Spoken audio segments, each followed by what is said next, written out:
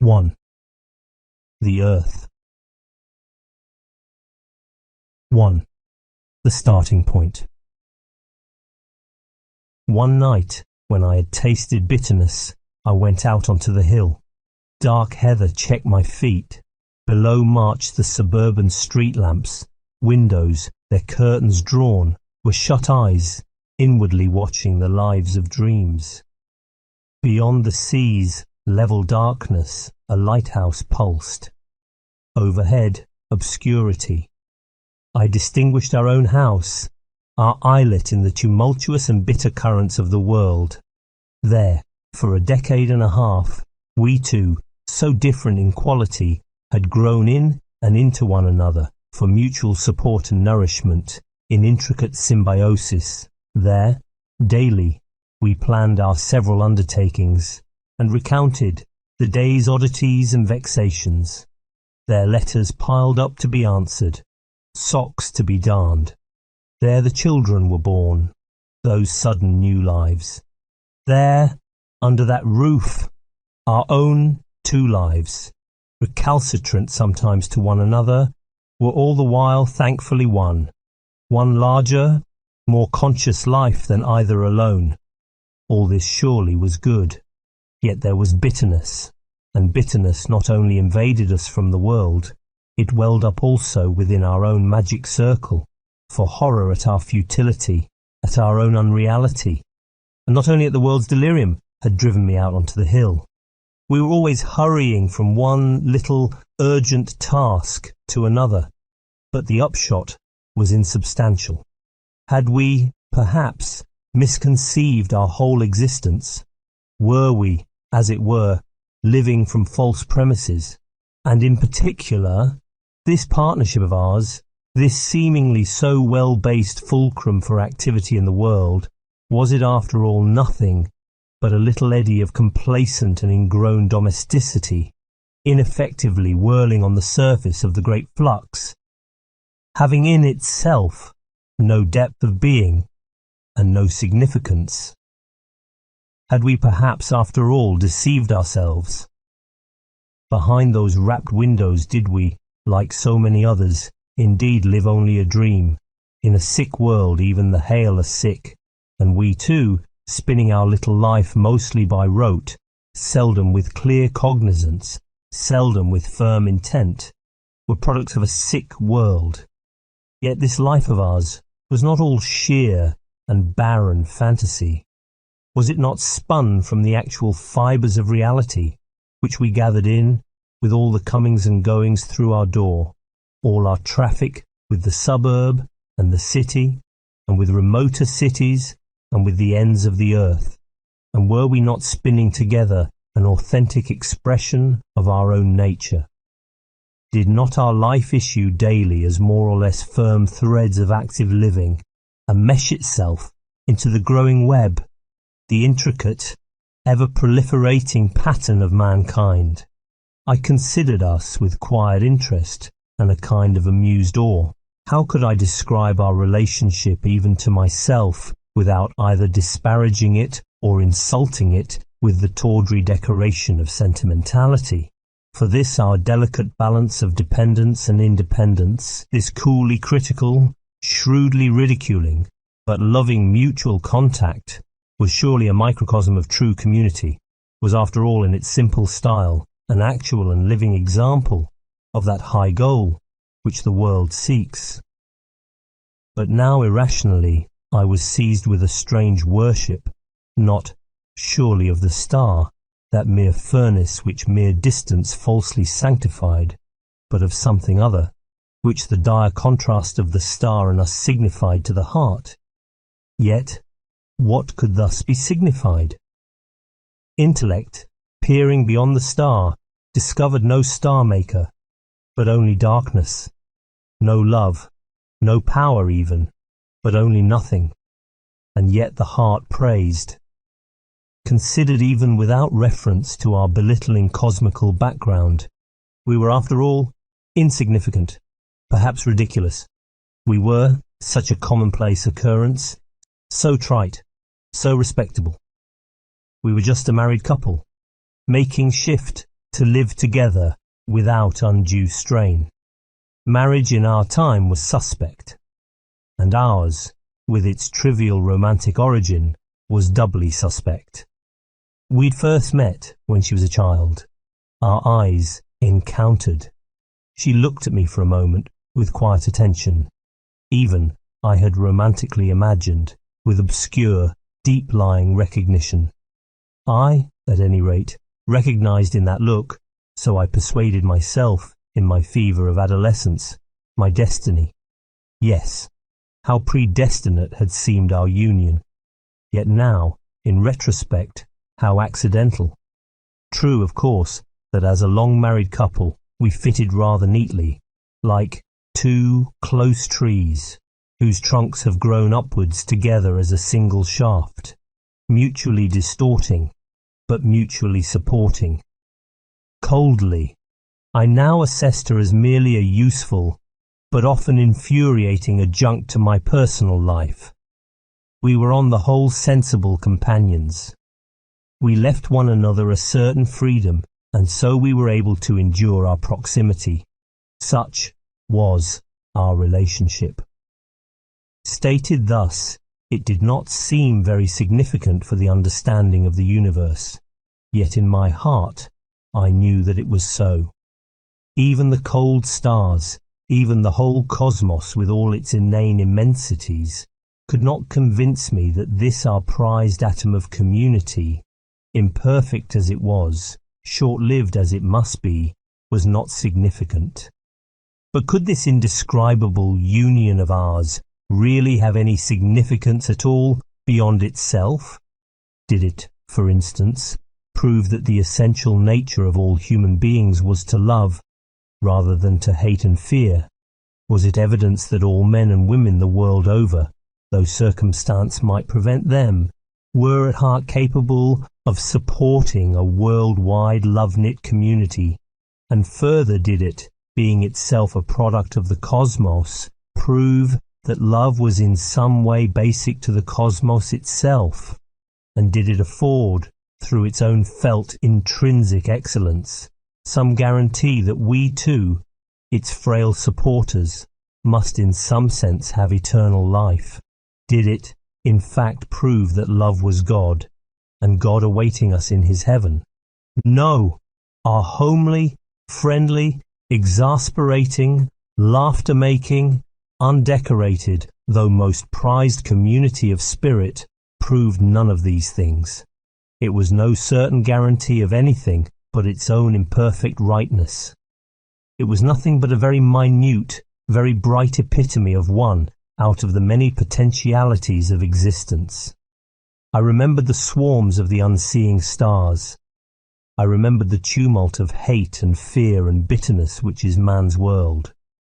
I remembered, too, our own, not infrequent discordancy, and I reminded myself that we should very soon vanish like the flurry that a breeze has made on still water. Once more there came to me a perception of the strange contrast of the stars and us. The incalculable potency of the cosmos mysteriously enhanced the rightness of our brief spark of community and of mankind's brief uncertain venture, and these in turn quickened the cosmos.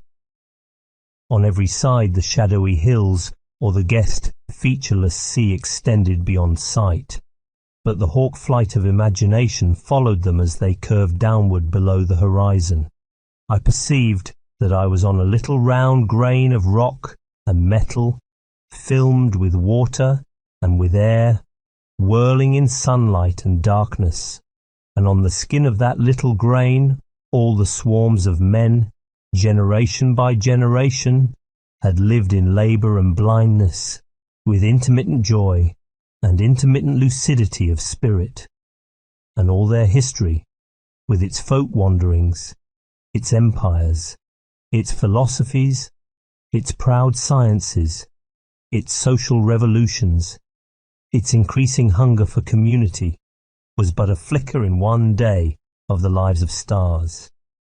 If one could know whether among that glittering host there were here and there other spirit-inhabited grains of rock and metal, whether man's blundering search for wisdom and for love was a sole and insignificant tremor or part of a universal movement.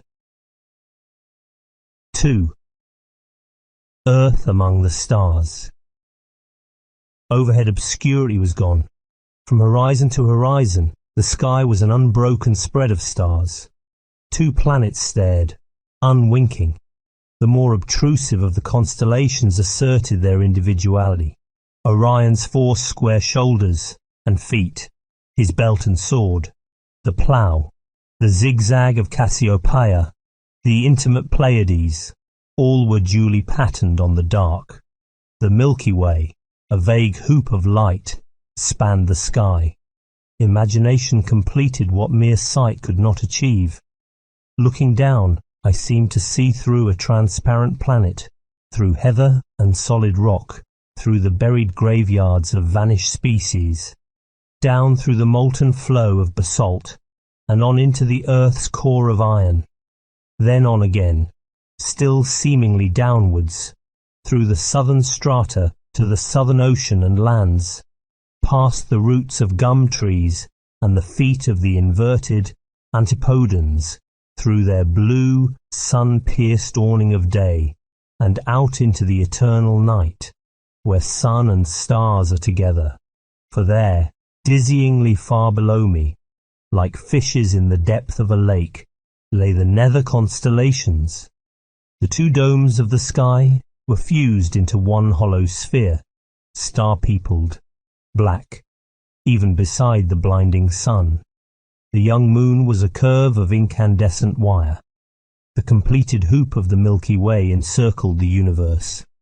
In a strange vertigo, I looked for reassurance at the little glowing windows of our home. There they still were, and the whole suburb, and the hills, but stars shone through all. It was as though all terrestrial things were made of glass, or of some more limpid, more ethereal vitriosity. Faintly the church clock chimed for midnight. Dimly, receding, it tolled the first stroke. Imagination was now stimulated to a new, strange mode of perception.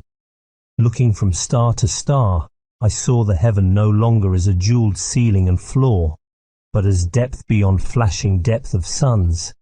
And though for the most part, the great and familiar lights of the sky stood forth as our near neighbours, some brilliant stars were seen to be in fact remote and mighty, while some dim lamps were visible only because they were so near.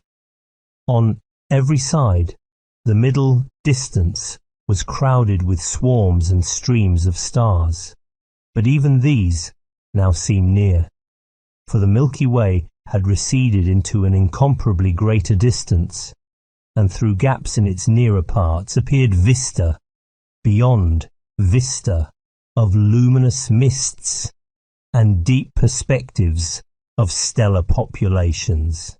The universe in which fate had set me was no spangled chamber, but a perceived vortex of star streams. No, it was more.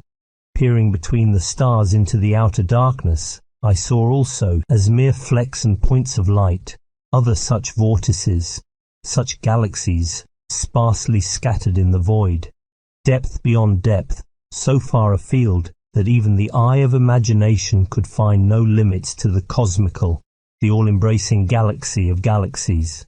The universe now appeared to me as a void wherein floated rare flakes of snow, each flake a universe. Gazing at the faintest and remotest of all the swarm of universes, I seemed, by hypertelescopic imagination, to see it as a population of suns, and near one of those suns was a planet, and on that planet's dark side, a hill, and on that hill, myself. For our astronomers assure us that in this boundless finitude, which we call the cosmos, the straight lines of light lead not to infinity, but to their source. Then I remembered that, had my vision depended on physical light, and not on the light of imagination, the rays coming thus to me, round the cosmos, would have revealed, not myself, but events that had ceased long before the earth, or perhaps even the sun was formed. and I myself was seemingly disembodied, for I could neither see nor touch my own flesh, and when I willed to move my limbs, nothing happened. I had no limbs. The familiar inner perceptions of my body and the headache which had oppressed me since morning had given way to a vague lightness and exhilaration. When I realized fully the change that had come over me, I wondered if I had died and was entering some wholly unexpected new existence. Such a banal possibility at first exasperated me.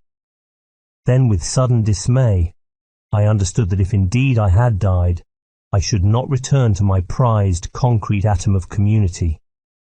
The violence of my distress shocked me, but soon I comforted myself with the thought that after all, I was probably not dead, but in some sort of trance from which I might wake at any minute. I resolved, therefore, not to be unduly alarmed by this mysterious change. With scientific interest, I would observe all that happened to me. Presently, along the planet's eastern limb, now far below me, there appeared a faint line of luminosity, which, as I continued to soar, warmed here and there to orange and red. Evidently, I was travelling not only upwards, but eastwards, and swinging round into the day. Soon the sun leapt into view, devouring the huge crescent of dawn with his brilliance. But as I sped on, sun and planet were seen to drift apart, while the thread of dawn thickened into a misty breadth of sunlight. This increased, like a visibly waxing moon, till half the planet was illuminated. Between the areas of night and day, a belt of shade, warm-tinted, broad as a subcontinent, now marked the area of dawn. As I continued to rise and travel eastwards, I saw the lands swing westward along with the day, till I was over the Pacific and high noon. The earth appeared now as a great bright orb hundreds of times larger than the full moon. In its centre, a dazzling patch of light was the sun's image reflected in the ocean. The planet's circumference was an indefinite breadth of luminous haze, fading into the surrounding blackness of space. Much of the northern hemisphere, tilted somewhat toward me, was an expanse of snow and cloud tops. I could trace parts of the outlines of Japan and China, their vague browns and greens, indenting the vague blues and greys of the ocean. Toward the equator, where the air was clearer, the ocean was dark. A little whirl of brilliant cloud was perhaps the upper surface of a hurricane. The Philippines and New Guinea were precisely mapped. Australia faded into the hazy southern limb. The spectacle before me was strangely moving. Personal anxiety was blotted out by wonder and admiration, for the sheer beauty of our planet surprised me. It was a huge pearl, set in spangled ebony. It was nacreous. It was an opal. No, it was far more lovely than any jewel. Its patterned colouring was more subtle, more ethereal. It displayed the delicacy and brilliance, the intricacy and harmony of a live thing. Strange that in my remoteness I seemed to feel, as never before, the vital presence of Earth, as of a creature alive, but tranced and obscurely yearning to wake. I reflected that not one of the visible features of this celestial and living gem revealed the presence of man. Displayed before me, though invisible, were some of the most congested centres of human population. There below me lay huge industrial regions, blackening the air with smoke. Yet all this thronging life and humanly momentous enterprise had made no mark whatever on the features of the planet. From this high lookout, the earth would have appeared no different before the dawn of man. No visiting angel or explorer from another planet could have guessed that this bland orb teemed with vermin, with world-mastering, self-torturing, incipiently angelic beasts.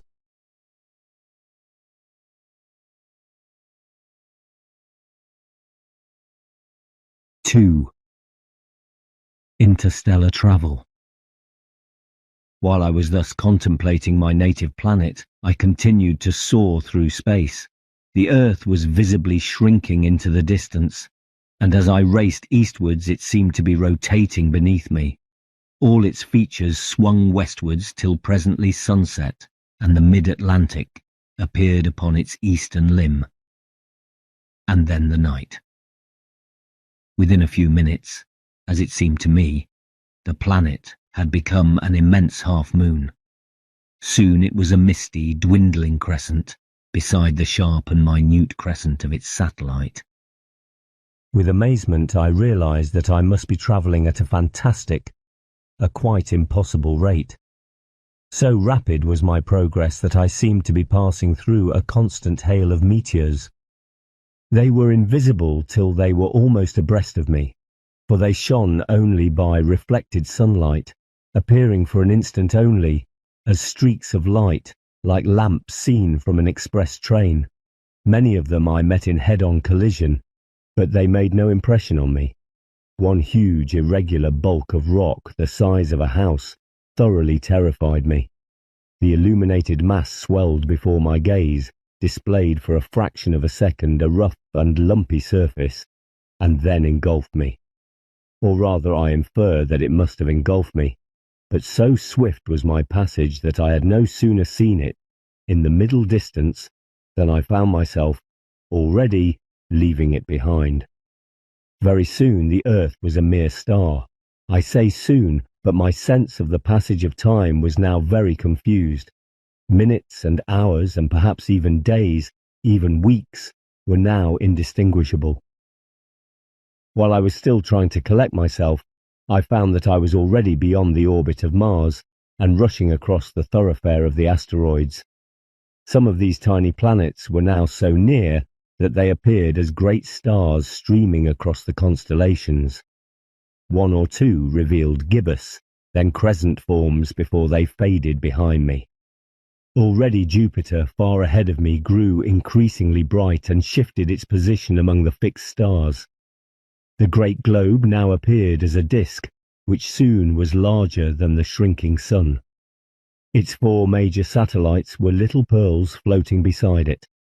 The planet's surface now appeared like streaky bacon by reason of its cloud zones. Clouds fogged its whole circumference. Now I drew abreast of it and past it. Owing to the immense depth of its atmosphere, night and day merged into one another without assignable boundary.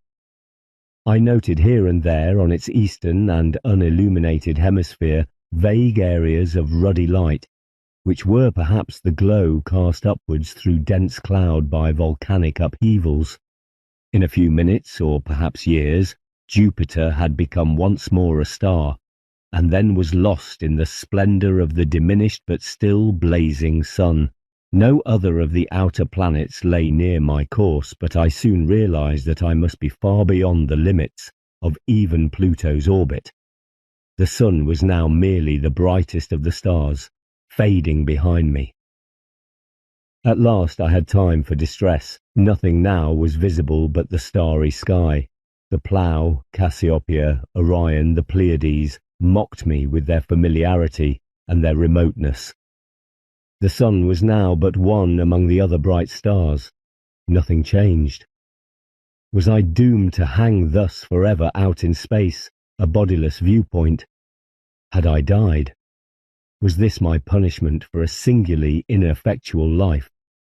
Was this the penalty of an inveterate will to remain detached from human affairs and passions and prejudices?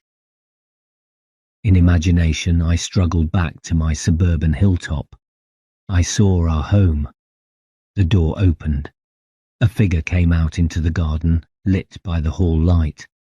She stood for a moment looking up and down the road, then went back into the house. But all this was imagination only. In actuality, there was nothing but the stars. They therefore affected me as slower pulsations than they normally were, and I saw them, therefore, as red.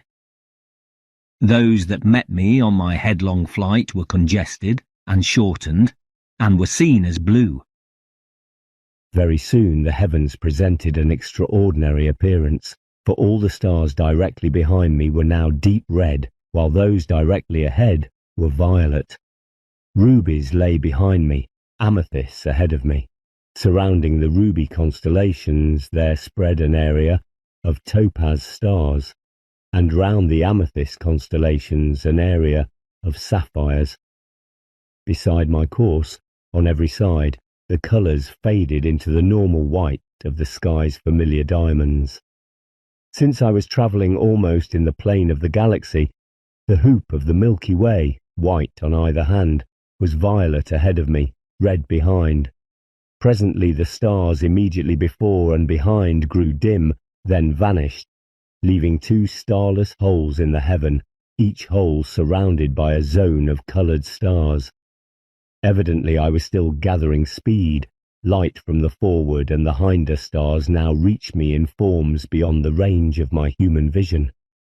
As my speed increased, the two starless patches, before and behind, each with its coloured fringe, continued to encroach upon the intervening zone of normal stars which lay abreast of me on every side. Amongst these I now detected movement. Through the effect of my own passage, the nearer stars appeared to drift across the background of the stars at greater distance. This drifting accelerated till, for an instant, the whole visible sky was streaked with flying stars. Then everything vanished. Presumably my speed was so great in relation to the stars that light from none of them could take normal effect on me. But even while I was desperately rebelling against the dissolution of our treasured atom of community, I was aware that something within me, the essential spirit within me, willed very emphatically not to retreat, but to press on with this amazing voyage. Not that my longing for the familiar human world could for a moment be counterbalanced by the mere craving for adventure. I was of too homekeeping a kind to seek serious danger and discomfort for their own sake, but timidity was overcome by a sense of the opportunity that fate was giving me, not only to explore the depths of the physical universe, but to discover what part life and mind were actually playing among the stars. A keen hunger now took possession of me, a hunger not for adventure but for insight into the significance of man or of any man-like beings in the cosmos. This homely treasure of ours, this frank and spring-making daisy beside. The arid track of modern life impelled me to accept gladly my strange adventure. For might I not discover that the whole universe was no mere place of dust and ashes with here and there a stunted life, but actually beyond the parched terrestrial wasteland, a world of flowers? Was man indeed, as he sometimes desired to be, the growing point of the cosmical spirit, in its temporal aspect at least? Or was he one of many million growing points? Or was mankind of no more importance in the universal view than rats in a cathedral? And again, was man's true function power, or wisdom, or love, or worship, or all of these? Or was the idea of function, of purpose, meaningless in relation to the cosmos? These grave questions I would answer. Also, I must learn to see a little more clearly and confront a little more rightly, so I put it to myself, that which, when we glimpse it at all, compels our worship. I now seemed to my self-important self to be no isolated individual, craving aggrandisement, but rather an emissary of mankind.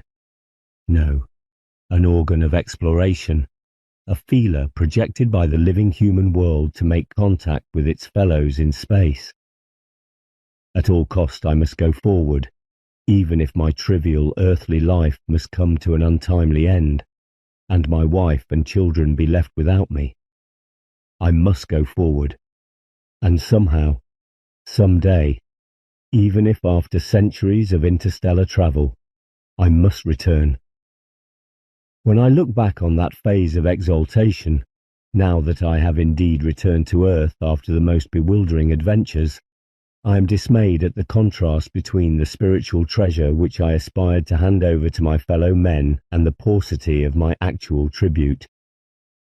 This failure was perhaps due to the fact that, though I did indeed accept the challenge of the adventure, I accepted it only with secret reservations. Fear and the longing for comfort, I now recognize, dimmed the brightness of my will. My resolution, so boldly formed, proved after all frail. My unsteady courage often gave place to yearnings for my native planet. Over and over again in the course of my travels, I had a sense that, owing to my timid and pedestrian nature, I missed the most significant aspects of events. Of all that I experienced on my travels, only a fraction was clearly intelligible to me, even at the time. And then, as I shall tell, my native powers were aided by beings of superhuman development. Now that I am once more on my native planet, and this aid is no longer available, I cannot recapture even so much of the deeper insight as I formerly attained. And so my record, which tells of the most far-reaching of all human explorations, turns out to be, after all, no more reliable than the rigmarole of any mind unhinged by the impact of experience beyond its comprehension. But a mysterious change had come over me. I soon discovered that, by merely willing to approach a star, I could set myself in motion toward it, and at such a speed that I must have travelled much faster than normal light. This, as I knew very well, was physically impossible. Scientists had assured me that motion faster than the speed of light was meaningless. I inferred that my motion must therefore be in some manner a mental, not a physical phenomenon, that I was enabled to take up successive viewpoints without physical means of locomotion. It seemed to me evident, too, that the light with which the stars were now revealed to me was not normal, physical light, for I noticed that my new and expeditious means of travel took no effect upon the visible colours of the stars. However fast I moved, they retained their diamond hues, though all were somewhat brighter and more tinted than in normal vision. No sooner had I made sure of my new power of locomotion than I began feverishly to use it. I told myself that I was embarking on a voyage of astronomical and metaphysical research, but already my craving for the earth was distorting my purpose. It turned my attention unduly toward the search for planets, and especially for planets of the terrestrial type. At random, I directed my course toward one of the brighter of the near stars. So rapid was my advance that certain lesser and still nearer luminaries streamed past me like meteors. I swung close to the great sun, insensitive to its heat. On its mottled surface, in spite of the pervading brilliance, I could see, with my miraculous vision, a group of huge dark sunspots, each one a pit into which a dozen Earths could have been dropped. Round the star's limb, the excrescences of the chromosphere looked like fiery trees and plumes and prehistoric monsters, a tiptoe or oaring, all on a globe too small for them. Beyond these, the pale corona spread its films into the darkness. As I rounded the star in hyperbolic flight, I searched anxiously for planets, but found none.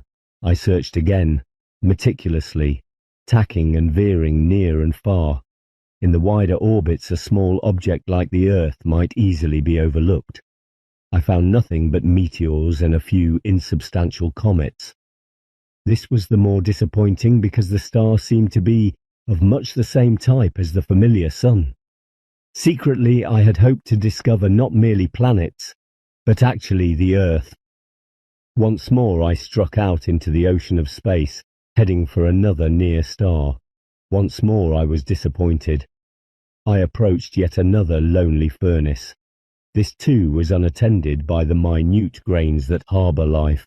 I now hurried from star to star, a lost dog looking for its master. I rushed hither and thither. intent on finding a sun with planets. And among those planets, my home. Star after star I searched, but far more I passed impatiently, recognizing at once that they were too large and tenuous and young to be Earth's luminary. Some were vague, ruddy giants broader than the orbit of Jupiter. Some, smaller and more definite, had the brilliance of 1,000 suns, and their colour was blue. I had been told that our sun was of average type, but I now discovered many more of the great youngsters than of the shrunken, yellowish, middle-aged. Seemingly I must have strayed into a region of late stellar condensation. I noticed, but only to avoid them, great clouds of dust, huge as constellations, eclipsing the star streams, and tracts of palely glowing gas, shining sometimes by their own light, sometimes by the reflected light of stars. Often these nacrous cloud continents had secreted within them a number of vague pearls of light, the embryos of future stars. I glanced heedlessly at many star couples, trios and quartets, in which more or less equal partners waltz in close union. Once, and once only, I came on one of those rare couples in which one partner is no bigger than a mere earth, but massive as a whole great star, and very brilliant. Up and down this region of the galaxy, I found here and there a dying star, somberly smouldering, and here and there the encrusted and extinguished dead. These I could not see till I was almost upon them, and then only dimly, by the reflected light of the whole heaven. I never approached nearer to them than I could help, for they were of no interest to me in my crazy yearning for the earth. Moreover, they struck a chill into my mind, prophesying the universal death. I was comforted, however, to find that as yet there were so few of them. I found no planets. I knew well that the birth of planets was due to the close approach of 2 or more stars, and that such accidents must be very uncommon. I reminded myself that stars with planets must be as rare in the galaxy as gems among the grains of sand on the seashore. What chance had I of coming upon one? I began to lose heart. The appalling desert of darkness and barren fire, the huge emptiness so sparsely pricked with scintillations, the colossal futility of the whole universe hideously oppressed me. And now, an added distress. My power of locomotion began to fail. Only with a great effort could I move at all among the stars, and then but slowly, and ever more slowly. Soon I should find myself pinned fast in space like a fly in a collection, but lonely, eternally alone. Yes, surely this was my special hell. I remembered that I had undertaken a high pilgrimage, and that I was man's emissary to the stars. With returning courage, my power of locomotion returned. Evidently, it depended on a vigorous and self-detached mentality. My recent mood of self-pity and earthward yearning had hampered it. Resolving to explore a new region of the galaxy, where perhaps there would be more of the older stars and a greater hope of planets, I headed in the direction of a remote and populous cluster. From the faintness of the individual members of this vaguely speckled ball of light, I guessed that it must be very far afield. On and on I travelled in the darkness. As I never turned aside to search, my course through the ocean of space never took me near enough to any star to reveal it as a disk. The lights of heaven streamed remotely past me, like the lights of distant ships. After a voyage during which I lost all measure of time, I found myself in a great desert, empty of stars, a gap between 2 star streams, a cleft in the galaxy. The Milky Way surrounded me, and in all directions lay the normal dust of distant stars, but there were no considerable lights, save the thistledown of the remote cluster which was my goal. This unfamiliar sky disturbed me with a sense of my increasing dissociation from my home. It was almost a comfort to note, beyond the furthest stars of our galaxy, the minute smudges that were alien galaxies, incomparably more distant than the deepest recesses of the Milky Way, and to be reminded that in spite of all my headlong and miraculous travelling, I was still within my native galaxy, within the same little cell of the cosmos where she, my life's friend, still lived. I was surprised by the way that so many of the alien galaxies appeared to the naked eye, and that the largest was a pale, cloudy mark, bigger than the moon in the terrestrial sky. By contrast with the remote galaxies, on whose appearance all my voyaging failed to make impression, the star cluster ahead of me was now visibly expanding. Soon after I had crossed the great emptiness between the star streams, my cluster confronted me as a huge cloud of brilliance. Presently I was passing through a more populous area, and then the cluster itself opened out ahead of me, covering the whole forward sky with its congested lights. As a ship approaching port encounters other craft, so I came upon and passed star after star. When I had penetrated into the heart of the cluster, I was in a region far more populous than any that I had explored. On every side the sky blazed with suns, many of which appeared far brighter than Venus in the Earth's sky. I felt the exhilaration of a traveller who, after an ocean crossing, enters harbour by night and finds himself surrounded by the lights of a metropolis. In this congested region, I told myself, many close approaches must have occurred, many planetary systems must have been formed. Once more I looked for middle-aged stars of the sun's type. All that I had passed hitherto were young giants, great as the whole solar system. After further searching I found a few likely stars, but none had planets. I found also many double and triple stars, describing their incalculable orbits, and great continents of gas, in which new stars were condensing. At last, I found a planetary system. With almost insupportable hope I circled among these worlds, but all were greater than Jupiter, and all were molten. Again I hurried from star to star. I must have visited thousands, but all in vain. Sick and lonely I fled out of the cluster. It dwindled behind me into a ball of down, sparkling with dewdrops. In front of me, a great tract of darkness blotted out a section of the Milky Way and the neighbouring area of stars, save for a few near lights which lay between me and the obscuring opacity. The billowy edges of this huge cloud of gas or dust were revealed by the glancing rays of bright stars beyond it. The sight moved me with self-pity. On so many nights at home had I seen the edges of dark clouds silvered just so by moonlight. But the cloud which now opposed me could have swallowed not merely whole worlds, not merely countless planetary systems, but whole constellations. Once more my courage failed me. Miserably I tried to shut out the immensities by closing my eyes. But I had neither eyes nor eyelids. I was a disembodied wandering viewpoint. I tried to conjure up the little interior of my home, with the curtains drawn and the fire dancing.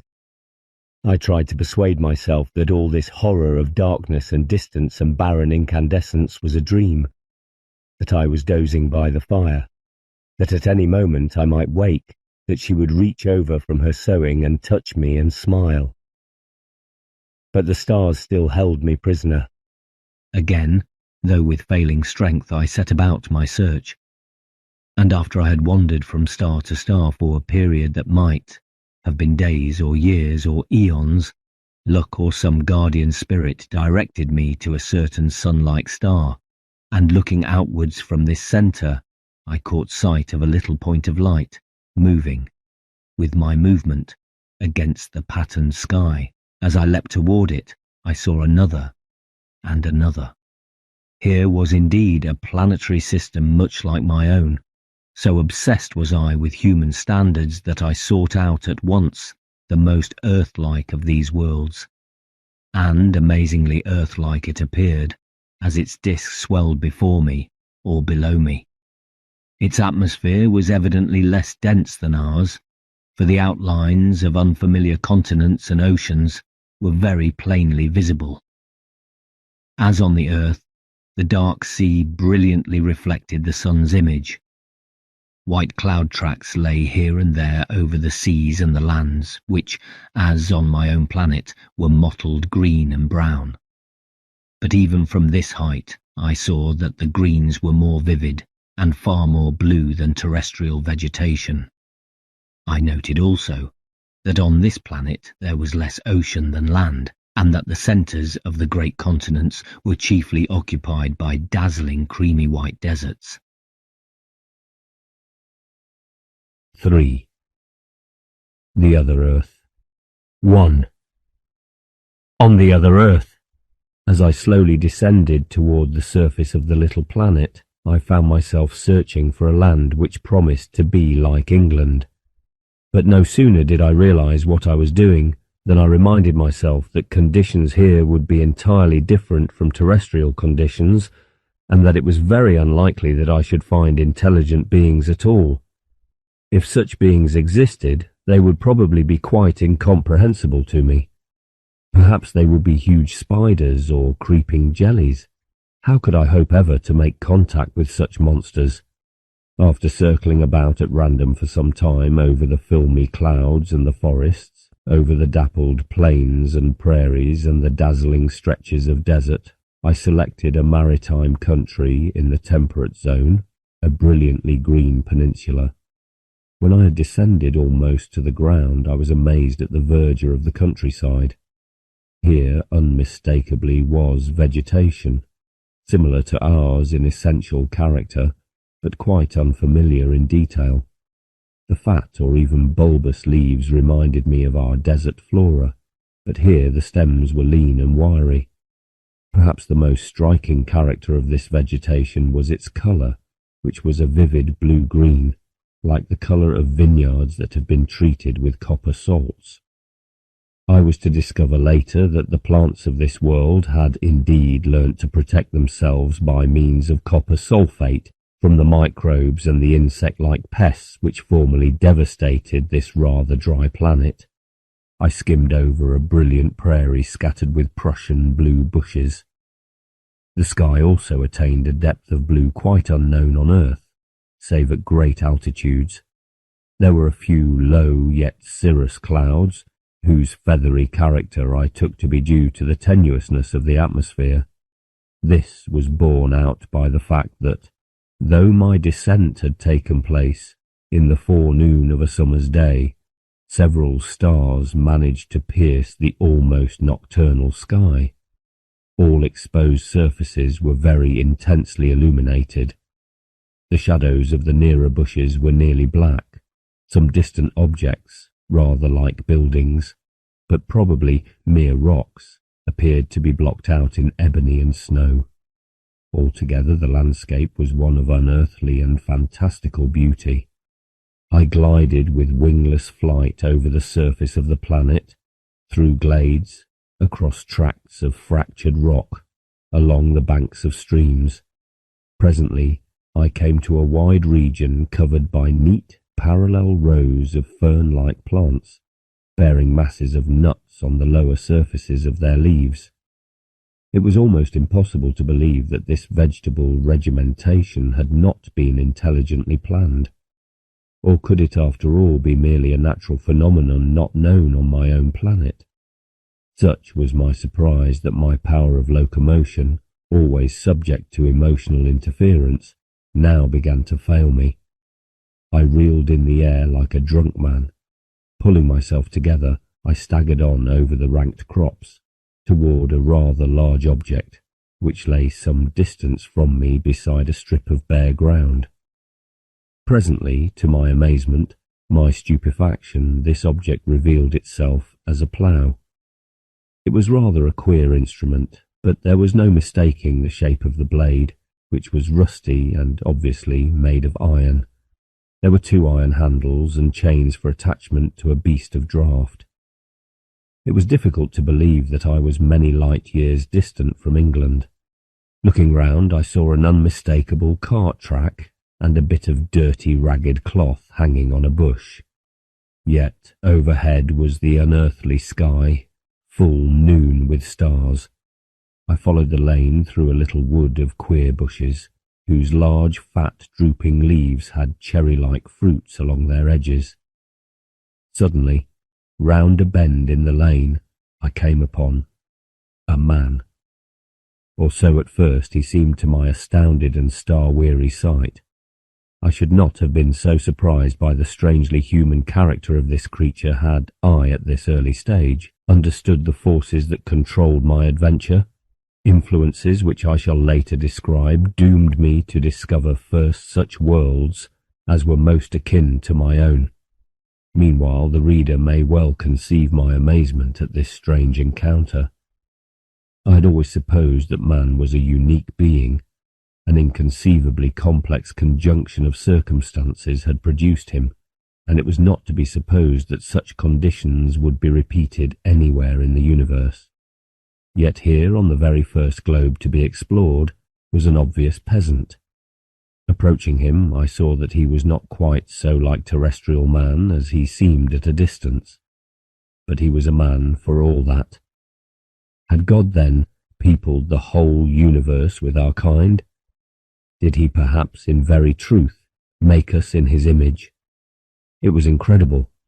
To ask such questions proved that I had lost my mental balance. As I was a mere disembodied viewpoint, I was able to observe without being observed. I floated about him as he strode along the lane.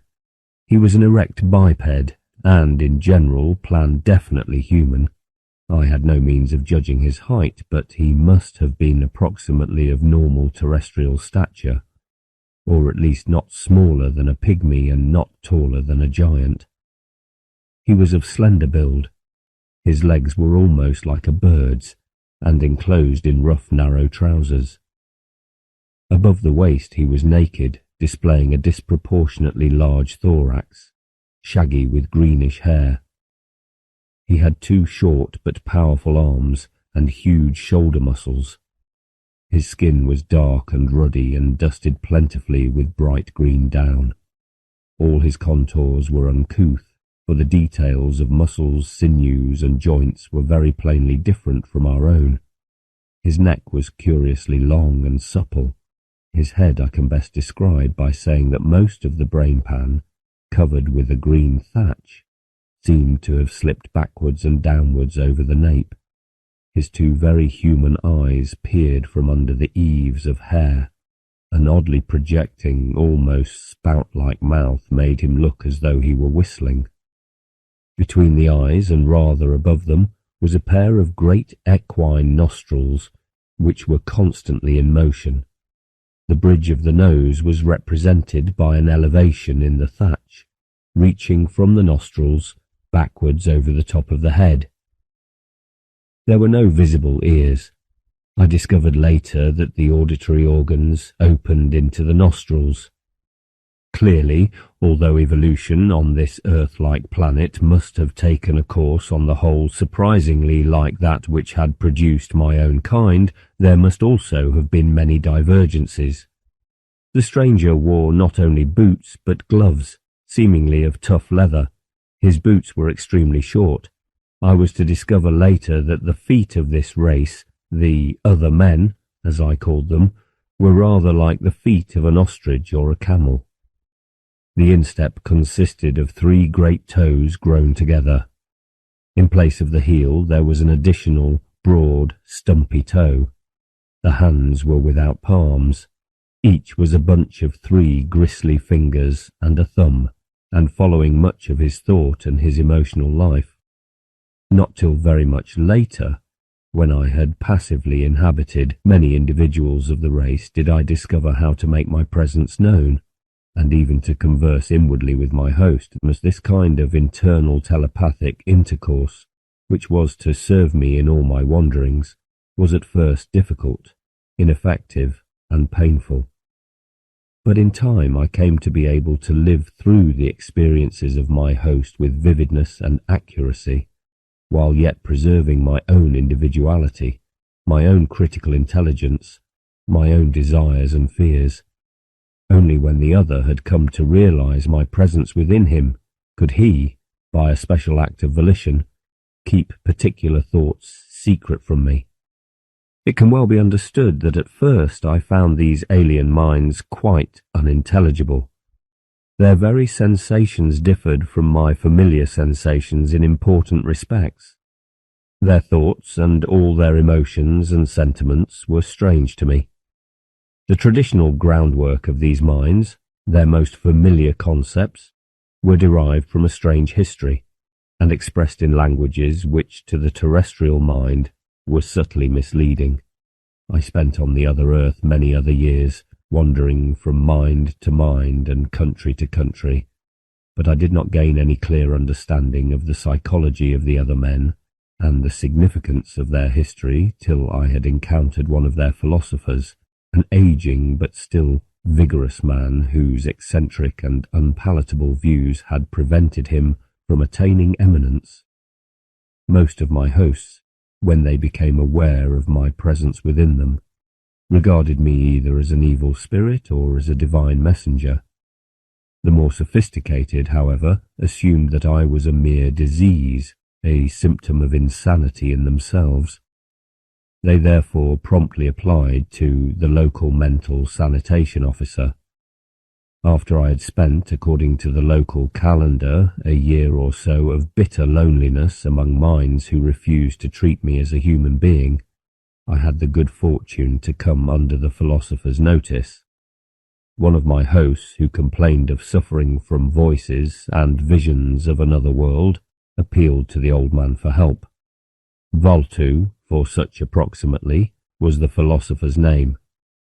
Thel, being pronounced more or less as in Welsh, Valtu effected a cure by merely inviting me to accept the hospitality of his own mind, where, he said, he would very gladly entertain me. It was with extravagant joy that I made contact at last with a being who recognized in me a human personality. 2. A busy world.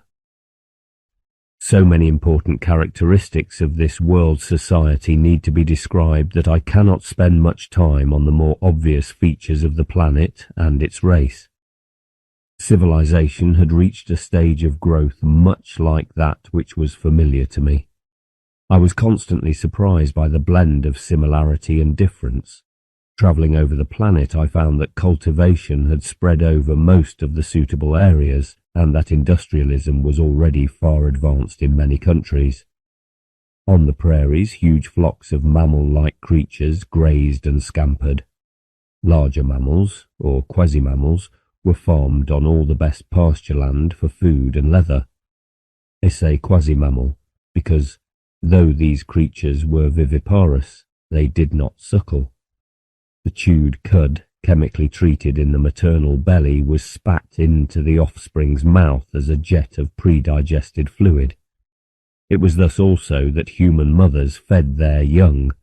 The most important means of locomotion on the other earth was the steam train, but trains in this world were so bulky that they looked like whole terraces of houses on the move. This remarkable railway development was probably due to the great number and length of journeys across deserts. Occasionally I travelled on steamships on the few and small oceans, but marine transport was on the whole backward. The screw propeller was unknown, its place. 17. Being taken by paddle wheels. Internal combustion engines were used in road and desert transport. Flying, owing to the rarefied atmosphere, had not been achieved. But rocket propulsion was already used for long-distance transport of mails and for long-range bombardment in war. Its application to aeronautics might come any day. My first visit to the metropolis of one of the great empires of the other earth was an outstanding experience. Everything was at once so strange and so familiar. There were streets and many windowed stores and offices. In this old city, the streets were narrow, and so congested was the motor traffic that pedestrians were accommodated on special elevated tracks slung beside the first-story windows and across the streets.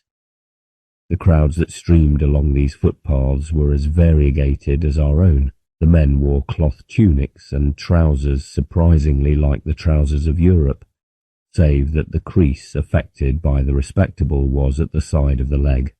The women, breastless and high-nostrilled like the men, were to be distinguished by their more tubular lips, whose biological function it was to project food for the infant. In place of skirts, they disported green and glossy silk tights and little gaudy knickers. To my unaccustomed vision, the effect was inexpressibly vulgar. In summer, both sexes often appeared in the streets naked to the waist, but they always wore gloves. Here, then, was a host of persons who, in spite of their oddity, were as essentially human as Londoners. They went about their private affairs with complete assurance, ignorant that a spectator from another world found them one and all grotesque, with their lack of forehead, their great elevated quivering nostrils, their startlingly human eyes, their spout-like mouths. There they were, alive and busy, shopping, staring, talking. Children dragged at their mothers' hands. Old men with white facial hair bowed over walking sticks. Young men eyed young women. The prosperous were easily to be distinguished from the unfortunate by their newer and richer clothes, their confident and sometimes arrogant carriage. How can I describe in a few pages the distinctive character of a whole teeming and storied world, so different from my own, yet so similar? Here, as on my own planet, infants were being born every hour. Here as there they clamoured for food, and very soon for companionship. They discovered what pain was, and what fear, and what loneliness and love. They grew up, moulded by the harsh or kindly pressure of their fellows, to be either well-nurtured, generous, sound, or mentally crippled, bitter, unwittingly vindictive. One and all they desperately craved the bliss of true community, and very few, fewer here perhaps, than in my own world, found more than the vanishing flavour of it. They howled with the pack and hounded with the pack. Starved both physically and mentally, they brawled over the quarry and tore one another to pieces, mad with hunger, physical or mental. Sometimes some of them paused and asked what it was all for, and there followed a battle of words, but no clear answer. Suddenly they were old and finished. Then, the span from birth to death being an imperceptible instant of cosmical time, they vanished. Homo sapiens. Differences, of course, were superficial, but there was also an underlying, deep-lying difference which I took long to understand and will not yet describe. I must begin by speaking of the biological equipment of the other men. Their animal nature was at bottom much like ours. They responded with anger, fear, hate, tenderness, curiosity, and so on, much as we respond. In sensory equipment they were not unlike ourselves, save that in vision they were less sensitive to colour and more to form than is common with us. The violent colours of the other earth appeared to me through the eyes of its natives very subdued. In hearing also they were rather ill-equipped, though their auditory organs were as sensitive as ours to faint sounds. They were poor discriminators. Music, such as we know, never developed in this world. In compensation, scent and taste developed amazingly. These beings tasted not only with their mouths, but with their moist black hands and with their feet. They were thus afforded an extraordinarily rich and intimate experience of their planet. Tastes of metals and woods, of sour and sweet earths, of the many rocks, and of the innumerable shy or bold flavours of plants crushed beneath the bare running feet, made up a whole world unknown to terrestrial man. The genitals also were equipped with taste organs. There were several distinctive male and female patterns of chemical characteristics, each powerfully attractive to the opposite sex. These were savoured faintly by contact of hands or feet with any part of the body, and with exquisite intensity in copulation. This surprising richness of gustatory experience made it very difficult for me to enter fully into the thoughts of the other men. Taste played as important a part in their imagery and conception as sight in our own. Many ideas which terrestrial man has reached by way of sight, and which even in their most abstract form still bear traces of their visual origin, the other men conceived in terms of taste. For example, our brilliant, as applied to persons or ideas, they would translate by a word whose literal meaning was tasty. For lucid they would use a term which in primitive times was employed by hunters to signify an easily runnable taste trail. To have religious illumination was to taste the meadows of heaven. Many of our non-visual concepts also were rendered by means of taste. Complexity was many-flavoured, a word applied originally to the confusion of tastes round a drinking pool frequented by many kinds of beasts. Incompatibility was derived from a word meaning the disgust which certain human types felt for one another on account of their flavours. Differences of race, which in our world are chiefly conceived in terms of bodily appearance, were for the other men almost entirely differences of taste and smell. And as the races of the other men were much less sharply localized than our own races, the strife between groups whose flavours were repugnant to one another played a great part in history. Each race tended to believe that its own flavour was characteristic of all the finer mental qualities, was indeed an absolutely reliable label of spiritual worth. In former ages, the gustatory and olfactory differences had, no doubt, been true signs of racial differences, but in modern times, and in the more developed lands, there had been great changes. Not only had the races ceased to be clearly localized, but also industrial civilization had produced a crop of genetic changes which rendered the old racial distinctions meaningless. The ancient flavors, however, though they had by now no racial significance at all, and indeed members of one family might have mutually repugnant flavors, continued to have the traditional emotional effects. In each country, some particular flavor was considered the true hallmark of the race of that country, and all other flavors were despised, if not actually condemned. In the country which I came to know best, the orthodox racial flavour was a kind of saltness inconceivable to terrestrial man. My hosts regarded themselves as the very salt of the earth, but as a matter of fact the peasant whom I first inhabited was the only genuine pure salt man of orthodox variety whom I ever encountered.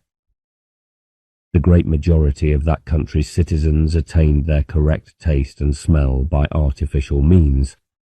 Those who were at least approximately salt, with some variety of saltness, though not the ideal variety, were forever exposing the deceit of their sour, sweet, or bitter neighbours. Unfortunately, though the taste of the limbs could be fairly well disguised, no effective means had been found for changing the flavour of copulation. Consequently, newly married couples were apt to make the most shattering discoveries about one another on the wedding night. Since in the great majority of unions neither party had the orthodox flavour, both were willing to pretend to the world that all was well. But often there would turn out to be a nauseating incompatibility between the two gustatory types. The whole population was rotten with neuroses bred of these secret tragedies of marriage. Occasionally, when one party was more or less of the orthodox flavour, this genuinely salt partner would indignantly denounce the impostor. The courts, the news bulletins, and the public would then join in self-righteous protests. Some racial flavours were too obtrusive to be disguised. One in particular, a kind of bittersweet, exposed its possessor to extravagant persecution in all but the most tolerant countries. In past times, the bittersweet race had earned a reputation of cunning and self-seeking, and had been periodically massacred by its less intelligent neighbours. But in the general biological ferment of modern times, the bittersweet flavour might crop up in any family. Woe then to the accursed infant, and to all its relatives. Persecution was inevitable, unless indeed the family was wealthy enough to purchase from the state an honorary salting, or in the neighbouring land an honorary sweetening, which removed the stigma.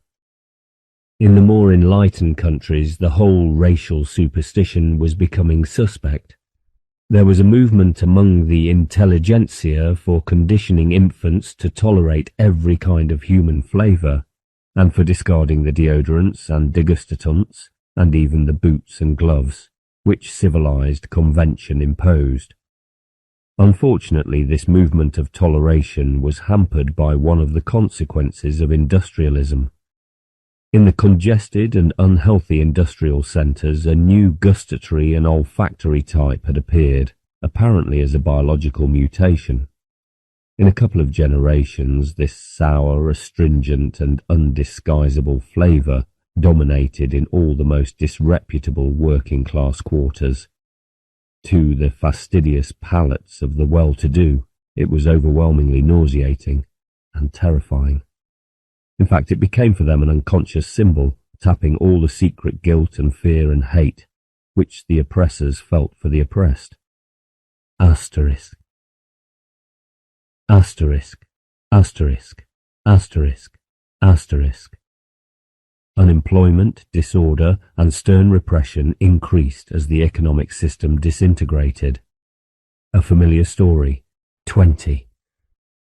As conditions deteriorated and the movements of charity and state charity became less and less able to cope with the increasing mass of unemployment and destitution, the new pariah race became more and more psychologically useful to the hate needs of the scared but still powerful prosperous. The theory was spread that these wretched beings were the result of secret systematic race pollution by riff-raff immigrants, and that they deserved no consideration whatever. They were therefore allowed only the basest forms of employment and the harshest conditions of work. When unemployment had become a serious social problem, practically the whole pariah stock was workless and destitute. It was, of course, easily believed that unemployment, far from being due to the decline of capitalism, was due to the worthlessness of the pariahs.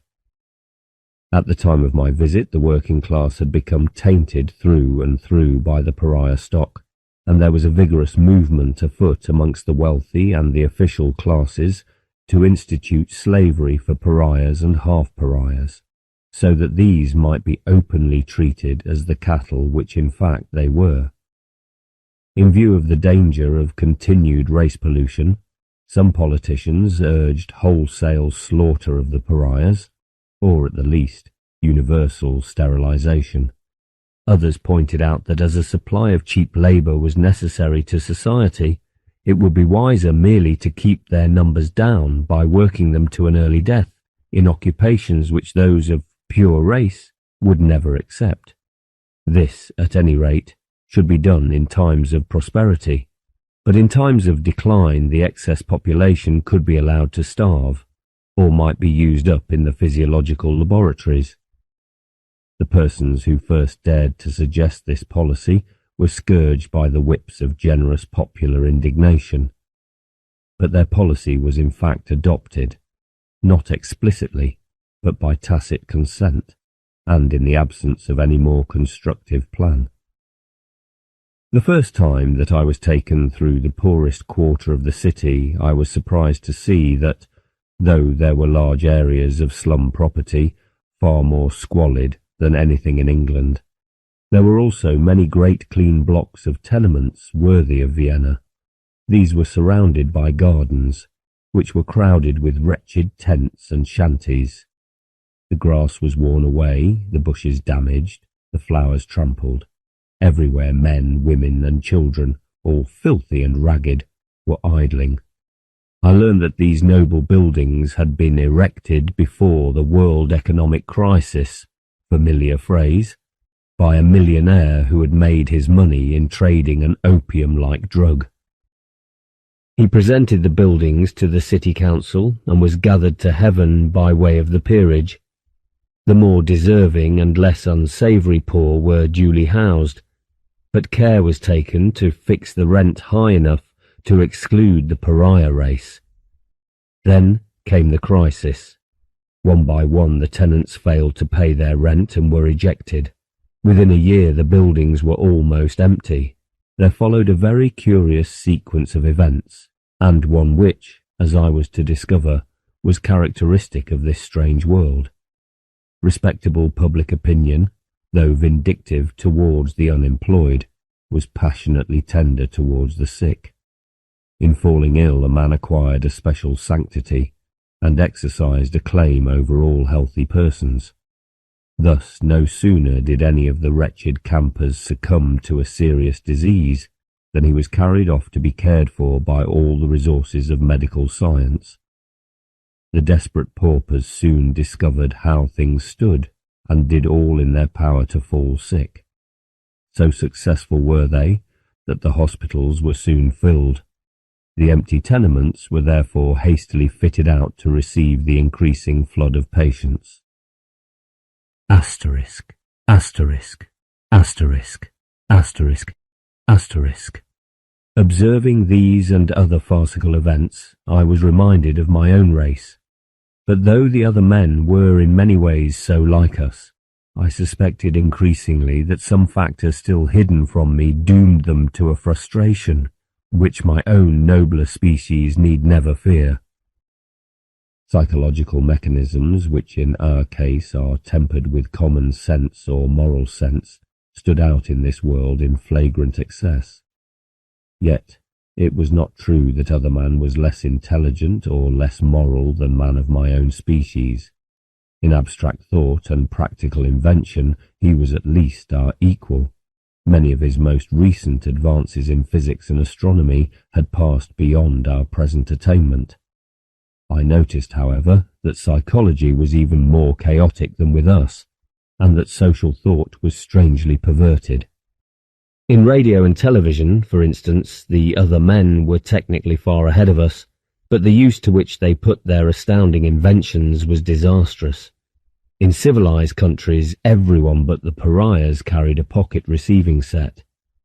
As the other men had no music, this may seem odd, but since they lacked newspapers, radio was the only means by which the man in the street could learn the lottery and sporting results which were his staple mental diet.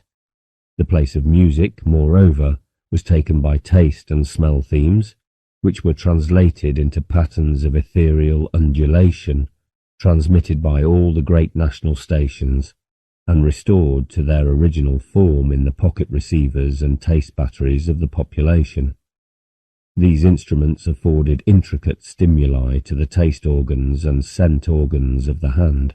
Such was the power of this kind of entertainment that both men and women were nearly always seen with one hand in a pocket. A special wavelength had been allotted to the soothing of infants. A sexual receiving set had been put upon the market, and programs were broadcast for it in many countries, but not in all. This extraordinary invention was a combination of radio touch, taste, odour and sound.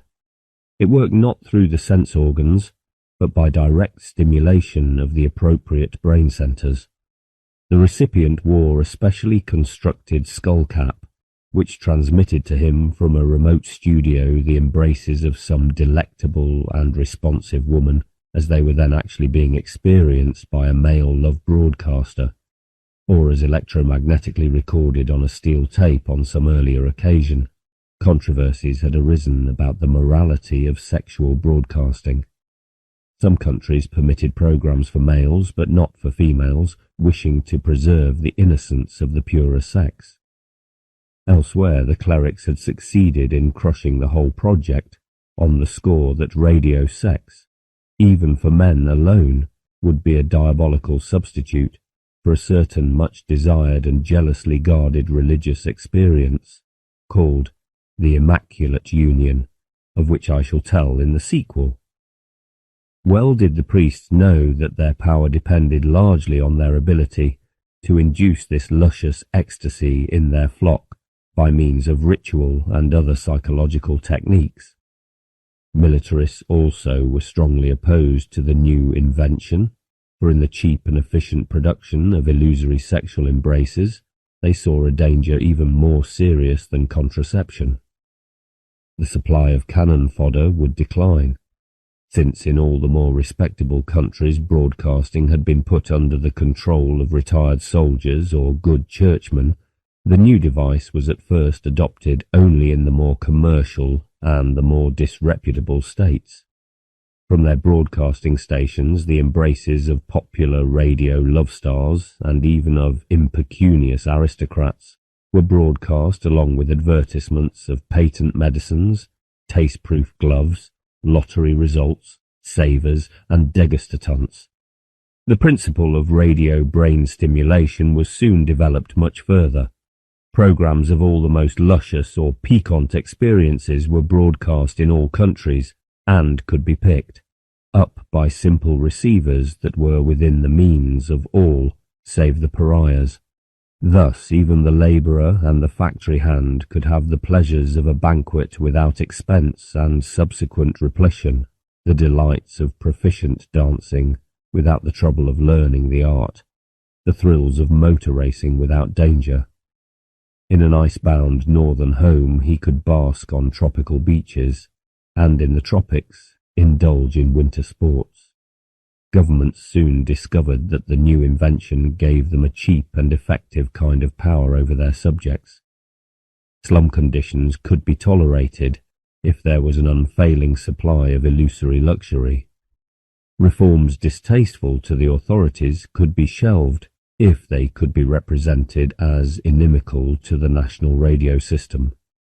Strikes and riots could often be broken by the mere threat to close down the broadcasting studios, or alternatively by flooding the ether at a critical moment with some saccharine novelty. The fact that the political left wing opposed the further development of radio amusements made governments and the property classes the more ready to accept it. The communists, for the dialectic of history on this curiously Earth-like planet, had produced a party deserving that name, strongly condemned the scheme.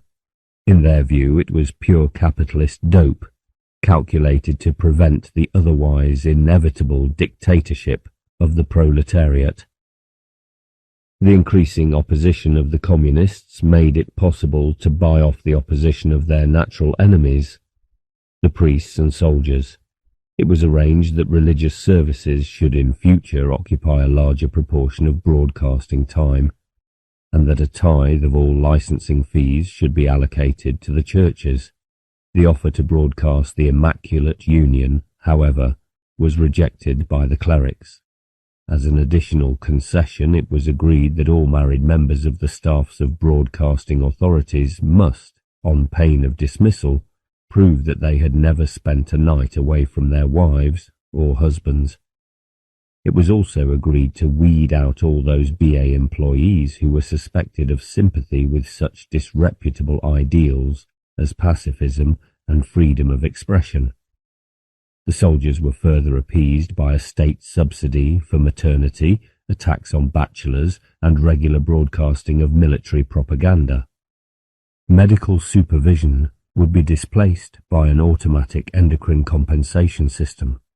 This would enable the condition of the patient's blood to regulate itself automatically by tapping from the communal drug pipes whatever chemicals were needed for correct physiological balance.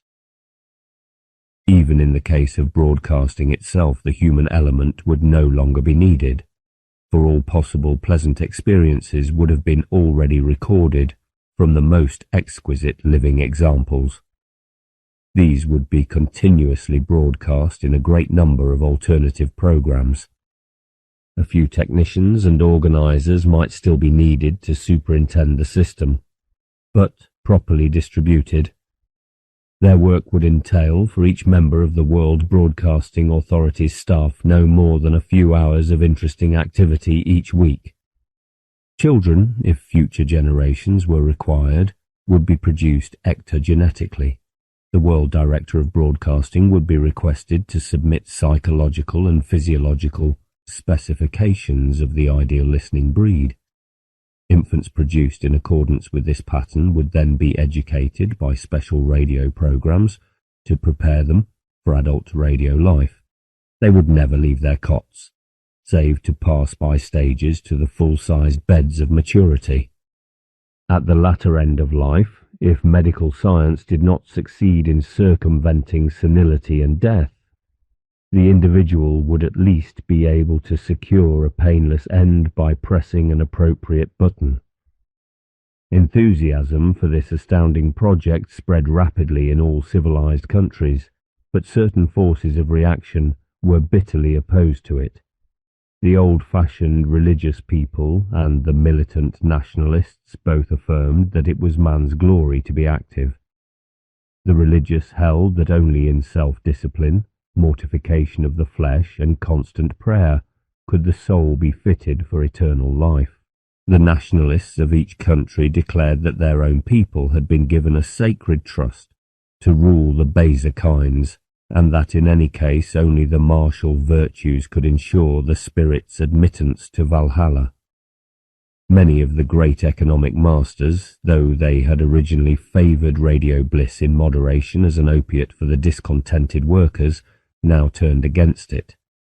Their craving was for power, and for power they needed slaves whose labour they could command for their great industrial ventures. They therefore devised an instrument which was at once an opiate and a spur. By every method of propaganda they sought to rouse the passions of nationalism and racial hatred.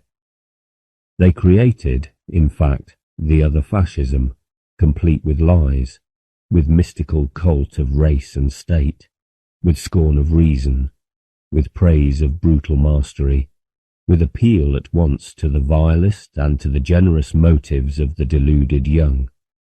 Opposed to all these critics of radio bliss, and equally opposed to radio bliss itself, there was in each country a small and bewildered party which asserted that the true goal of human activity was the creation of a worldwide community of awakened and intelligently creative persons, related by mutual insight and respect, and by the common task of fulfilling the potentiality of the human spirit on earth. Much of their doctrine was a restatement of the teachings of religious seers of a time long past, but it had also been deeply influenced by contemporary science. This party, however, was misunderstood by the scientists, cursed by the clerics, ridiculed by the militarists, and ignored by the advocates of radio bliss. In this situation, the radio enthusiasts pointed out that if their policy were accepted, war would never occur, and on the other hand that, if a world war broke out, their policy would be indefinitely postponed. They contrived a worldwide peace movement, and such was the passion for radio bliss that the demand for peace swept all countries. An international broadcasting authority was at last founded to propagate the radio gospel, compose the differences between the empires, and eventually to take over the sovereignty of the world. Meanwhile, the earnestly religious and the sincere militarists, rightly dismayed at the baseness of the motives behind the new internationalism, but in their own manner equally wrong-headed, determined to save the other men in spite of themselves by goading the peoples into war. All the forces of propaganda and financial corruption were heroically wielded to foment the passions of nationalism. Even so, the greed for radio bliss was, by now, so general and so passionate that the war party would never have succeeded had it not been for the wealth of the great armourers and their experience in fomenting strife. Trouble was successfully created between one of the older commercial empires and a certain state which had only recently adopted mechanical civilization, but was already a great power, and a power in desperate need of markets. Radio, which formerly had been the main force making for cosmopolitanism, became suddenly in each country the main stimulus to nationalism. Morning, noon, and night. Every civilized people was assured that enemies, whose flavour was of course subhuman and foul, were plotting its destruction. Armament scares, spy stories, accounts of the barbarous and sadistic behaviour of neighbouring peoples created in every country such uncritical suspicion and hate that war became inevitable. A dispute arose over the control of a frontier province. During those critical days, Valtu and I happened to be in a large provincial town. I shall never forget how the populace plunged into almost maniacal hate. All thought of human brotherhood, and even of personal safety, was swept away by a savage bloodlust. Panic-stricken governments began projecting long-range rocket bombs at their dangerous neighbours. Within a few weeks, several of the capitals of the other earth had been destroyed from the air. Each people now began straining every nerve to do more hurt than it received. Of the horrors of this war, of the destruction of city after city, of the panic-stricken, starving hosts that swarmed into the open country, looting and killing, of the starvation and disease, of the disintegration of the social services, of the emergence of ruthless military dictatorships, of the steady or catastrophic decay of culture and of all decency and gentleness in personal relations. Of this there is no need to speak in detail. Instead, I shall try to account for the finality of the disaster which overtook the other men. My own humankind, in similar circumstances, would never, surely, have allowed itself to be so completely overwhelmed. No doubt, we ourselves are faced with the possibility of a scarcely less destructive war. But whatever the agony that awaits us, we shall almost certainly recover. Foolish we may be, but we always manage to avoid falling into the abyss of downright madness. At the last moment, sanity falteringly reasserts itself. Not so with the other men. 3. Prospects of the race. The longer I stayed on the other earth, the more I suspected that there must be some important underlying difference between this human race and my own. In some sense, the difference was obviously one of balance. Homo sapiens was on the whole better integrated, more gifted with common sense, less apt to fall into extravagance through mental dissociation. Perhaps the most striking example of the extravagance of the other men was the part played by religion in their more advanced societies. Religion was a much greater power than on my own planet, and the religious teachings of the prophets of old were able to kindle even my alien and sluggish heart with fervour. Yet religion, as it occurred around me in contemporary society, was far from edifying. I must begin by explaining that in the development of religion on the other earth, gustatory sensation had played a very great part. Tribal gods had of course been endowed with the taste characters most moving to the tribe's own members. Later, when monotheisms arose, descriptions of God's power, his wisdom, his justice, his benevolence, were accompanied by descriptions of his taste. In mystical literature, God was often likened to an ancient and mellow wine, and some reports of religious experience suggested that this gustatory ecstasy was in many ways akin to the reverent zest of our own wine tasters savouring some rare vintage.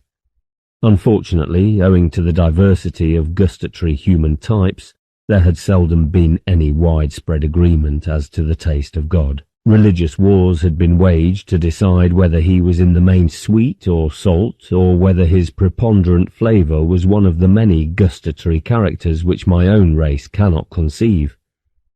Some teachers insisted that only the feet could taste him. others only the hands or the mouth, others that he could be experienced only in the subtle complex of gustatory flavours known as the Immaculate Union, which was a sensual and mainly sexual ecstasy induced by contemplation of intercourse with the deity.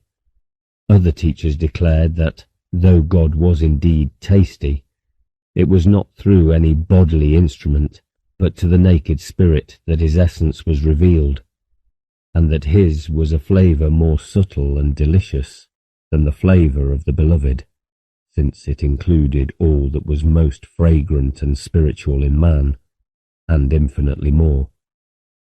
Some went so far as to declare that God should be thought of not as a person at all, but as actually being this flavour. Valtu used to say, either God is the universe, or he is the flavour of creativity pervading all things. Some 10 or 15 centuries earlier, when religion, so far as I could tell, was most vital, there were no churches or priesthoods, but every man's life was dominated by religious ideas to an extent which to me was almost incredible. Later, churches and priesthoods had returned to play an important part in preserving what was now evidently a declining religious consciousness. Still later, a few centuries before the Industrial Revolution, institutional religion had gained such a hold on the most civilized peoples that 3/4 of their total income was spent on the upkeep of religious institutions. The working classes, indeed, who slaved for the owners in return for a mere pittance, gave much of their miserable earnings to the priests, and lived in more abject squalor than need have been. Science and industry had brought one of those sudden and extreme revolutions of thought which were so characteristic of the other men. Nearly all the churches were destroyed or turned into temporary factories or industrial museums.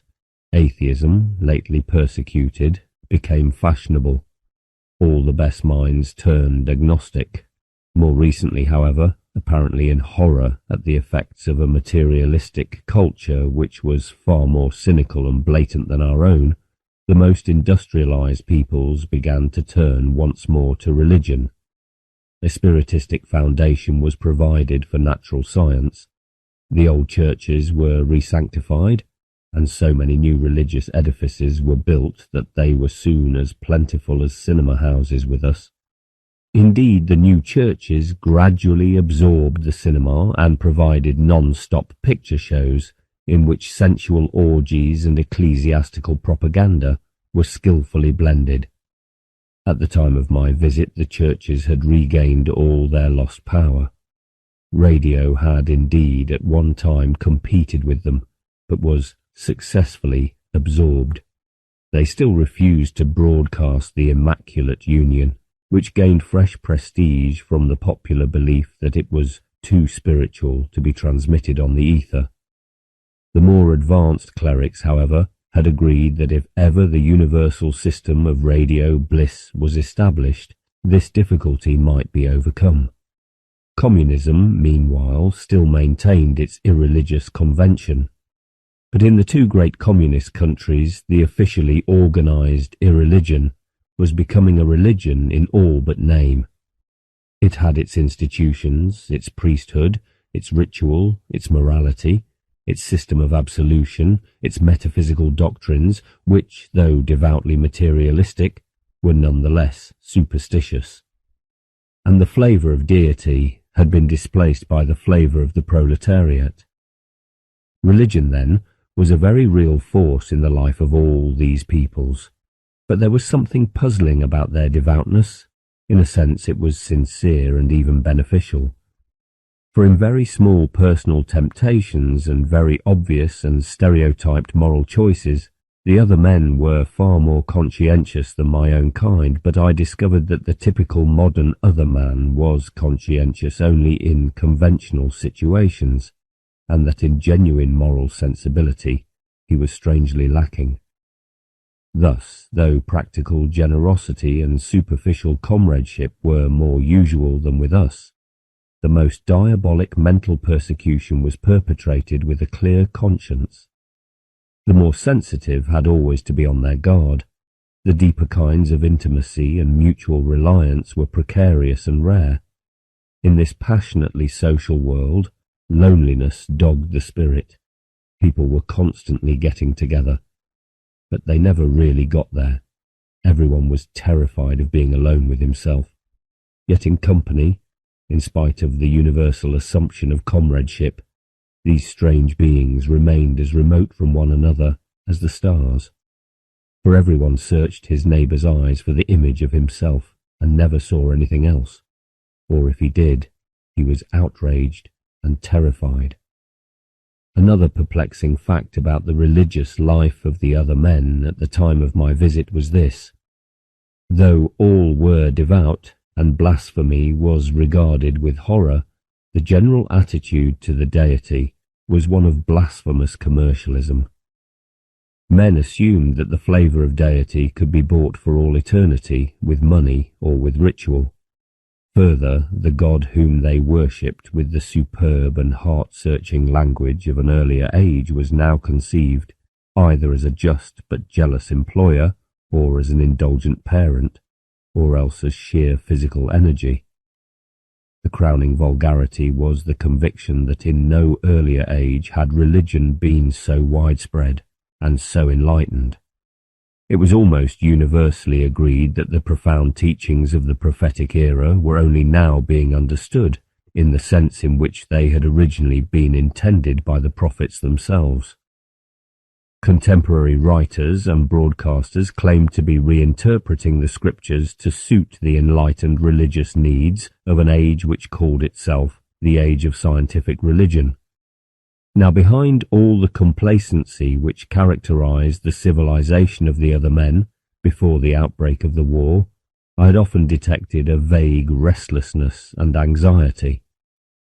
Of course, for the most part, people went about their affairs with the same absorbed and self-satisfied interest as on my own planet. They were far too busy making a living, marrying, rearing families, trying to get the better of one another, to spare time for conscious doubt about the aim of life. Yet they had often the air of one who has forgotten some very important thing and is racking his brains to recover it, or of an aging preacher who uses the old stirring phrases without clear apprehension of their significance. Increasingly I suspected that this race, in spite of all its triumphs, was now living on the great ideas of its past, mouthing concepts that it no longer had the sensibility to understand, paying verbal homage to ideals which it could no longer sincerely will, and behaving within a system of institutions, many of which could only be worked successfully by minds of a slightly finer temper. These institutions, I suspected, must have been created by a race endowed not only with much greater intelligence, but with a much stronger and more comprehensive capacity for community than was now possible on the other earth. They seem to be based on the assumption that men were on the whole kindly, reasonable and self-disciplined. It was a few days after the bombardment of the metropolis of his country. Through Baltu's eyes and the goggles of his gas mask I saw the results of that bombardment. We had missed the horror itself, but had attempted to return to the city to play some part in the rescue work. Little could be done. So great was the heat still radiated from the city's incandescent heart that we could not penetrate beyond the first suburb. Even there the streets were obliterated, choked with fallen buildings. Human bodies, crushed and charred, projected here and there from masses of tumbled masonry. Most of the population was hidden under the ruins. In the open spaces many lay gassed. Salvage parties impotently wandered. Between the smoke clouds the other sun occasionally appeared, and even a daytime star. After clambering among the ruins for some time, seeking vainly to give help, Valtu sat down. The devastation round about us seemed to loosen his tongue, if I may use such a phrase, to express a sudden frankness in his thinking toward myself. I had said something to the effect that a future age would look back on all this madness and destruction with amazement. He sighed through his gas mask and said, "My unhappy race has probably now doomed itself irrevocably." I expostulated, for though ours was about the 40th city to be destroyed, there would surely some day be a recovery, and the race would at last pass through this crisis and go forward from strength to strength. Valtu then told me of the strange matters which, he said, he had often intended to tell me, but somehow he had always shunned doing so. Though many scientists and students of the contemporary world society had now some vague suspicion of the truth, it was clearly known only to himself and a few others. The species, he said, was apparently subject to strange and long drawn-out fluctuations of nature, fluctuations which lasted for some 20,000 years. All races in all climates seemed to manifest this vast rhythm of the spirit, and to suffer it simultaneously. Its cause was unknown, though it seemed to be due to an influence affecting the whole planet at once. Perhaps it actually radiated from a single starting point, but spread rapidly into all lands. Very recently an advanced scientist had suggested that it might be due to variations in the intensity of cosmic rays. Geological evidence had established that such a fluctuation of cosmical radiation did occur, caused perhaps by variations in a neighbouring cluster of young stars. It was still doubtful whether the psychological rhythm and the astronomical rhythm coincided, but many facts pointed to the conclusion that when the rays were more violent, the human spirit declined. Valtu was not convinced by this theory. On the whole, he inclined to the opinion that the rhythmical waxing and waning of human mentality was due to causes nearer home. Whatever the true explanation, it was almost certain that a high degree of civilization had been attained many times in the past, and that some potent influence had over and over again damped down the mental vigour of the human race. In the troughs of these vast waves, other man sank to a state of mental and spiritual dullness, more abject than anything which my own race had ever known since it awoke from the subhuman. But at the wave's crest, man's intellectual power, moral integrity, and spiritual insight seemed to have risen to a pitch that we should regard as superhuman. Again and again the race would emerge from savagery and pass through barbarian culture into a phase of worldwide brilliance and sensibility. Whole populations would conceive simultaneously an ever-increasing capacity for generosity, self-knowledge, self-discipline, for dispassionate and penetrating thought and uncontaminated religious feeling. Consequently, within a few centuries, the whole world would blossom with free and happy societies. Average human beings would attain an unprecedented clarity of mind, and by massed action do away with all grave social injustices and private cruelties. Subsequent 28 generations, inherently sound and blessed with a favourable environment, would create a worldwide utopia of awakened beings. Presently a general loosening of fibre would set in. The Golden Age would be followed by a Silver Age. Living on the achievements of the past, the leaders of thought would lose themselves in a jungle of subtlety, or fall exhausted into mere slovenliness. At the same time, moral sensibility would decline. Men would become on the whole less sincere, less self-searching, less sensitive to the needs of others, in fact, less capable of community. Social machinery, which had worked well so long as citizens attained a certain level of humanity, would be dislocated by injustice and corruption. Tyrants and tyrannical oligarchies would set about destroying liberty. Hate-mad submerged classes would give them good excuse. Little by little, though the material benefits of civilization might smoulder on for centuries, the flame of the spirit would die down into a mere flicker in a few isolated individuals. Then would come sheer barbarism, followed by the trough of almost subhuman savagery. On the whole, there seemed to have been a higher achievement on the more recent crests of the wave than on those of the geological past. So at least some anthropologists persuaded themselves. It was confidently believed that the present apex of civilization was the most brilliant of all, that its best was yet to come, and that by means of its unique scientific knowledge it would discover how to preserve the mentality of the race from a recurrence of deterioration. The present condition of the species was certainly exceptional. In no earlier recorded cycle had science and mechanization advanced to such lengths. So far as could be inferred from the fragmentary relics of the previous cycle, mechanical invention had never passed beyond the crude machinery known in our own mid-19th century. The still earlier cycles, it was believed, stagnated at even earlier stages in their industrial revolutions. Certain disintegrative diseases were slowly but surely increasing. In particular, diseases of the nervous system were becoming more common and more pernicious. Cynics used to say that the mental hospitals would soon outnumber even the churches. But the cynics were only jesters. It was almost universally agreed that in spite of wars and economic troubles and social upheavals, all was now well and the future would be better. The truth, said Baltu, was almost certainly otherwise.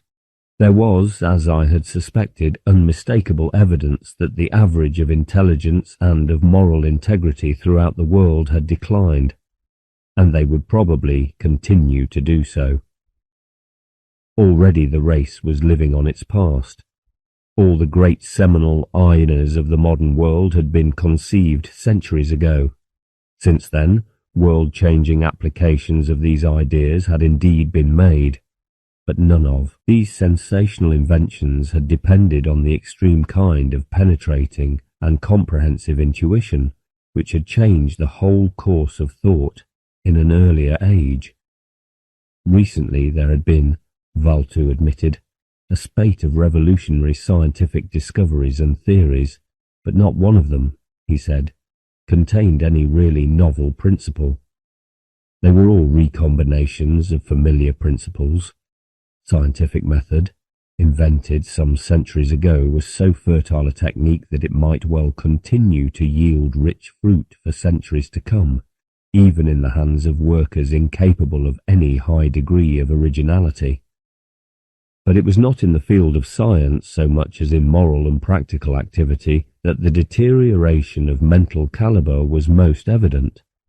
I myself, with Baltu's aid, had learnt to appreciate to some extent the literature of that amazing period, many centuries earlier, when every country seemed to blossom with art, philosophy, and religion, when people after people had changed its whole social and political order so as to secure a measure of freedom and prosperity to all men, when state after state had courageously disarmed, risking destruction, but reaping peace and prosperity. When police forces were disbanded, prisons turned into libraries or colleges, when weapons and even locks and keys came to be known only as museum pieces, when the four great established priesthoods of the world had exposed their own mysteries, given their wealth to the poor, and led the triumphant campaign for community, or had taken to agriculture, handicrafts teaching, as befitted humble supporters of the new priestless, faithless, godless religion of worldwide community and inarticulate worship. After some 500 years, locks and keys, weapons and doctrines began to return. The Golden Age left behind it only a lovely and incredible tradition, and a set of principles which, though now sadly misconceived, were still the best influences in a distraught world. Those scientists who attributed mental deterioration to the increase of cosmic rays affirmed that if the race had discovered science many centuries earlier, when it had still before it the period of greatest vitality, all would have been well. It would soon have mastered the social problems which industrial civilization entails. It would have created not merely a medieval, but a highly mechanized utopia. It would almost certainly have discovered how to cope with the excess of cosmic rays and prevent deterioration. But science had come too late. Valtu, on the other hand, suspected that deterioration was due to some factor in human nature itself. He was inclined to believe that it was a consequence of civilization, that in changing the whole environment of the human species, seemingly for the better, science had unwittingly brought about a state of affairs hostile to spiritual vigour.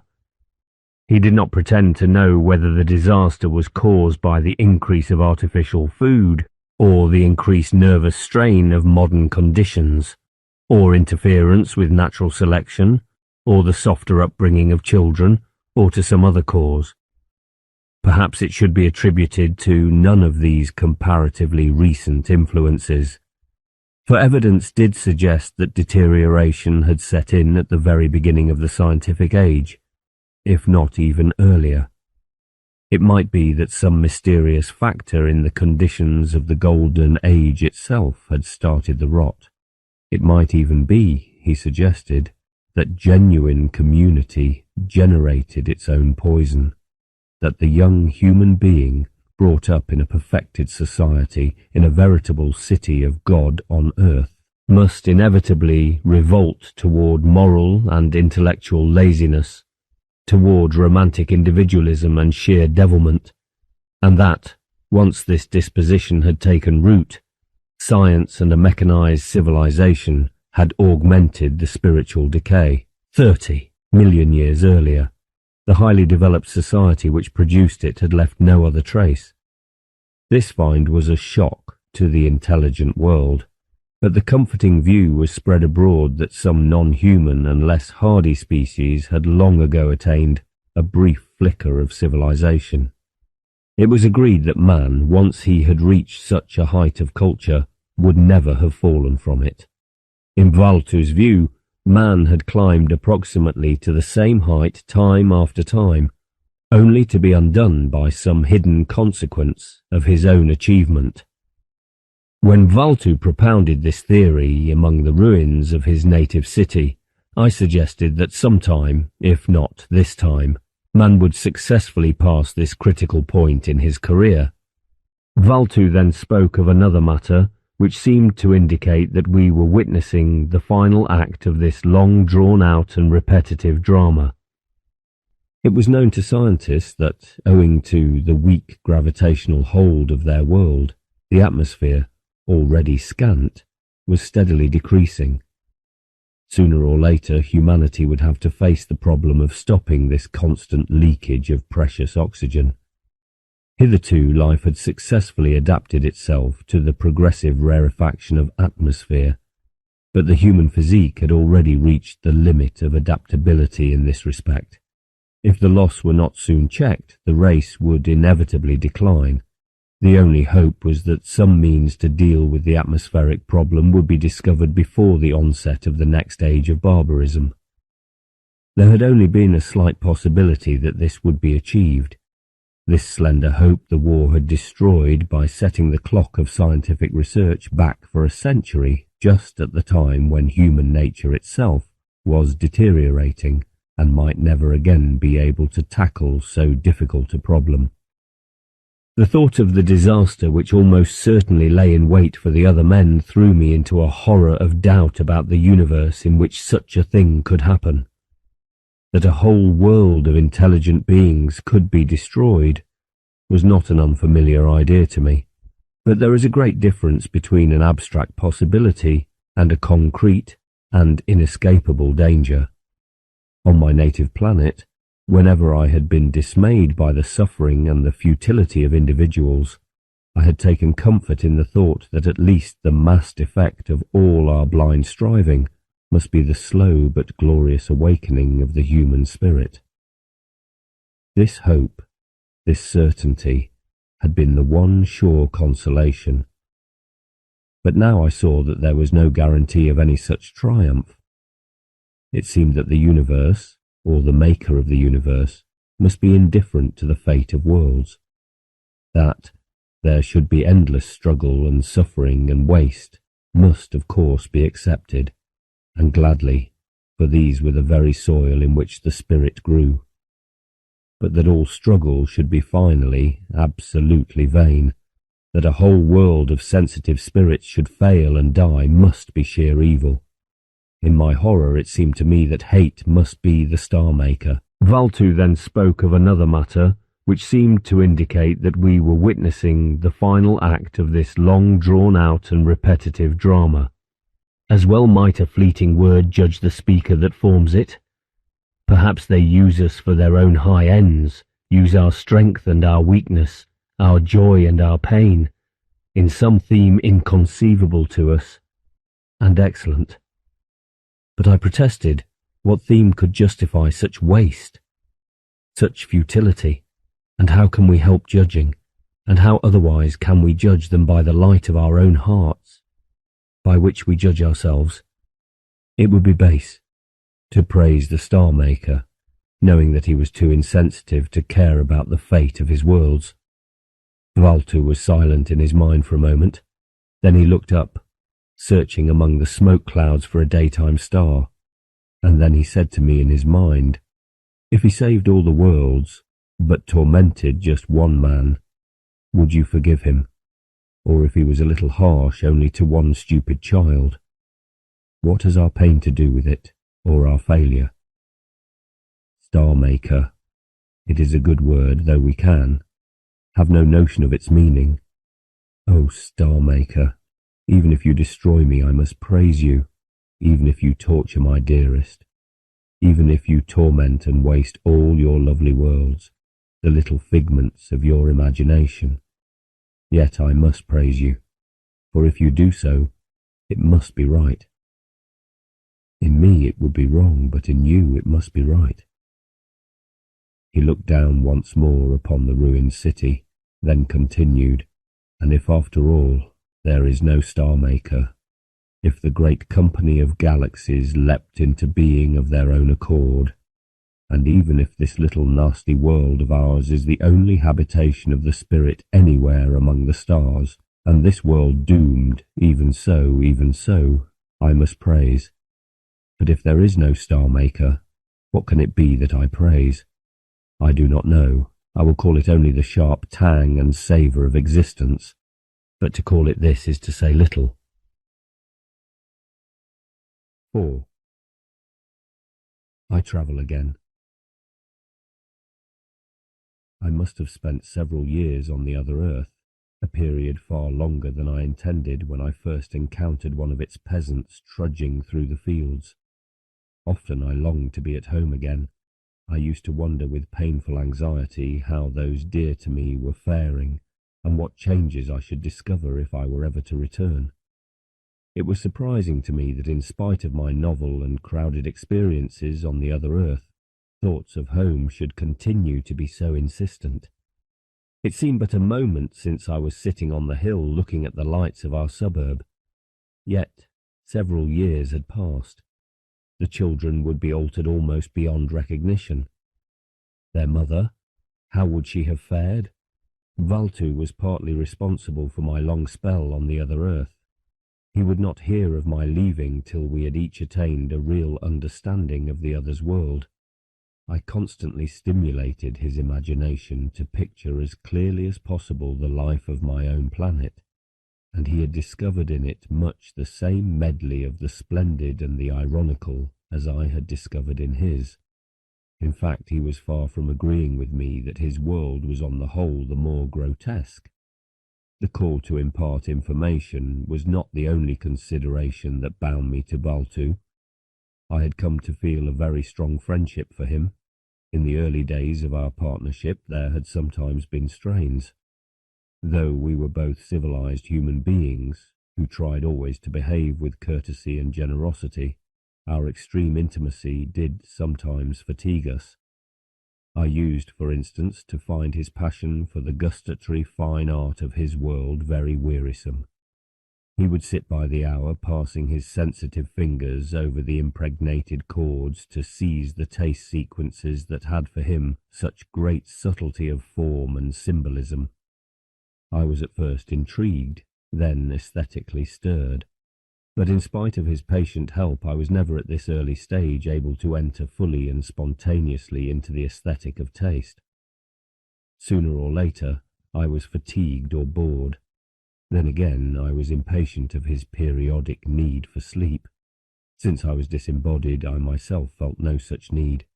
I could, of course, disengage myself from Valtu and roam the world alone, but I was often exasperated by the necessity of breaking off the day's interesting experiences merely in order to afford my host's body time to recuperate. Valtu, for his part, at least in the early days of our partnership, was inclined to resent my power of watching his dreams.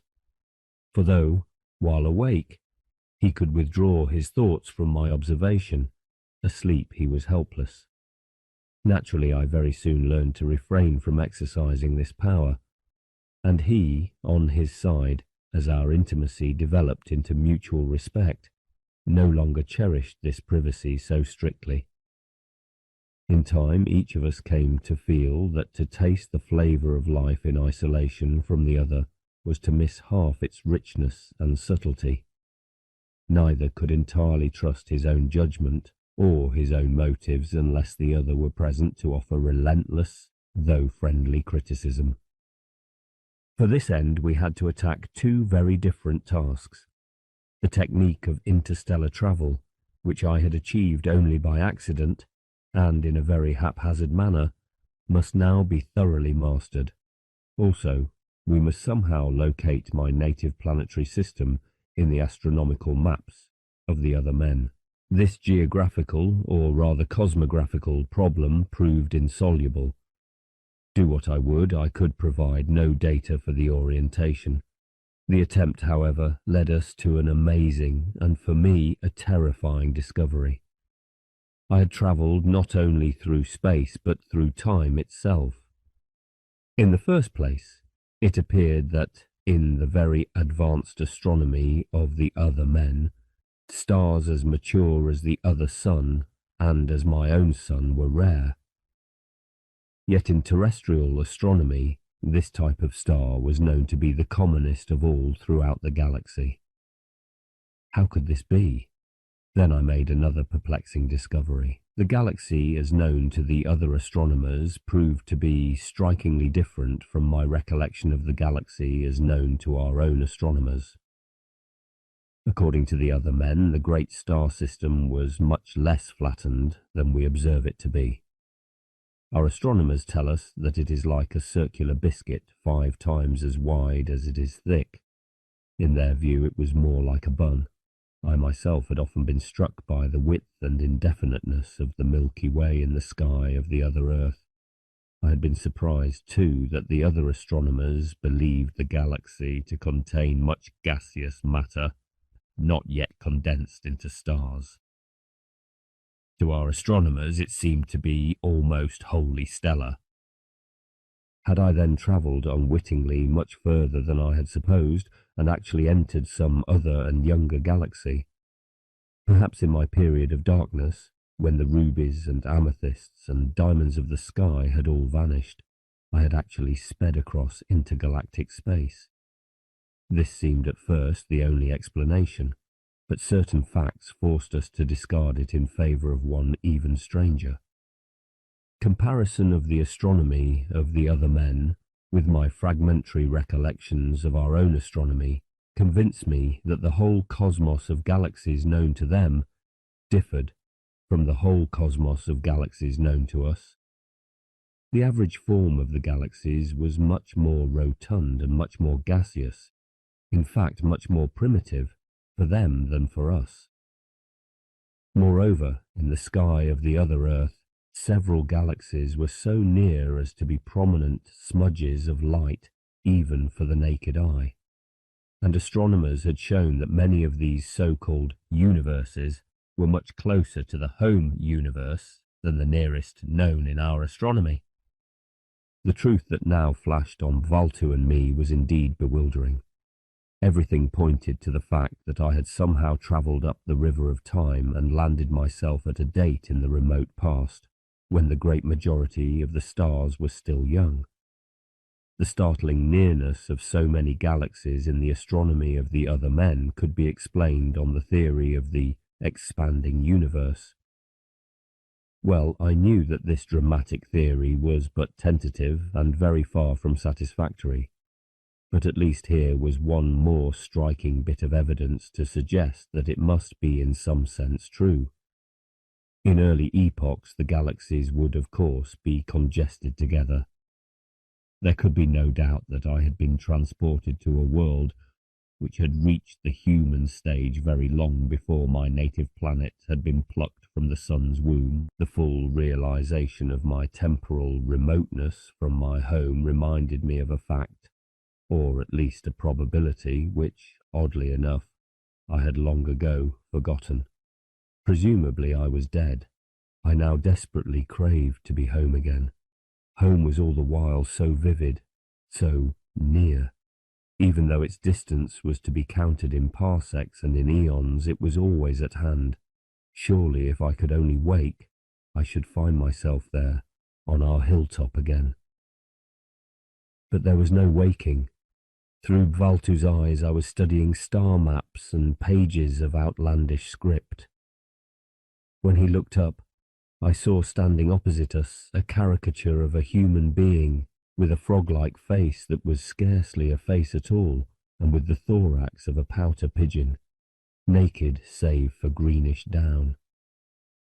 Red silk knickers crowned the spindle shanks that were enclosed in green silk stockings. This creature, which, to the terrestrial eye, was simply a monster, passed on the other earth as a young and beautiful woman. And I myself, observing her through Bvaltu's benevolent eyes, recognized her as indeed beautiful.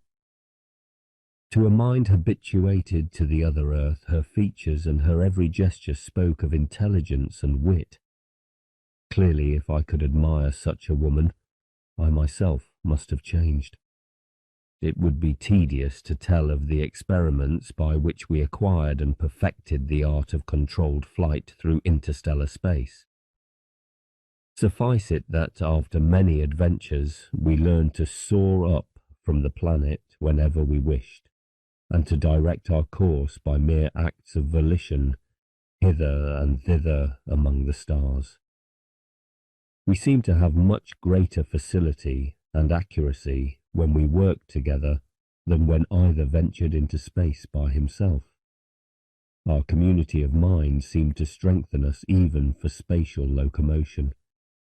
It was a very strange experience to find oneself in the depth of space, surrounded only by darkness and the stars.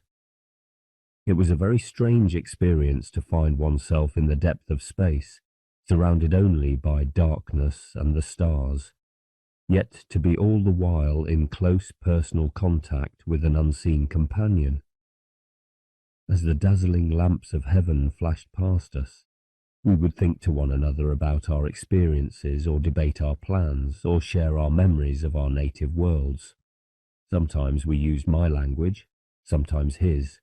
Sometimes we needed no words at all, but merely shared the flow of imagery in our two minds. The sport of disembodied flight among the stars must surely be the most exhilarating of all athletic exercises. It was not without danger, but its danger, as we soon discovered, was psychological, not physical. In our bodiless state, collision with celestial objects mattered little. Sometimes in the early stages of our adventure, we plunged by accident headlong into a star. Its interior would, of course, be inconceivably hot, but we experienced merely brilliance. The psychological dangers of the sport were grave.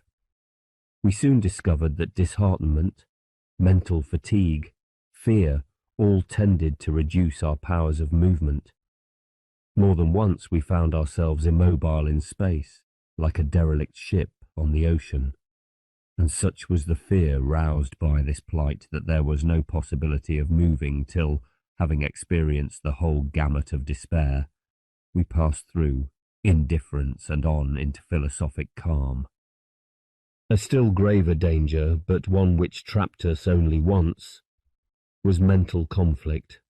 A serious discord of purpose over our future plans reduced us not only to immobility but to terrifying mental disorder. Our perceptions became confused, hallucinations tricked us, the power of coherent thought vanished. After a spell of delirium filled with an overwhelming sense of impending annihilation, we found ourselves back on the other Earth, Voltu in his own body, lying in bed as he had left it. I once more a disembodied viewpoint floating somewhere over the planet's surface. Both were in a state of insane terror, from which we took long to recover. Months passed before we renewed our partnership and our adventure. Long afterwards we learned the explanation of this painful incident. Seemingly we had attained such a deep mental accord that, when conflict arose, it was more like dissociation within a single mind than discord between two separate individuals. Hence its serious consequences. As our skill in disembodied flight increased, we found intense pleasure in sweeping hither and thither among the stars. We tasted the delights at once of skating and of flight. Time after time, for sheer joy, we traced huge figures of 8 in and out around the two partners of a double star. Sometimes we stayed motionless for long periods to watch at close quarters the waxing and waning of a variable. Often, we plunged into a congested cluster and slid amongst its suns like a car gliding among the lights of a city. Often, we skimmed over billowy and palely luminous surfaces of gas, or among feathery shreds and prominences, or plunged into mist to find ourselves in a world of featureless dawn light. Sometimes, without warning, dark continents of dust engulfed us, blotting out the universe. Once, as we were traversing a populous region of the heaven, a star suddenly blazed into exaggerated splendour, becoming a nova. As it was apparently surrounded by a cloud of non-luminous gas, we actually saw the expanding sphere of light which was radiated by the star's explosion. Travelling outward at light speed, it was visible by reflection from the surrounding gas, so that it appeared like a swelling balloon of light, fading as it spread. These were but a few of the stellar spectacles that delighted us, while we easily skated, as on swallow wings, hither and thither among the neighbours of the other sun. This was during our period of apprenticeship to the craft of interstellar flight. When we had become proficient, we passed further afield and learned to travel so fast that, as on my own earlier and involuntary flight, the forward and the hinder stars took colour, and presently all was dark.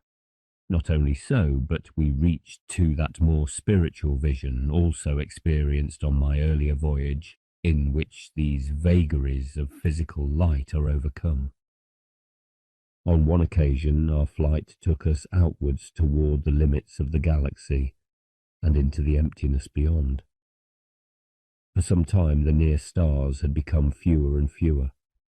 The hinder hemisphere of sky was now crowded with faint lights, while in front of us lay starless blackness, unrelieved save by a few isolated patches of scintillation, a few detached fragments of the galaxy, or planetary sub-galaxies.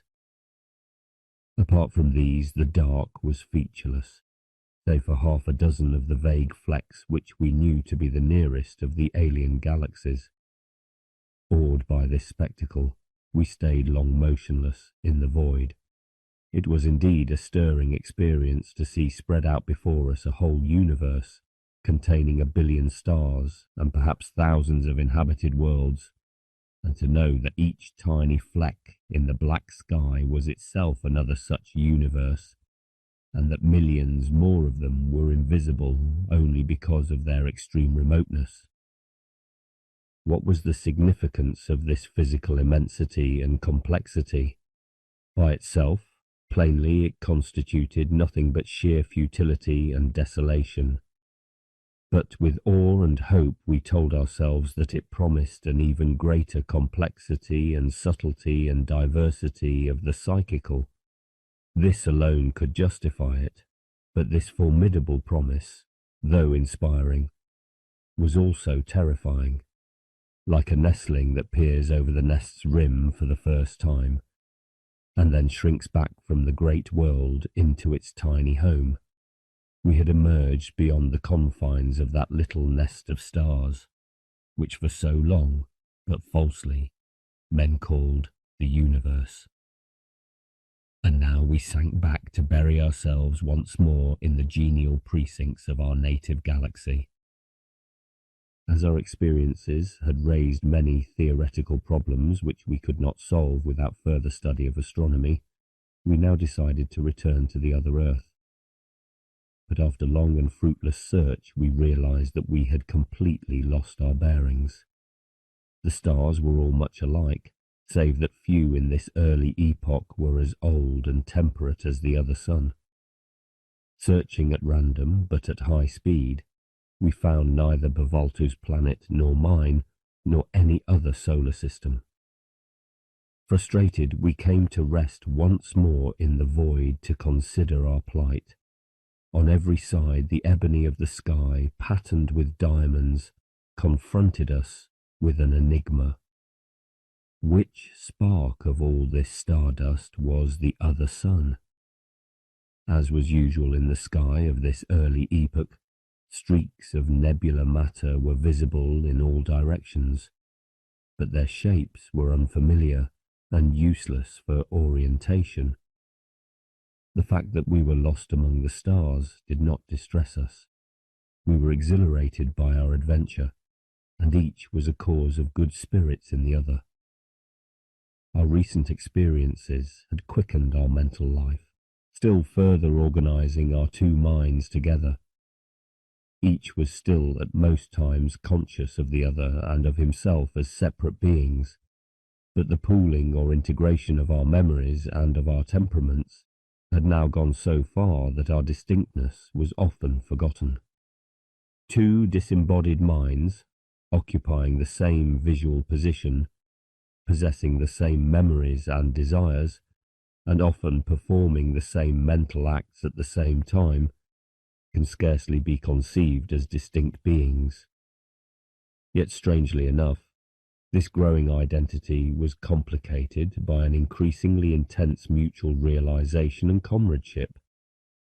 Our penetration of one another's minds brought to each not merely addition, but multiplication of mental riches, for each knew inwardly not only himself and the other, but also the contrapuntal harmony of each in relation to the other.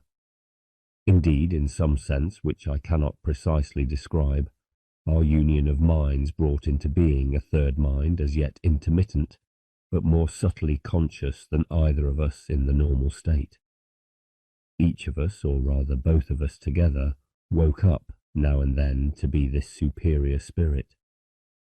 All the experiences of each took on a new significance in the light of the other, and our two minds together became a new, more penetrating, and more self-conscious mind.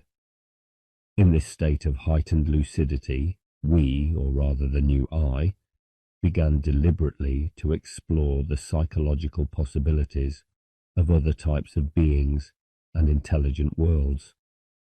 With new penetration, I distinguished in myself and in Valtu those attributes which were essential to the spirit, and those mere accidents imposed on each by his peculiar world.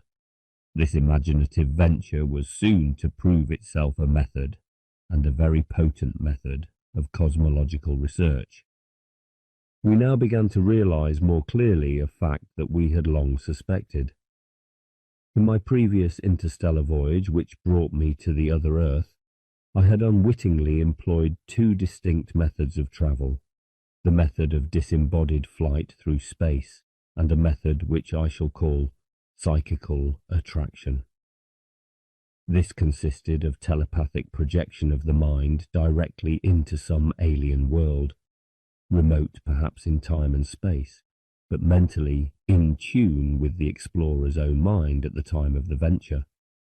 Evidently, it was this method that had really played the chief part in directing me to the other Earth. The remarkable similarities of our two races had set up a strong psychical attraction, which had been far more potent than all my random interstellar wanderings. It was this method that Pavoltu and I were now to practice and perfect. Presently we noticed that we were no longer at rest, but slowly drifting. We had also a queer sense that, though we were seemingly isolated in a vast desert of stars and nebula, we were in fact in some kind of mental proximity with unseen intelligences. Concentrating on this sense of presence, we found that our drift accelerated, and that if we tried by a violent act of volition to change its course, we inevitably swung back into the original direction as soon as our efforts ceased. Soon our drift became a headlong flight. Once more the forward stars turned violet, the hinder red. Once more all vanished. In absolute darkness and silence we debated our situation. Clearly we were now passing through space more quickly than light itself. Perhaps we were also, in some incomprehensible manner, traversing time. Meanwhile, that sense of the proximity of other beings became more and more insistent, though no less confused. Then once again the stars appeared. Though they streamed past us, like flying sparks, they were colourless and normal. One brilliant light lay right ahead of us. It waxed, became a dazzling splendour, then visibly a disk. With an effort of will we decreased our speed, then cautiously we swung round this sun, searching. To our delight it proved to be attended by several of the grains that may harbour life. Guided by our unmistakable sense of mental presence, we selected one of these planets and slowly descended toward it.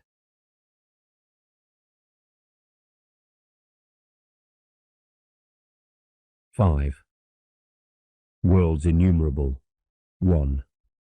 The diversity of worlds. The planet on which we now descended after our long flight among the stars was the first of many to be visited. In some we stayed, according to the local calendar, only a few weeks, in others several years, housed together in the mind of some native. Often when the time came for our departure, our host would accompany us for subsequent adventures. As we passed from world to world, as experience was piled upon experience like geological strata, it seemed that this strange tour of worlds was lasting for many lifetimes.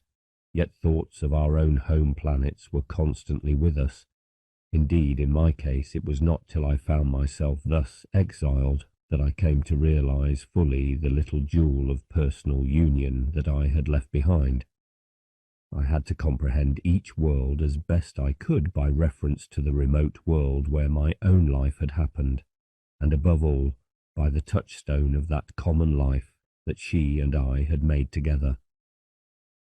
Before trying to describe, or rather suggest, the immense diversity of worlds which I entered, I must say a few words about the movement of the adventure itself. After the experiences which I have just recorded, it was clear that the method of disembodied flight was of little use. It did indeed afford us extremely vivid perception of the visible features of our galaxy, and we often used it to orientate ourselves when we had made some fresh discovery by the method of psychological attraction.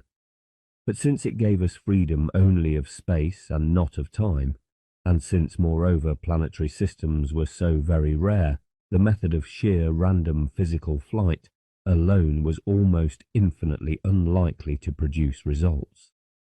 Psychical attraction, however, once we had mastered it, proved very effective. This method depended on the imaginative reach of our own minds. At first, when our imaginative power was strictly limited by experience of our own worlds, we could make contact only with worlds closely akin to our own. Moreover, in this novitiate stage of our work, we invariably came upon these worlds when they were passing through the same spiritual crisis as that which underlies the plight of Homo sapiens today. It appeared that, for us to enter any world at all, there had to be a deep-lying likeness or identity in ourselves and our hosts. As we passed on from world to world, we greatly increased our understanding of the principles underlying our venture and our powers of applying them. Further, in each world that we visited, we sought out a new collaborator to give us insight into his world and to extend our imaginative reach for further exploration of the galaxy. This Isnaubal method, by which our company was increased, was of great importance, since it magnified our powers. In the final stages of the exploration, we made discoveries which might well be regarded as infinitely beyond the range of any single and unaided human mind. At the outset, Bvaltu and I assumed that we were embarking on a purely private adventure, and later, as we gathered helpers, we still believed that we ourselves were the sole initiators of cosmical exploration.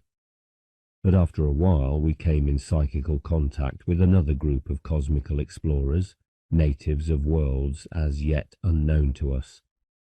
With these adventurers, after difficult and often distressing experiments, we joined forces, entering first into intimate community, and later into that strange mental union which Bvaltu and I had already experienced together, in some degree, on our first voyage among the stars. When we had encountered many more such groups, we realized that though each little expedition had made a lonely start, all were destined sooner or later to come together. For, no matter how alien from one another at the outset, each group gradually acquired such far-reaching imaginative power that sooner or later it was sure to make contact with others. In time it became clear that we, individual inhabitants of a host of worlds, were playing a small part in one of the great movements by which the cosmos was seeking to know itself, and even see beyond itself. My account of that part of my adventure which brought me into contact with worlds of more or less human type may be fairly accurate, but that which deals with more alien spheres must be far from the truth. The Other Earth. I have probably described with little more falsehood than our historians commit in telling of the past ages of Homo sapiens, but of the less human worlds, and the many fantastic kinds of beings which we encountered up and down the galaxy and throughout the whole cosmos, and even beyond it, I shall perforce make statements which, literally regarded, must be almost wholly false. I can only hope that they have the kind of truth that we sometimes find in myths. Along with freedom of space, we had freedom of time. Some of the worlds that we explored in this early phase of our adventure ceased to exist long before my native planet was formed. Others were its contemporaries. Others were not born till the old age of our galaxy, when the Earth had been destroyed and a large number of the stars had already been extinguished. As we searched up and down time and space, discovering more and more of the rare grains called planets, as we watched race after race struggle to a certain degree of lucid consciousness, only to succumb to some external accident or, more often, to some flaw in its own nature, we were increasingly oppressed by a sense of the futility, the planlessness of the cosmos. A few worlds did indeed wake to such lucidity that they passed beyond our ken. But several of the most brilliant of these occurred in the earliest epoch of the galactic story, and nothing that we could as yet discover in the later phases of the cosmos suggested that any galaxies, still less the cosmos as a whole, had at last come, or will at last come, more under the sway of the awakened spirit than they were during the epoch of those early brilliant worlds. Not till a much later stage of our inquiry were we fitted to discover the glorious but ironical and heart-rending climax for which this vast proliferation of worlds was but a prologue. In the first phase of our adventure, when, as I have said, our powers of telepathic exploration were incomplete, every world that we entered turned out to be in the throes of the same spiritual crisis as that which we knew so well on our native planets. This crisis I came to regard as having two aspects. It was at once a moment in the spirit's struggle to become capable of true community on a worldwide scale, and it was a stage in the age-long task of achieving the right, the finally appropriate, the spiritual attitude towards the universe. In every one of these chrysalis's worlds, thousands of millions of persons were flashing into existence, one after the other, to drift gropingly about for a few instants of cosmical time before they were extinguished. Most were capable, at least in some humble degree, of the intimate kind of community which is personal affection. But for nearly all of them a stranger was ever a thing to fear and hate, and even their intimate loving was inconstant and lacking in insight. Nearly always they were intent merely on seeking for themselves respite from fatigue or boredom, fear or hunger. Like my own race, they never fully awoke from the primeval sleep of the submon. Only a few here and there, now and then, were solaced, goaded, or tortured by moments of true wakefulness. Still fewer attained a clear and constant vision, even of some partial aspect of truth, and their half-truths they nearly always took to be absolute. Propagating their little partial truths, they bewildered and misdirected their fellow mortals as much as they helped them. Each individual spirit, in nearly all these worlds, attained at some point in life some lowly climax of awareness and of spiritual integrity, only to sink slowly or catastrophically back into nothingness. Or so it seemed. As in my own world, so in all these others, lives were spent in pursuit of shadowy ends that remained ever just round the corner.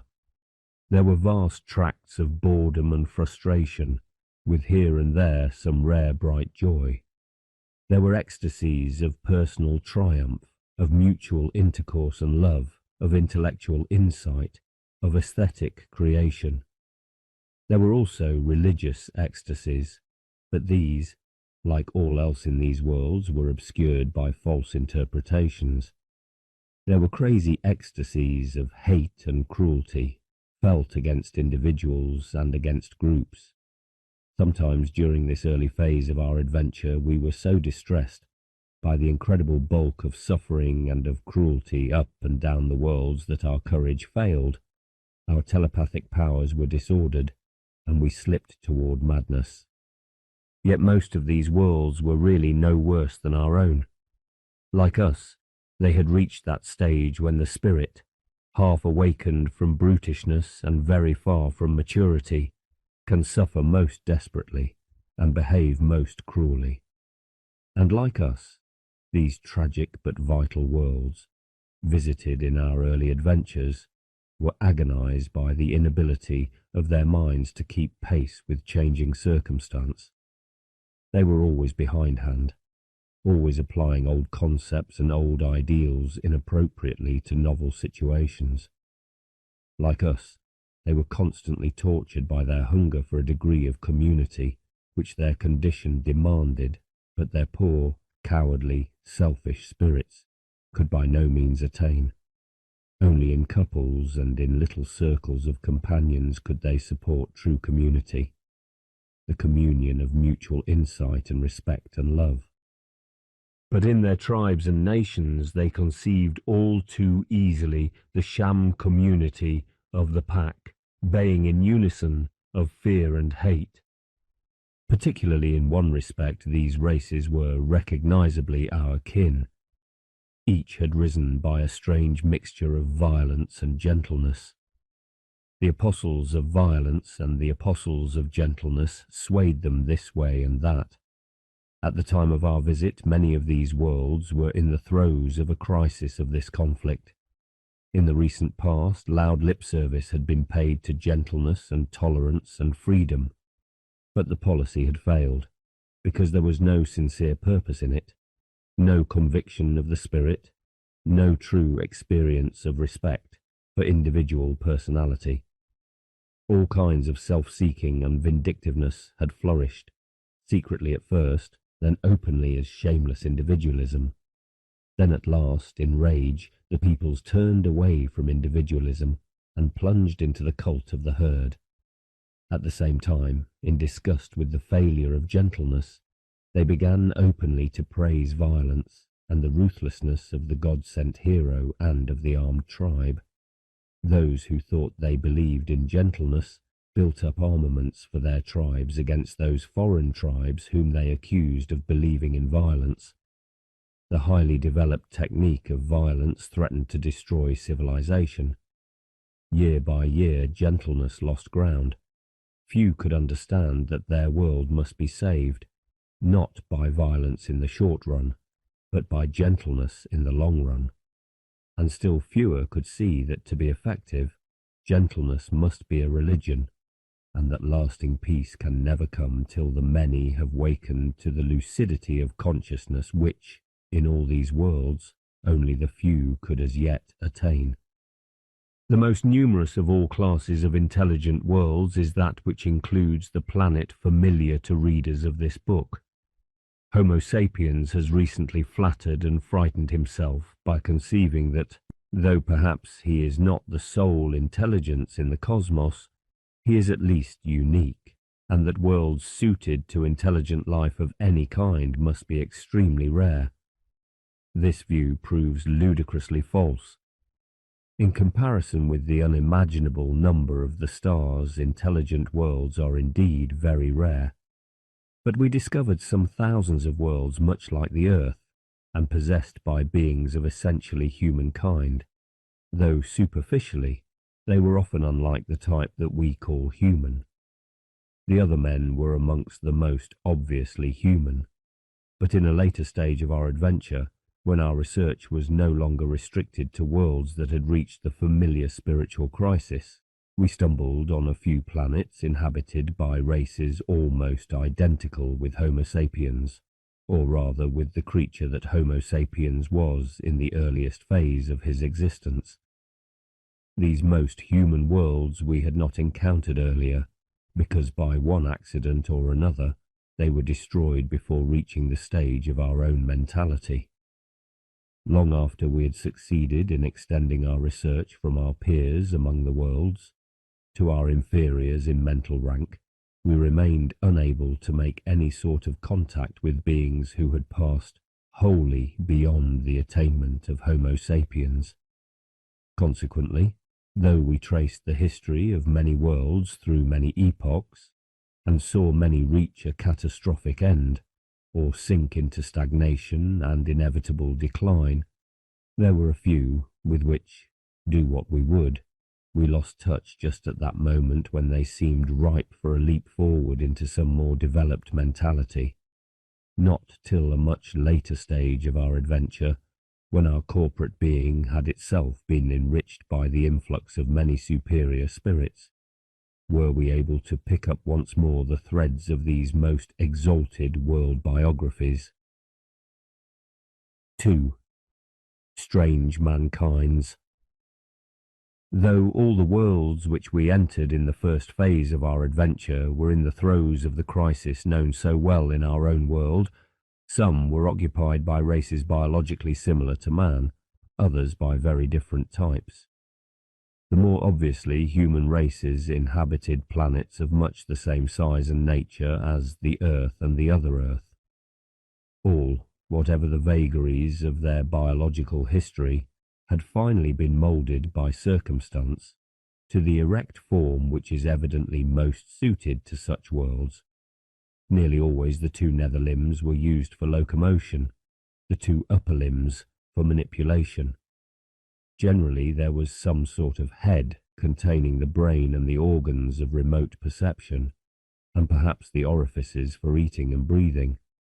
In size, these quasi-human types were seldom larger than our largest gorillas, seldom much smaller than monkeys, but we could not estimate their size with any accuracy, as we had no familiar standards of measurements. Within this approximately human class there was great variety. We came upon feathered, penguin-like men, descended from true flyers, and on some small planets we found birdmen who retained the power of flight, yet were able to carry an adequate human brain. Even on some large planets, with exceptionally buoyant atmosphere, men flew with their own wings. Then there were men that had developed from a slug-like ancestor along a line which was not vertebrate, still less mammalian. Men of this type attained the necessary rigidity and flexibility of limb by means of a delicate internal basket-work of wiry bones. On one very small but Earth-like planet, we discovered a quasi-human race, which was probably unique. Here, though life had evolved much as on Earth, all the higher animals differed remarkably from the familiar type in one obvious respect. They were without that far-reaching duplication of organs which characterizes all our vertebrates. Thus, a man in this world was rather like half a terrestrial man. He hopped on one sturdy, splay-footed leg, balancing himself with a kangaroo tail. A single arm protruded from his chest, but branched into 3 forearms and prehensile fingers. Above his mouth was a single nostril, above that an ear, and on the top of his head a flexible 3-pronged proboscis, bearing 3 eyes.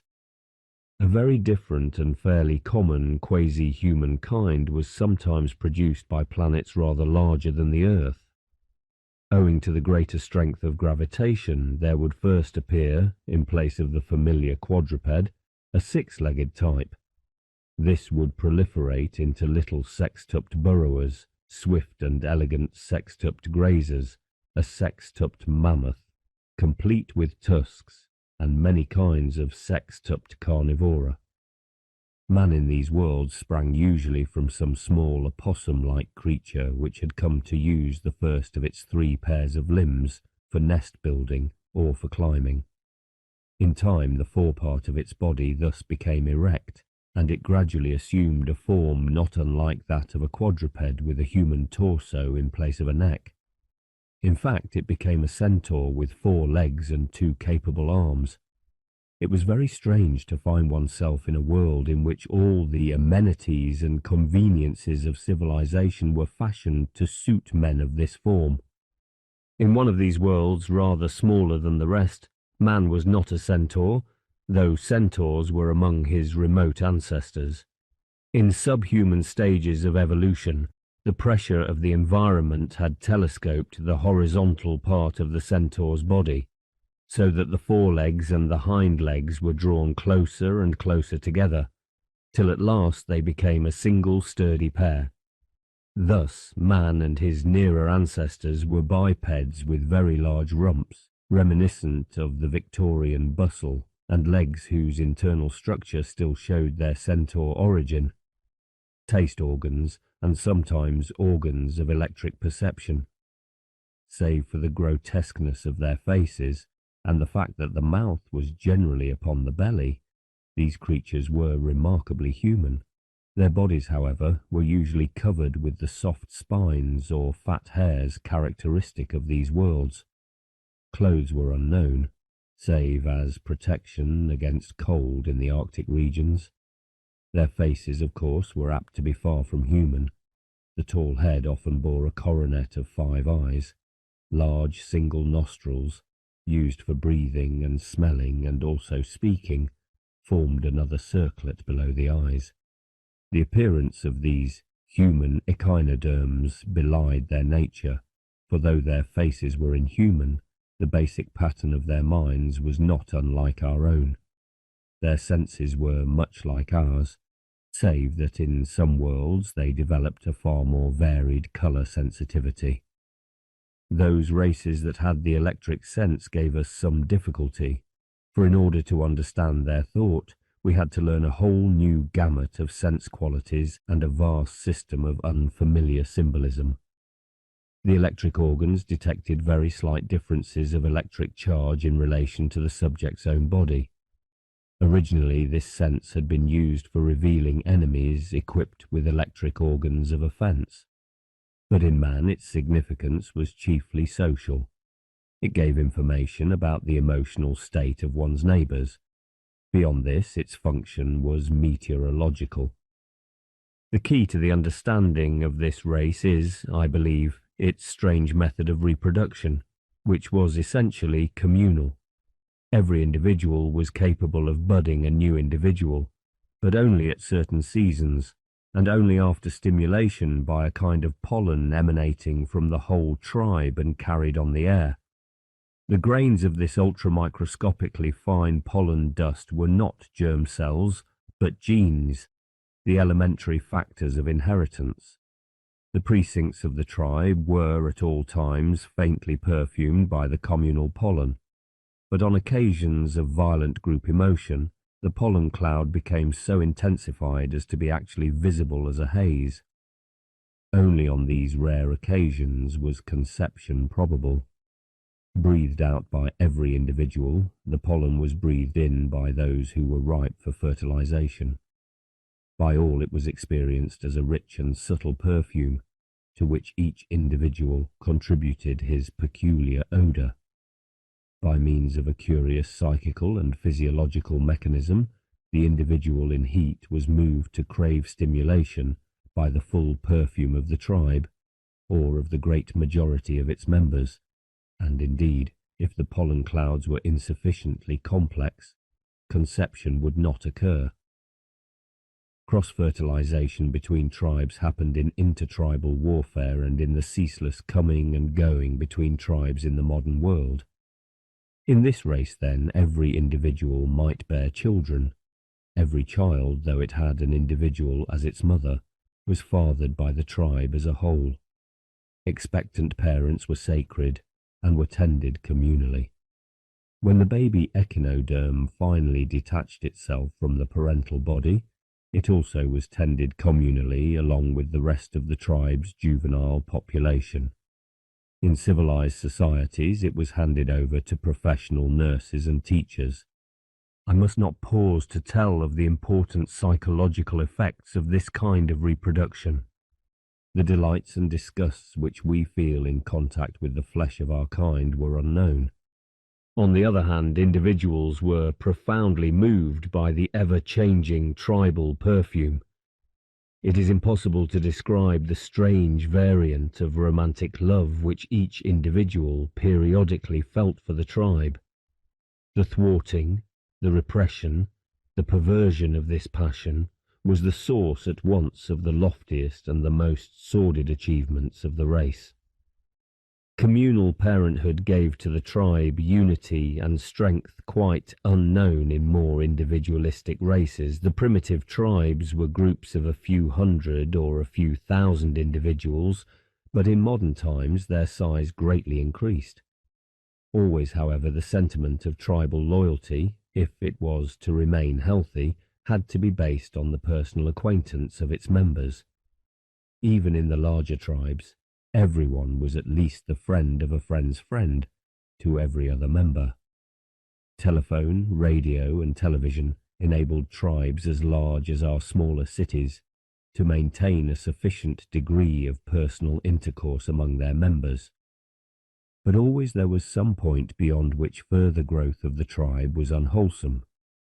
Even in the smallest and most intelligent tribes there was a constant strain between the individual's natural passion for the tribe and his respect for individuality in himself and his fellows. But whereas in the small tribes and healthy larger tribes the tribal spirit was kept sweet and sane by the mutual respect and self-respect of the individuals, in the largest and imperfectly sane tribes the hypnotic influence of the tribe was all too apt to drown personality. The members might even lose all awareness of themselves and their fellows as persons, and become mere mindless organs of the tribe. Thus the community would degenerate into an instinctive animal herd.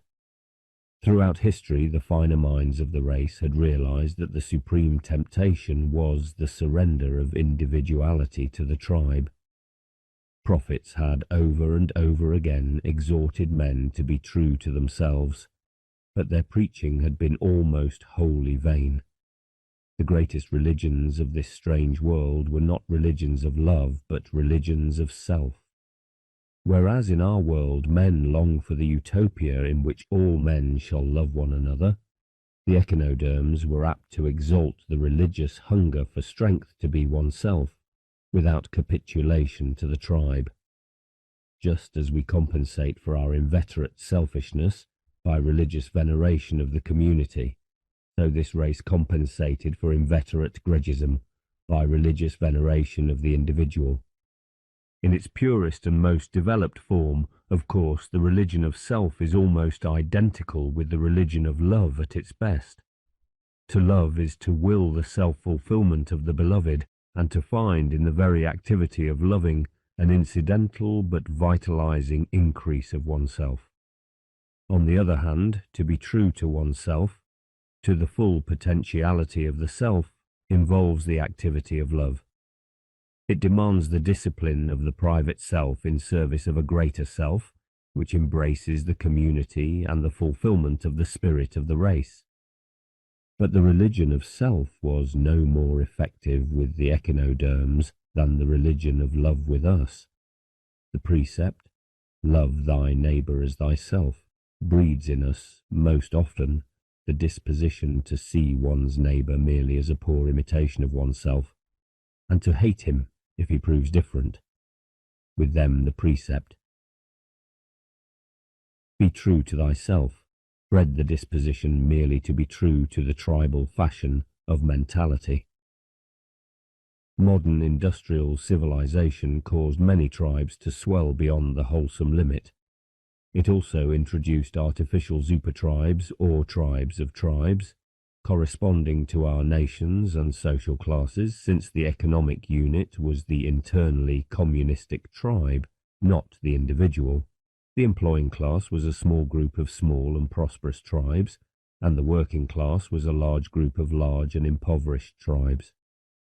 The ideologies of the super-tribes exercised absolute power over all individual minds under their sway. In civilized regions, the super-tribes and the overgrown natural tribes created an astounding mental tyranny. In relation to his natural tribe, at least if it was small and genuinely civilized, the individual might still behave with intelligence and imagination. Along with his actual tribal kinsmen, he might support a degree of true community unknown on Earth. He might in fact be a critical, self-respecting and other-respecting person. But in all matters connected with the super-tribes, whether national or economic, he behaved in a very different manner. All ideas coming to him with the sanction of nation or class would be accepted uncritically and with fervour by himself and all his fellows. As soon as he encountered one of the symbols or slogans of his super-tribe, he ceased to be a human personality and became a sort of decerebrate animal, capable only of stereotyped reactions.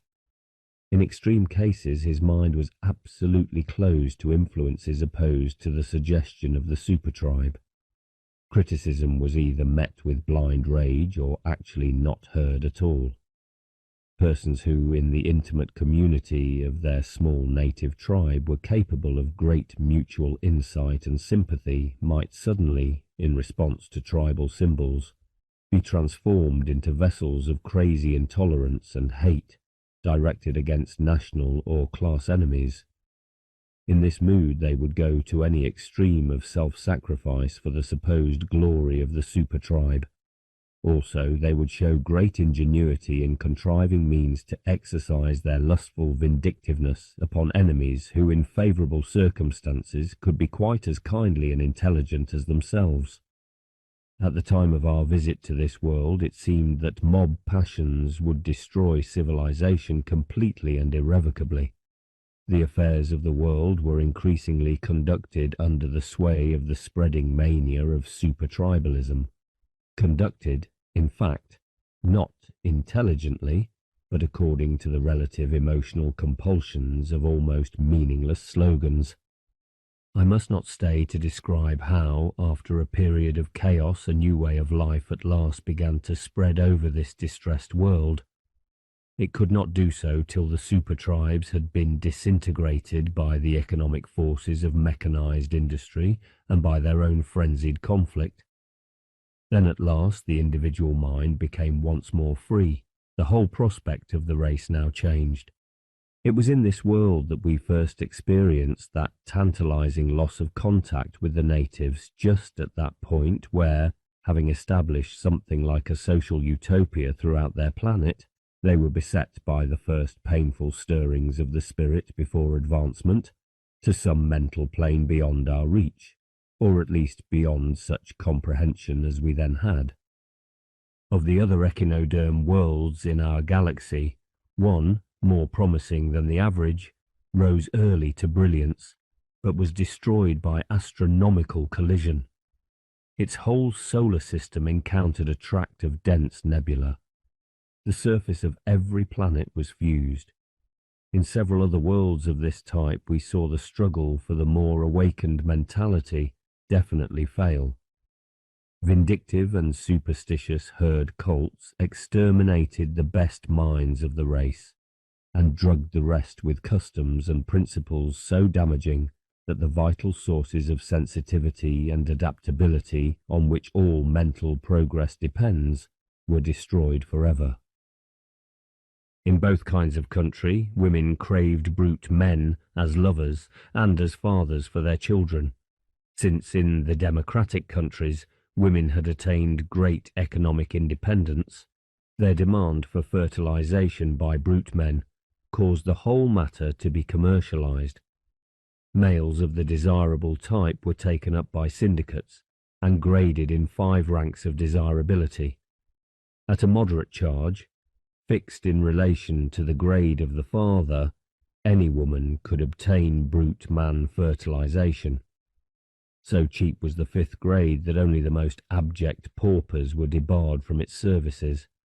The charge for actual copulation with even the lowest grade of selected male was, of course, much higher, since perforce the supply was limited.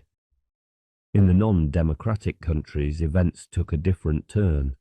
In each of these regions, a tyrant of the fashionable type gathered upon his own person the adoration of the whole population. He was the God-sent hero. He was himself divine. Every woman longed passionately to have him, if not as a lover, at least as father of her children. In some lands, artificial insemination from the master was permitted only as a supreme distinction for women of perfect type. Ordinary women of every class, however, were entitled to insemination from the authorized aristocratic stud of brute men. In other countries, the master himself condescended to be the father of the whole future population. The result of this extraordinary custom of artificial fatherhood by brute men, which was carried on without remission in all countries for a generation, and in a less thorough manner for a very much longer period, was to alter the composition of the whole quasi-human race. In order to maintain continued adaptability to an ever-changing environment, a race must at all costs preserve in itself its slight but potent salting of sensibility and originality. In this world, the precious factor now became so diluted as to be ineffective. Henceforth, the desperately complex problems of the world were consistently bungled. Civilization decayed. The race entered on a phase of what might be called pseudo-civilized barbarism, which was in essence subhuman and incapable of change. This state of affairs continued for some millions of years, but at last the race was destroyed by the ravages of a small rat-like animal against which it could devise no protection. In conclusion, I will mention that in 1 or 2 of these quasi-human worlds, a new and superior biological race emerged naturally during the typical world crisis, gained power by sheer intelligence and sympathy, took charge of the planet, persuaded the Aborigines to cease breeding, peopled the whole planet with its own superior type, and created a human race which attained communal mentality and rapidly advanced beyond the limits of our exploring and overstrained understanding. Before our contact failed, we were surprised to observe that as the new species superseded the old and took over the vast political and economic activity of that world, it came to realize with laughter the futility of all this feverish and aimless living. Under our eyes, the old order began to give place to a new and simpler order, in which the world was to be peopled by a small aristocratic population, served by machines freed alike from drudgery and luxury and intent on exploration of the cosmos and the mind. This changeover to a simpler life happened in several other worlds, not by the intervention of a new species, but simply by the victory of the new mentality in its battle against the old. 3. Nautiloids. As our exploration advanced and we gathered more and more helpers from the many worlds that we entered, our imaginative insight into alien natures increased, though our research was still restricted to races which were in the throes of the familiar spiritual crisis. We gradually acquired the power of making contact with beings whose minds were very far from human in texture. I must now try to give some idea of the main types of these non-human intelligent worlds. In some cases, the difference from humanity, though physically striking and even mentally very remarkable, was not nearly so far-reaching as the cases to be described in the next chapter. In general, the physical and mental form of conscious beings is an expression of the character of the planet on which they live. On certain very large and aqueous planets, for instance, we found that civilization had been achieved by marine organisms. On these huge globes, no land dwellers as large as a man could possibly thrive, for gravitation would have nailed them to the ground. But in the water, there was no such limitation to bulk. One peculiarity of these big worlds was that, owing to the crushing action of gravitation, there were seldom any great elevations and depressions in their surface.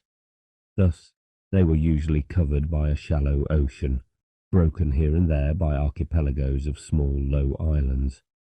Situated, if I remember rightly, near the congested heart of the galaxy, this star was born late in galactic history, and it gave birth to planets when already many of the older stars were encrusted with smouldering lava.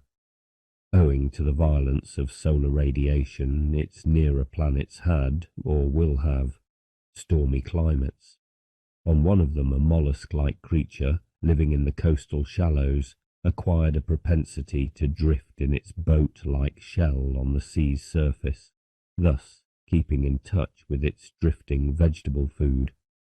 As the ages passed, its shell became better adapted to navigation.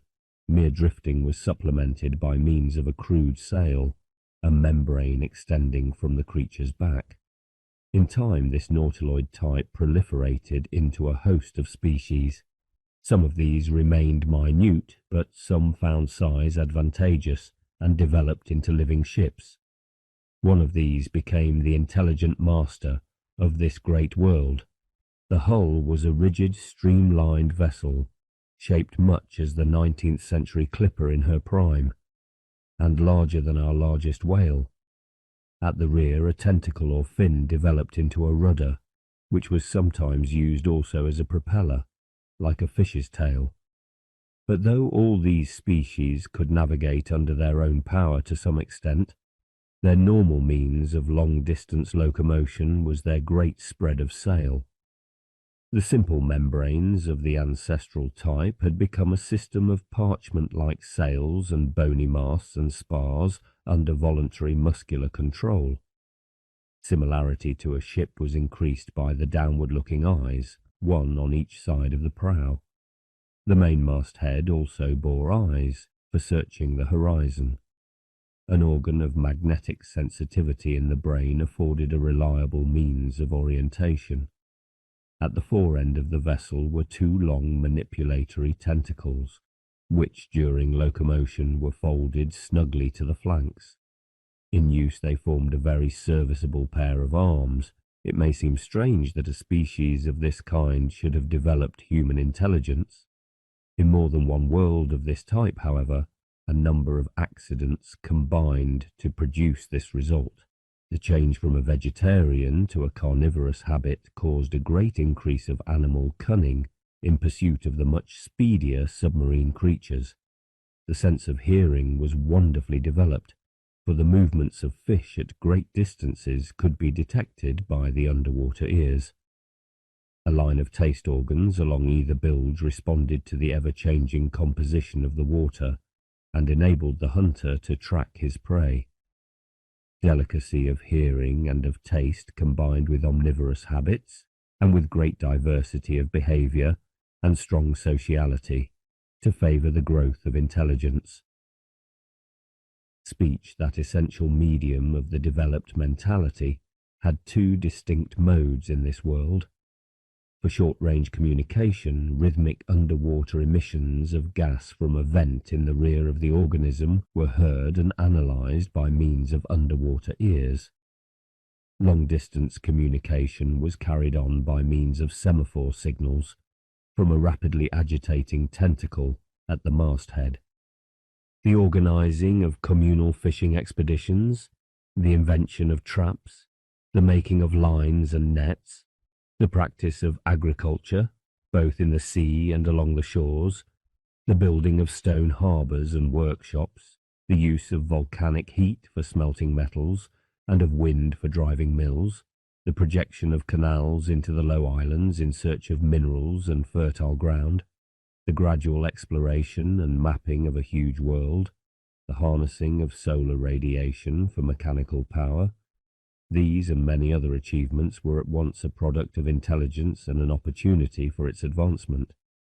Sometimes we saw two of the living ships fighting, tearing at one another's sails with snake-like tentacles, stabbing at one another's soft decks with metal knives, or at a distance firing at one another with cannon.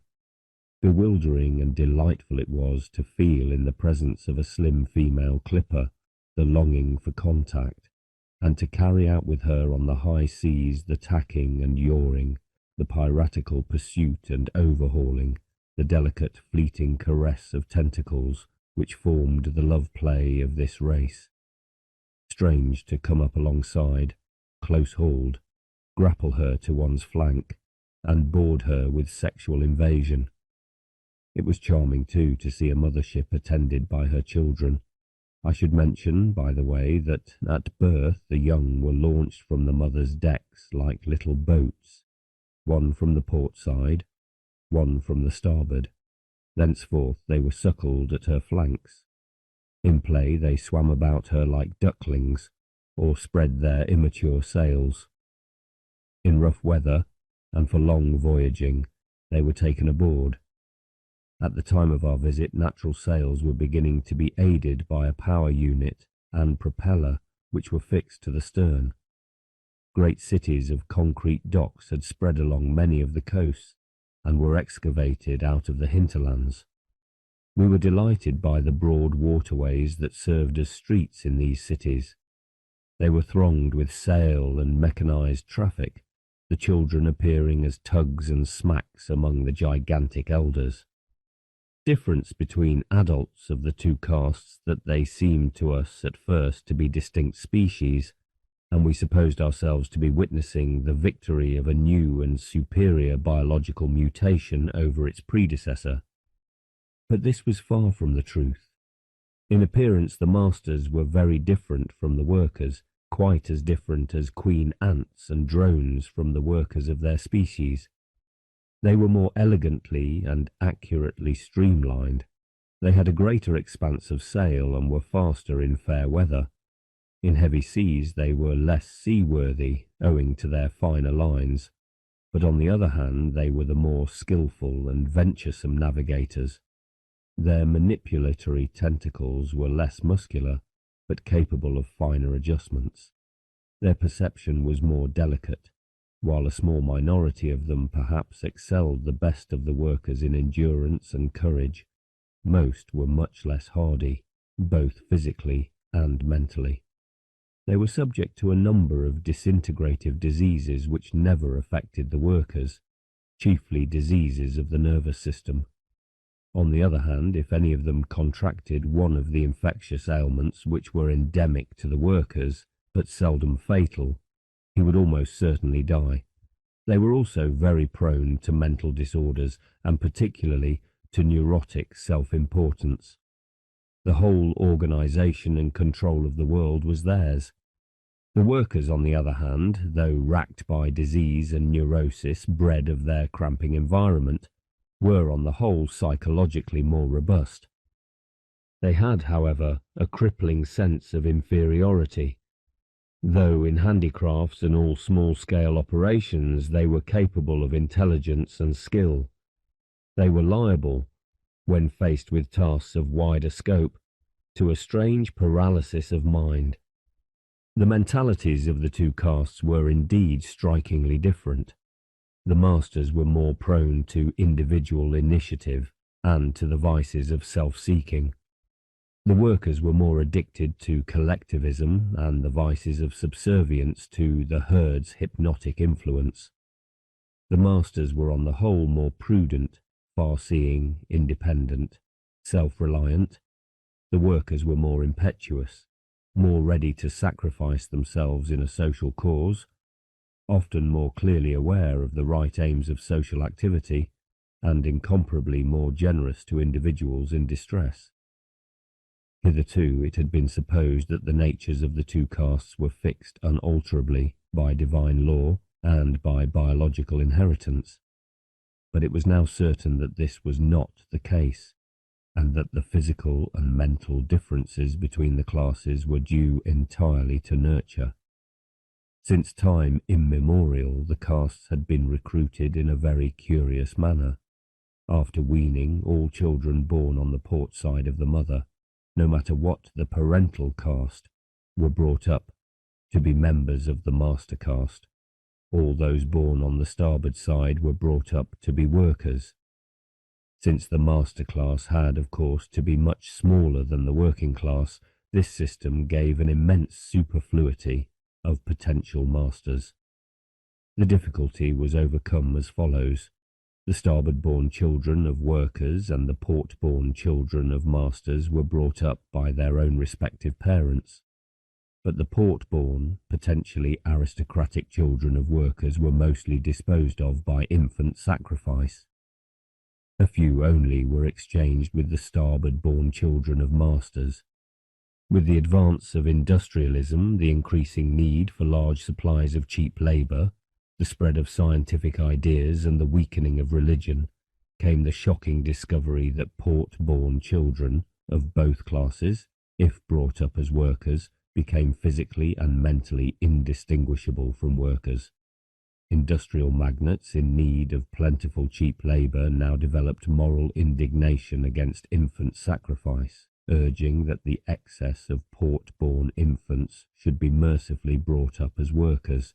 Presently, certain misguided scientists made the even more subversive discovery that starboard-born children brought up as masters developed the fine lines, the great sails, the delicate constitution, the aristocratic mentality of the master caste. An attempt was made by the masters to prevent this knowledge from spreading to the workers, but certain sentimentalists of their own caste bruited it abroad and preached a new-fangled and inflammatory doctrine of social equality. During our visit, the world was in terrible confusion. In backward oceans, the old system remained unquestioned, but in all the more advanced regions of the planet, a desperate struggle was being waged. In one great archipelago, a social revolution had put the workers in power, and a devoted, though ruthless dictatorship was attempting so to plan the life of the community that the next generation should be homogeneous and of a new type, combining the most desirable characters of both workers and masters. Elsewhere, the masters had persuaded their workers that the new ideas were false and base, and certain to lead to universal poverty and misery. A clever appeal was made to the vague but increasing suspicion that materialistic science was misleading and superficial, and that mechanized civilization was crushing out the more spiritual potentialities of the race. Skilled propaganda spread the ideal of a kind of corporate state, with port and starboard flanks correlated, by a popular dictator who, it was said, would assume power by divine right and the will of the people. I must not stay to tell of the desperate struggle which broke out between these two kinds of social organizations. In the worldwide campaigns, many a harbour, many an ocean current, flowed red with slaughter, under the pressure of a war to the death. All that was best, all that was most human and gentle on each side was crushed out by military necessity. On the one side, the passion for a unified world, where every individual should live a free and full life in service of the world community, was overcome by the passion to punish spies, traitors, and heretics. On the other, vague and sadly misguided yearnings for a nobler, less materialistic life were cleverly transformed by the reactionary leaders into vindictiveness against the revolutionaries.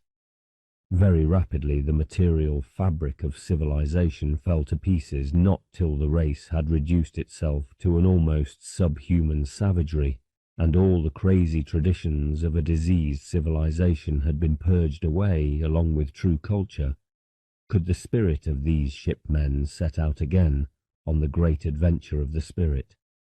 Many thousands of years later, it broke through, on to that higher plane of being which I have still to suggest, as best I may. 6. Intimations of the Star Maker. It must not be supposed that the normal fate of intelligent races in the galaxy is to triumph. So far I have spoken mainly of those fortunate echinoderm and nautiloid worlds which did at last pass triumphantly into the more awakened state, and I have scarcely even mentioned the hundreds, the thousands of worlds which met disaster. This selection was inevitable because my space is limited, and because these two worlds, together with the even stranger spheres that I shall describe in the next chapter, were to have great influence on the fortunes of the whole galaxy. But many other worlds of human rank were quite as rich in history as those which I have noticed. Individual lives in them were no less varied than lives elsewhere, and no less crowded with distress and joy. Some triumphed, some in their last phase suffered a downfall, swift or slow, which lent them the splendour of tragedy. But since these worlds play no special part in the main story of the galaxy, they must be passed over in silence, along with the still greater host of worlds which never attained even to human rank. If I were to dwell upon their fortunes, I should commit the same error as a historian who should try to describe every private life and neglect the pattern of the whole community. I've already said that as our experience of the destruction of worlds increased, we were increasingly dismayed by the wastefulness and seeming aimlessness of the universe. So many worlds, after so much distress, attained so nearly to social peace and joy, only to have the cup snatched from them forever. Often disaster was brought by some trivial flaw of temperament or biological nature. Some races had not the intelligence, some lacked the social will to cope with the problems of a unified world community. Some were destroyed by an upstart bacterium before their medical science was mature. Others succumbed to climatic change, many to loss of atmosphere. Sometimes the end came through collision with dense clouds of dust or gas, or with swarms of giant meteors. Not a few worlds were destroyed by the downfall of a satellite, the lesser body ploughing its way, age after age, through the extremely rarefied but omnipresent cloud of free atoms in interstellar space, would lose momentum. Its orbit would contract, at first slowly, then rapidly. It would set up prodigious tides in the oceans of the larger body, and drown much of its civilization. Later, through the increasing stress of the planet's attraction, the great moon would begin to disintegrate. First, it would cast its ocean in a deluge on men's heads, then its mountains, and then the titanic and fiery fragments of its core. If in none of these manners came the end of the world, then inevitably, though perhaps not till the latter days of the galaxy, it must come in another way. The planet's own orbit, fatally contracting, must bring every world at last so close to its sun that conditions must pass beyond the limit of life's adaptability, and age by age all living things must be parched to death and roasted. Dismay, terror, horror, many a time seized us as we witnessed these huge disasters. An agony of pity for the last survivors of these worlds was part of our schooling. The most developed of the slaughtered worlds did not need our pity, since their inhabitants seemed capable of meeting the end of all that they cherished with peace. Even a strange, unshakable joy which we in this early stage of our adventure could by no means comprehend. But only a few, very few, could reach this state, and only a few out of the great host of worlds could win through even to the social peace and fullness toward which all were groping. In the more lowly worlds, moreover, few were the individuals who won any satisfaction of life even within the narrow bounds of their own imperfect nature. No doubt one or two, here and there, in almost every world, found not merely happiness, but the joy that passes all understanding. But to us, crushed now by the suffering and futility of 1,000 races, it seemed that this joy itself, this ecstasy, whether it was supported by scattered individuals or by whole worlds, must after all be condemned as false, and that those who had found it must after all have been drugged by their own private and untypical well-being of spirit. For surely it had made them insensitive to the horror around them. The sustaining motive of our pilgrimage had been the hunger which formerly drove men on earth in search of God. Yes, we had one and all left our native planets in order to discover whether, regarding the cosmos as a whole, the spirit which we all in our hearts obscurely knew and haltingly prized, the spirit which on earth we sometimes call humane, was lord of the universe, or outlaw, almighty, or crucified. And now it was becoming clear to us that if the cosmos had any lord at all, he was not that spirit but some other, whose purpose in creating the endless fountain of worlds was not fartherly toward the beings that he had made, but alien, inhuman, dark. Yet while we felt dismay, we felt also increasingly the hunger to see and to face fearlessly whatever spirit was indeed the spirit of this cosmos. For as we pursued our pilgrimage, passing again and again from tragedy to farce, from farce to glory, from glory often to a final tragedy, we felt increasingly the sense that some terrible, some holy, yet at the same time unimaginably outrageous and lethal, secret lay just beyond our reach. Again and again we were torn between horror and fascination, between moral rage against the universe, or the Star-Maker, and unreasonable worship. This same conflict was to be observed in all those worlds that were of our own mental stature. Observing these worlds in the phase of their past growth and groping as best we might toward the next plane of spiritual development, we came at last to see plainly the first stages of any world's pilgrimage. Even in the most primitive ages of every normal intelligent world, there existed in some minds the impulse to seek and to praise some universal thing. At first this impulse was confused with the craving for protection by some mighty power. Inevitably the beings theorized that the admired thing must be power, and that worship was mere propitiation. Thus they came to conceive the almighty tyrant of the universe, with themselves as his favoured children. But in time it became clear to their prophets that mere power was not what the praiseful heart adored. Then theory enthroned wisdom, or law, or righteousness, and after an age of obedience to some phantom lawgiver, or to divine legality itself, the beings found that these concepts too were inadequate to describe the indescribable glory that the heart confronted in all things, and mutely prized in all things. But now in every world that we visited, alternative ways opened out before the worshippers.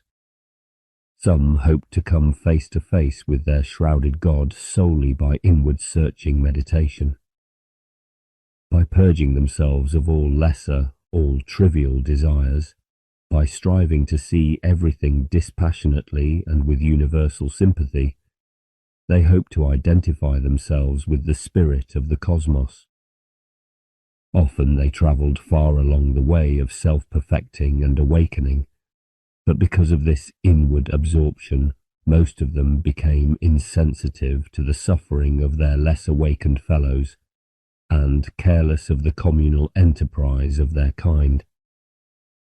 In not a few worlds this way of the spirit was thronged by all the most vital minds, and because the best attention of the race was given wholly to the inner life, material and social advancement was checked.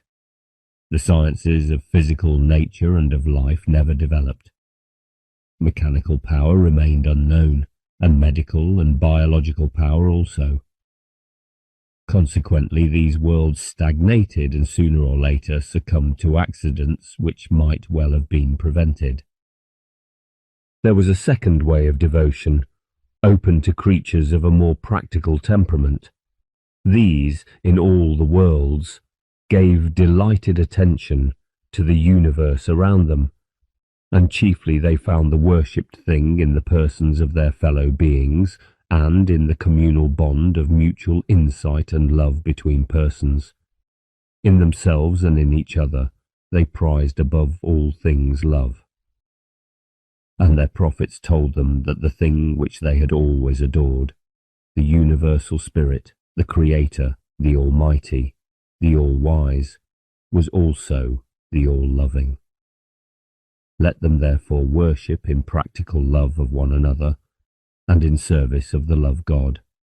And so for an age, short or long, they strove feebly to love and to become members one of another. They spun theories in defence of the theory of the love God. They set up priesthoods and temples in service of love. And because they hungered for immortality, they were told that to love was the way to attain eternal life. And so love, which seeks no reward, was misconceived. In most worlds, these practical minds dominated over the meditators.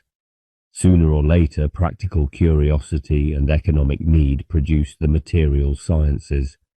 Probing every region with these sciences, the beings found nowhere, neither in the atom nor in the galaxy, nor for that matter in the heart of man either, any signature of the love God.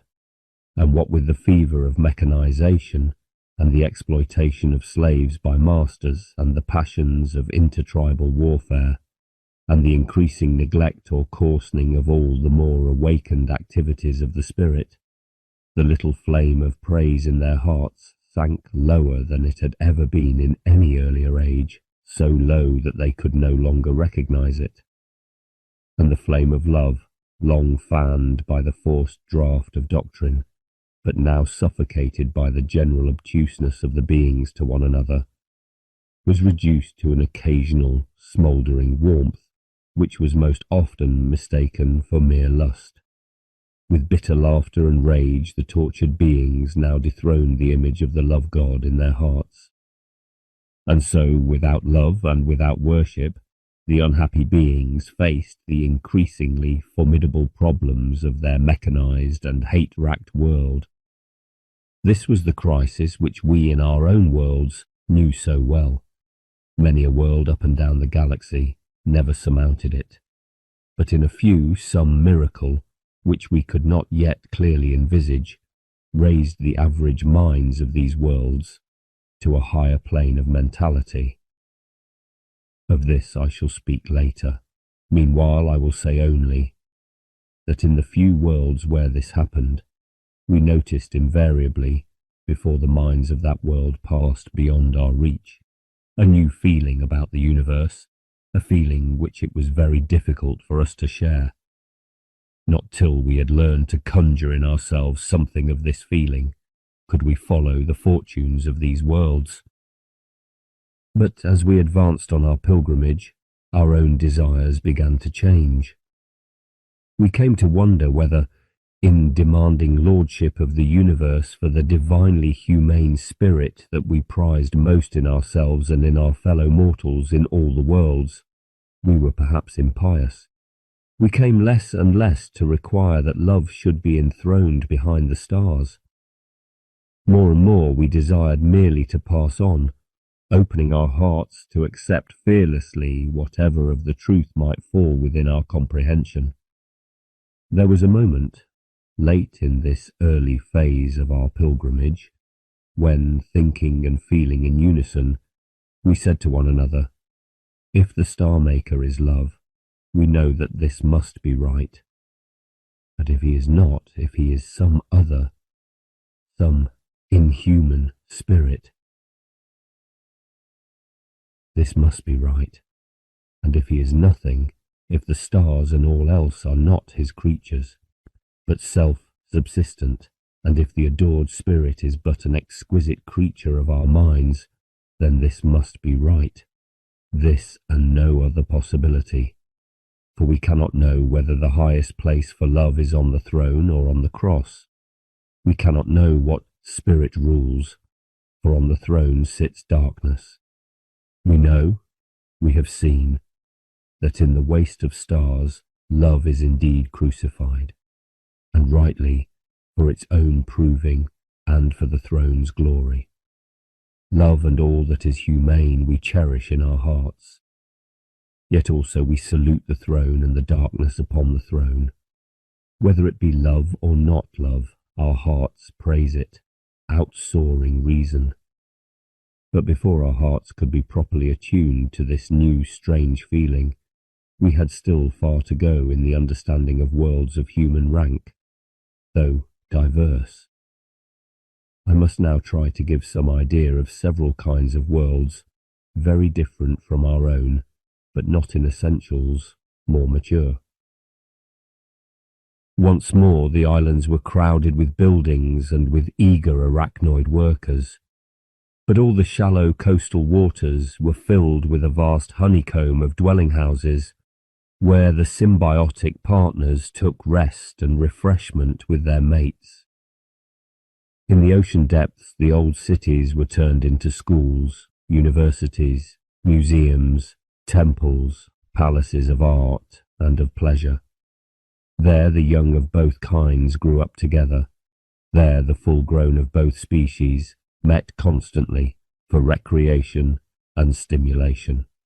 There, while the arachnoids were busy on the islands, the ichthyoids performed their work of education and of refashioning the whole theoretical culture of the world.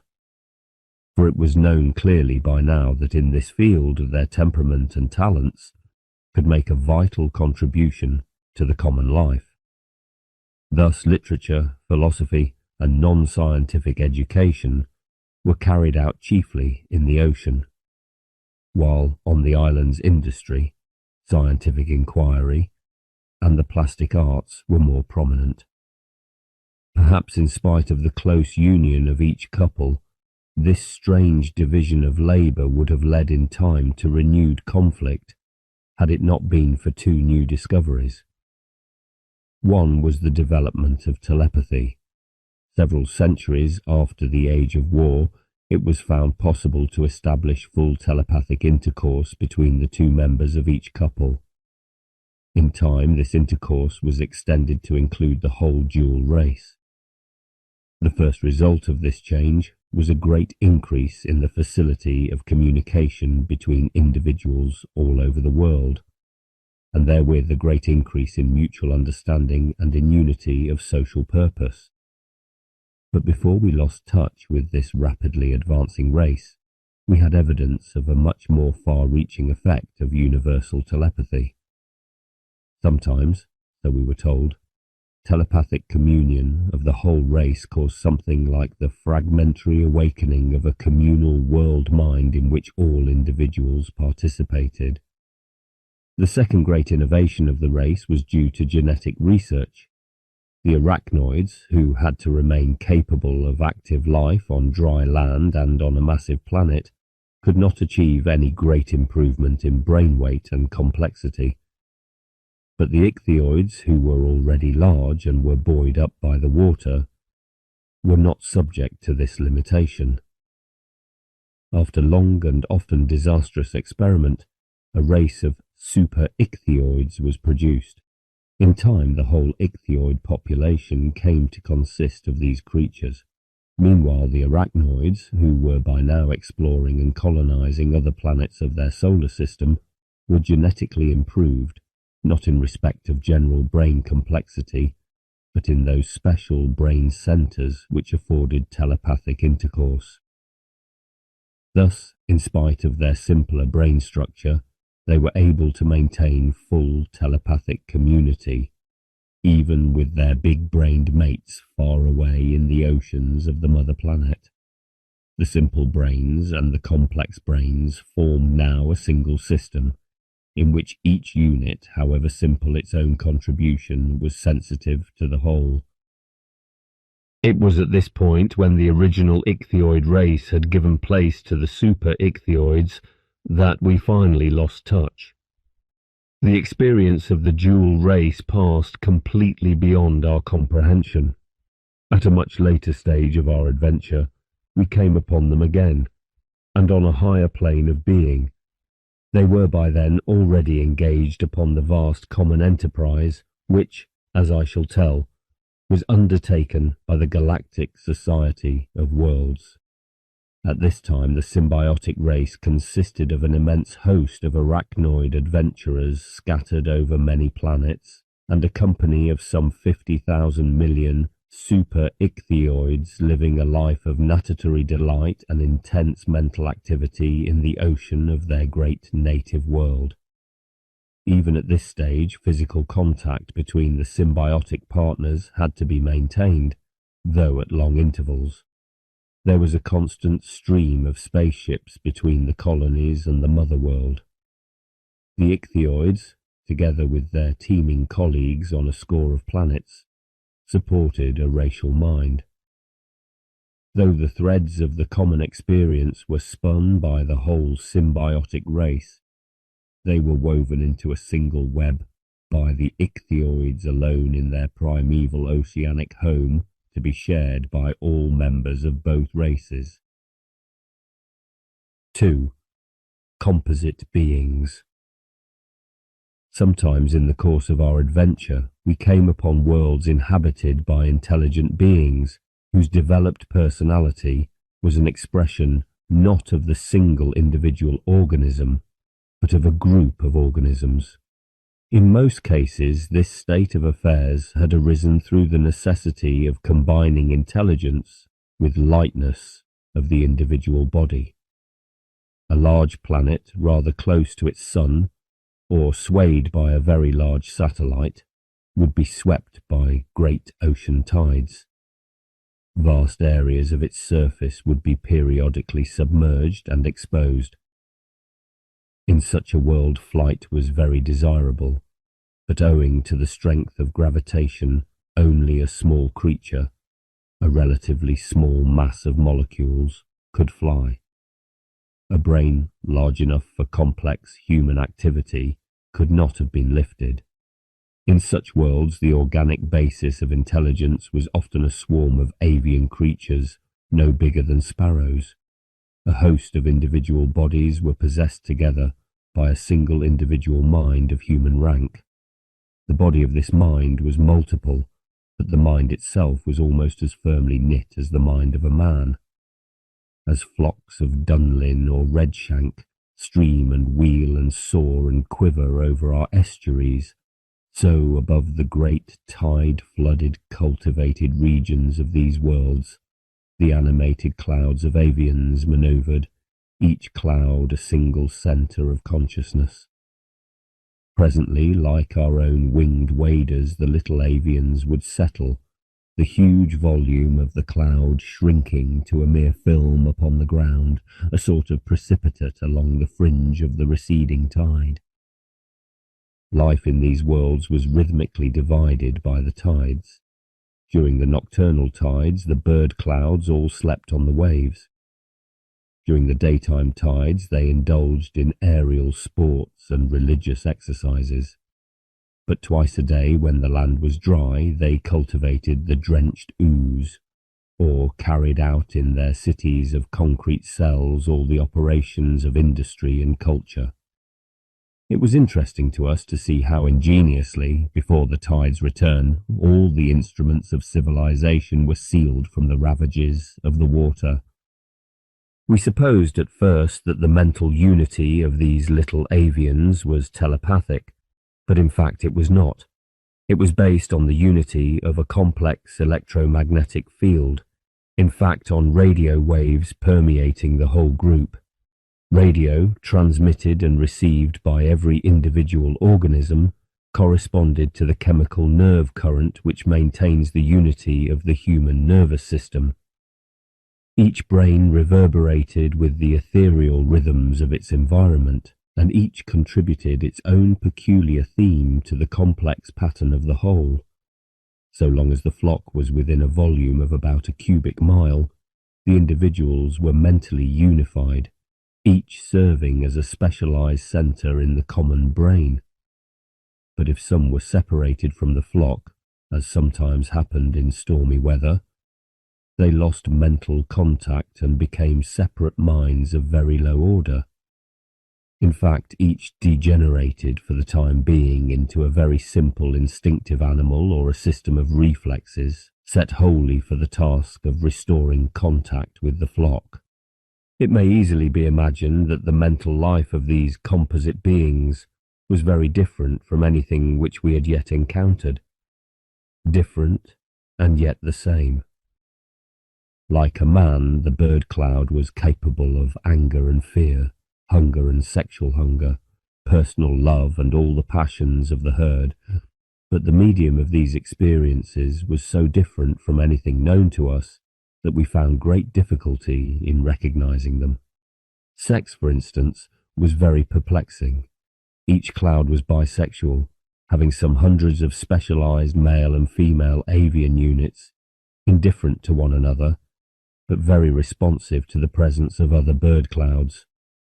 We found that in these strange multiple beings, the delight and shame of bodily contact were obtained, not only through actual sexual union of the specialized sexual members, but with the most exquisite subtlety, in the aerial interfusion of two flying clouds during the performance of courtship gymnastics in the air.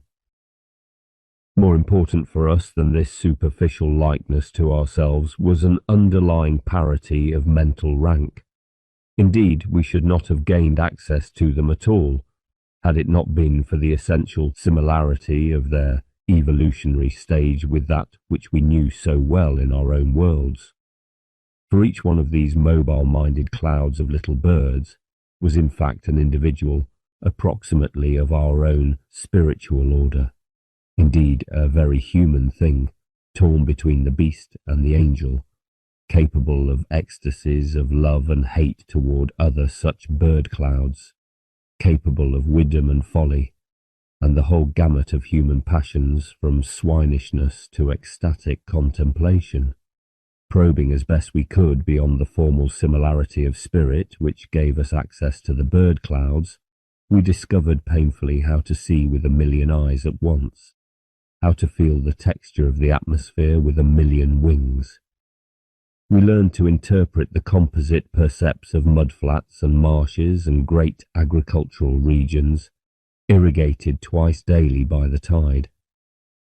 We admired the great tide-driven turbines and the system of electric transport of freight. We discovered that the forests of high concrete poles or minarets and platforms on stilts, which stood in the shallowest of the tidal areas, were nurseries where the young were tended till they could fly. Little by little we learned to understand something of the alien thought of these strange beings, which was in its detailed texture so different from our own, yet in general, pattern and significance so similar. Time presses, and I must not try even to sketch the immense complexity of the most developed of these worlds. So much else has still to be told. I will say only that, since the individuality of these bird clouds was more precarious than human individuality, it was apt to be better understood and more justly valued.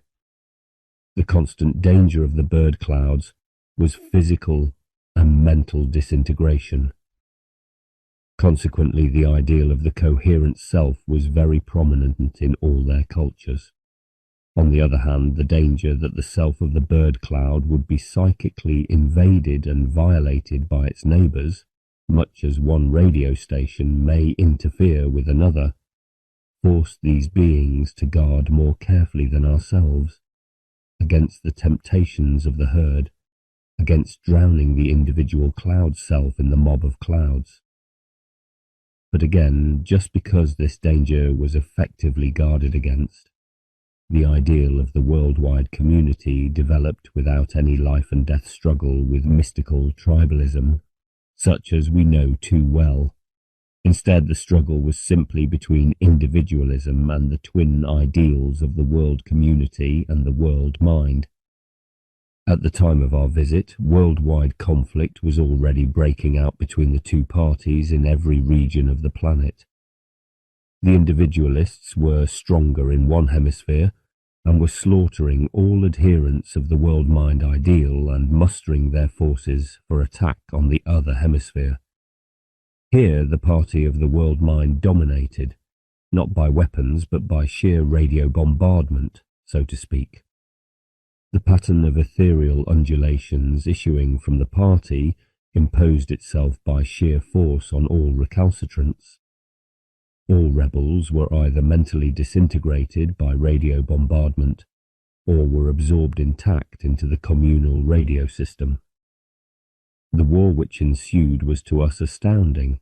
The individualists used artillery and poison gas. The party of the world mind used these weapons far less than the radio, which they, but not their enemies, could operate with irresistible effect. So greatly was the radio system strengthened and so adapted to the physiological receptivity of the avian units that before the individualists had done serious harm, they found themselves engulfed, so to speak, in an overwhelming torrent of radio stimulation. Their individuality crumbled away. The avian units that made up their composite bodies were either destroyed, if they were specialized for war, or reorganized into new clouds loyal to the world mind. Shortly after the defeat of the individualists, we lost touch with this race. The experience and the social problems of the young world mind were incomprehensible to us. Not till a much later stage of our adventure did we regain contact with it. Others of the worlds inhabited by races of bird clouds were less fortunate. Most, through one cause or another, came to grief. In many of them, the stresses of industrialism or of social unrest brought about a plague of insanity or disintegration of the individual into a swarm of mere reflex animals. These miserable little creatures, which had not the power of independent intelligent behaviour were slaughtered in myriads by natural forces and beasts of prey. Presently the stage was clear for some worm or amoeba to re-inaugurate the great adventure of biological evolution toward the human plane. In the course of our exploration, we came upon other types of composite individuals. For instance, we found that very large dry planets were sometimes inhabited by populations of insect-like creatures, each of whose swarms or nests was the multiple body of a single mind. These planets were so large that no mobile organism could be bigger than a beetle, no flying organism bigger than an ant. In the intelligent swarms that fulfilled the part of men in these worlds, the microscopic brains of the insect-like units were specialized for microscopic functions within the group, much as the members of an ant's nest are specialized for working, fighting, reproduction, and so on. All were mobile, but each class of the units fulfilled special neurological functions in the life of the whole. In fact, they acted as though they were special types of cells in a nervous system. In these worlds, as in the worlds of the bird clouds, we had to accustom ourselves to the unified awareness of a huge swarm of units. With innumerable hurrying feet, we crept along Lilliputian concrete passages. With innumerable manipulatory antennae, we took part in obscure industrial or agricultural operations, or in the navigation of toy ships on the canals and lakes of these flat worlds. Through innumerable many-faceted eyes we surveyed the plains of moss-like vegetation, or studied the stars with minute telescopes and spectroscopes. So perfectly organized was the life of the minded swarm that all routine activities of industry and agriculture had become, from the point of view of the swarm's mind, unconscious, like the digestive processes of a human being. The little insectoid units themselves carried on these operations consciously, though without understanding their significance. But the mind of the swarm had lost the power of attending to them. Its concern was almost wholly with such activities as called for unified conscious control, in fact, with practical and theoretical invention of all kinds, and with physical and mental exploration. At the time of our visit to the most striking of these insectoid worlds, the world population consisted of many great nations of swarms. Each individual swarm had its own nest, its Lilliputian city, an area of about an acre, in which the ground was honeycombed to a depth of 2 feet, with chambers and passages. The surrounding district was devoted to the cultivation of the moss-like food plants. As the swarm increased in size, colonies might be founded beyond the range of the physiological radio system of the parent swarm. Thus arose new group individuals, but neither in this race, nor in the race of bird clouds, was there anything corresponding to our successive generations of individual minds. Within the minded group, the insectoid units were ever dying off and giving place to fresh units, but the mind of the group was potentially immortal. The units succeeded one another. The group self persisted. Its memory reached back past countless generations of units, fading as it receded, and finally losing itself in that archaic time when the human was emerging from the subhuman. Thus the civilized swarms had vague and fragmentary memories of every historical period. Civilization had turned the old disorderly warrens into carefully planned subterranean cities, had turned the old irrigation channels into a widespread mesh of waterways for the transport of freight from district to district, had introduced mechanical power based on the combustion of vegetable matter, had smelted metals from outcrops and alluvial deposits, had produced the extraordinary tissue of minute, almost microscopic machinery, which had so greatly improved the comfort and health of the more advanced regions, had produced also myriads of tiny vehicles, corresponding to our tractors, trains, ships, had created class distinctions between those group individuals that remained primarily agricultural, those that were mainly industrial, and those that specialized in intelligent coordination of their country's activities. These last became in time the bureaucratic tyrants of the country, owing to the great size of the planet and the extreme difficulty of long-distance travel by creatures so small as the insectoid units. Civilizations had developed independently in a score of insulated regions, and when at last they came in contact, many of them were already highly industrialized and equipped with the most modern weapons. The reader may easily imagine what happened when races that were in most cases biologically of different species and anyhow were completely alien in customs, thought, and ideals, suddenly found themselves in contact and in conflict. It would be wearisome to describe the insane warfare which ensued, but it is of interest to note that we, the telepathic visitors from regions remote in time and space, could communicate with these warring hosts more easily than one host could communicate with another. And through this power, we were actually able to play an important part in the history of this world. Indeed, it was probably through our mediation that these races were saved from mutual destruction. Taking up positions in key mines on each side of the conflict, we patiently induced in our hosts some insight into the mentality of the enemy. And since each of these races had already passed far beyond the level of sociality known on the earth, since in relation to the life of his own race, a swarm mind was capable of true community, the realization of the enemy as being not monstrous but essentially humane was enough to annihilate the will to fight. The key minds on either side, enlightened by divine messengers, heroically preached peace, and though many of them were hastily martyred, their cause triumphed. The races made terms with each other, all save two formidable and culturally rather backward peoples. These we could not persuade, and as they were by now highly specialized for war, they were a very serious menace.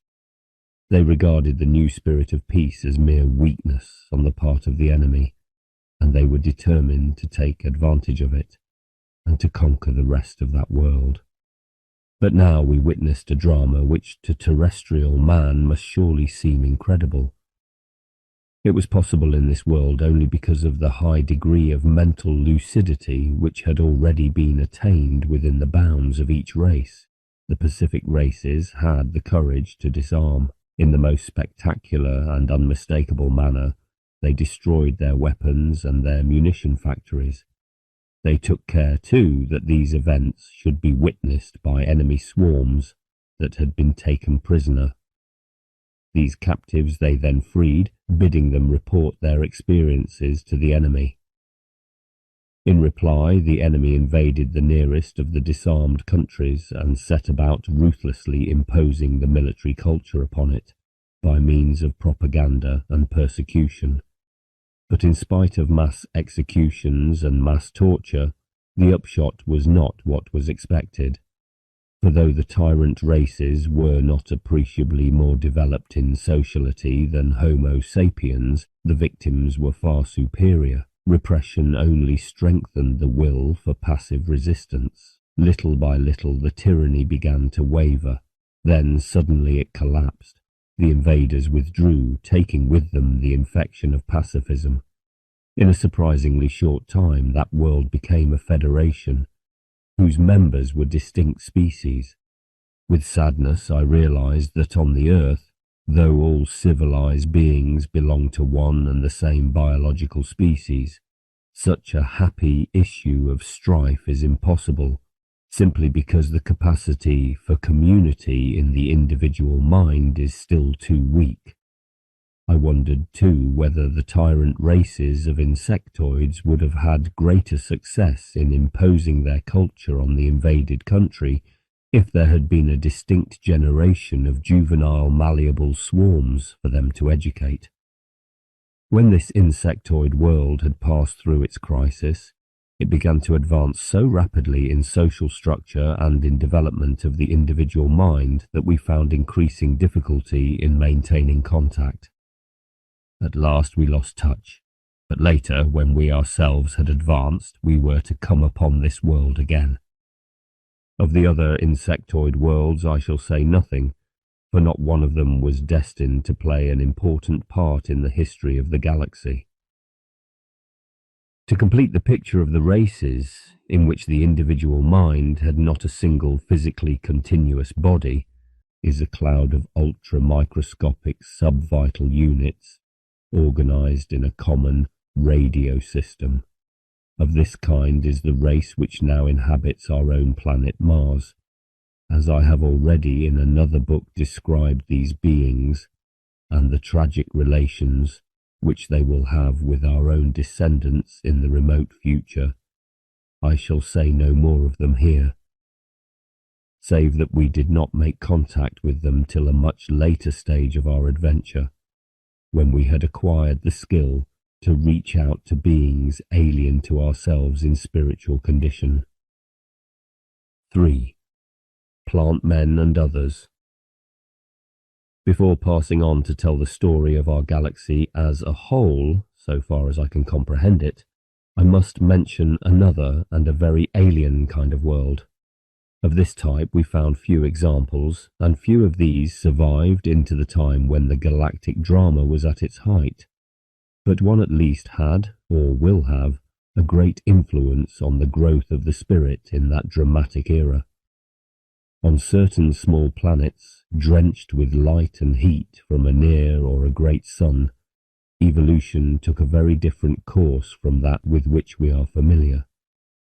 The vegetable and animal functions were not separated into distinct organic types. Every organism was at once animal and vegetable. In such worlds, the higher organisms were something like gigantic and mobile herbs, but the violent flood of solar radiation rendered the tempo of their life much more rapid than that of our plants. To say that they looked like herbs is perhaps misleading, for they looked equally like animals.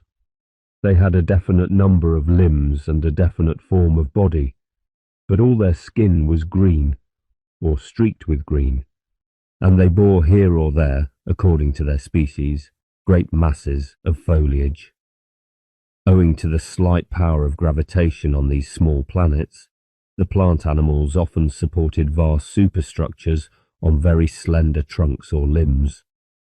In general, those that were mobile were less generously equipped with leaves than those that were more or less sedentary. In these small hot worlds, the turbulent circulation of water and atmosphere caused rapid changes in the condition of the ground from day to day. Storm and flood made it very desirable for the organisms of these worlds to be able to move from place to place. Consequently, the early plants, which owing to the wealth of solar radiation, could easily store themselves with energy for a life of moderate muscular activity, developed powers of perception and locomotion. Vegetable eyes and ears, vegetable organs of taste, scent and touch, appeared on their stems or foliage.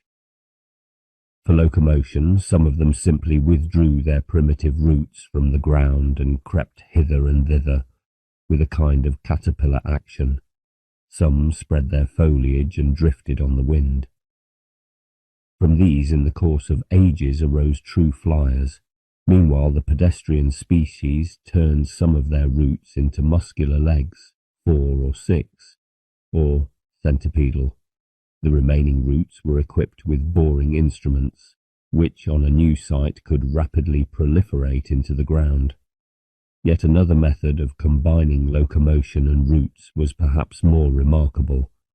The aerial portion of the organism would detach itself from its embedded roots and wander off by land or air to strike root afresh in virgin soil. When the second site was exhausted, The creature would either go off in search of a third, and so on, or return to its original bed, which by now might have recovered fertility. There, it would attach itself once more to its old dormant roots and wake them into new activity.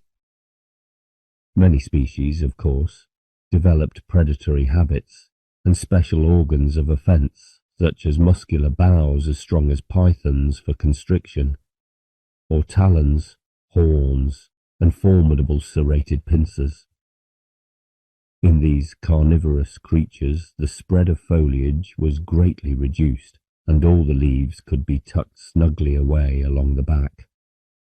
In the most specialized beasts of prey, the foliage was atrophied and had only decorative value. It was surprising to see how the environment imposed on these alien creatures forms suggestive of our tigers and wolves. And it was interesting too to note how excessive specialization and excessive adaptation to offence or defence ruined species after species, and how, when at length human intelligence appeared, it was achieved by an unimposing and inoffensive creature whose sole gifts were intelligence and sensibility toward the material world and toward its fellows. Before describing the efflorescence of humanity in this kind of world, I must mention one grave problem which faces the evolving life of all small planets, often at an early stage. This problem we had already come across on the other Earth. Owing to the weakness of gravitation and the disturbing heat of the sun, the molecules of the atmosphere very easily escape into space. Most small worlds, of course, lose all their air and water long before life can reach the human stage, sometimes even before it can establish itself at all.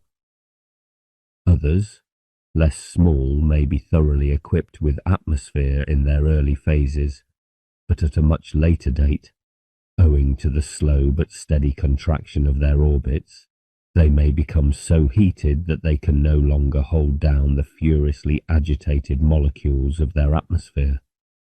On some of these planets, a great population of living forms develops in early eons only to be parched and suffocated out of existence through the long-drawn denudation and desiccation of the planet. But in more favourable cases, life is able to adapt itself progressively to the increasingly severe conditions.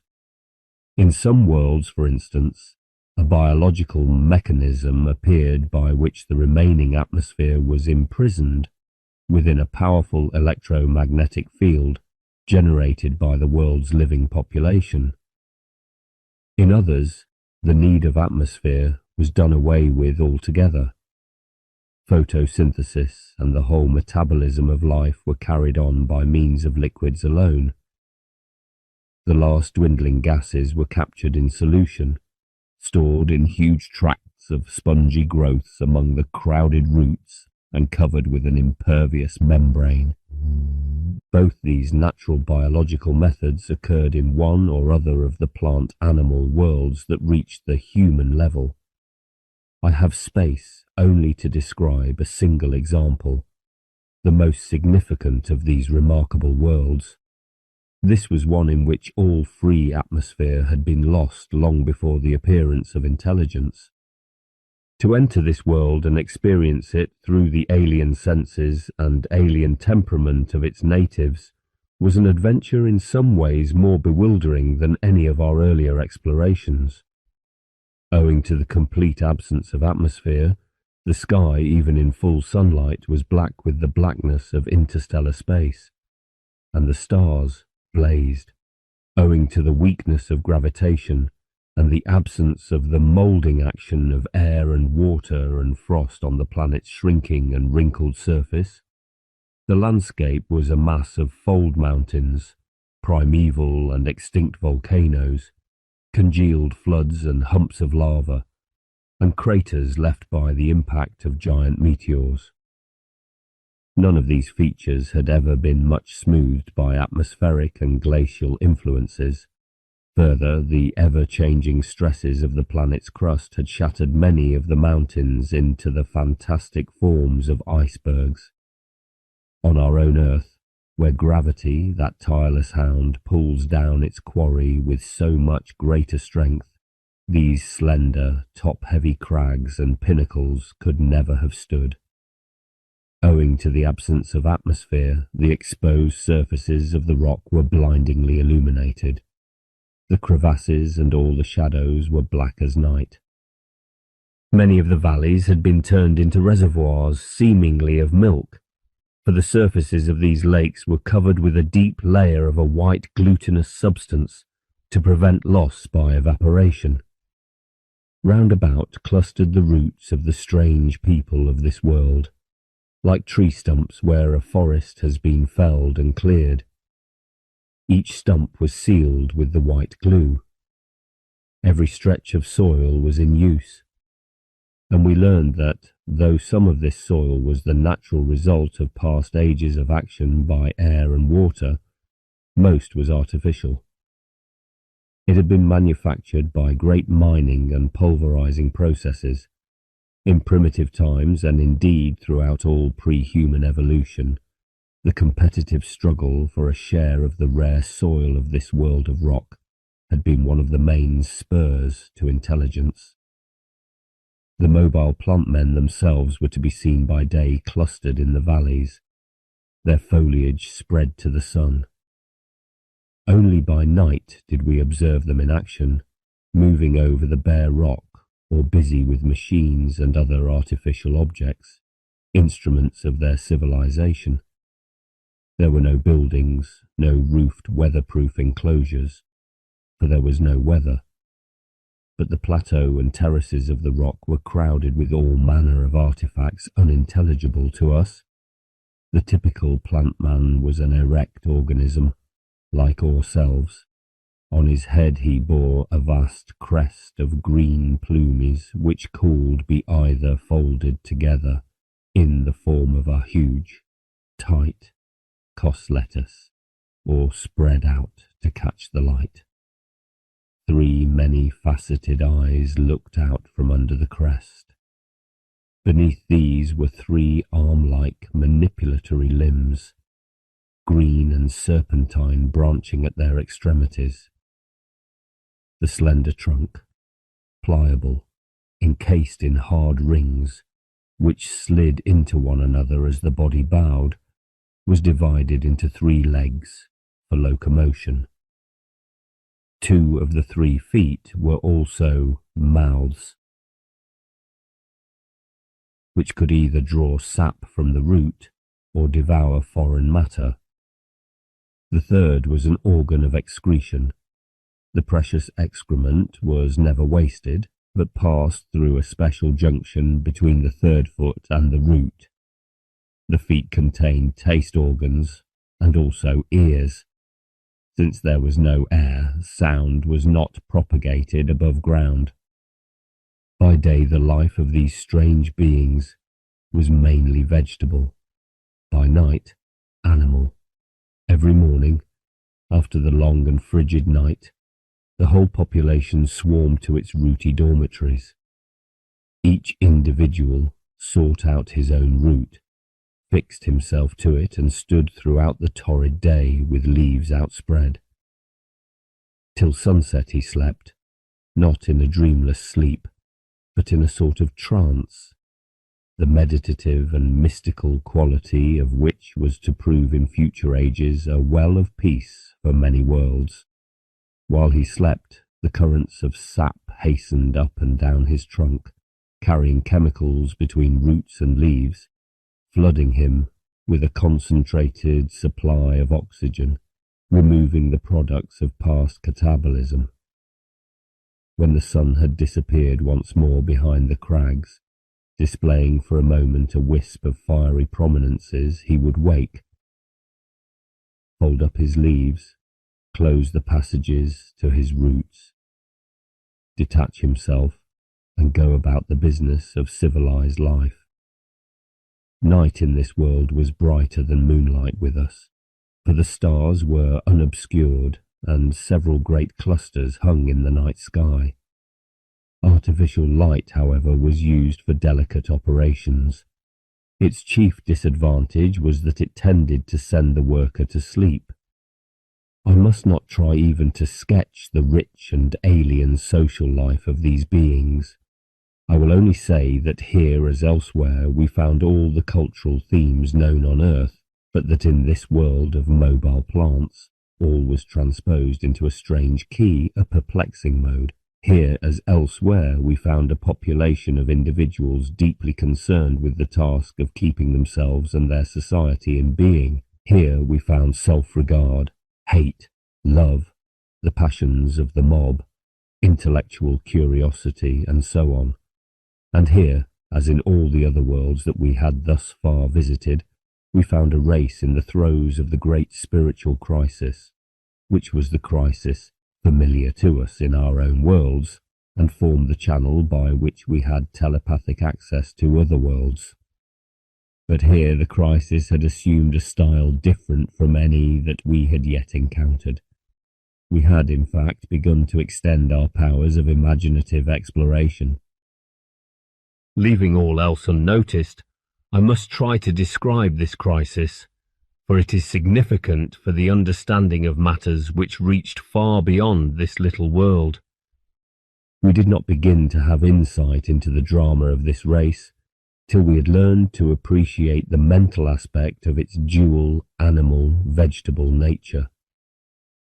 Briefly, the mentality of the plant men in every age was an expression of the varying tension between the two sides of their nature, between the active, assertive, objectively inquisitive, and morally positive animal nature, and the passive, subjectively contemplative, and devoutly acquiescent vegetable nature.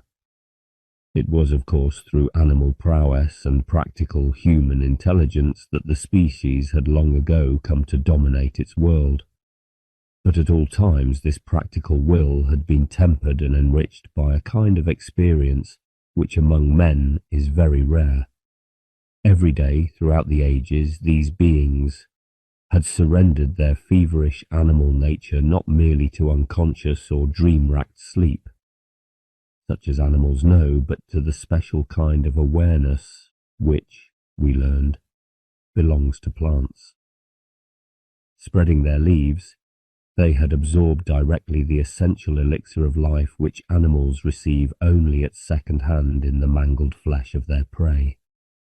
Thus they seemingly maintained immediate physical contact with the source of all cosmical being, and this state, though physical, was also in some sense spiritual.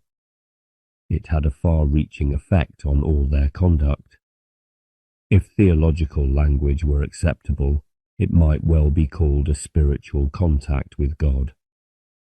During the busy night time they went about their affairs as insulated individuals, having no present immediate experience of their underlying unity, but normally they were always preserved from the worst excesses of individualism by memory of their daytime life. It took us long to understand that their peculiar daytime state did not consist simply in being united as a group mind, whether of tribe or race. Theirs was not the condition of the avian units in the bird cloud, nor yet of the telepathically constituted world minds, which, as we were later to discover, had a very great part to play in galactic history. The plant man did not in his daytime life come into possession of the percepts and thoughts of his fellow plant men, and thereby waken into a more comprehensive and discriminate awareness of the environment and of the multiple body of the race.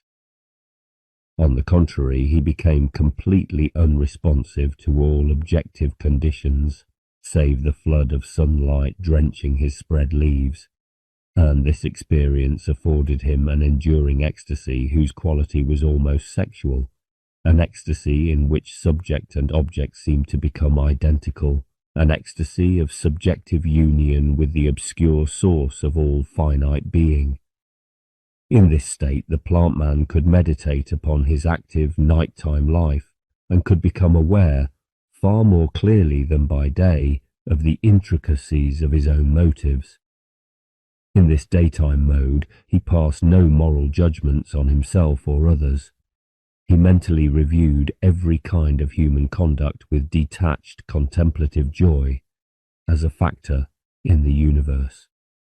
But when night came again, bringing the active nocturnal mood, the calm daytime insight into himself and others was lit with a fire of moral praise and censure.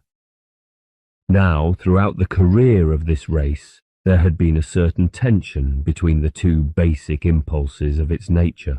All its finest cultural achievements had been made in times when both had been vigorous and neither predominant. But, as in so many other worlds, the development of natural science and the production of mechanical power from tropical sunlight caused grave mental confusion. The manufacture of innumerable aids to comfort and luxury, the spread of electric railways over the whole world, the development of radio, communication, the study of astronomy and mechanistic biochemistry, the urgent demands of war and social revolution, all these influences strengthened the active mentality and weakened the contemplative. The climax came when it was found possible to do away with the daytime sleep altogether. The products of artificial photosynthesis could be rapidly injected into the living body every morning, so that the plant man could spend practically the whole day in active work. Very soon the roots of the peoples were being dug up and used as raw material in manufacture. They were no longer needed for their natural purpose. I must not spend time in describing the hideous plight into which this world now fell. Seemingly artificial photosynthesis, though it could keep the body vigorous, failed to produce some essential vitamin of the spirit. A disease of robotism, of purely mechanical living, spread throughout the population. There was, of course, a fever of industrial activity. The plant men careered round their planet in all kinds of mechanically propelled vehicles, decorated themselves with the latest synthetic products, tapped the central volcanic heat for power, expended great ingenuity in destroying one another, and in 1,000 other feverish pursuits pushed on in search of a bliss which ever eluded them. After untold distresses, they began to realize that their whole way of life was alien to their essential plant nature. Leaders and prophets dared to inveigh against mechanization and against the prevalent intellectualistic scientific culture and against artificial photosynthesis. By now nearly all the roots of the race had been destroyed, but presently biological science was turned to the task of generating, from the few remaining specimens, new roots for all. Little by little the whole population was able to return to natural photosynthesis. The industrial life of the world vanished like frost in sunlight. In returning to the old alternating life of animal and vegetable, the plant men, jaded and deranged by the long fever of industrialism, found in their calm daytime experience an overwhelming joy. The misery of their recent life intensified by contrast. The ecstasy of the vegetal experience, the intellectual acuity that their brightest minds had acquired in scientific analysis, combined with the special quality of their revived plant life to give their whole experience a new lucidity. For a brief period they reached a plane of spiritual lucidity which was to be an example and a treasure for the future eons of the galaxy. But even the most spiritual life has its temptations. The extravagant fever of industrialism and intellectualism had so subtly poisoned the plant men that when at last they rebelled against it, they swung too far, falling into the snare of a vegetal life as one-sided as the old animal life had been. Little by little they gave less and less energy and time to animal pursuits, until at last their nights as well as their days were spent wholly as trees, and the active, exploring, manipulating animal intelligence died in them forever. For a while the race lived on in an increasingly vague and confused ecstasy of passive union with the universal source of being. So well established and automatic was the age-old biological mechanism for preserving the planet's vital gases in solution that it continued long to function without attention. But industrialism had increased the world population beyond the limits within which the small supplies of water and gases could easily fulfill its function. The circulation of material was dangerously rapid. In time the mechanism was overstrained. Leakages began to appear, and no one repaired them. Little by little the precious water and other volatile substances escaped from the planet. Little by little the reservoirs ran dry, the spongy roots were parched, the leaves withered.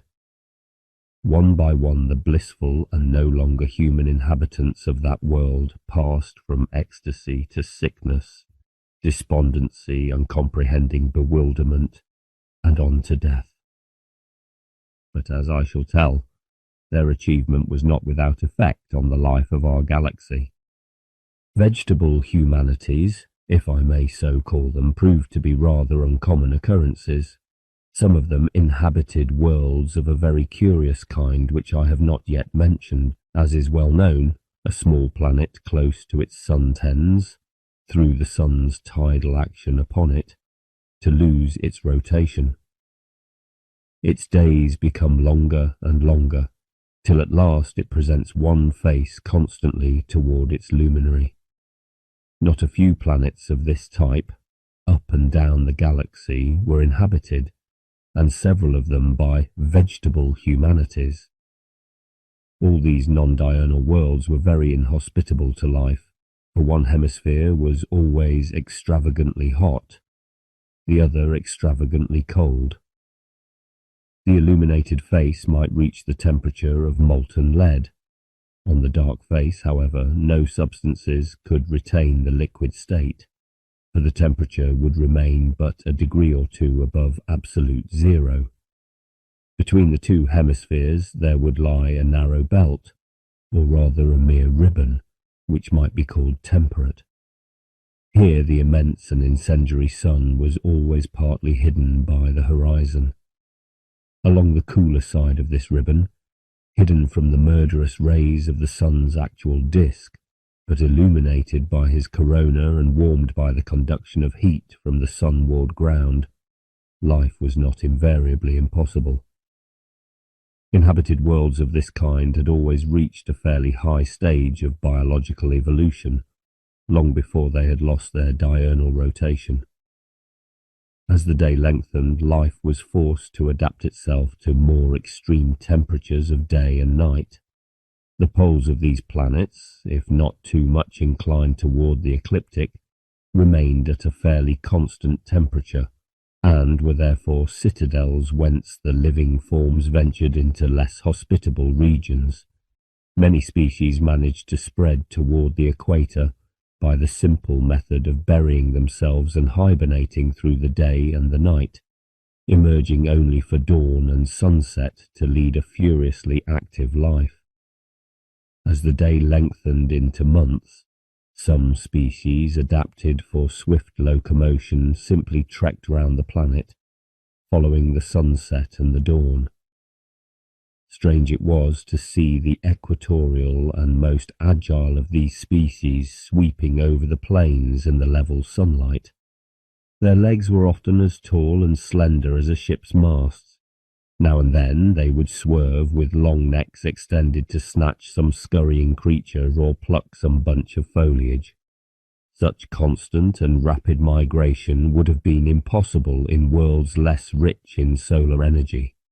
Human intelligence seems never to have been attained in any of these worlds, unless it had been attained already before night and day became excessively long, and the difference of their temperatures excessively great.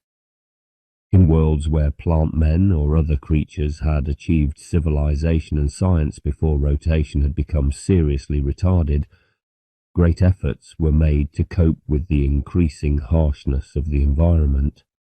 Sometimes civilization merely retreated to the poles, abandoning the rest of the planet.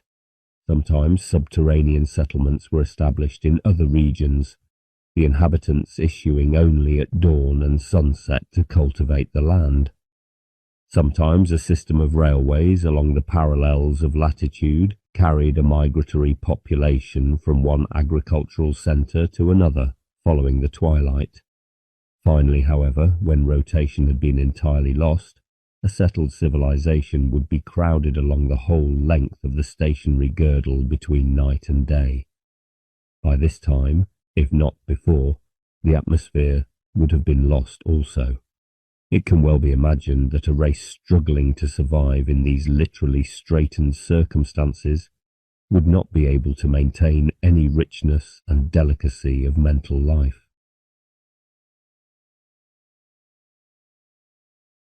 Seven. More worlds. 1. A symbiotic race. On certain large planets whose climates, owing to the proximity of a violent sun, were very much hotter than our tropics, we sometimes found an intelligent fish-like race. It was bewildering to us to discover that a submarine world could give rise to mentality of human rank, and to that drama of the spirit which we had now so often encountered. The very shallow and sun-drenched oceans of these great planets provided an immense diversity of habitats and a great wealth of living things. Green vegetation, which could be classified as tropical, subtropical, temperate and arctic, basked on the bright ocean floors. There were submarine prairies and forests. In some regions the giant weeds stretched from the sea bottom to the waves. In these jungles, the blue and blinding light of the sun was reduced almost to darkness. Immense coral-like growths, honeycombed with passages and swarming with all manner of live things, lifted their spires and turrets to the surface. Innumerable kinds of fish-like creatures of all sizes from sprat to whale inhabited the many levels of the waters, some gliding on the bottom, some daring an occasional leap into the torrid air. In the deepest and darkest regions, hosts of sea monsters, eyeless or luminous, browsed on the ceaseless rain of corpses which sank from the upper levels. Over their deep world lay other worlds of increasing brightness and colour, where gaudy populations basked, browsed, stalked, or hunted with arrowy flight. Intelligence in these planets was generally achieved by some unimposing social creature, neither fish, nor octopus, nor crustacean, but something of all three. It would be equipped with manipulatory tentacles, keen eyes, and subtle brain. It would make nests of weed in the crevices of the coral, or build strongholds of coral masonry. In time would appear traps, weapons, tools, submarine agriculture, the blossoming of primitive art, the ritual of primitive religion. Then would follow the typical fluctuating advance of the spirit from barbarism to civilization. One of these submarine worlds was exceptionally interesting. Early in the life of our galaxy, when few of the stars had yet condensed from the giant to the solar type, when very few planetary births had yet occurred, a double star and a single star in a congested cluster did actually approach one another, reach fiery filaments toward one another, and spawn a planet brood. Of these worlds, one, an immense and very aqueous sphere, produced in time a dominant race which was not a single species, but an intimate symbiotic partnership of two very alien creatures. The one came of a fish-like stock, the other was in appearance something like a crustacean. In form it was a sort of paddle-footed crab or marine spider. Unlike our crustaceans, it was covered not with a brittle carapace but with a tough pachydermatous hide. In maturity this serviceable jerkin was more or less rigid, save at the joints, but in youth it was very pliant to the still expanding brain.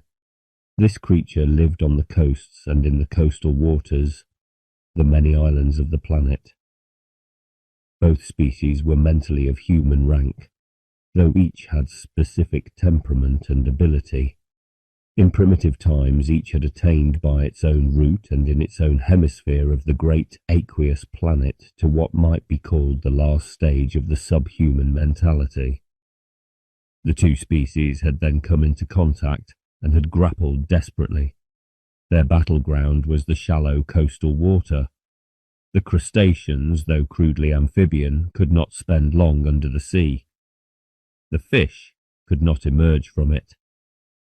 The two races did not seriously compete with one another in economic life, for the fish were mainly vegetarian, the crustaceans mainly carnivorous, yet neither could tolerate the presence of the other. Both were sufficiently human to be aware of one another as rival aristocrats in a subhuman world, but neither was human enough to realize that for each race the way of life lay in cooperation with the other. The fish-like creatures, which I shall call ichthyoids, had speed and range of travel. They had also the security of bulk. The crab-like or spider-like crustaceans, which I shall call arachnoids, had greater manual dexterity and had also access to the dry land. Cooperation would have been very beneficial to both species, for one of the staple foods of the arachnoids was parasitic to the ichthyoids.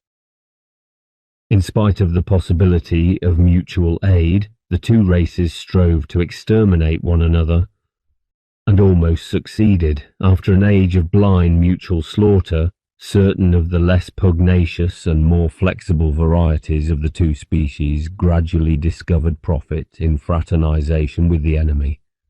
This was the beginning of a very remarkable partnership. Soon the arachnoids took to riding on the backs of the swift ichthyoids, and thus gained access to more remote hunting grounds.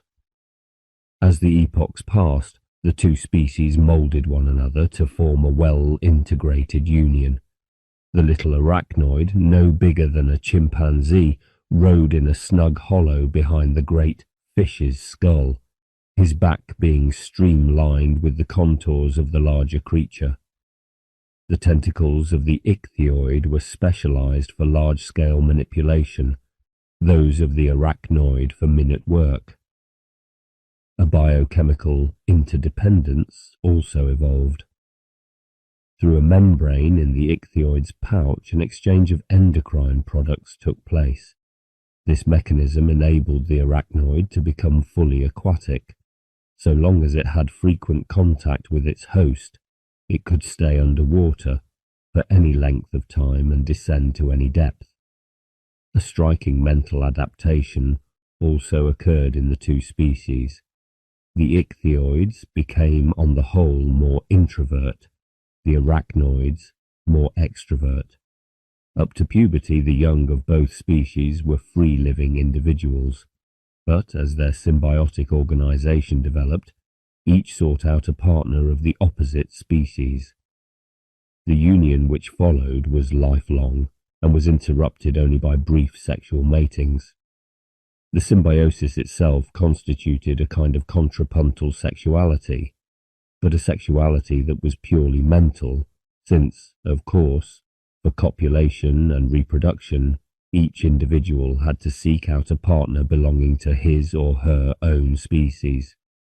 We found, however, that even the symbiotic partnership consisted invariably of a male of one species and a female of the other, and the male, whichever his species, behaved with parental devotion to the young of his symbiotic partner.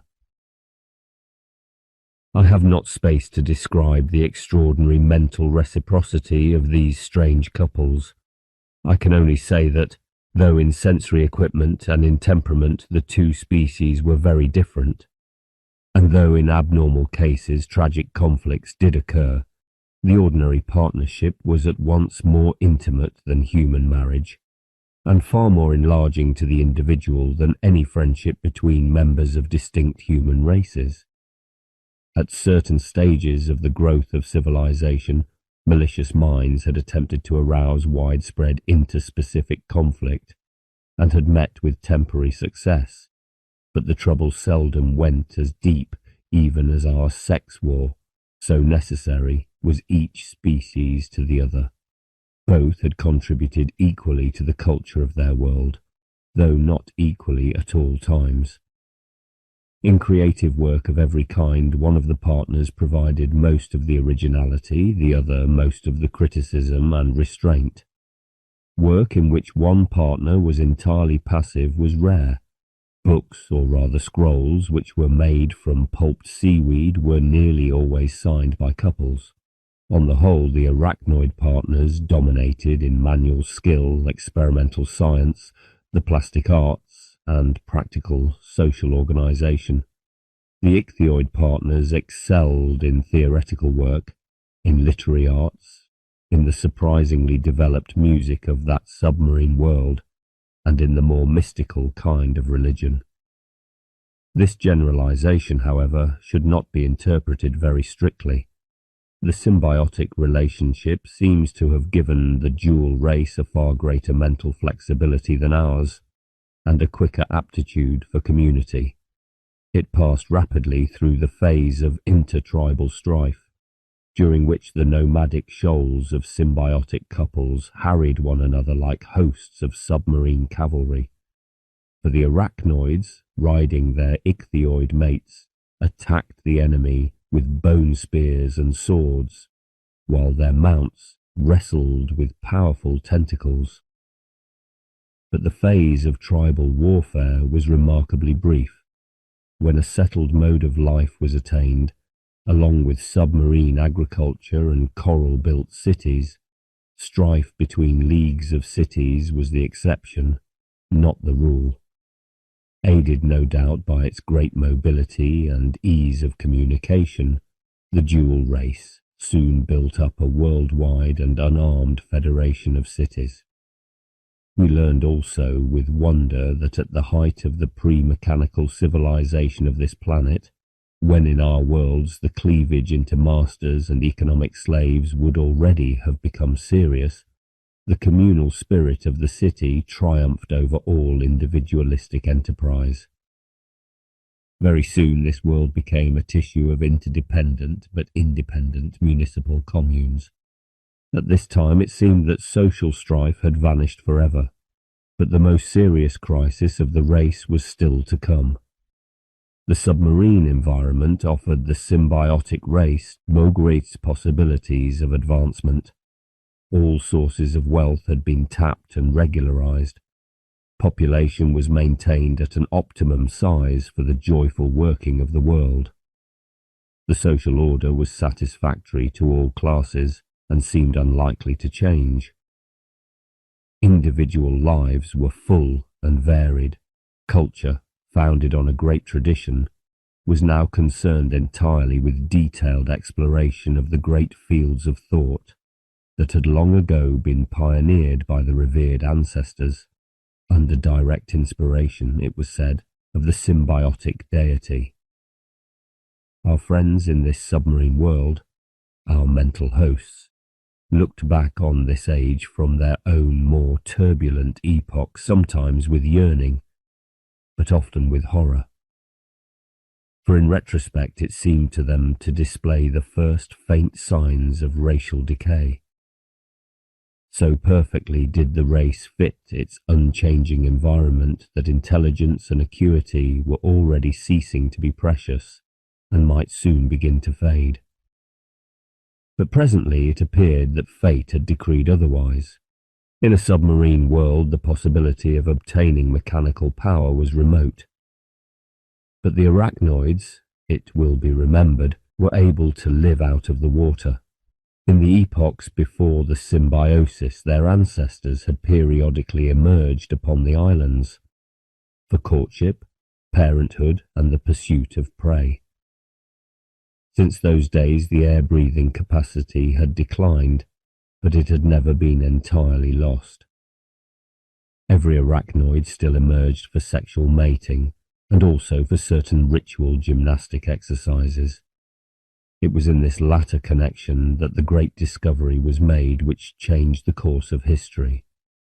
At a certain tournament, the friction of stone weapons clashing against one another produced sparks and fire among the sun-scorched grasses. In startlingly quick succession came smelting, the steam engine, the electric current. Power was obtained first from the combustion of a sort of peat formed on the coasts by congested marine vegetation, later from the constant and violent winds, later still from photochemical light traps which absorbed the sun's lavish radiation. These inventions were, of course, the work of arachnoids. The ichthyoids, though they still played a great part in the systematization of knowledge, were debarred from the great practical work of scientific experiment and mechanical invention above the seas. Soon the arachnoids were running electric cables from the island power stations to the submarine cities. In this work, at least, the ichthyoids could take part, but their part was necessarily subordinate, not only in experience of electrical engineering, but also in native practical ability. They were eclipsed by their arachnoid partners. For a couple of centuries or more, the two species continued to cooperate, though with increasing strain. Mechanical transport of goods on the ocean floor and large-scale manufacture produced an immense increase in the amenities of life in the submarine cities. The islands were crowded with buildings devoted to science and industry. Physics, chemistry, and biology made great progress. Astronomers began to map the galaxy. They also discovered that a neighbouring planet offered wonderful opportunities for settlement by arachnoids who might, without great difficulty, it was hoped, be conditioned to the alien climate and to divorce from their symbiotic partners. The first attempts at rocket flight were leading to mingled tragedy and success. The Directorate of Extramarine Activities demanded a much increased arachnoid population. Inevitably, there arose a conflict between the two species and in the mind of every individual of either species. It was at the height of this conflict, and in the spiritual crisis in virtue of which these beings were accessible to us in our novitiate stage, that we first entered this world. The ichthyoids had not yet succumbed biologically to their inferior position, but psychologically they were already showing signs of deep mental decay. A profound disheartenment and lassitude attacked them, like that which so often undermines our primitive races, when they find themselves struggling in the flood of European civilization. But since, in the case of the symbiotics, the relation between the two races was extremely intimate, far more so than that between the most intimate human beings, the plight of the ichthyoids deeply affected the arachnoids.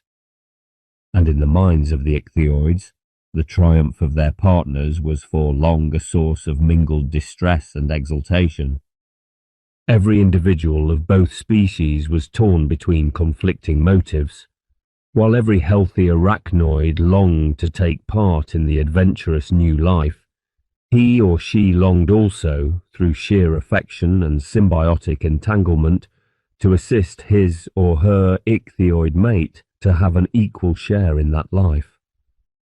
Further, all arachnoids were aware of subtle dependence on their mates, a dependence at once physiological and psychological. It was the ichthyoids who mostly contributed to the mental symbiosis, the power of self-knowledge and mutual insight, and the contemplation which is so necessary to keep action sweet and sane.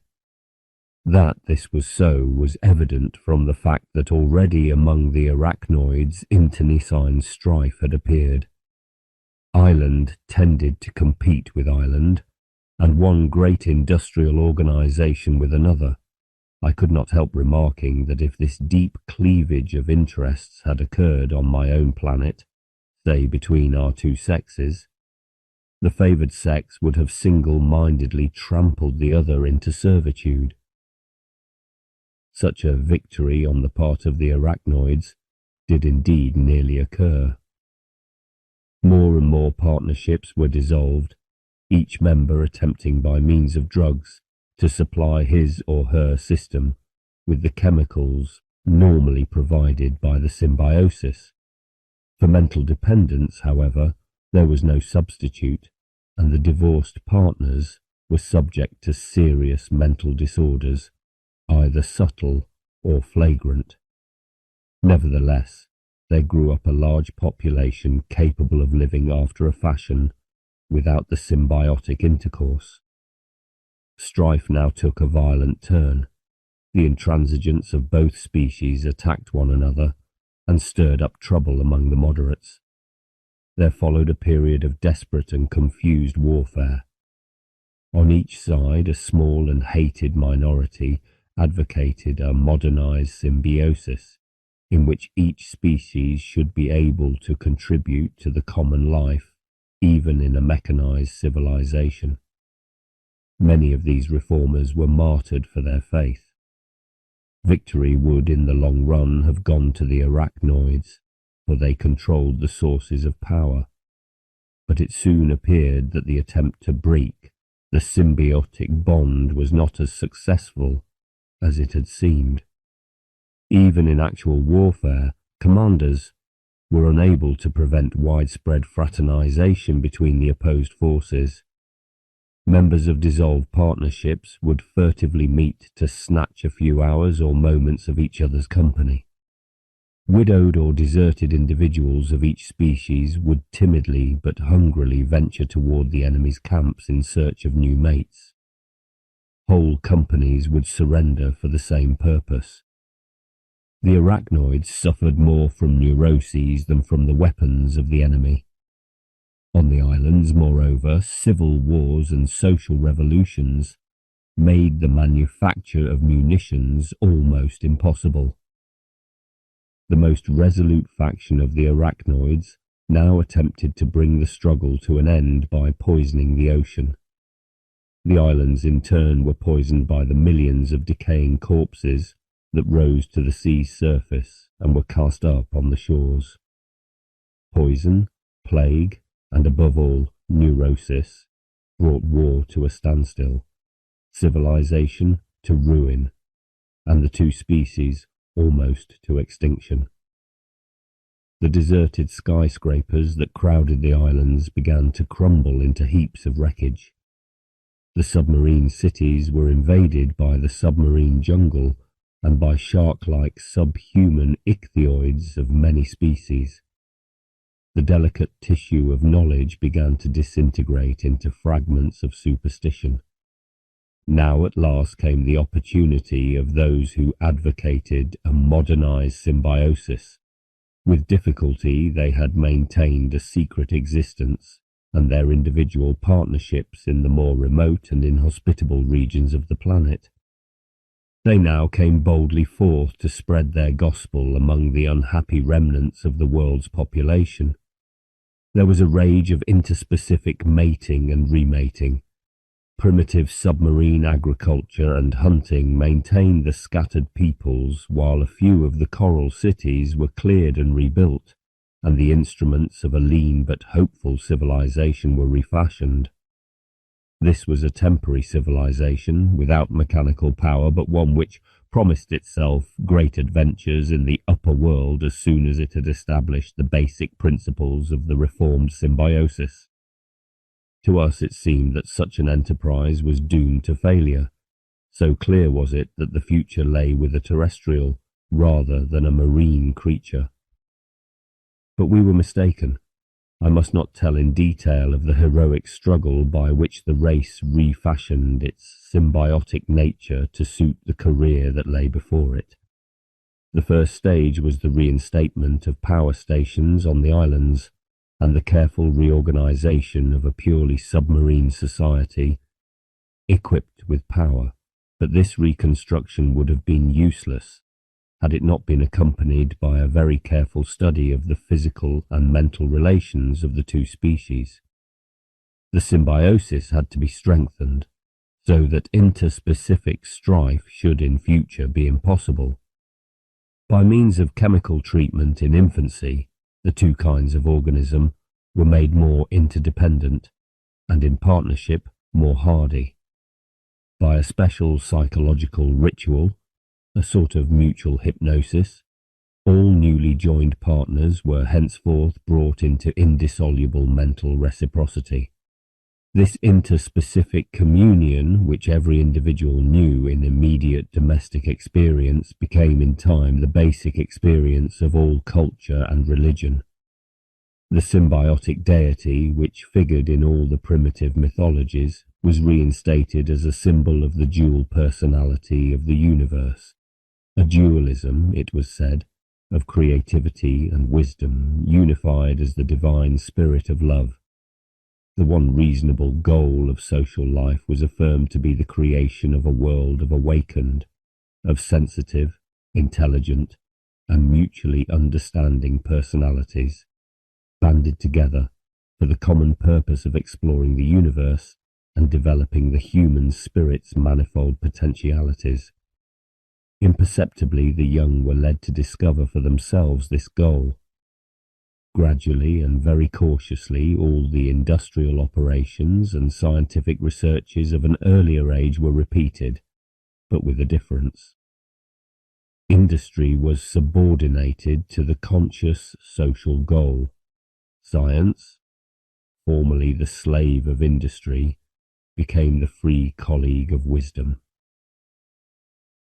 Once more the islands were crowded with buildings and with eager arachnoid workers, but all the shallow coastal waters were filled with a vast honeycomb of dwelling houses, where the symbiotic partners took rest and refreshment with their mates. In the ocean depths, the old cities were turned into schools, universities, museums, temples, palaces of art and of pleasure. There the young of both kinds grew up together. There the full-grown of both species met constantly for recreation and stimulation. There, while the arachnoids were busy on the islands, the ichthyoids performed their work of education and of refashioning the whole theoretical culture of the world. For it was known clearly by now that in this field their temperament and talents could make a vital contribution to the common life. Thus literature, philosophy, and non-scientific education were carried out chiefly in the ocean, while on the islands industry, scientific inquiry, and the plastic arts were more prominent. Perhaps in spite of the close union of each couple, this strange division of labour would have led in time to renewed conflict, had it not been for two new discoveries. One was the development of telepathy. Several centuries after the age of war, it was found possible to establish full telepathic intercourse between the two members of each couple. In time, this intercourse was extended to include the whole dual race. The first result of this change was a great increase in the facility of communication between individuals all over the world, and therewith a great increase in mutual understanding and in unity of social purpose. But before we lost touch with this rapidly advancing race, we had evidence of a much more far-reaching effect of universal telepathy. Sometimes, we were told, telepathic communion of the whole race caused something like the fragmentary awakening of a communal world mind in which all individuals participated. The second great innovation of the race was due to genetic research. The arachnoids, who had to remain capable of active life on dry land and on a massive planet, could not achieve any great improvement in brain weight and complexity. But the ichthyoids, who were already large and were buoyed up by the water, were not subject to this limitation. After long and often disastrous experiment, a race of super ichthyoids was produced. In time, the whole ichthyoid population came to consist of these creatures. Meanwhile, the arachnoids, who were by now exploring and colonizing other planets of their solar system, were genetically improved, not in respect of general brain complexity, but in those special brain centers which afforded telepathic intercourse. Thus, in spite of their simpler brain structure, they were able to maintain full telepathic community, even with their big-brained mates far away in the oceans of the mother planet. The simple brains and the complex brains formed now a single system, in which each unit, however simple its own contribution, was sensitive to the whole. It was at this point, when the original ichthyoid race had given place to the super ichthyoids, that we finally lost touch. The experience of the dual race passed completely beyond our comprehension. At a much later stage of our adventure, we came upon them again, and on a higher plane of being. They were by then already engaged upon the vast common enterprise which, as I shall tell, was undertaken by the Galactic Society of Worlds. At this time, the symbiotic race consisted of an immense host of arachnoid adventurers scattered over many planets, and a company of some 50,000 million super ichthyoids living a life of natatory delight and intense mental activity in the ocean of their great native world. Even at this stage, physical contact between the symbiotic partners had to be maintained, though at long intervals. There was a constant stream of spaceships between the colonies and the mother world. The ichthyoids, together with their teeming colleagues on a score of planets, supported a racial mind. Though the threads of the common experience were spun by the whole symbiotic race, they were woven into a single web by the ichthyoids alone in their primeval oceanic home, to be shared by all members of both races. 2. Composite beings. Sometimes in the course of our adventure we came upon worlds inhabited by intelligent beings whose developed personality was an expression not of the single individual organism, but of a group of organisms. In most cases, this state of affairs had arisen through the necessity of combining intelligence with lightness of the individual body. A large planet rather close to its sun, or swayed by a very large satellite, would be swept by great ocean tides. Vast areas of its surface would be periodically submerged and exposed. In such a world, flight was very desirable, but owing to the strength of gravitation, only a small creature, a relatively small mass of molecules, could fly. A brain large enough for complex human activity could not have been lifted. In such worlds, the organic basis of intelligence was often a swarm of avian creatures no bigger than sparrows. A host of individual bodies were possessed together by a single individual mind of human rank. The body of this mind was multiple, but the mind itself was almost as firmly knit as the mind of a man. As flocks of dunlin or redshanks stream and wheel and soar and quiver over our estuaries, so above the great tide-flooded, cultivated regions of these worlds, the animated clouds of avians manoeuvred, each cloud a single centre of consciousness. Presently, like our own winged waders, the little avians would settle, the huge volume of the cloud shrinking to a mere film upon the ground, a sort of precipitate along the fringe of the receding tide.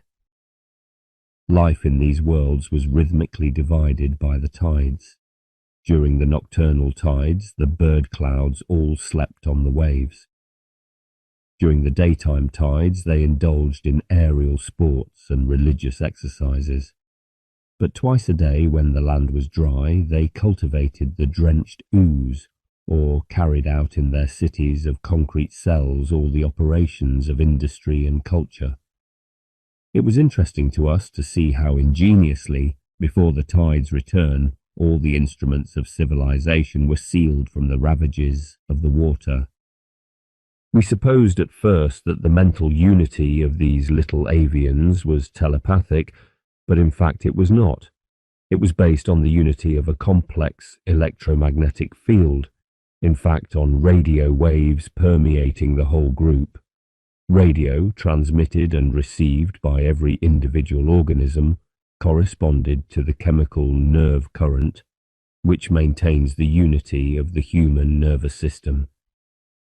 Each brain reverberated with the ethereal rhythms of its environment, and each contributed its own peculiar theme to the complex pattern of the whole. So long as the flock was within a volume of about a cubic mile, the individuals were mentally unified, each serving as a specialized center in the common brain. But if some were separated from the flock, as sometimes happened in stormy weather, they lost mental contact and became separate minds of very low order.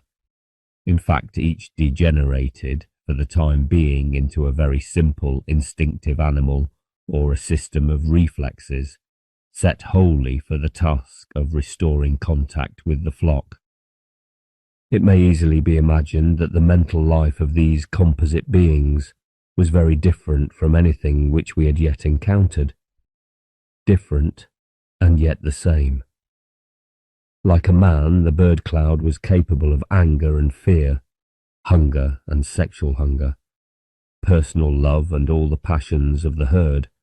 But the medium of these experiences was so different from anything known to us that we found great difficulty in recognizing them. Sex, for instance, was very perplexing.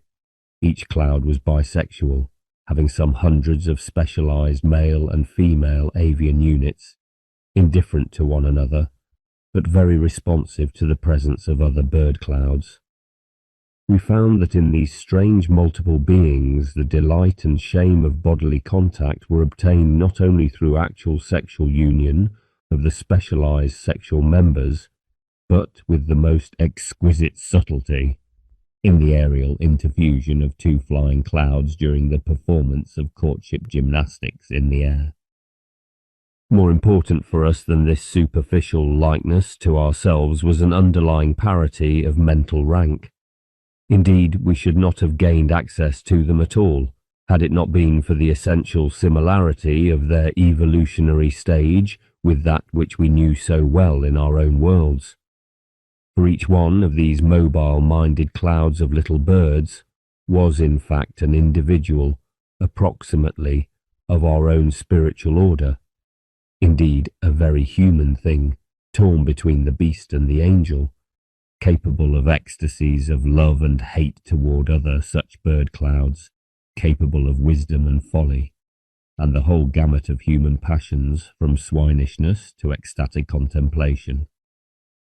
Probing as best we could beyond the formal similarity of spirit which gave us access to the bird clouds, we discovered painfully how to see with a million eyes at once, how to feel the texture of the atmosphere with a million wings. We learned to interpret the composite percepts of mudflats and marshes and great agricultural regions, irrigated twice daily by the tide. We admired the great tide-driven turbines and the system of electric transport of freight. We discovered that the forests of high concrete poles or minarets and platforms on stilts, which stood in the shallowest of the tidal areas, were nurseries where the young were tended till they could fly.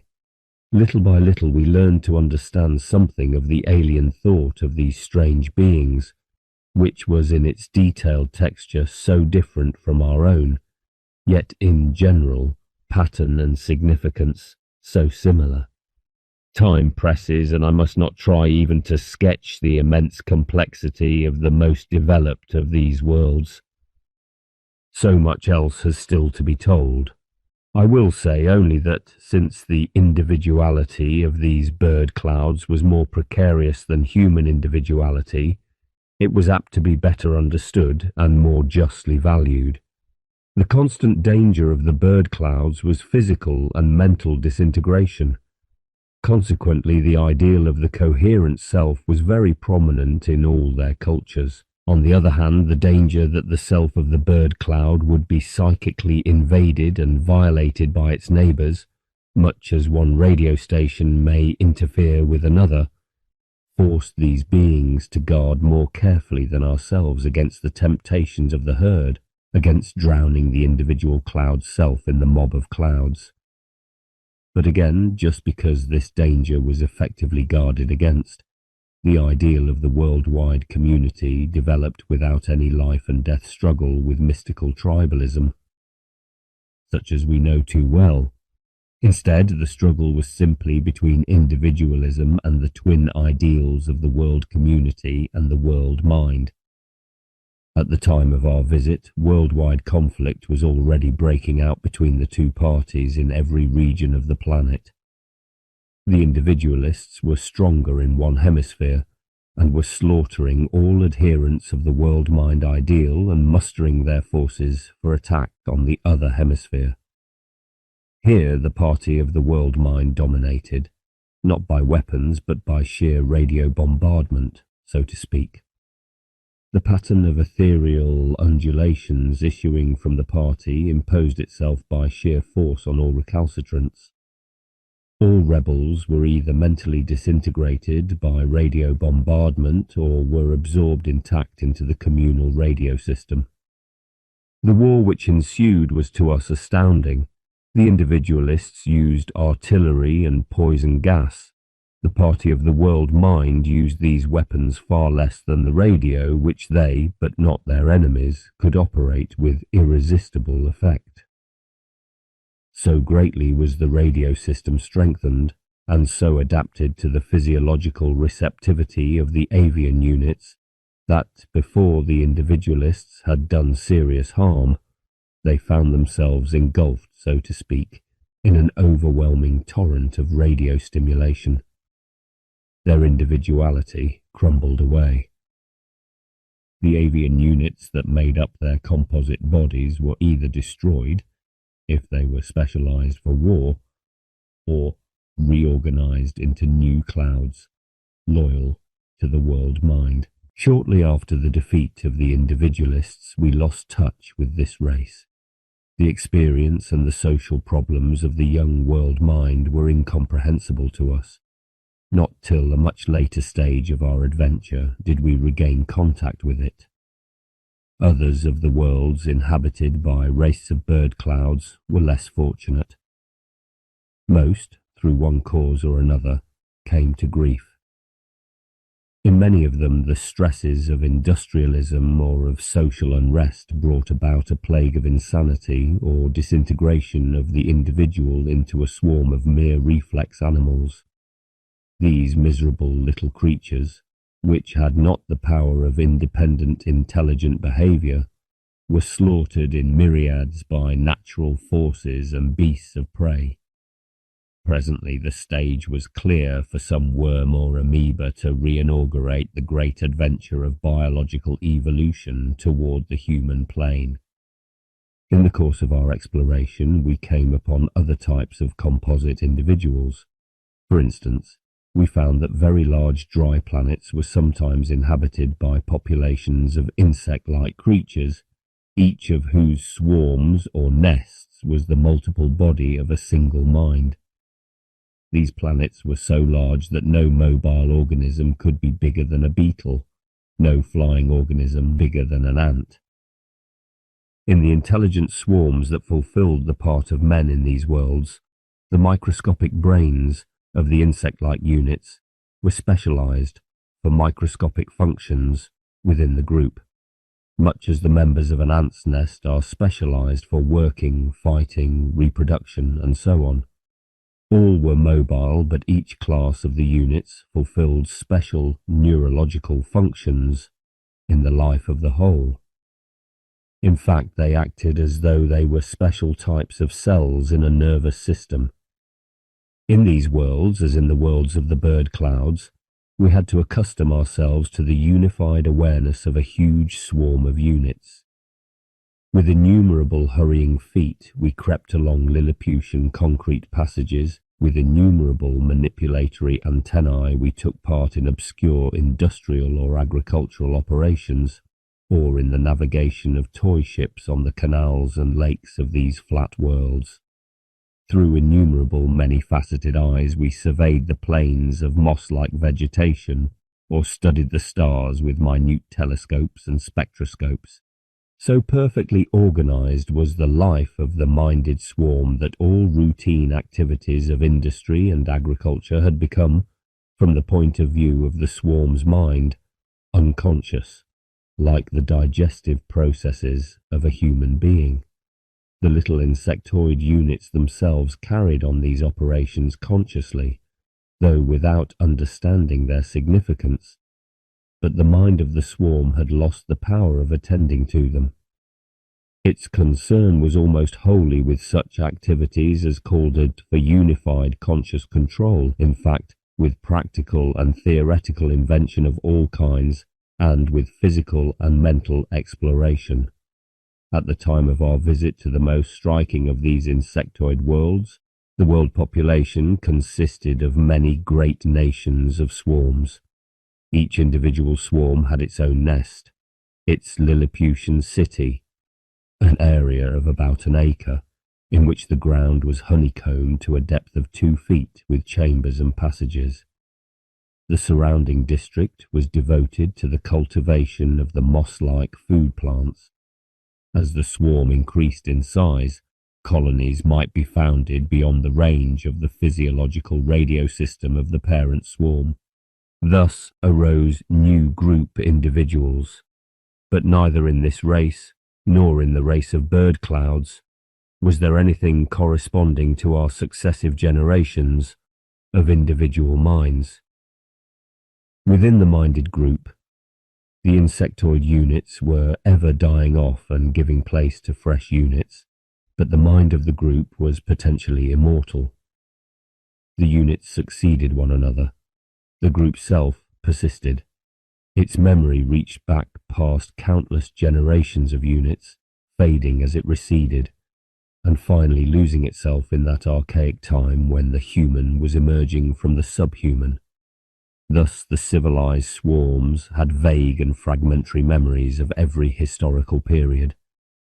Civilization had turned the old disorderly warrens into carefully planned subterranean cities, had turned the old irrigation channels into a widespread mesh of waterways for the transport of freight from district to district, had introduced mechanical power based on the combustion of vegetable matter, had smelted metals from outcrops and alluvial deposits, had produced the extraordinary tissue of minute, almost microscopic machinery which had so greatly improved the comfort and health of the more advanced regions, had produced also myriads of tiny vehicles corresponding to our tractors, trains, ships, had created class distinctions between those group individuals that remained primarily agricultural, those that were mainly industrial, and those that specialized in intelligent coordination of their country's activities. These last became in time the bureaucratic tyrants of the country.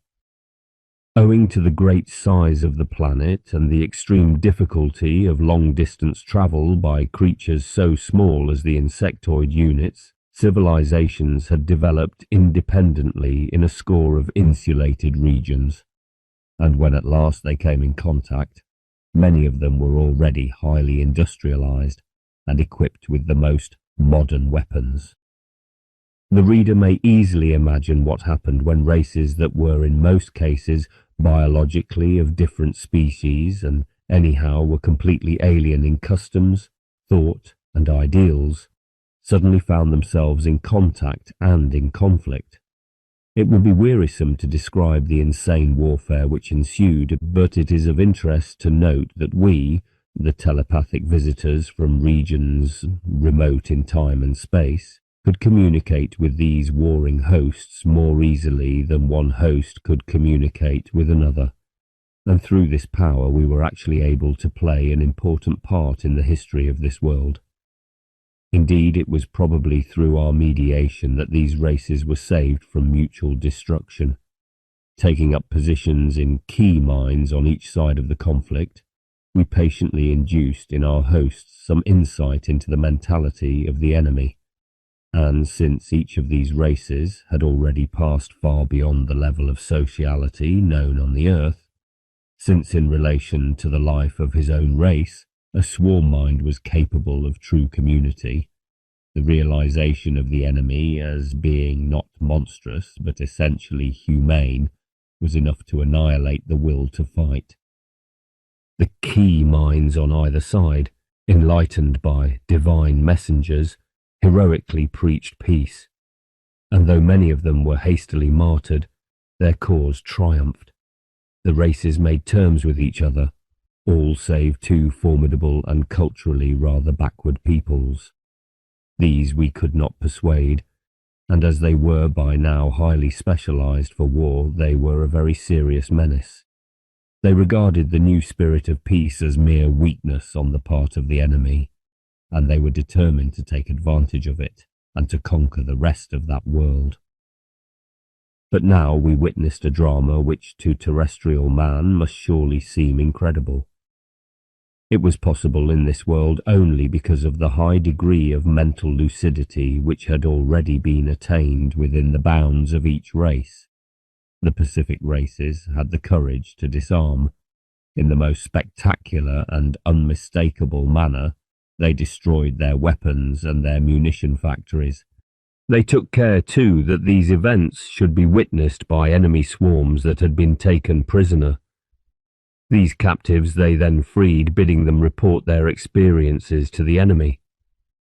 In reply, the enemy invaded the nearest of the disarmed countries and set about ruthlessly imposing the military culture upon it by means of propaganda and persecution. But in spite of mass executions and mass torture, the upshot was not what was expected. For though the tyrant races were not appreciably more developed in sociality than Homo sapiens, the victims were far superior. Repression only strengthened the will for passive resistance. Little by little the tyranny began to waver. Then suddenly it collapsed. The invaders withdrew, taking with them the infection of pacifism. In a surprisingly short time that world became a federation, whose members were distinct species. With sadness, I realized that on the Earth, though all civilized beings belong to one and the same biological species, such a happy issue of strife is impossible, simply because the capacity for community in the individual mind is still too weak. I wondered too whether the tyrant races of insectoids would have had greater success in imposing their culture on the invaded country if there had been a distinct generation of juvenile malleable swarms for them to educate. When this insectoid world had passed through its crisis, it began to advance so rapidly in social structure and in development of the individual mind that we found increasing difficulty in maintaining contact. At last we lost touch, but later, when we ourselves had advanced, we were to come upon this world again. Of the other insectoid worlds I shall say nothing, for not one of them was destined to play an important part in the history of the galaxy. To complete the picture of the races in which the individual mind had not a single physically continuous body, I must refer to a very different and even stranger kind. In this, the individual body is a cloud of ultramicroscopic subvital units, organized in a common radio system. Of this kind is the race which now inhabits our own planet Mars. As I have already in another book described these beings and the tragic relations which they will have with our own descendants in the remote future, I shall say no more of them here, save that we did not make contact with them till a much later stage of our adventure, when we had acquired the skill to reach out to beings alien to ourselves in spiritual condition. 3. Plant men and others. Before passing on to tell the story of our galaxy as a whole, so far as I can comprehend it, I must mention another and a very alien kind of world. Of this type we found few examples, and few of these survived into the time when the galactic drama was at its height. But one at least had, or will have, a great influence on the growth of the spirit in that dramatic era. On certain small planets, drenched with light and heat from a near or a great sun, evolution took a very different course from that with which we are familiar. The vegetable and animal functions were not separated into distinct organic types. Every organism was at once animal and vegetable.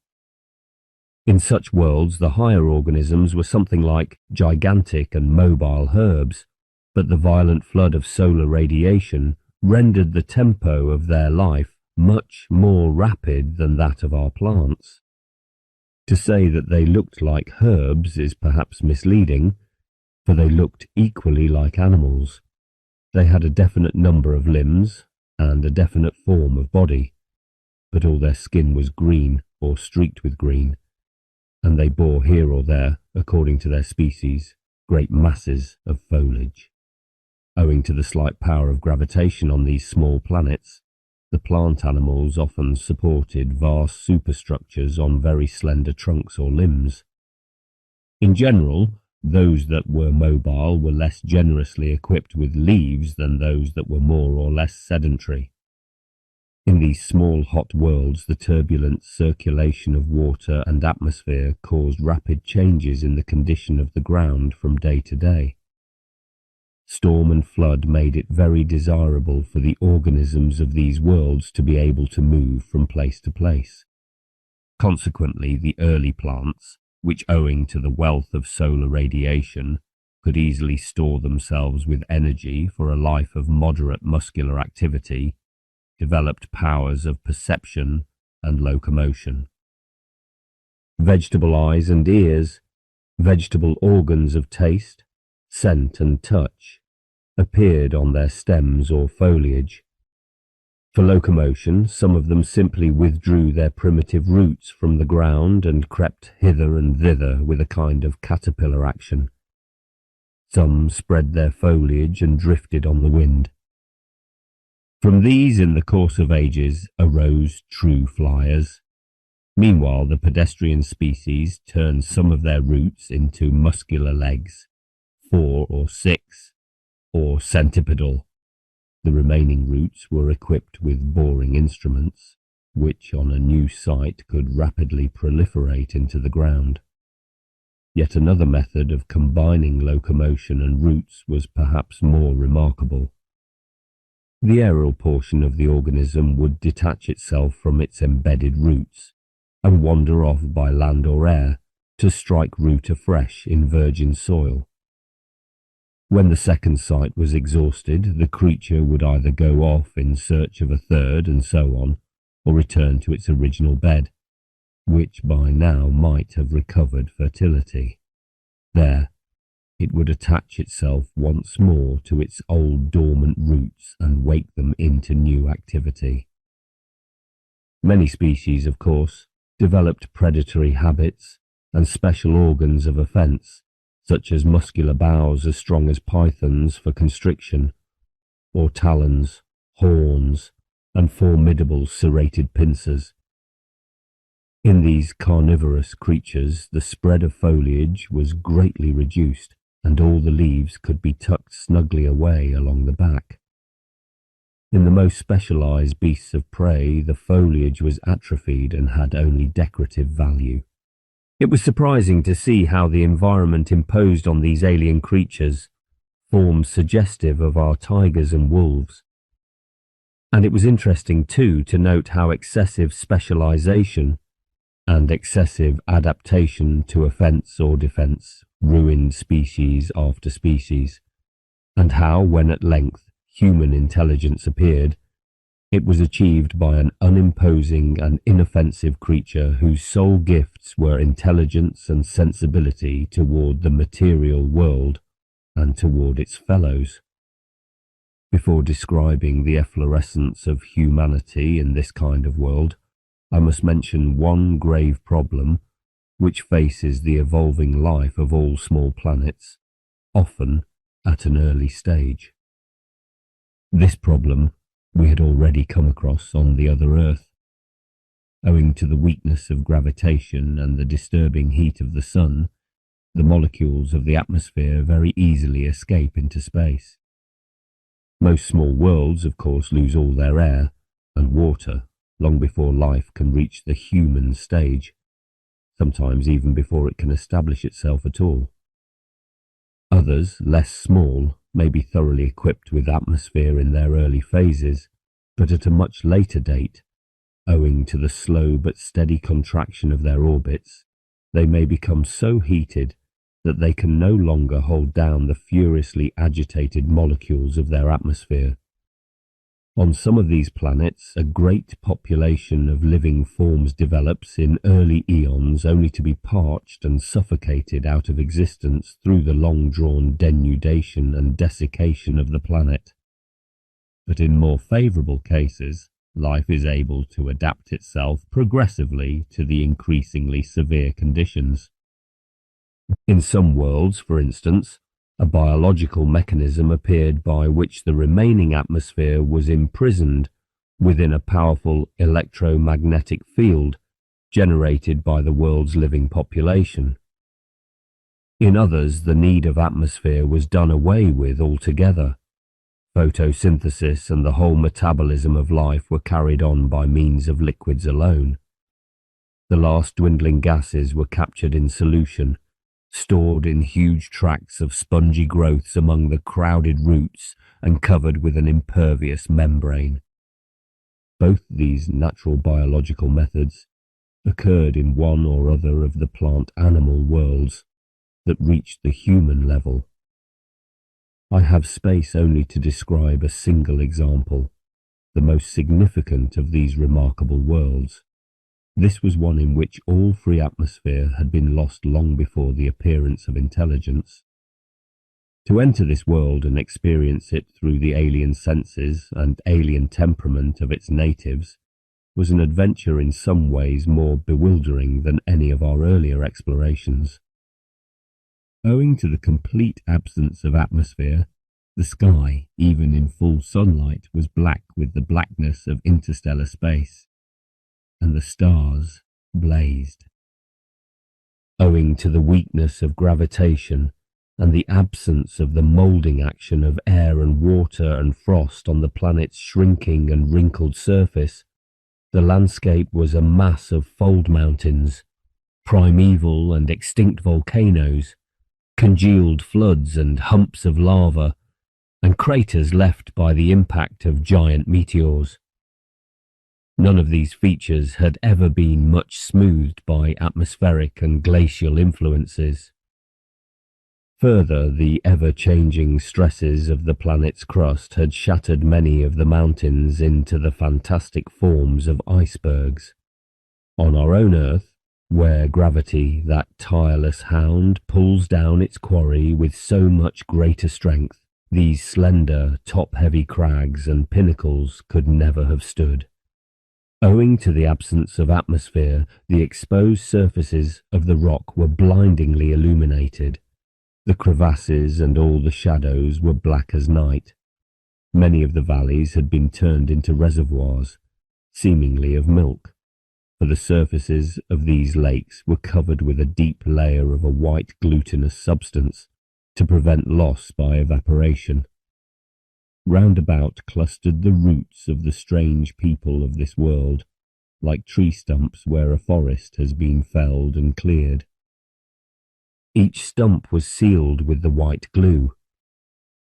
Every stretch of soil was in use, and we learned that, though some of this soil was the natural result of past ages of action by air and water, Most was artificial. It had been manufactured by great mining and pulverizing processes. In primitive times, and indeed throughout all pre-human evolution, the competitive struggle for a share of the rare soil of this world of rock had been one of the main spurs to intelligence. The mobile plant men themselves were to be seen by day clustered in the valleys, their foliage spread to the sun. Only by night did we observe them in action, moving over the bare rock, or busy with machines and other artificial objects, instruments of their civilization. There were no buildings, no roofed weatherproof enclosures, for there was no weather, but the plateau and terraces of the rock were crowded with all manner of artifacts unintelligible to us. The typical plant man was an erect organism, like ourselves.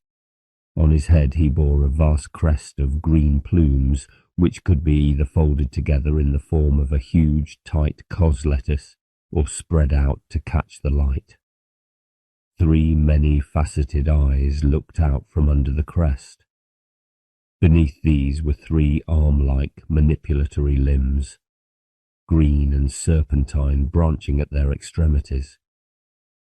The slender trunk, pliable, encased in hard rings which slid into one another as the body bowed, was divided into 3 legs for locomotion. 2 of the 3 feet were also mouths which could either draw sap from the root or devour foreign matter. The 3rd was an organ of excretion. The precious excrement was never wasted, but passed through a special junction between the 3rd foot and the root. The feet contained taste organs, and also ears. Since there was no air, sound was not propagated above ground. By day the life of these strange beings was mainly vegetable. By night, animal. Every morning, after the long and frigid night, the whole population swarmed to its rooty dormitories. Each individual sought out his own root, fixed himself to it, and stood throughout the torrid day with leaves outspread. Till sunset he slept, not in a dreamless sleep, but in a sort of trance, the meditative and mystical quality of which was to prove in future ages a well of peace for many worlds. While he slept, the currents of sap hastened up and down his trunk, carrying chemicals between roots and leaves, flooding him with a concentrated supply of oxygen, removing the products of past catabolism. When the sun had disappeared once more behind the crags, displaying for a moment a wisp of fiery prominences, he would wake, fold up his leaves, close the passages to his roots, detach himself, and go about the business of civilized life. Night in this world was brighter than moonlight with us, for the stars were unobscured and several great clusters hung in the night sky. Artificial light, however, was used for delicate operations. Its chief disadvantage was that it tended to send the worker to sleep. I must not try even to sketch the rich and alien social life of these beings. I will only say that here as elsewhere we found all the cultural themes known on Earth, but that in this world of mobile plants, all was transposed into a strange key, a perplexing mode. Here as elsewhere we found a population of individuals deeply concerned with the task of keeping themselves and their society in being. Here we found self-regard, hate, love, the passions of the mob, intellectual curiosity, and so on. And here, as in all the other worlds that we had thus far visited, we found a race in the throes of the great spiritual crisis, which was the crisis familiar to us in our own worlds, and formed the channel by which we had telepathic access to other worlds. But here the crisis had assumed a style different from any that we had yet encountered. We had, in fact, begun to extend our powers of imaginative exploration. Leaving all else unnoticed, I must try to describe this crisis, for it is significant for the understanding of matters which reached far beyond this little world. We did not begin to have insight into the drama of this race till we had learned to appreciate the mental aspect of its dual animal-vegetable nature. Briefly, the mentality of the plant men in every age was an expression of the varying tension between the two sides of their nature, between the active, assertive, objectively inquisitive, and morally positive animal nature and the passive, subjectively contemplative, and devoutly acquiescent vegetable nature. It was, of course, through animal prowess and practical human intelligence that the species had long ago come to dominate its world. But at all times this practical will had been tempered and enriched by a kind of experience which among men is very rare. Every day throughout the ages, these beings had surrendered their feverish animal nature not merely to unconscious or dream-racked sleep, such as animals know, but to the special kind of awareness which, we learned, belongs to plants. Spreading their leaves, they had absorbed directly the essential elixir of life which animals receive only at second hand in the mangled flesh of their prey. Thus, they seemingly maintained immediate physical contact with the source of all cosmical being, and this state, though physical, was also in some sense spiritual. It had a far-reaching effect on all their conduct. If theological language were acceptable, it might well be called a spiritual contact with God. During the busy night time they went about their affairs as insulated individuals, having no present immediate experience of their underlying unity. But normally they were always preserved from the worst excesses of individualism by memory of their daytime life. It took us long to understand that their peculiar daytime state did not consist simply in being united as a group mind, whether of tribe or race.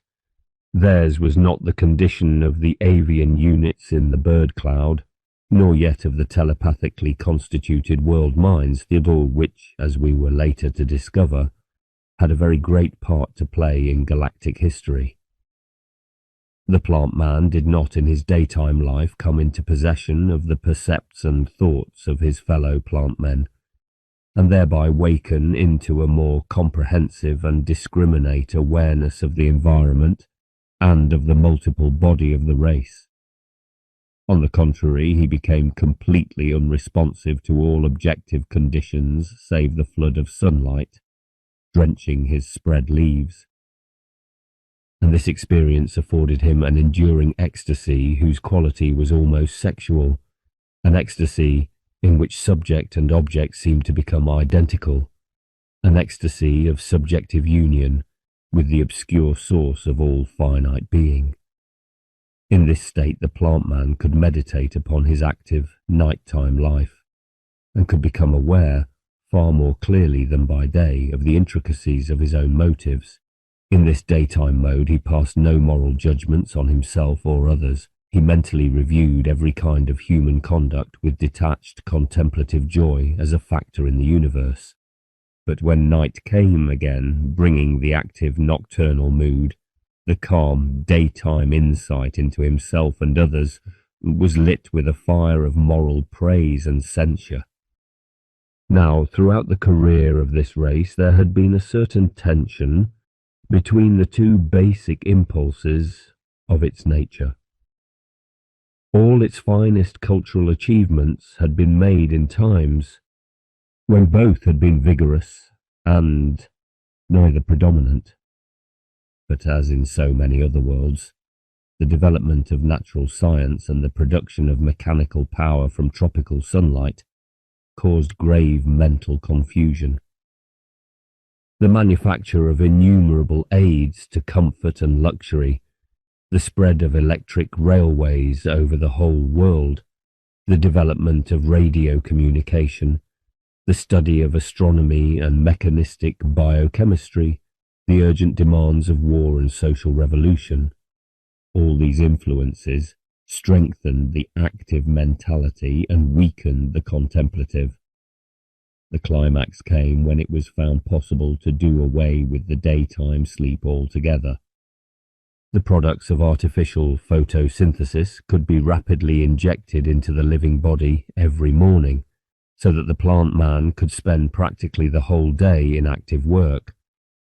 Very soon the roots of the peoples were being dug up and used as raw material in manufacture. They were no longer needed for their natural purpose.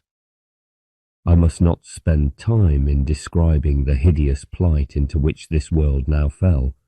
Seemingly artificial photosynthesis, though it could keep the body vigorous, failed to produce some essential vitamin of the spirit. A disease of robotism, of purely mechanical living, spread throughout the population. There was, of course, a fever of industrial activity. The plant men careered round their planet in all kinds of mechanically propelled vehicles, decorated themselves with the latest synthetic products, tapped the central volcanic heat for power, expended great ingenuity in destroying one another, and in 1,000 other feverish pursuits pushed on in search of a bliss which ever eluded them. After untold distresses, they began to realize that their whole way of life was alien to their essential plant nature. Leaders and prophets dared to inveigh against mechanization and against the prevalent intellectualistic scientific culture, and against artificial photosynthesis. By now nearly all the roots of the race had been destroyed, but presently biological science was turned to the task of generating, from the few remaining specimens, new roots for all. Little by little the whole population was able to return to natural photosynthesis. The industrial life of the world vanished like frost in sunlight. In returning to the old alternating life of animal and vegetable, the plant men, jaded and deranged by the long fever of industrialism, found in their calm daytime experience an overwhelming joy. The misery of their recent life intensified by contrast the ecstasy of the vegetal experience. The intellectual acuity that their brightest minds had acquired in scientific analysis combined with the special quality of their revived plant life to give their whole experience a new lucidity. For a brief period they reached a plane of spiritual lucidity which was to be an example and a treasure for the future eons of the galaxy. But even the most spiritual life has its temptations. The extravagant fever of industrialism and intellectualism had so subtly poisoned the plant men that when at last they rebelled against it, they swung too far, falling into the snare of a vegetal life as one-sided as the old animal life had been. Little by little they gave less and less energy and time to animal pursuits, until at last their nights as well as their days were spent wholly as trees, and the active, exploring, manipulating animal intelligence died in them forever. For a while the race lived on in an increasingly vague and confused ecstasy of passive union with the universal source of being. So well established and automatic was the age-old biological mechanism for preserving the planet's vital gases in solution that it continued long to function without attention. But industrialism had increased the world population beyond the limits within which the small supply of water and gases could easily fulfill its function. The circulation of material was dangerously rapid. In time the mechanism was overstrained. Leakages began to appear and no one repaired them. Little by little the precious water and other volatile substances escaped from the planet. Little by little the reservoirs ran dry, the spongy roots were parched, the leaves withered. One by one the blissful and no longer human inhabitants of that world passed from ecstasy to sickness, despondency, uncomprehending bewilderment, and on to death. But, as I shall tell, their achievement was not without effect on the life of our galaxy. Vegetable humanities, if I may so call them, proved to be rather uncommon occurrences. Some of them inhabited worlds of a very curious kind which I have not yet mentioned. As is well known, a small planet close to its sun tends, through the sun's tidal action upon it, to lose its rotation. Its days become longer and longer, till at last it presents one face constantly toward its luminary. Not a few planets of this type, up and down the galaxy, were inhabited, and several of them by vegetable humanities. All these non-diurnal worlds were very inhospitable to life, for one hemisphere was always extravagantly hot, the other extravagantly cold. The illuminated face might reach the temperature of molten lead. On the dark face, however, no substances could retain the liquid state, for the temperature would remain but a degree or two above absolute zero. Between the two hemispheres there would lie a narrow belt, or rather a mere ribbon, which might be called temperate. Here the immense and incendiary sun was always partly hidden by the horizon. Along the cooler side of this ribbon, hidden from the murderous rays of the sun's actual disk, but illuminated by his corona and warmed by the conduction of heat from the sunward ground, life was not invariably impossible. Inhabited worlds of this kind had always reached a fairly high stage of biological evolution, long before they had lost their diurnal rotation. As the day lengthened, life was forced to adapt itself to more extreme temperatures of day and night. The poles of these planets, if not too much inclined toward the ecliptic, remained at a fairly constant temperature, and were therefore citadels whence the living forms ventured into less hospitable regions. Many species managed to spread toward the equator by the simple method of burying themselves and hibernating through the day and the night, emerging only for dawn and sunset to lead a furiously active life. As the day lengthened into months, some species, adapted for swift locomotion, simply trekked round the planet, following the sunset and the dawn. Strange it was to see the equatorial and most agile of these species sweeping over the plains in the level sunlight. Their legs were often as tall and slender as a ship's masts. Now and then they would swerve, with long necks extended to snatch some scurrying creature or pluck some bunch of foliage. Such constant and rapid migration would have been impossible in worlds less rich in solar energy.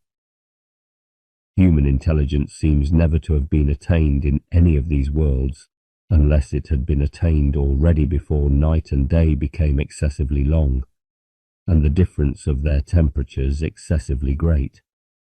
In worlds where plant men or other creatures had achieved civilization and science before rotation had become seriously retarded, great efforts were made to cope with the increasing harshness of the environment. Sometimes civilization merely retreated to the poles, abandoning the rest of the planet. Sometimes subterranean settlements were established in other regions, the inhabitants issuing only at dawn and sunset to cultivate the land. Sometimes a system of railways along the parallels of latitude carried a migratory population from one agricultural centre to another following the twilight. Finally, however, when rotation had been entirely lost, a settled civilization would be crowded along the whole length of the stationary girdle between night and day. By this time, if not before, the atmosphere would have been lost also. It can well be imagined that a race struggling to survive in these literally straitened circumstances would not be able to maintain any richness and delicacy of mental life.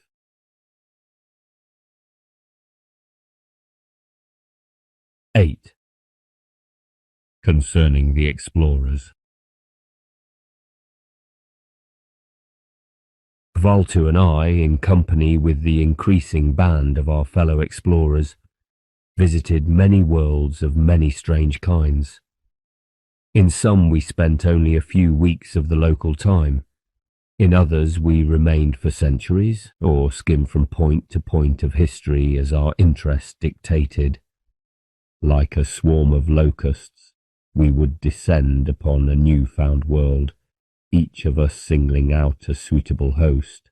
After a period of observation, long or short, we would leave to alight again, perhaps on the same world in another of its ages, or to distribute our company among many worlds, far apart in time and in space.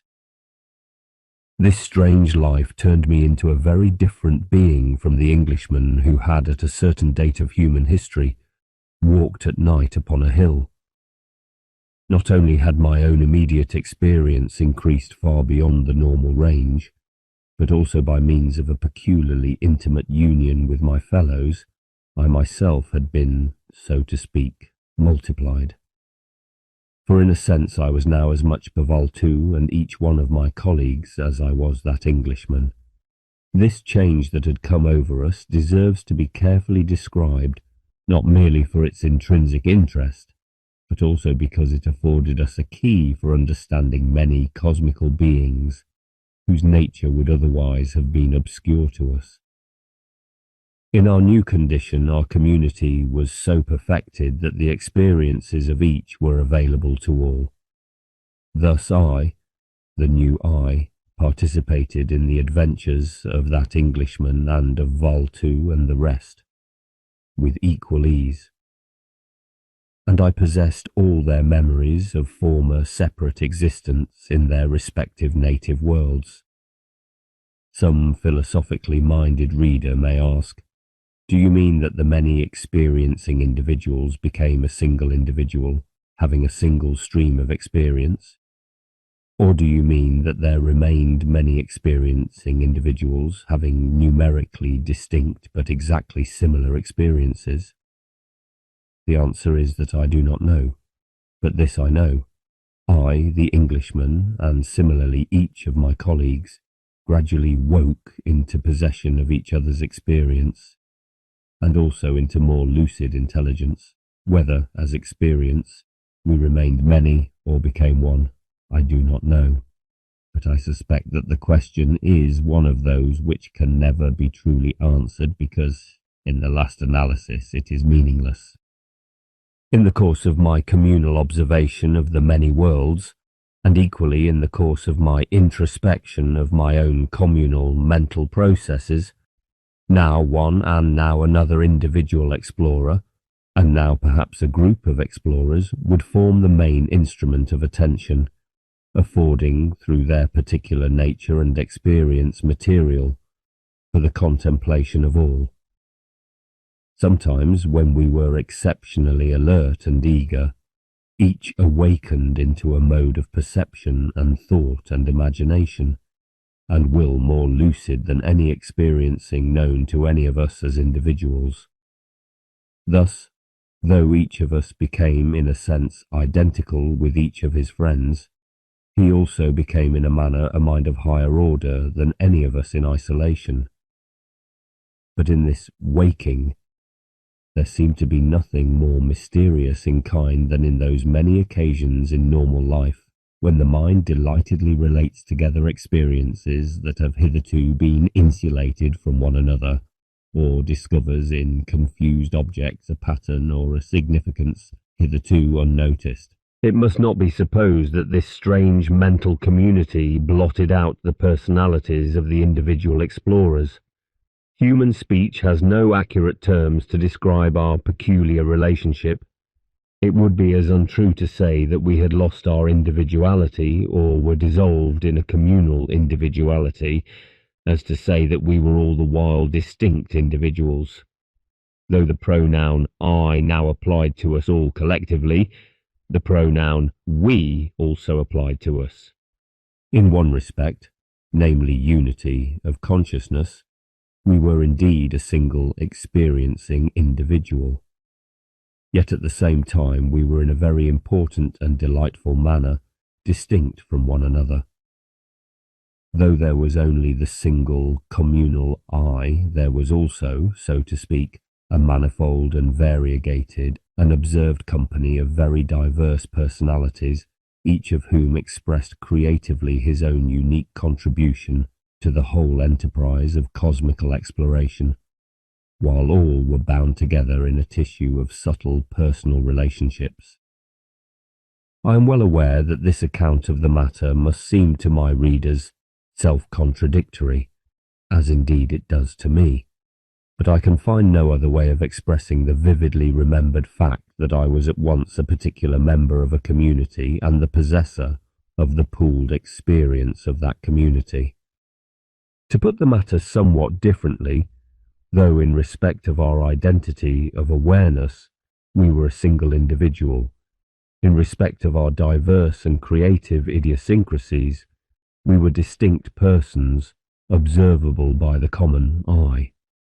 Each one, as the common I, experienced the whole company of individuals, including his individual self as a group of actual persons, differing in temperament and private experience. Each one of us experienced all as a real community, bound together by such relations of affection and mutual criticism as occurred, for instance, between Bavaltu and myself. Yet, on another plane of experience, the plane of creative thought and imagination, the single communal attention could withdraw from this tissue of personal relationships. Instead, it concerned itself wholly with the exploration of the cosmos. With partial truth, it might be said that, while for love we were distinct, for knowledge, for wisdom, and for worship, we were identical. In the following chapters, which deal with the cosmical experiences of this communal I, it would be logically correct to refer to the exploring mind always in the singular, using the pronoun I, and saying simply, I did so and thought so and so. Nevertheless, the pronoun we will still be generally employed so as to preserve the true impression of a communal enterprise, and to avoid the false impression that the explorer was just the human author of this book. Each one of us had lived his individual active life in one or other of the many worlds, and for each one, individually, his own little blundering career in his remote native world retained a peculiar concreteness and glamour, like the vividness which mature men find in childhood memories. Not only so, but individually he imputed to his former private life an urgency and importance which, in his communal capacity, was overwhelmed by matters of greater cosmical significance. Now this concreteness and glamour, this urgency and importance of each little private life, was of great moment to the communal I in which each of us participated. It irradiated the communal experience with its vividness, its pathos.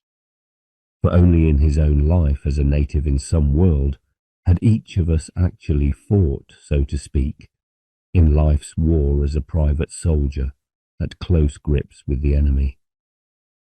It was the recollection of this fettered and imprisoned, blindfold, eager private individuality that enabled us to watch the unfolding of cosmical events not merely as a spectacle, but with a sense of the poignancy of every individual life as it flashed and vanished.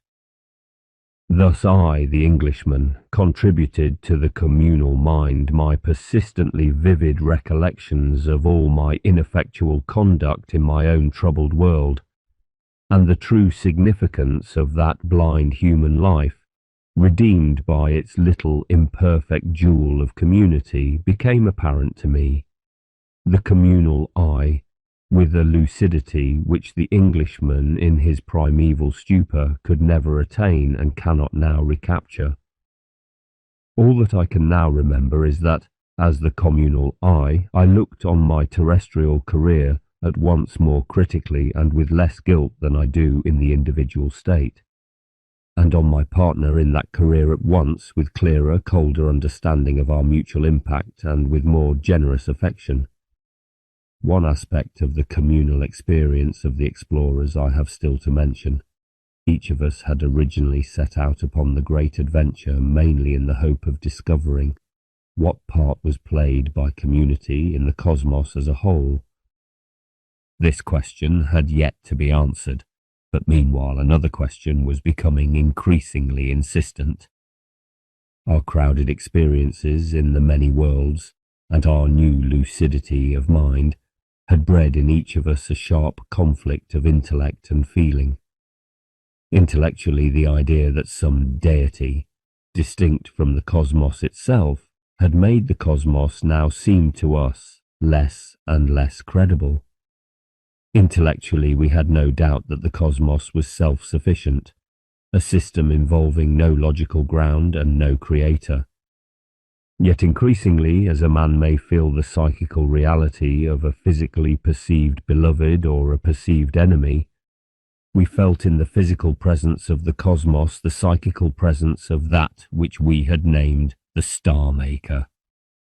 In spite of intellect, we knew that the whole cosmos was infinitely less than the whole of being, and that the whole infinity of being underlay every moment of the cosmos. And with unreasoning passion we strove constantly to peer behind each minute particular event in the cosmos to see the very features of that infinity which, for lack of a truer name, we had called the Star Maker.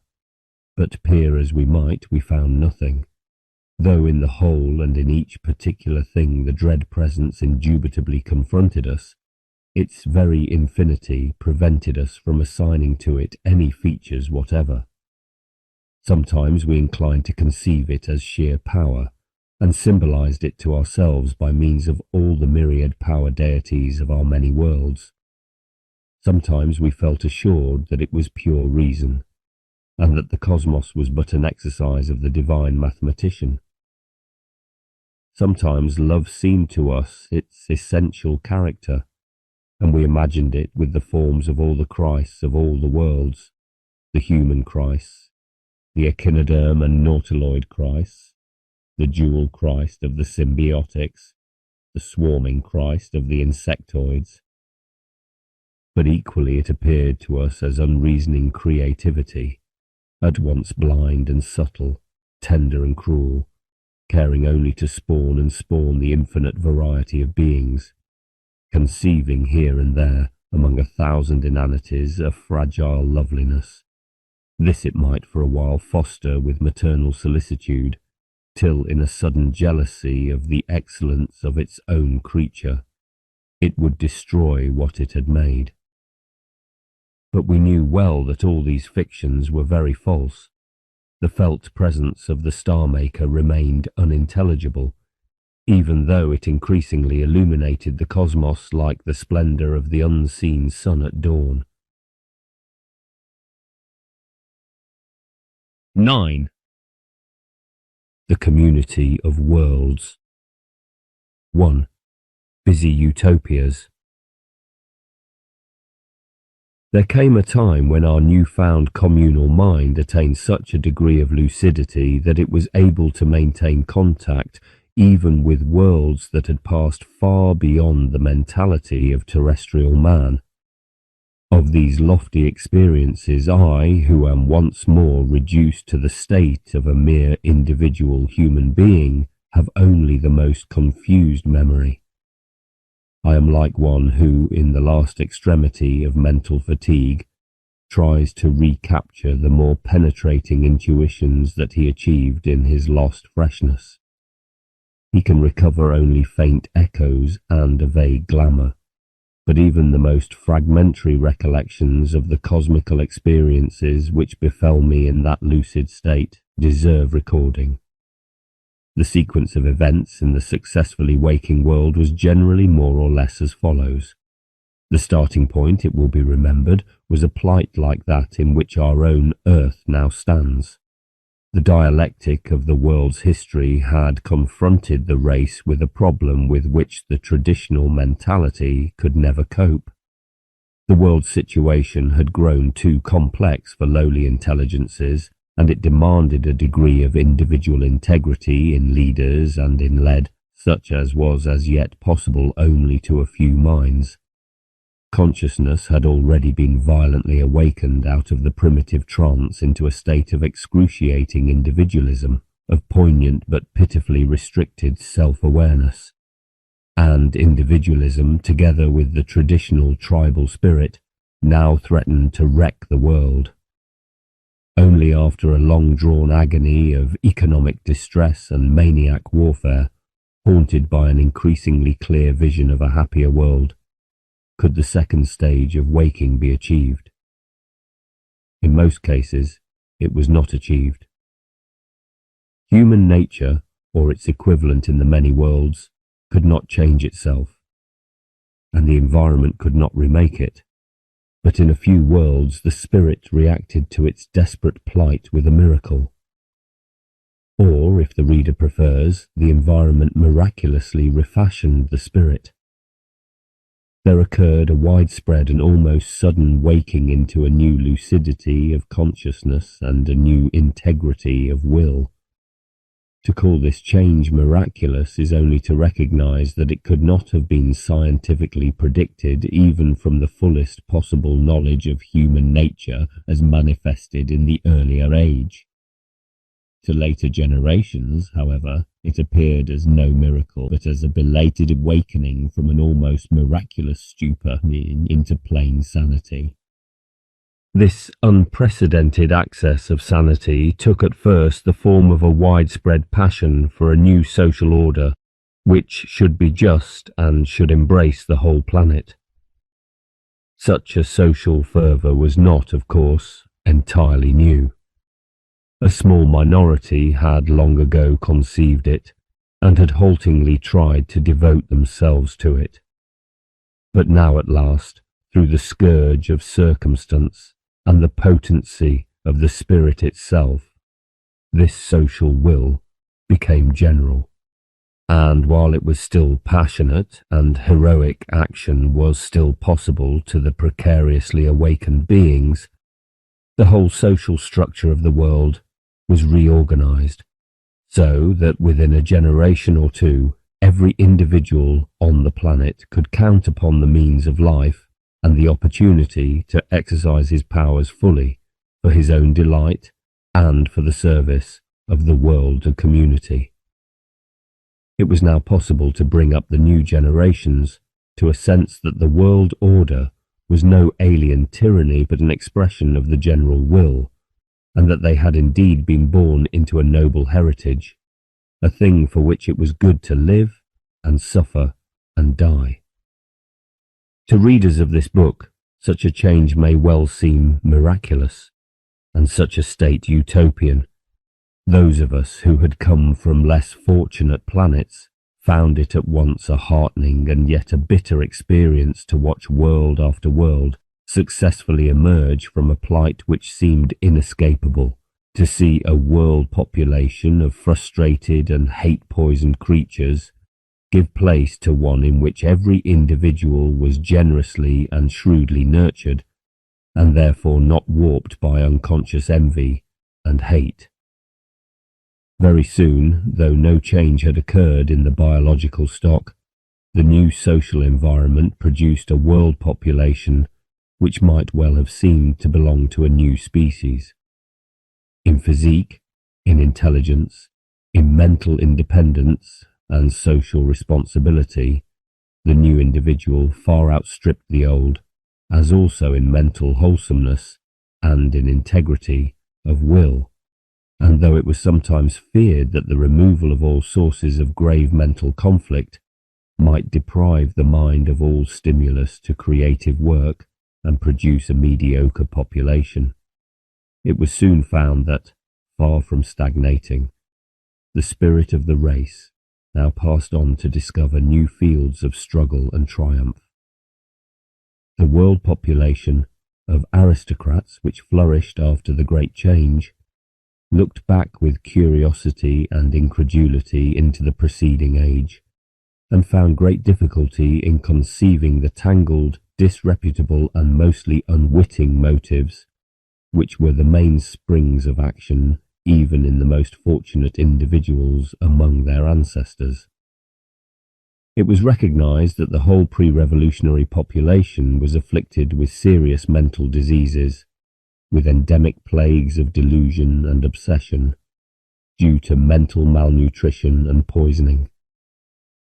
As psychological insight advanced, the same kind of interest was aroused by the old psychology as is wakened in modern Europeans by ancient maps which distort the countries of the world almost beyond recognition. We were inclined to think of the psychological crisis of the waking worlds as being the difficult passage from adolescence to maturity, for in essence it was an outgrowing of juvenile interests, a discarding of toys and childish games, and a discovery of the interests of adult life.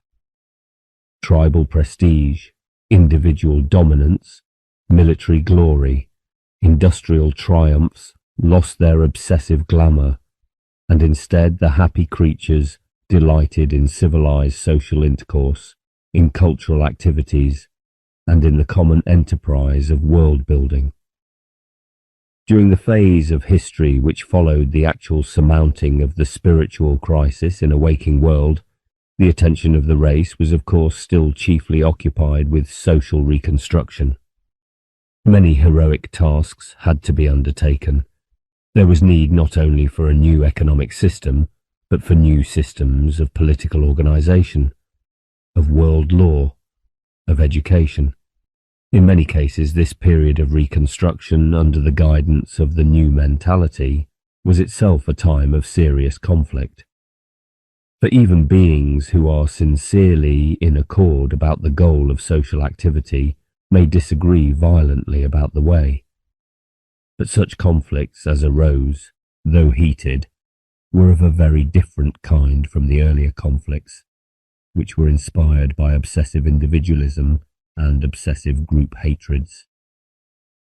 We noted that the new world orders were very diverse. This was, of course, to be expected, since biologically, psychologically, culturally, these worlds were very different. The perfected world order of an echinoderm race had, of course, to be different from that of the symbiotic ichthyoids and arachnoids, and this from that of a nautiloid world, and so on. But we noted also in all these victorious worlds a remarkable identity. For instance, in the loosest possible sense, all were communistic, for in all of them the means of production were communally owned, and no individual could control the labour of others for private profit. Again, in a sense, all these world orders were democratic, since the final sanction of policy was world opinion. But in many cases there was no democratic machinery, no legal channel for the expression of world opinion. Instead, a highly specialized bureaucracy, or even a world dictator, might carry out the business of organizing the world's activity with legally absolute power, but under constant supervision by popular will expressed through the radio. We were amazed to find that in a truly awakened world, even a dictatorship could be in essence democratic. We observed with incredulity situations in which the absolute world government, faced with some exceptionally momentous and doubtful matter of policy, had made urgent appeals for a formal democratic decision, only to receive from all regions the reply, "We cannot advise. You must decide as your professional experience suggests. We will abide by your decision." Law in these worlds was based on a very remarkable kind of sanction, which could not conceivably work successfully on Earth. There was never any attempt to enforce the law by violence, save against dangerous lunatics, such as sometimes occurred as throwbacks to an earlier age. In some worlds, there was a complex body of laws, regulating the economic and social life of groups, and even the private affairs of individuals. It seemed to us at first that freedom had vanished from such worlds, but later we discovered that the whole intricate system was regarded as we should regard the rules of a game or the canons of an art, or the innumerable extra-legal customs of any long-established society. In the main, everyone kept the law because he had faith in its social value as a guide to conduct, but if ever the law seemed inadequate, he would without hesitation break it. His conduct might cause offence or inconvenience or even serious hardship to his neighbours. They would probably protest vigorously, but there was never question of compulsion. If those concerned failed to persuade him that his behaviour was socially harmful, his case might be tried by a sort of court of arbitration, backed by the prestige of the world government. If the decision went against the defendant, and yet he persisted in his illegal behaviour, none would restrain him. But such was the power of public censure and social ostracism that disregard of the court's decision was very rare.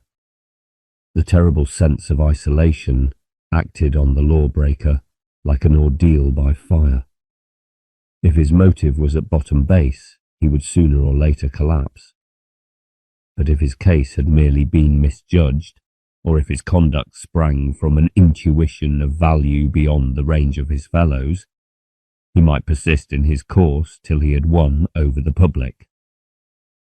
I mention these social curiosities only to give some illustration of the far-reaching difference between the spirit of these utopian worlds and the spirit which is familiar to readers of this book.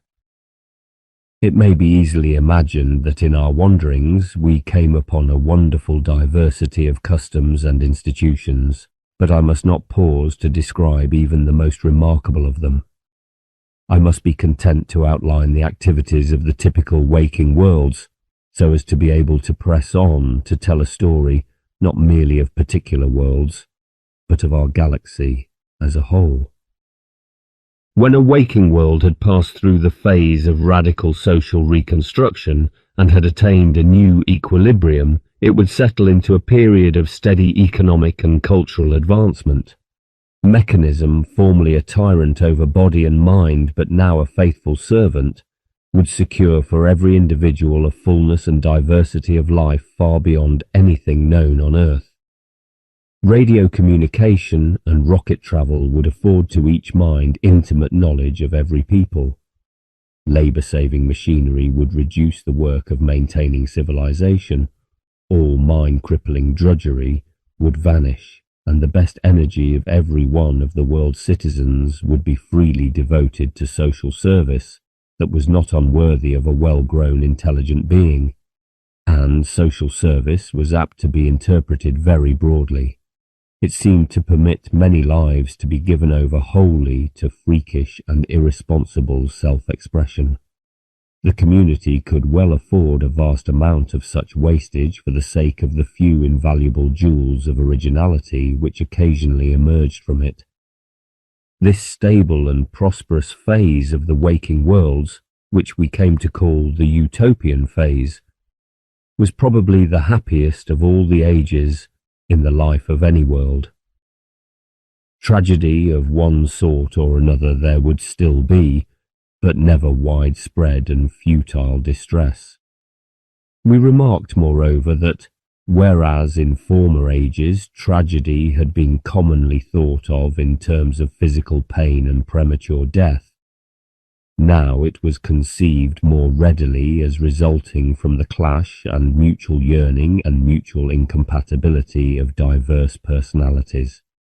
So rare had the cruder kind of disaster become, and on the other hand, so much more subtle and sensitive were the contacts between persons. Widespread physical tragedy, the suffering and annihilation of whole populations, such as we experience in war and plague, were quite unknown, save in those rare cases when a whole race was destroyed by astronomical accident, whether through loss of atmosphere or the bursting of its planet or the plunging of its solar system into some tract of gas or dust.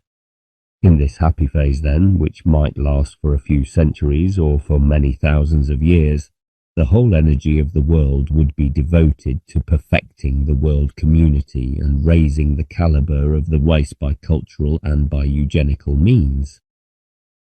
Of the eugenical enterprise of these worlds, I shall report little, because much of it would be unintelligible without a minute knowledge of the biological and biochemical nature of each of these non-human world populations.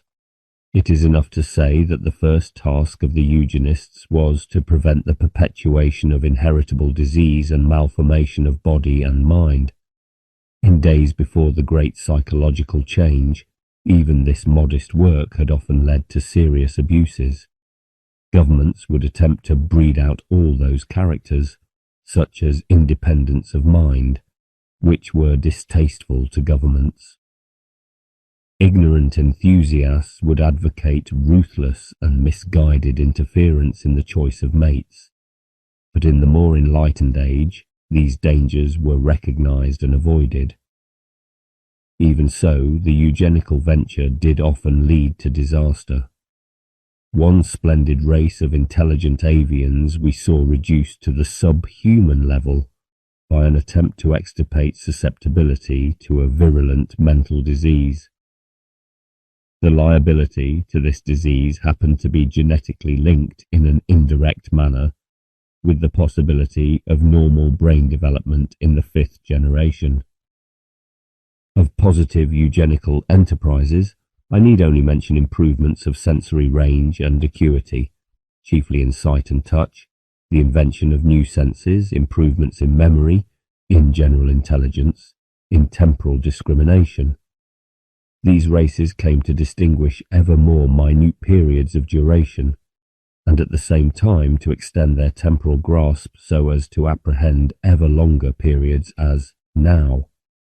Many of the worlds at first devoted much energy to this kind of eugenical work, but later decided that, though it might afford them some new richness of experience, it must be postponed for the sake of more important matters.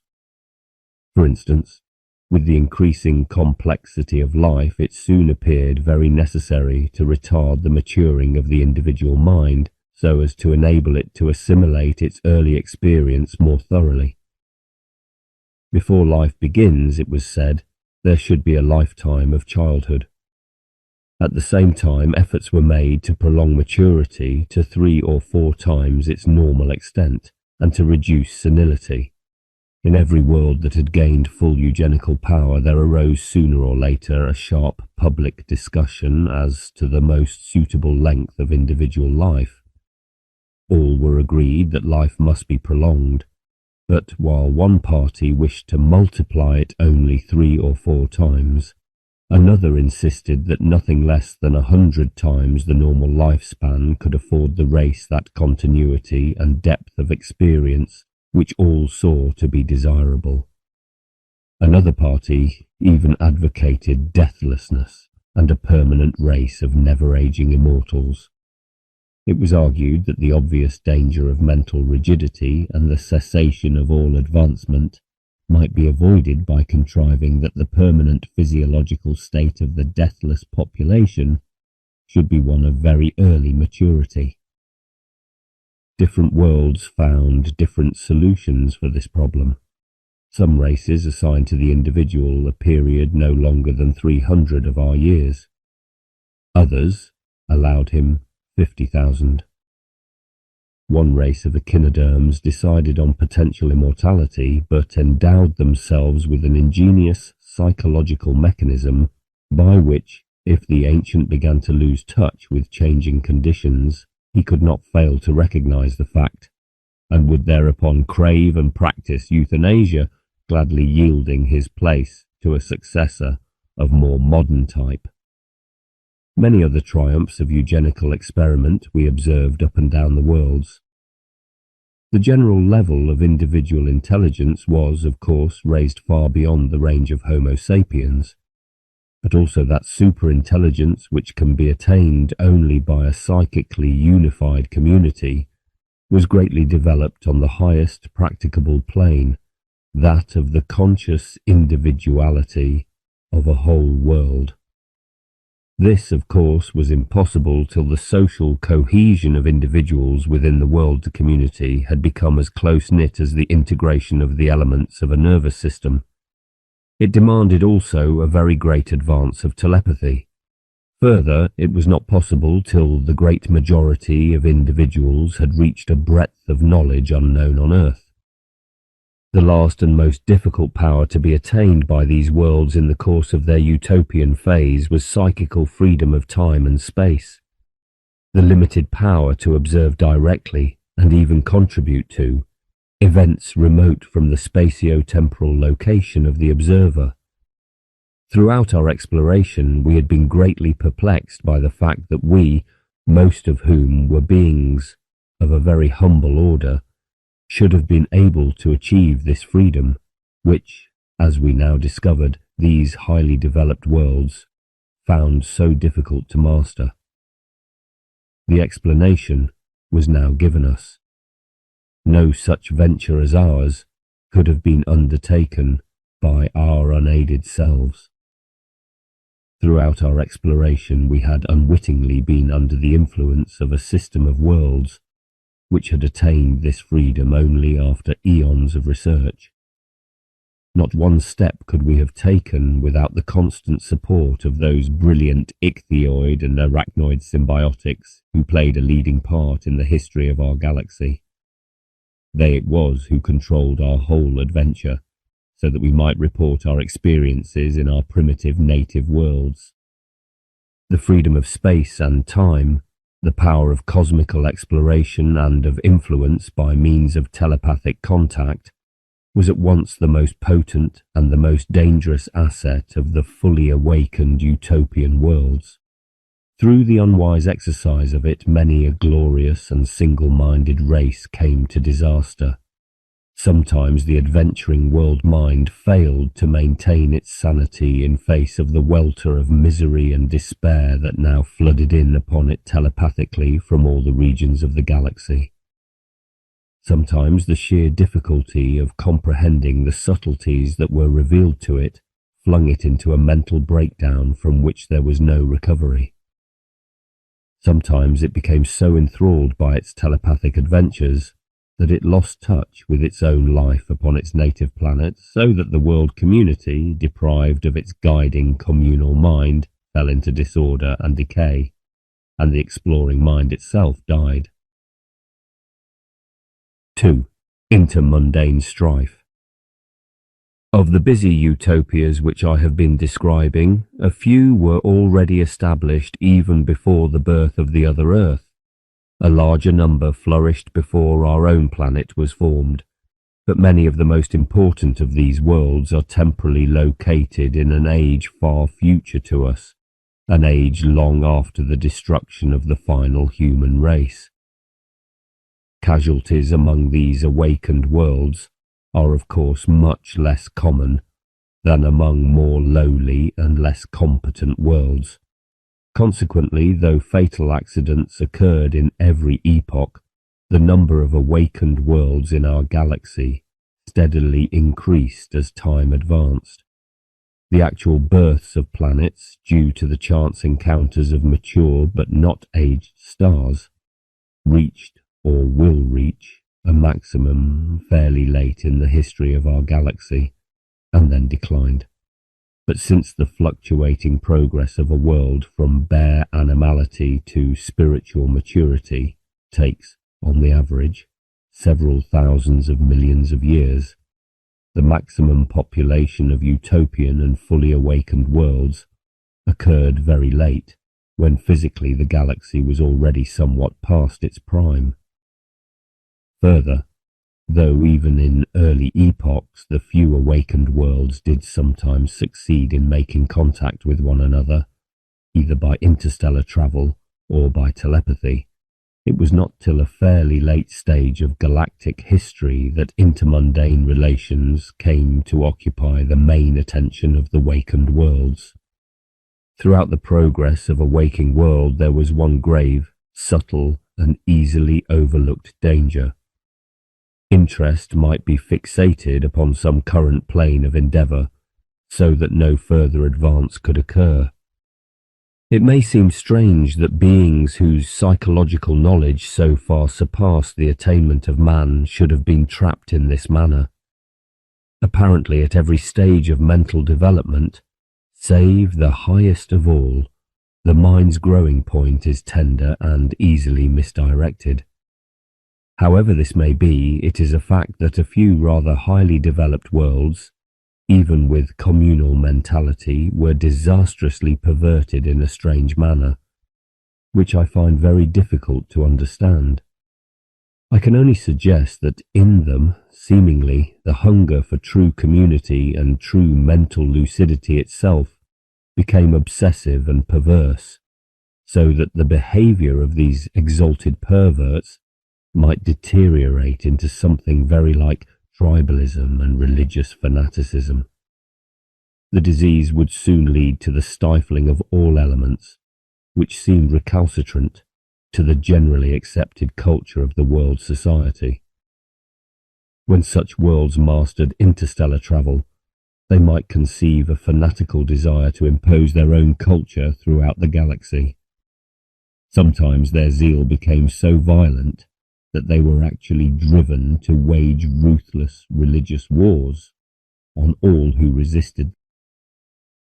Obsessions derive from one stage or another of the progress toward utopia and lucid consciousness, even if they did not bring violent disaster, might at any stage sidetrack the waking world into futility. Superhuman intelligence, courage, and constancy on the part of the devoted individuals might be consecrated to misguided and unworthy world purposes. Thus it was that, in extreme cases, even a world that remained socially utopian and mentally a super-individual might pass beyond the bounds of sanity. With a gloriously healthy body and an insane mind, it might do terrible harm to its neighbours. Such tragedy did not become possible till after interplanetary and interstellar travel had been well established. Long ago, in an early phase of the galaxy, the number of planetary systems had been very small, and only half a dozen worlds had attained utopia. These were scattered up and down the galaxy at immense distances from one another. Each lived its life in almost complete isolation, relieved only by precarious telepathic intercourse with its peers. In a somewhat later but still early period, when these eldest children of the galaxy had perfected their society and their biological nature and were on the threshold of super-individuality, they turned their attention to interplanetary travel. First one and then another achieved rocket flight in space and succeeded in breeding specialized populations for the colonization of neighboring planets. In a still later epoch, the middle period of galactic history, there were many more planetary systems than in the earlier ages, and an increasing number of intelligent worlds were successfully emerging from the great psychological crisis which so many worlds never surmount. Meanwhile, some of the elder generation of awakened worlds were already facing the immensely difficult problems of travel on the interstellar and not merely the interplanetary scale. This new power inevitably changed the whole character of galactic history. Hitherto, in spite of tentative telepathic exploration on the part of the most awakened worlds, the life of the galaxy had been in the main the life of a number of isolated worlds which took no effect upon one another.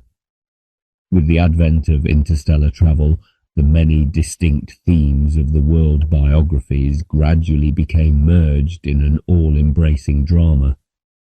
Travel within a planetary system was at first carried out by rocket vessels propelled by normal fuels.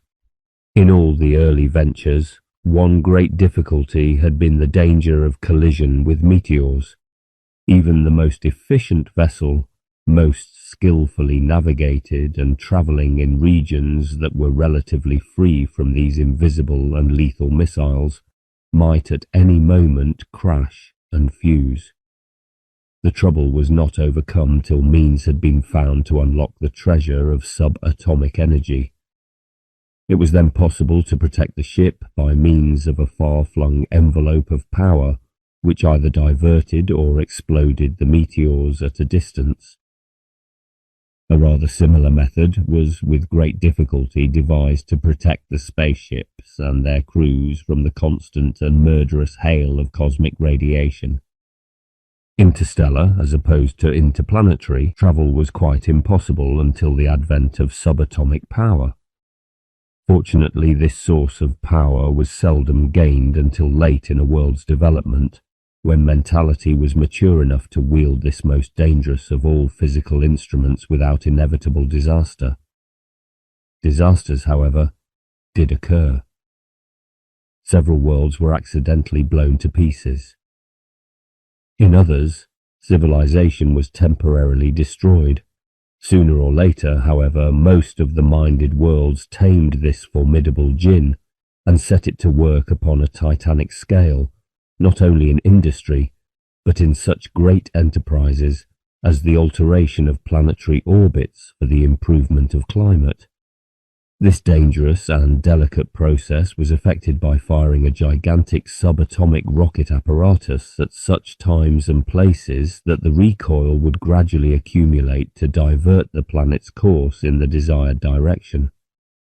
Actual interstellar voyaging was first effected by detaching a planet from its natural orbit by a series of well-timed and well-placed rocket impulsions, and thus projecting it into outer space at a speed far greater than the normal planetary and stellar speeds.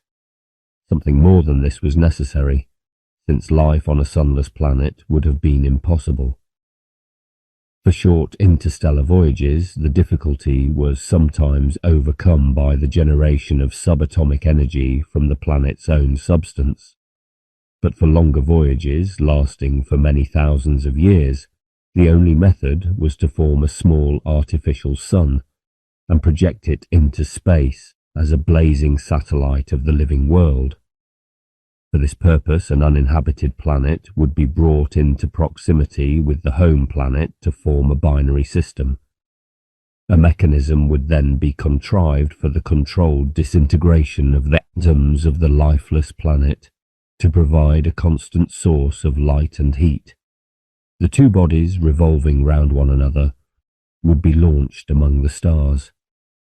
This delicate operation may well seem impossible. Had I space to describe the age-long experiments and world-wrecking accidents which preceded its achievement, perhaps the reader's incredulity would vanish. But I must dismiss in a few sentences whole protracted epics of scientific adventure and personal courage. Suffice it that, before the process was perfected, many a populous world was either cast adrift to freeze in space, or was roasted by its own artificial sun. The stars are so remote from one another that we measure their distances in light years. Had the voyaging worlds travelled only at speeds comparable with those of the stars themselves, even the shortest of interstellar voyages would have lasted for many millions of years. But since interstellar space offers almost no resistance to a travelling body, and therefore momentum is not lost, it was possible for the voyaging world, by prolonging the original rocket impulsion for many years, to increase its speed far beyond that of the fastest star. Indeed, though even the early voyages by heavy natural planets were by our standards spectacular, I shall have to tell at a later stage of voyages by small artificial planets travelling at almost half the speed of light. Owing to certain relativity effects, it was impossible to accelerate beyond this point, but even such a rate of travel made voyages to the nearer stars well worth undertaking if any other planetary system happened to lie within this range. It must be remembered that a fully awakened world had no need to think in terms of such short periods as a human lifetime. Though its individuals might die, the minded world was, in a very important sense, immortal. It was accustomed to lay its plans to cover periods of many million years. In early epochs of the galaxy, expeditions from star to star were difficult and rarely successful, but at a later stage, when there were already many thousands of worlds inhabited by intelligent races and hundreds that had passed the utopian stage, a very serious situation arose. Interstellar travel was by now extremely efficient. Immense exploration vessels, many miles in diameter, were constructed out in space from artificial materials of extreme rigidity and lightness. These could be projected by rocket action and with cumulative acceleration till their speed was almost half the speed of light. Even so, the journey from end to end of the galaxy could not be completed under 200,000 years. However, there was no reason to undertake so long a voyage. Few voyages in search of suitable systems lasted for more than a tenth of that time. Many were much shorter. Races that had attained and secured a communal consciousness would not hesitate to send out a number of such expeditions. Ultimately, they might project their planet itself across the ocean of space to settle in some remote system recommended by the pioneers. The problem of interstellar travel was so enthralling that it sometimes became an obsession even to a fairly well-developed utopian world. This could only occur if in the constitution of that world there was something unwholesome, some secret and unfulfilled hunger impelling the beings. The race might then become travel mad. Its social organization would be refashioned and directed with Spartan strictness to the new communal undertaking. All its members, hypnotized by the common obsession, would gradually forget the life of intense personal intercourse and of creative mental activity which had hitherto been their chief concern. The whole venture of the spirit, exploring the universe and its own nature with critical intelligence and delicate sensibility, would gradually come to a standstill. The deepest roots of emotion and will, which in the fully sane, awakened world were securely within the range of introspection, would become increasingly obscured. Less and less in such a world could the unhappy communal mind understand itself.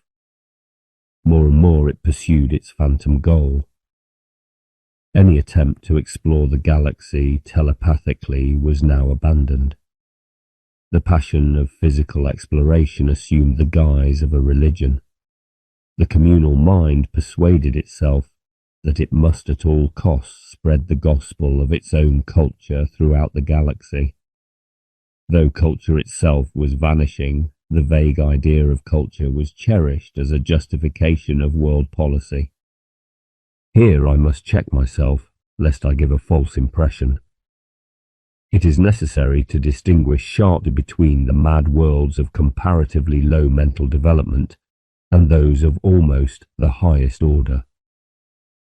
The humbler kinds might become crudely obsessed by sheer mastery or sheer travel, with its scope for courage and discipline.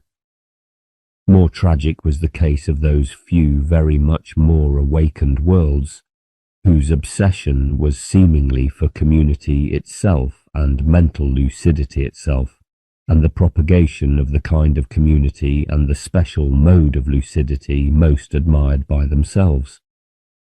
For them, travel was but the means to cultural and religious empire. I have spoken as though I were confident that these formidable worlds were indeed mad, aberrant from the line of mental and spiritual growth. But their tragedy lay in the fact that, though to their opponents they seemed to be either mad or at heart wicked, to themselves they appeared superbly sane, practical, and virtuous. There were times when we ourselves, the bewildered explorers were almost persuaded that this was the truth. Our intimate contact with them was such as to give us insight, so to speak, into the inner sanity of their insanity, or the core of rightness in their wickedness. This insanity or wickedness I have to describe in terms of simple human craziness and vice, but in truth it was in a sense superhuman, for it included the perversion of faculties above the range of human sanity and virtue.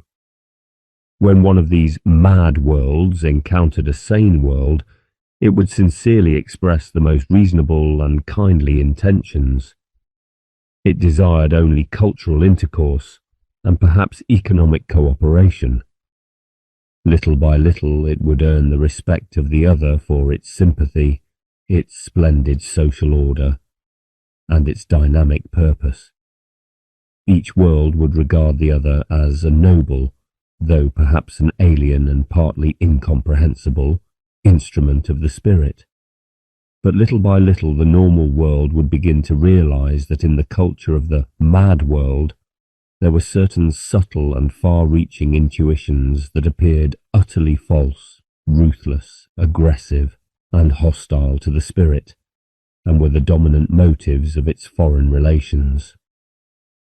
The mad world, meanwhile, would regretfully come to the conclusion that the other was after all gravely lacking in sensibility, that it was obtuse to the very highest values and most heroic virtues, in fact that its whole life was subtly corrupt, and must for its own sake be changed or else destroyed.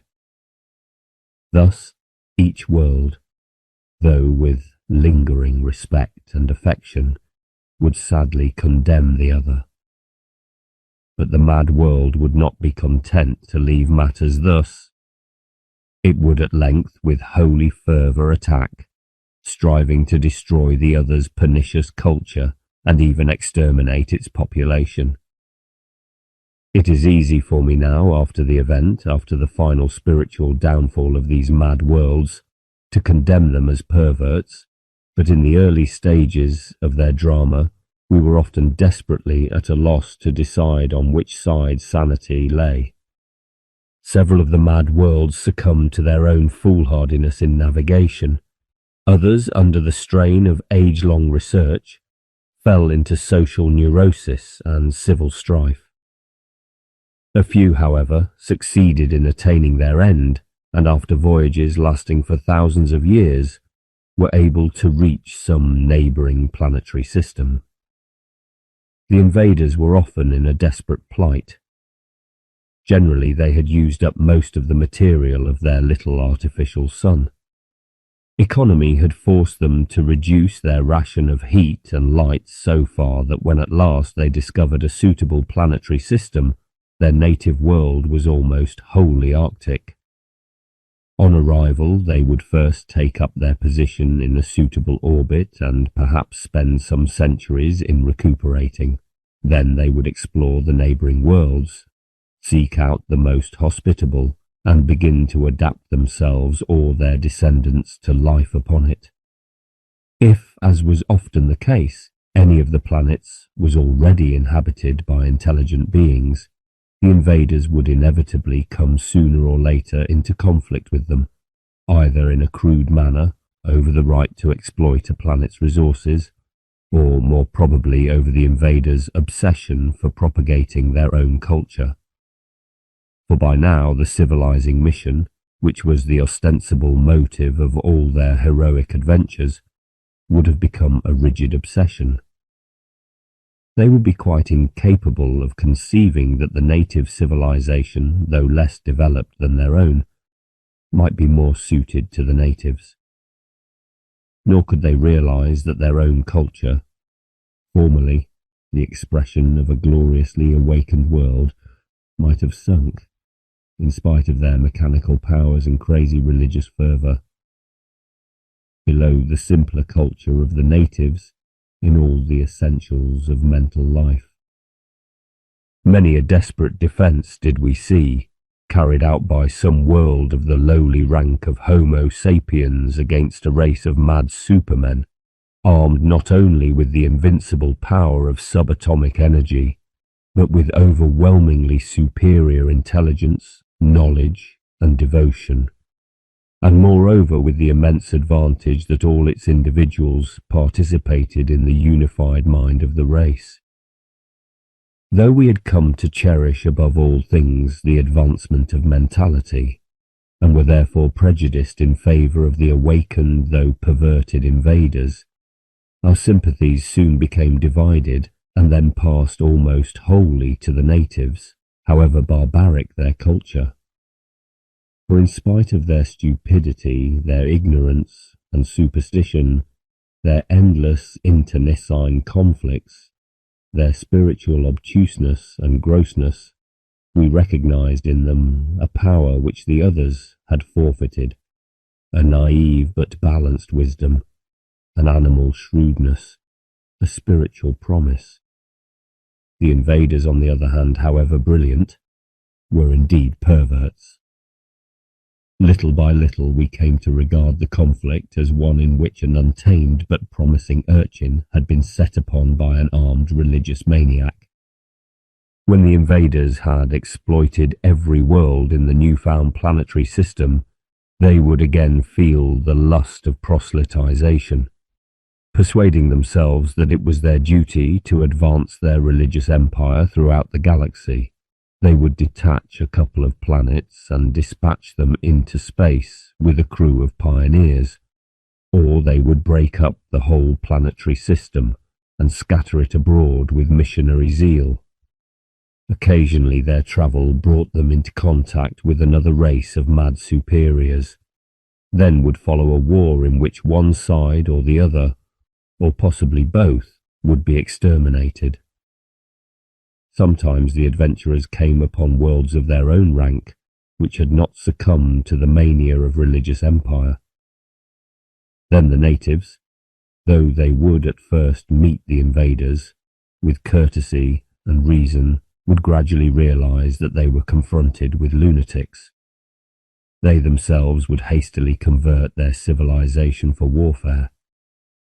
The issue would depend on superiority of weapons and military cunning.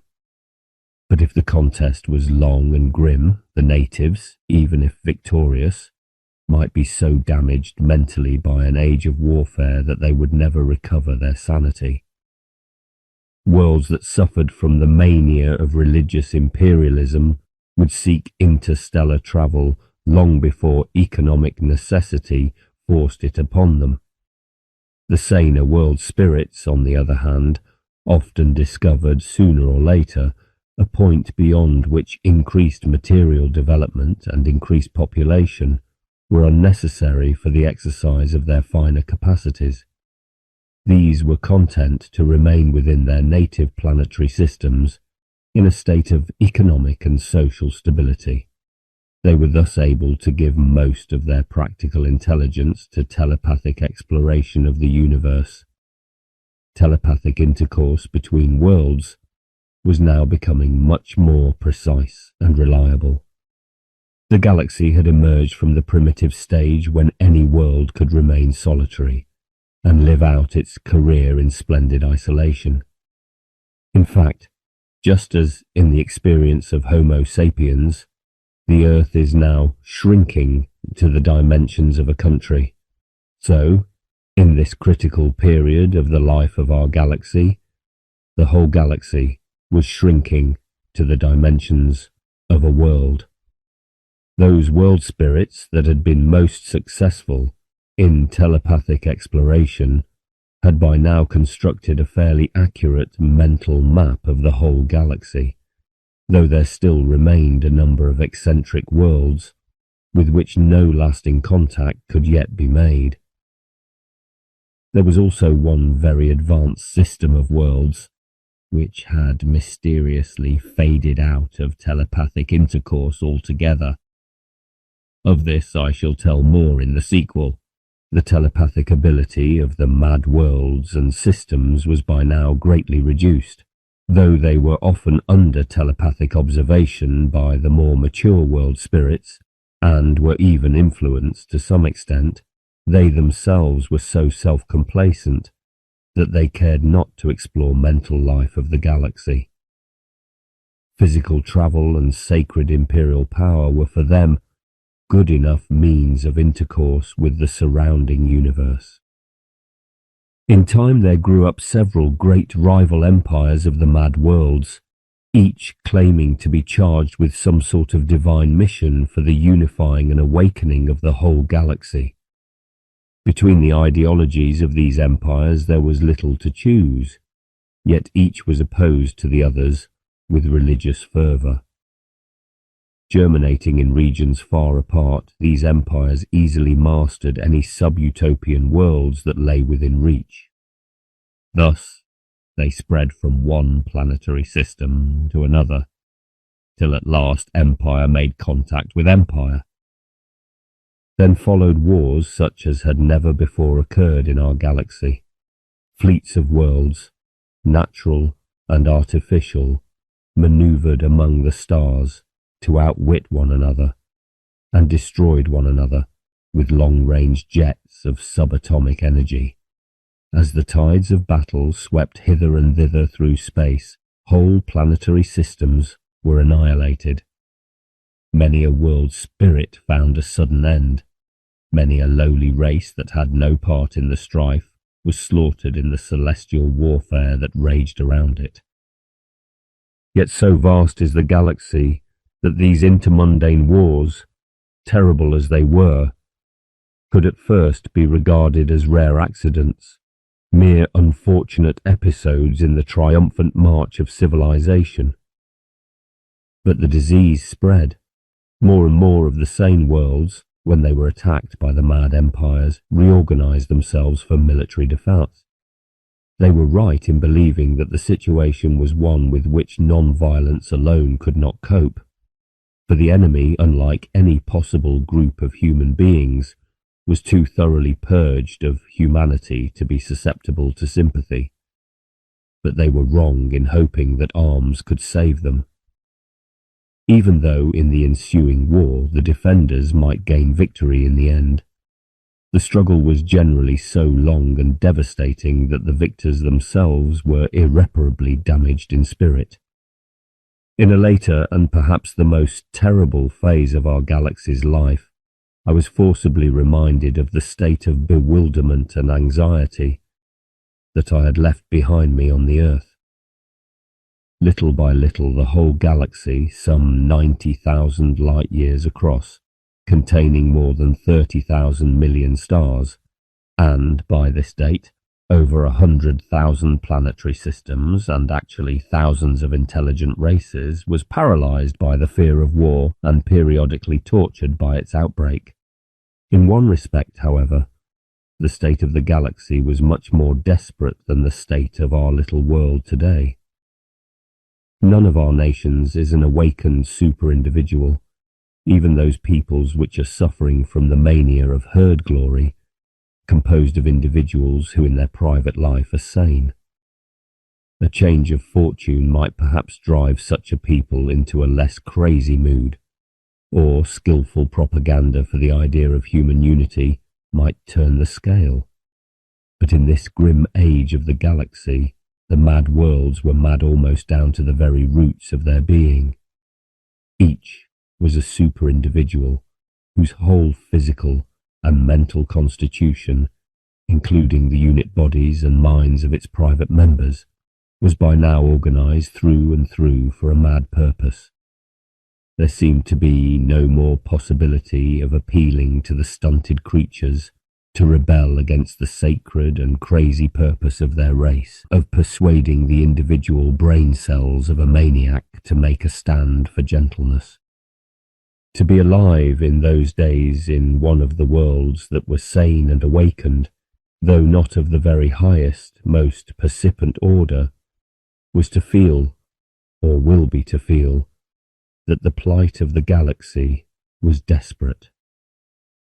These average sane worlds had organized themselves into a league to resist aggression, but since they were far less developed in military organisation than the Mad Worlds, and much less inclined to subject their individual members to military despotism, they were at a great disadvantage. Moreover, the enemy was now united, for one empire had secured complete mastery over the others, and had inspired all the Mad Worlds with an identical passion of religious imperialism.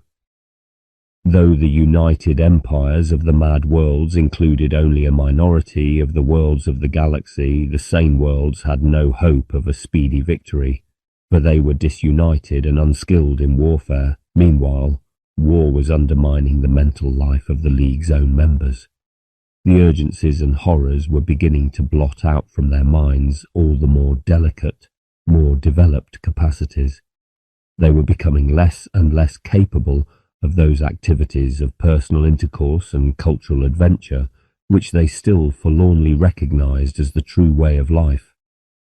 The great majority of the worlds of the League, finding themselves caught in a trap from which seemingly there was no escape, came despairingly to feel that the spirit which they had thought divine, the spirit which seeks true community and true awakening, was, after all, not destined to triumph, and therefore not the essential spirit of the cosmos.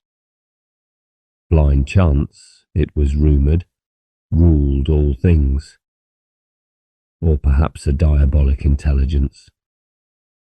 Some began to conceive that the Star Maker had created merely for the lust of destroying. Undermined by this terrible surmise, they themselves sank far toward madness. With horror they imagined that the enemy was indeed, as he claimed, the instrument of divine wrath, punishing them for their own impious will to turn the whole galaxy, the whole cosmos, into a paradise of generous and fully awakened beings. Under the influence of this growing sense of ultimate satanic power and the even more devastating doubt of the rightness of their own ideals, the League members despaired. Some surrendered to the enemy, others succumbed to internal discord, losing their mental unity. The War of the Worlds seemed likely to end in the victory of the insane, and so indeed it would have done, but for the interference of that remote and brilliant system of worlds, which, as was mentioned above, had for a long while withdrawn itself from telepathic intercourse with the rest of our galaxy. This was the system of worlds which had been founded in the springtime of the galaxy by the symbiotic ichthyoids and arachnoids. 3. A crisis in galactic history. Throughout this period of imperial expansion, a few world systems of a very high order, though less awakened than the symbiotics of the sub-galaxy, had watched events telepathically from afar. They saw the frontiers of empire advancing steadily toward them, and knew that they themselves would soon be implicated. They had the knowledge and power to defeat the enemy in war. They received desperate appeals for help. Yet they did nothing. These were worlds that were organized through and through for peace and the activities proper to an awakened world. They knew that if they chose to remake their whole social structure and reorientate their minds, they could ensure military victory. They knew also that they would thereby see many worlds from conquest, from oppression, and from the possible destruction of all that was best in them. But they knew also that in reorganizing themselves for desperate warfare, in neglecting, for a whole age of struggle, all those activities which were proper to them, they would destroy the best in themselves more surely than the enemy would destroy it by oppression, and that in destroying this they would be murdering what they believed to be the most vital germ in the galaxy. They therefore forswore military action.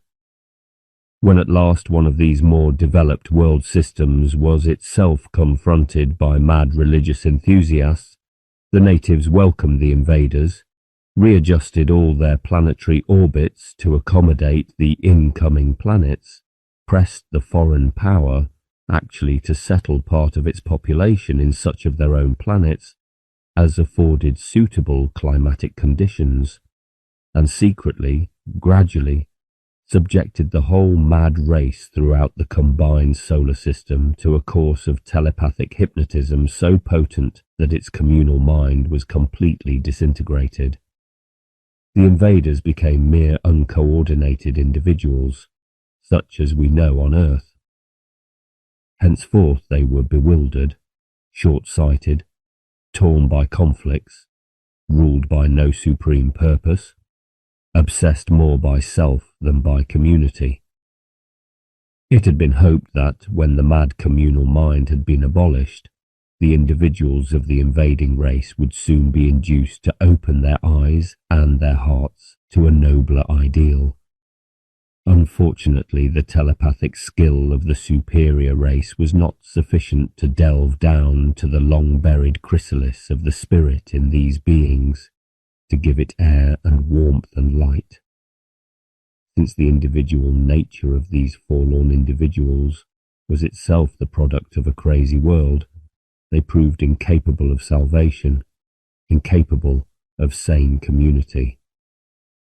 They were therefore segregated to work out their own unlovely destiny in ages of tribal quarrels and cultural decline, ending in the extinction which inevitably overtakes creatures that are incapable of adaptation to new circumstances. When several invading expeditions had been thus circumvented, there arose among the worlds of the mad united empires a tradition that certain seemingly pacific worlds were in fact more dangerous than all other enemies, since plainly they had a strange power of poisoning the soul. The imperialists determined to annihilate these terrible opponents. The attacking forces were instructed to avoid all telepathic parley and blow the enemy to pieces at long range. This, it was found, could be most conveniently performed by exploding the sun of the doomed system. Stimulated by a potent ray, the atoms of the photosphere would start disintegrating, and the spreading fury would soon fling the star into the nova state, roasting all his planets. It was our lot to witness the extraordinary calm, nay, the exultation and joy with which these worlds accepted the prospect of annihilation, rather than debase themselves by resistance. Later, we were to watch the strange events which saved this galaxy of ours from disaster. But first came tragedy.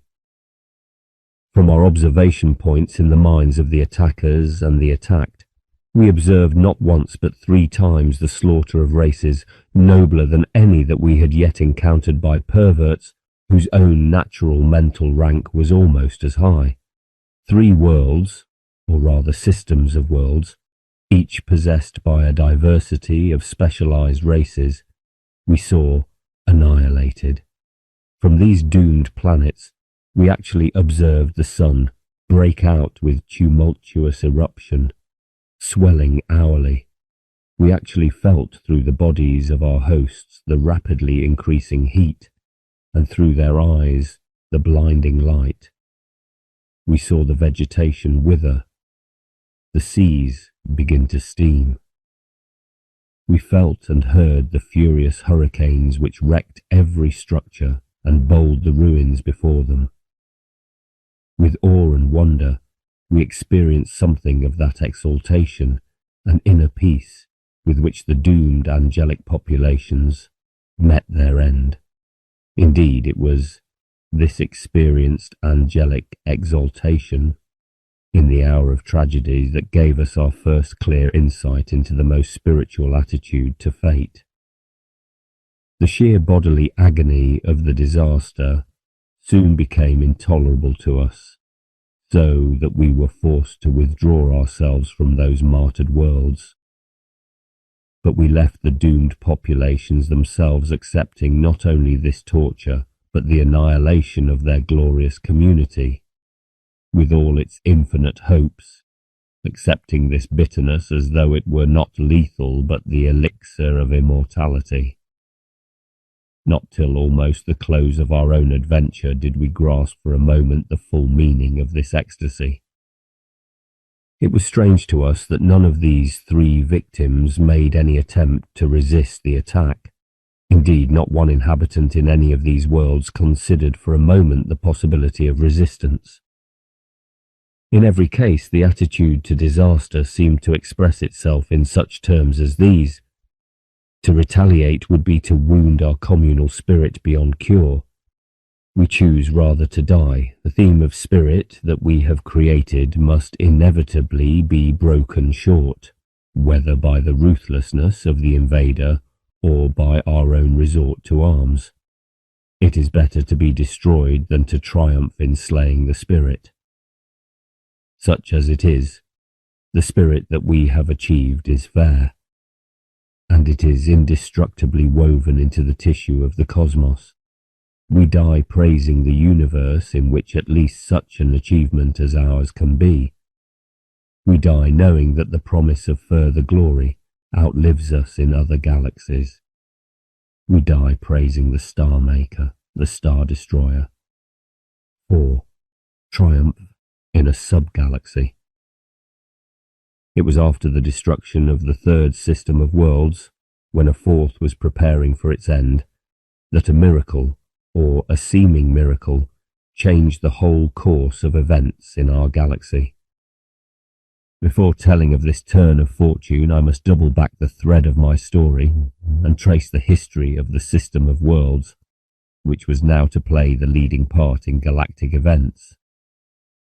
It will be remembered that in an outlying island off the galactic continent there lived the strange symbiotic race of ichthyoids and arachnoids. These beings supported almost the oldest civilization in the galaxy. They had reached the human plane of mental development even before the other men, and in spite of many vicissitudes during the thousands of millions of years of their career, they had made great progress. I referred to them last as having occupied all the planets of their system with specialized races of arachnoids, all of which were in permanent telepathic union with the ichthyoid population in the oceans of the home planet. As the ages passed, they were several times reduced almost to annihilation, now by 2 daring physical experiments, now through 2 ambitious telepathic exploration, but in time they won through to a mental development unequalled in our galaxy. Their little island universe, their outlying cluster of stars, had come wholly under their control. It contained many natural planetary systems. Several of these included worlds which, when the early arachnoid explorers visited them telepathically, were found to be inhabited by native races of pre-utopian rank. These were left to work out their own destiny, save that in certain crises of their history the symbiotics secretly brought to bear on them from afar a telepathic influence that might help them to meet their difficulties with increased vigour. Thus, when one of these worlds reached the crisis in which Homo sapiens now stands, it passed with seemingly natural ease straight on to the phase of world unity and the building of utopia. Great care was taken by the symbiotic race to keep its existence hidden from the primitives, lest they should lose their independence of mind. Thus, even while the symbiotics were voyaging among these worlds, in rocket vessels and using the mineral resources of neighbouring uninhabited planets, the intelligent worlds of pre-utopian rank were left unvisited. Not till these worlds had themselves entered the full utopian phase and were exploring their neighbour planets were they allowed to discover the truth. By then they were ready to receive it with exultation rather than disheartenment and fear. Thenceforth, by physical and telepathic intercourse, the young utopia would be speedily brought up to the spiritual rank of the symbiotics themselves, and would cooperate on an equal footing in a symbiosis of worlds. Some of these pre-utopian worlds, not malignant but incapable of further advance, were left in peace and preserved as we preserve wild animals in national parks for scientific interest. Aeon after aeon, these beings, tethered by their own futility, struggled in vain to cope with the crisis which modern Europe knows so well. In cycle after cycle, civilization would emerge from barbarism. Mechanization would bring the peoples into uneasy contact. National wars and class wars would breed the longing for a better world order, but breed it in vain. Disaster after disaster would undermine the fabric of civilization. Gradually, barbarism would return. Aeon after aeon, the process would repeat itself under the calm telepathic observation of the symbiotics, whose existence was never suspected by the primitive creatures under their gaze. So might we ourselves look down into some rock pool where lowly creatures repeat with naive zest dramas burned by their ancestors eons ago. The symbiotics could well afford to leave these museum pieces intact, for they had at their disposal scores of planetary systems. Moreover, armed with their highly developed physical sciences and with subatomic power, they were able to construct, out in space, artificial planets for permanent habitation. These great hollow globes of artificial supermetals and artificial transparent adamant ranged in size from the earliest and smallest structures, which were no bigger than a very small asteroid, to spheres considerably larger than the Earth. They were without external atmosphere, since their mass was generally too slight to prevent the escape of gases. A blanket of repelling force protected them from meteors and cosmic rays. The planet's external surface, which was wholly transparent, encased the atmosphere. Immediately beneath it hung the photosynthesis stations and the machinery for generating power from solar radiation. Part of this outer shell was occupied by astronomical observatories, machinery for controlling the planet's orbit, and great docks for interplanetary liners. The interior of these worlds was a system of concentric spheres, supported by girders and gigantic arches. Interspersed between these spheres lay the machinery for atmospheric regulation, the great water reservoirs, the food factories and commodity factories, the engineering shops, the refuse conversion tracks, residential and recreational areas, and a wealth of research laboratories, libraries, and cultural centres. Since the symbiotic race was in origin marine, there was a central ocean where the profoundly modified, the physically indolent and mentally athletic descendants of the original ichthyoids constituted the highest brain tracts of the intelligent world.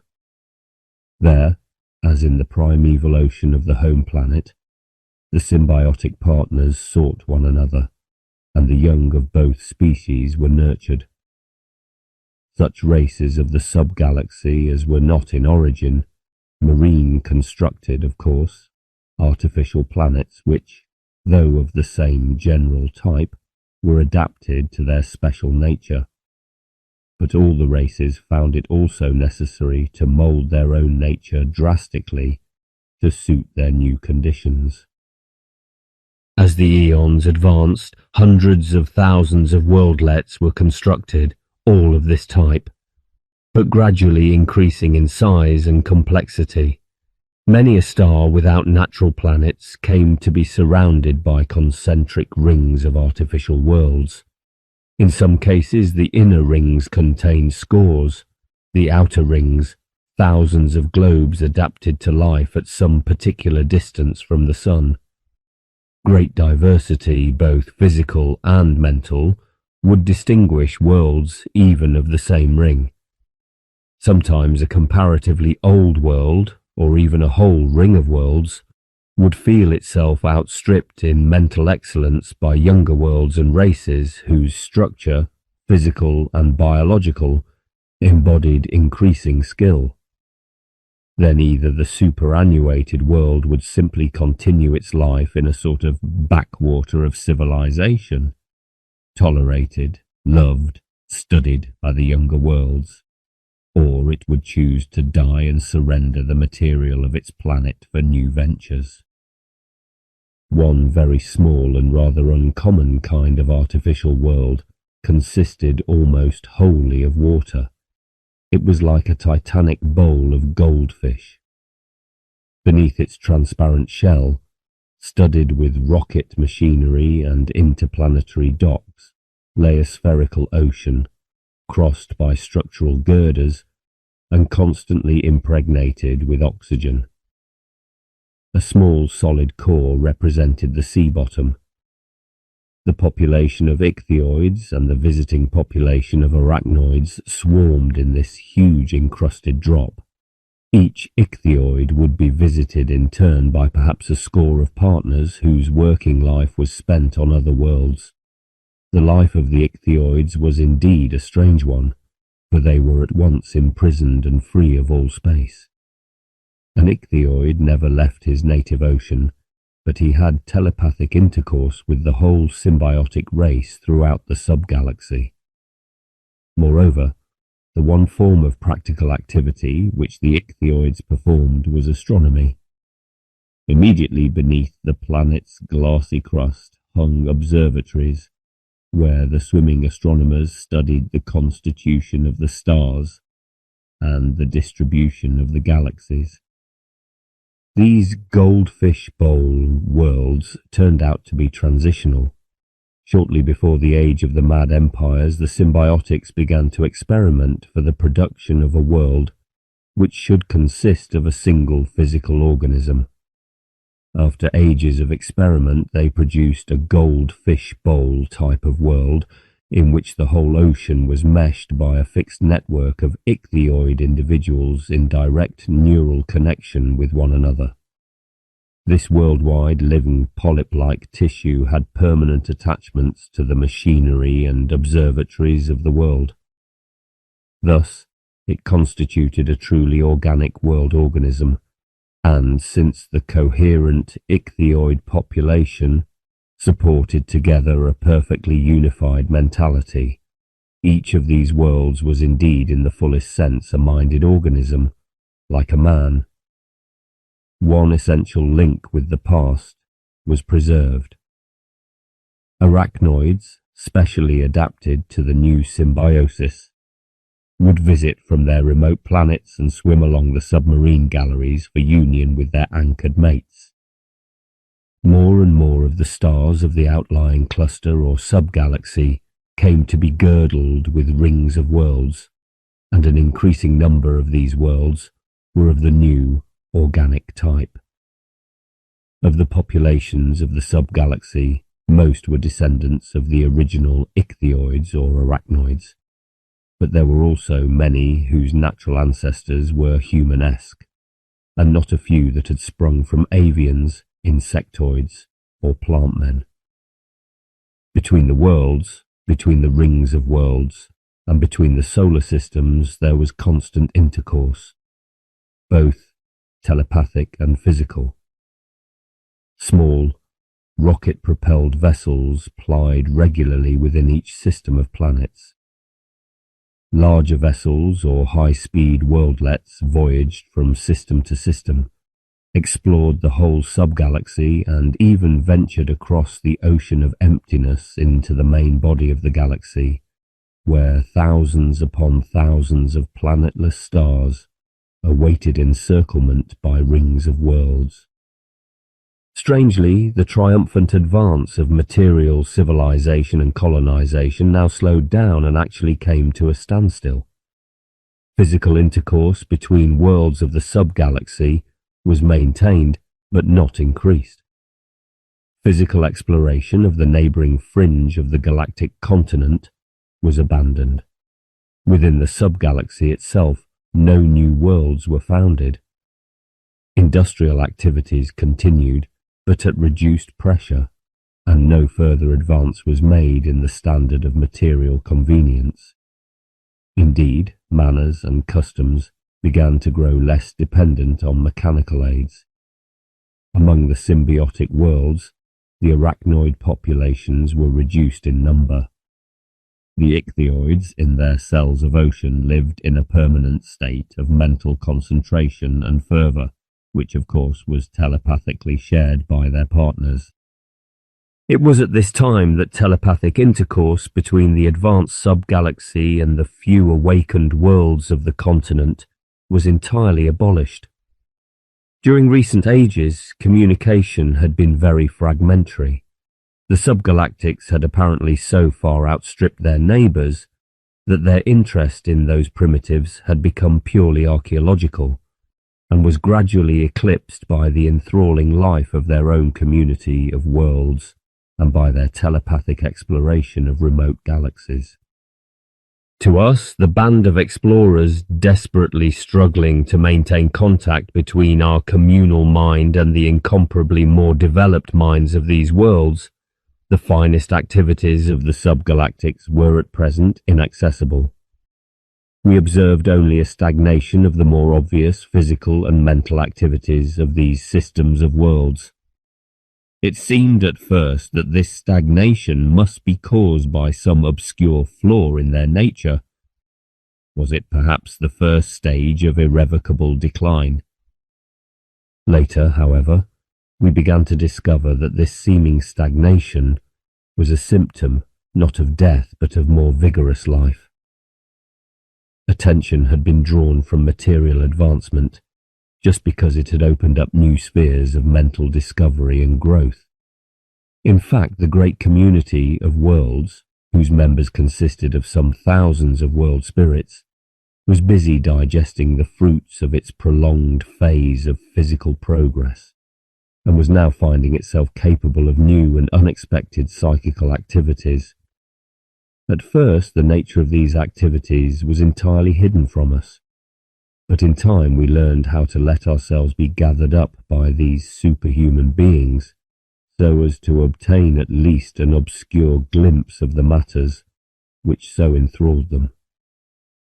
They were concerned, it seemed, partly with telepathic exploration of the great host of 10 million galaxies, partly with a technique of spiritual discipline by which they strove to come to more penetrating insight into the nature of the cosmos and to a finer creativity. This, we learned, was possible because their perfect community of worlds was tentatively waking into a higher plane of being as a single communal mind whose body was the whole sub-galaxy of worlds. Though we could not participate in the life of this lofty being, we guessed that its absorbing passion was not wholly unlike the longing of the noblest of our own human species to come face to face with God.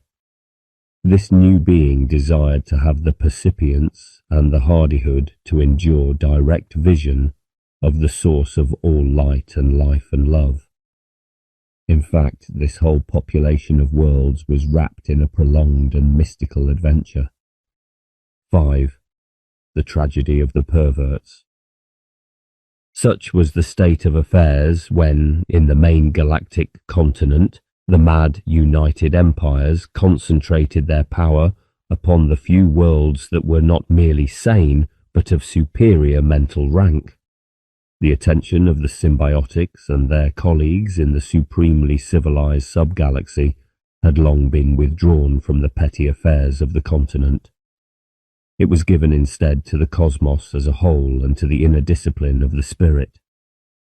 But the first of the 3 murders perpetrated by the United Empires upon a population far more developed than themselves seems to have caused a penetrating reverberation to echo, so to speak, through all the loftier spheres of existence. Even in the full flight of their career, the subgalactics took cognizance. once more attention was directed telepathically to the neighbouring continent of stars. While the situation was being studied, the second murder was committed. The subgalactics knew that they had power to prevent any further disaster. Yet, to our surprise, our horror and incomprehension, they calmly awaited the third murder. Still more strange, the doomed worlds themselves, though in telepathic communication with the subgalaxy, made no appeal for help. Victims and spectators alike studied the situation with quiet interest, even with a sort of bright exultation not wholly unlike amusement. From our lowlier plane, this detachment, this seeming levity, at first appeared less angelic than inhuman. Here was a whole world of sensitive and intelligent beings, in the full tide of eager life and communal activity. Here were lovers newly come together, scientists in the midst of profound research, artists intent on new delicacies of apprehension, workers in 1,000 practical social undertakings of which man has no conception. Here, in fact, was all the rich diversity of personal lives that go to make up a highly developed world in action. And each of these individual minds participated in the communal mind of all, each experienced not only as a private individual but as the very spirit of his race. Yet these calm beings faced the destruction of their world with no more distress seemingly than one of us would feel at the prospect of resigning his part in some interesting game. And in the minds of the spectators of this impending tragedy we observed no agony of compassion, but only such commiseration, tinged with humour, as we might feel for some distinguished tennis player who was knocked out in the first round of a tournament by some trivial accident such as a sprained ankle. With difficulty we came to understand the source of this strange equanimity. Spectators and victims alike were so absorbed in cosmological research, so conscious of the richness and potentiality of the cosmos, and above all, so possessed by spiritual contemplation, that the destruction was seen, even by the victims themselves, from the point of view which men would call divine. Their gay exaltation and their seeming frivolity were rooted in the fact that to them, the personal life, and even the life and death of individual worlds, appeared chiefly as vital themes contributing to the life of the cosmos. From the cosmical point of view, the disaster was, after all, a very small though poignant matter. Moreover, if by the sacrifice of another group of worlds, even of splendidly awakened worlds, greater insight could be attained into the insanity of the mad empires, the sacrifice was well worth while. So the third murder was committed. Then came the miracle. The telepathic skill of the sub-galaxy was far more developed than that of the scattered superior worlds on the galactic continent. It could dispense with the aid of normal intercourse, and it could overcome every resistance. It could reach right down to the buried chrysalis of the spirit, even in the most perverted individual. This was not a merely destructive power, blotting out the communal mind hypnotically. It was a kindling, an awakening power, brought to bear on the sane but dormant core of each individual. This skill was now exercised upon the galactic continent with triumphant but also tragic effect, for even this skill was not omnipotent. There appeared here and there, among the mad worlds, a strange and spreading disease of the mind. To the orthodox imperialists in those worlds themselves it seemed a madness, but it was in fact a late and ineffectual waking into sanity on the part of beings whose nature had been moulded through and through for madness in a mad environment. The course of this disease of sanity in a mad world ran generally as follows. Individuals here and there, while still playing their part in the well-disciplined action and communal thought of the world, would find themselves teased by private doubts and disgusts opposed to the dearest assumptions of the world in which they lived. Doubts of the worth of record-breaking travel and record-breaking empire, and disgust with the cult of mechanical triumph and intellectual civility and the divinity of the race. As these disturbing thoughts increased, the bewildered individuals would begin to fear for their own sanity. Presently they would cautiously sound their neighbours. Little by little, doubt would become more widespread and more vocal, until at last considerable minorities in each world, though still playing their official part, would lose contact with the communal mind and become mere isolated individuals, but individuals at heart more sane than the lofty communal mind from which they had fallen. The orthodox majority, horrified at this mental disintegration, would then apply the familiar, ruthless methods that had been used so successfully in the uncivilized outposts of empire. The dissentients would be arrested and either destroyed outright or concentrated upon the most inhospitable planet, in the hope that their torture might prove an effective warning to others. This policy failed. The strange mental disease spread more and more rapidly till the lunatics outnumbered the sane. There followed civil wars, mass martyrdom of devoted pacifists, dissension among the imperialists, a steady increase of lunacy in every world of the empire. The whole imperial organization fell to pieces, and since the aristocratic worlds that formed the backbone of empire were as impotent as soldier ants to maintain themselves without the service and tribute of the subject worlds, the loss of empire doomed them to death. When almost the whole population of such a world had gone sane, great efforts would be made to reorganize its life for self-sufficiency and peace. It might have been expected that this task, though difficult, would not have defeated a population of beings whose sheer intelligence and social loyalty were incomparably greater than anything known on earth. But there were unexpected difficulties, not economic but psychological. These beings had been fashioned for war, tyranny, and empire. Though telepathic stimulation from superior minds could touch into life the slumbering germ of the spirit in them, and help them to realize the triviality of their world's whole purpose, telepathic influence could not refashion their nature to such an extent that they could henceforth actually live for the spirit and renounce the old life. In spite of heroic self-discipline, they tended to sink into inertia, like wild beasts domesticated, or to run amok, and exercise against one another those impulses of domination, which hitherto had been directed upon subject worlds. And all this they did with profound consciousness of guilt. For us, it was heart-rending to watch the agony of these worlds. Never did the newly enlightened beings lose their vision of true community and of the spiritual life.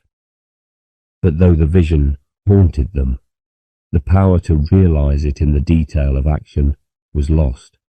Moreover, there were times when the change of heart that they had suffered seemed to them actually a change for the worse. Formerly all individuals had been perfectly disciplined to the common will and perfectly happy in executing that will without the heart-searchings of individual responsibility. But now individuals were mere individuals, and all were tormented by mutual suspicion and by violent propensities for self-seeking. The issue of this appalling struggle in the minds of these former imperialists depended on the extent to which specialization for empire had affected them. In a few young worlds, in which specialization had not gone deep. A period of chaos was followed by a period of reorientation and world planning, and in due season by sane utopia. But in most of these worlds no such escape was possible. Either chaos persisted till racial decline set in and the world sank to the human, the subhuman, the merely animal states, or else, in a few cases only, the discrepancy between the ideal and the actual was so distressing that the whole race committed suicide. We could not long endure the spectacle of scores of worlds falling into psychological ruin. Yet the subgalactics who had caused these strange events and continued to use their power to clarify and so destroy these minds watched their handiwork unflinchingly. Pity they felt, pity such as we feel for a child that has broken its toy, but no indignation against fate. Within a few thousand years, every one of the imperial worlds had either transformed itself or fallen into barbarism or committed suicide. 6. A galactic utopia. The events that I have been describing took place, or from the human point of view, will take place, at a date as far future to us as we are from the condensation of the earliest stars. The next period of galactic history covers the period from the fall of the mad empires to the achievement of utopia in the whole galactic community of worlds. This transitional period was in itself in a manner utopian, for it was an age of triumphant progress carried out by beings whose nature was rich and harmonious, whose nurture was entirely favourable, and their ever-widening galactic community a wholly satisfying object of loyalty. It was only not utopian in the sense that the galactic society was still expanding and constantly changing its structure to meet new needs, economic and spiritual. At the close of this phase there came a period of full utopia, in which the attention of the perfected galactic community was directed mainly beyond itself toward other galaxies. Of this I shall tell in due course, and of the unforeseen and stormy events which shattered this beatitude.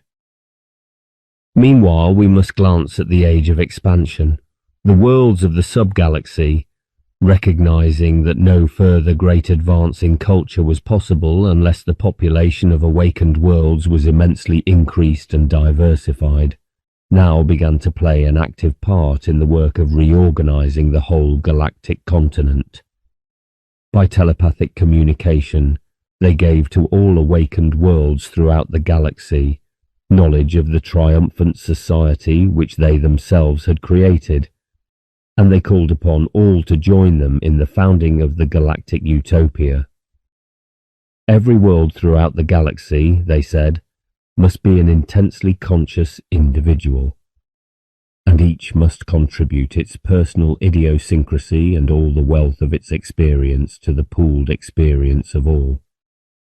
When at last the community was completed, they said, it must go on to fulfill its function in the far greater community of all galaxies, there to participate in spiritual activities as yet but dimly guessed. In their earlier age of meditation, the subgalactic worlds, or rather the single intermittently awakening mind of the subgalaxy, had evidently made discoveries which had very precise bearing on the founding of the galactic society, for they now put forward the demand that the number of minded worlds in the galaxy must be increased to at least 10,000 times its present extent. In order that all the potentialities of the spirit should be fulfilled, they said there must be a far greater diversity of world types and thousands of worlds of each type.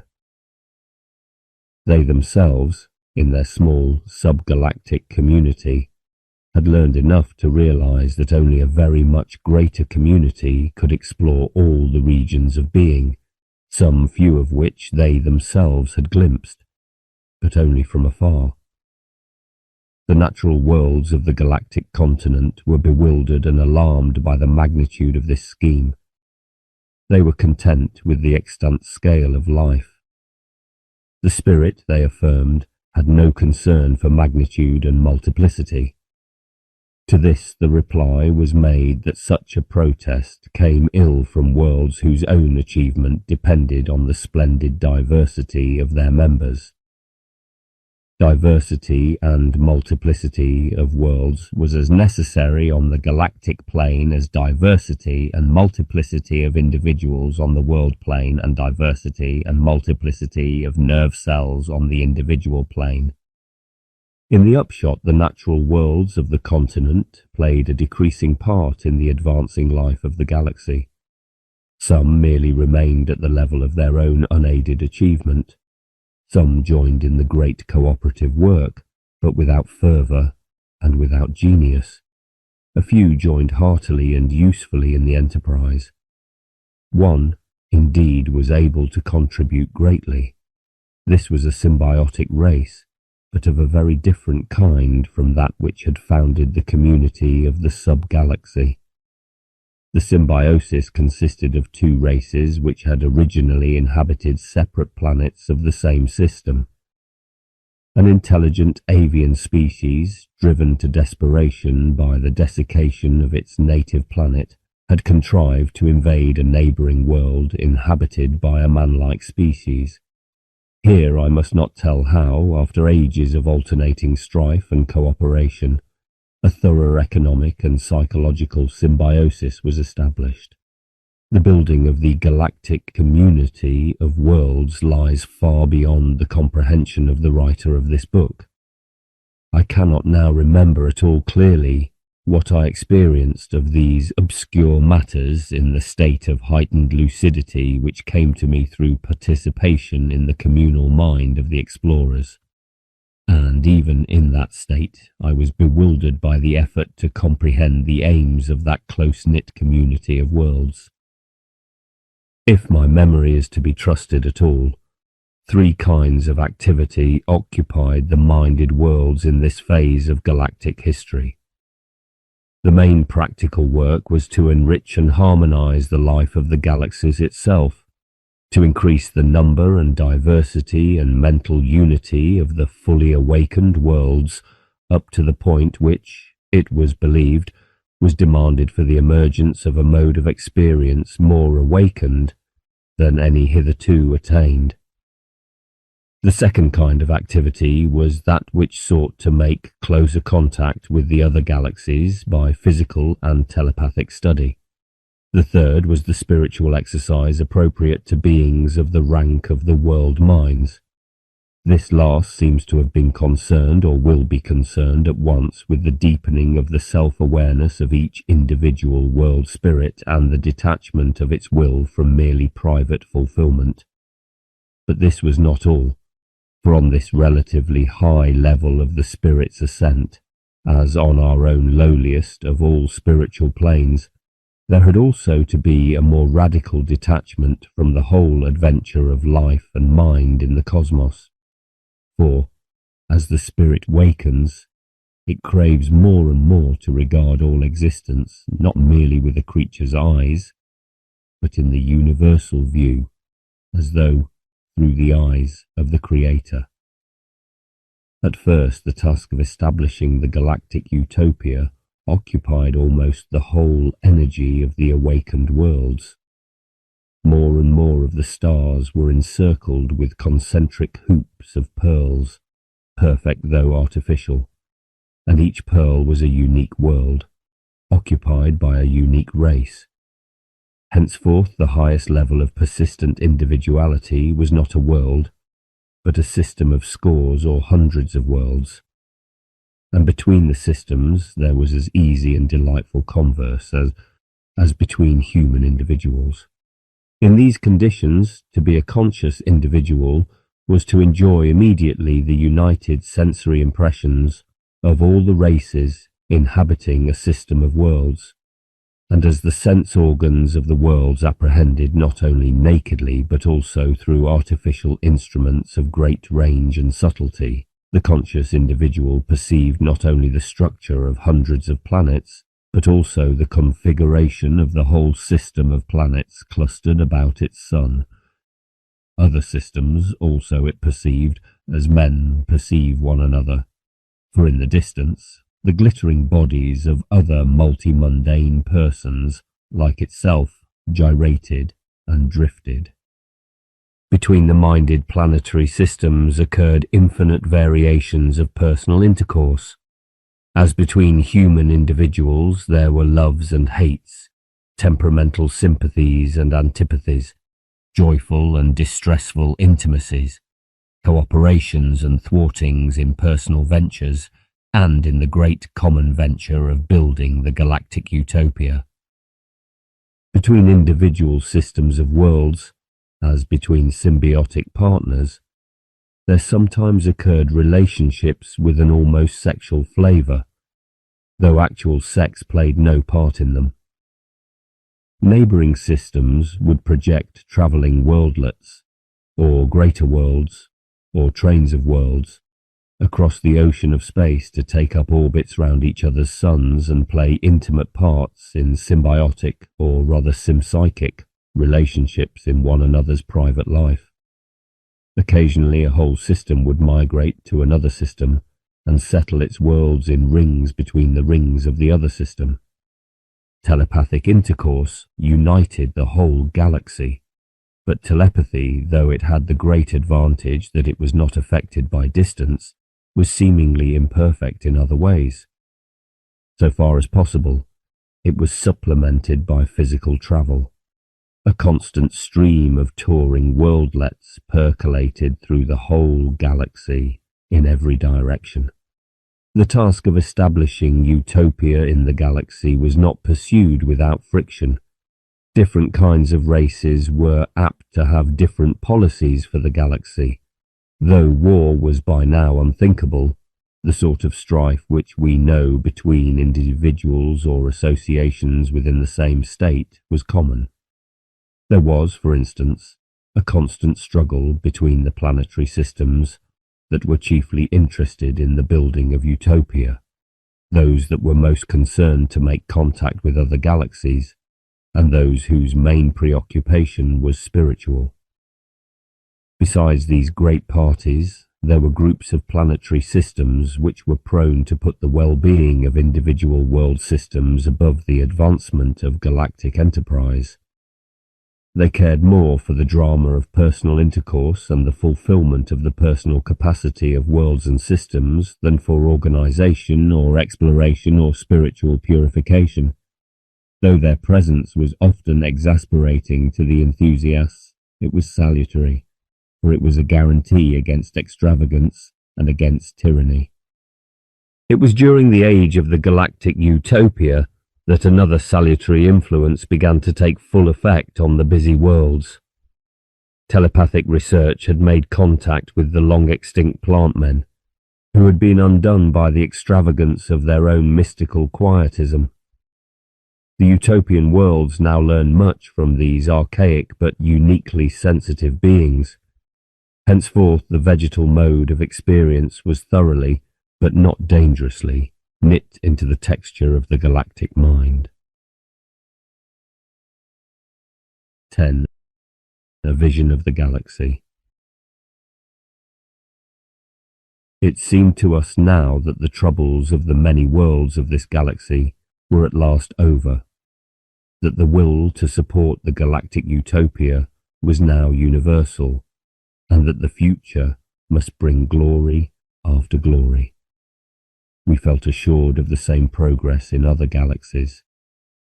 In our simplicity, we looked forward to the speedy, the complete and final triumph of the striving spirit throughout the cosmos.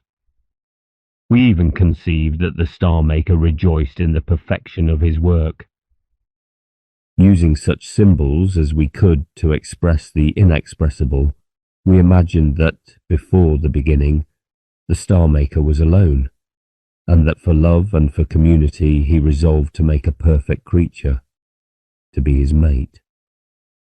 We imagined that he made her of his hunger for beauty and his will for love, but that he also scourged her in the making and tormented her, so that she might at last triumph over all adversity, and thereby achieve such perfection as he in his almightiness could never attain.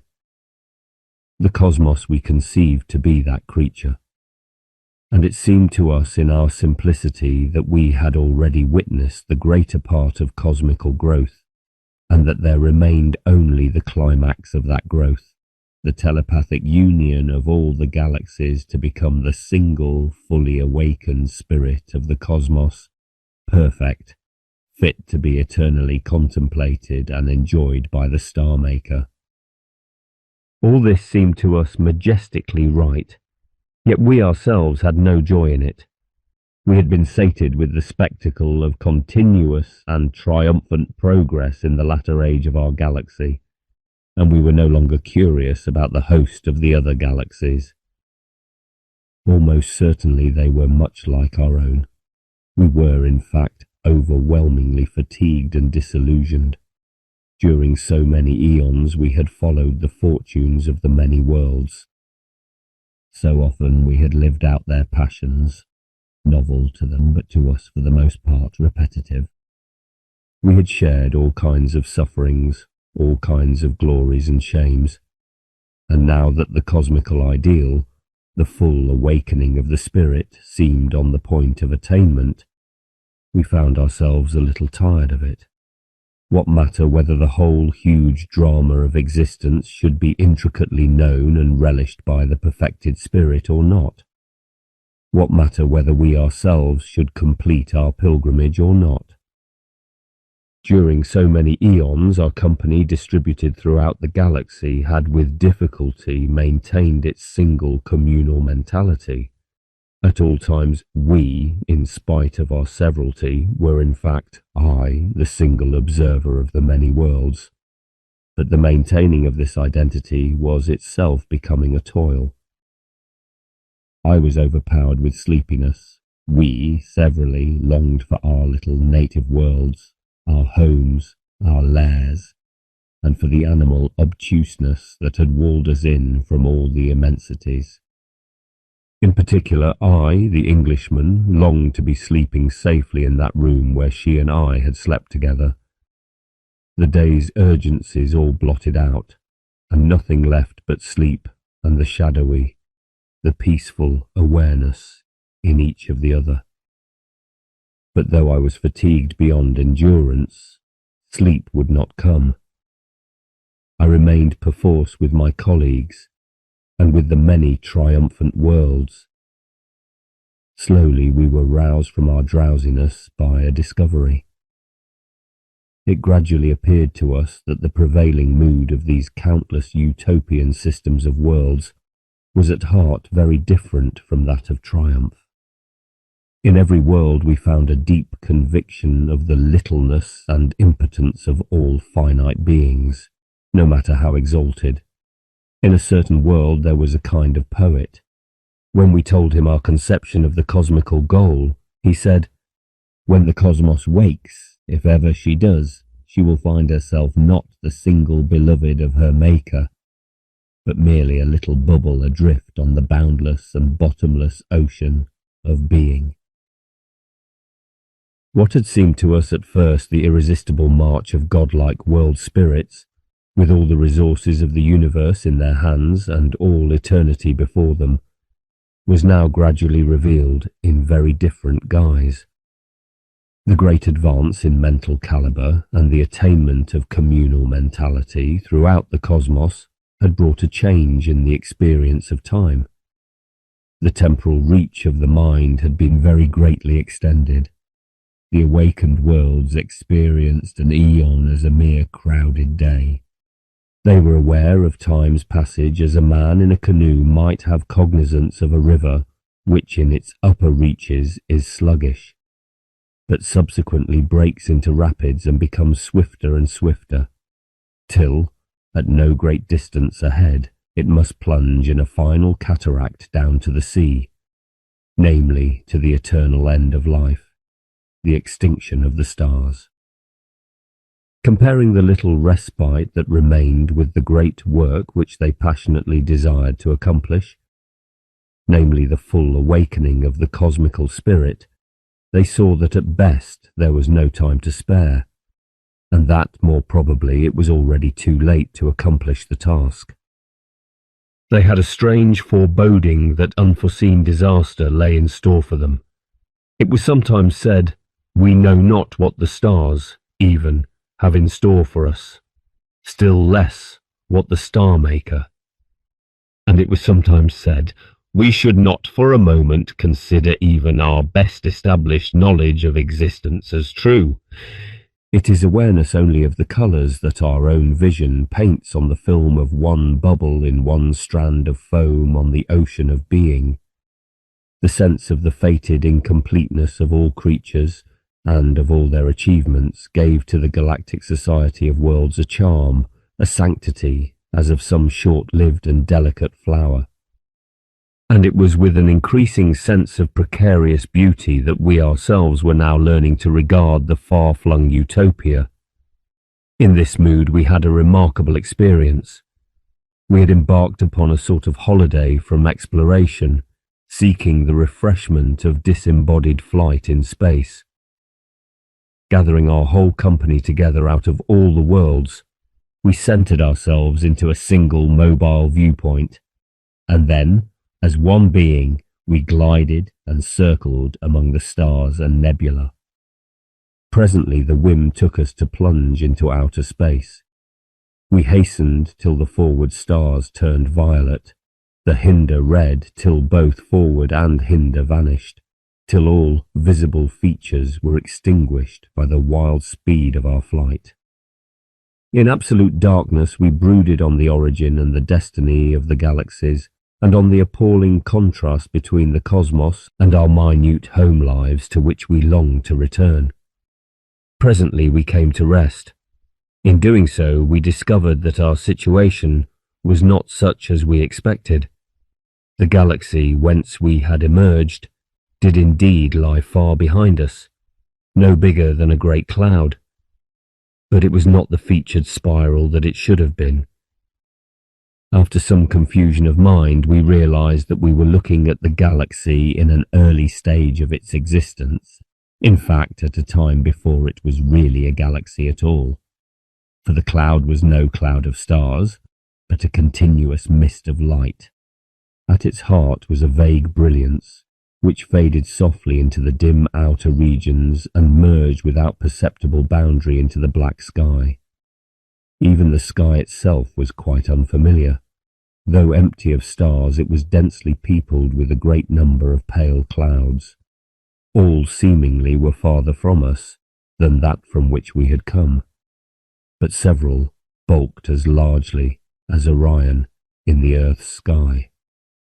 So congested was the heaven that many of the great objects were continuous with one another in their filmy extremities, and many were separated only by mere channels of emptiness, through which loomed vistas of more remote nebula, some of them so distant as to be mere spots of light. It was clear that we had travelled back through time to a date when the great nebulae were still near neighbours to one another, before the explosive nature of the cosmos had done more than separate them out from the continuous and congested primal substance. As we watched, it became obvious that events were unfolding before us with fantastic speed. Each cloud visibly shrank, withdrawing into the distance. It also changed its shape. Each vague orb flattened somewhat and became more definite. Receding and therefore diminishing, the nebulae now appeared as lens-shaped mists, tilted at all angles.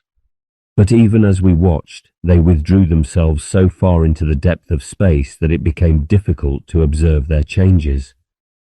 Only our own native nebula remained beside us, a huge oval stretching across half the sky. On this we now concentrated our attention. Differences began to appear within it, regions of brighter and of less bright mist, faint streaks and swirls, like the foam on the sea's waves. These shadowy features, slowly moved as wisps of cloud move on the hills. Presently it was clear that the internal currents of the nebula were on the whole set in a common pattern. The great world of gas was in fact slowly rotating, almost as a tornado. As it rotated, it continued to flatten. It was now like some blurred image of a streaked and flattish pebble, handy for ducks and drakes, held too near the eye to be focused. Presently we noticed with our novel and miraculous vision that microscopic points of intenser light were appearing here and there throughout the cloud, but mainly in its outer regions. As we watched, their number grew, and the spaces between them grew dark. Thus were the stars born. The great cloud still span and flattened. It was soon a disk of whirling star streams and strands of uncondensed gas, the last disintegrating tissues of the primal nebula. These continued to move within the whole by their own semi-independent activity, changing their shapes, creeping like living things, extending pseudopodia, and visibly fading as clouds fade, but giving place to new generations of stars. The heart of the nebula was now condensing into a smaller bulk, more clearly defined. It was a huge, congested globe of brilliance. Here and there throughout the disk knots and lumps of light were the embryonic star clusters. The whole nebula was strewn with these balls of thistledown, these feathery, sparkling, fairy decorations, each one in fact pregnant with a small universe of stars. The galaxy, for such it could now be named, continued visibly to whirl with hypnotic constancy.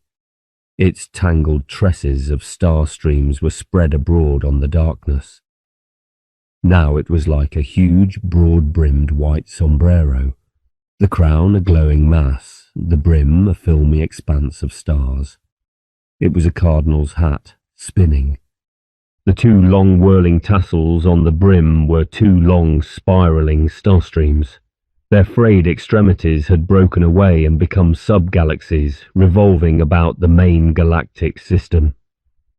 The whole, like a spinning top, swayed, and as it tilted before us, the brim appeared as an ever narrower ellipse, till presently it was edge-on, and the outermost fringe of it, composed of non-luminous matter, formed a thin, dark, knotted line across the glowing inner substance of nebula and stars.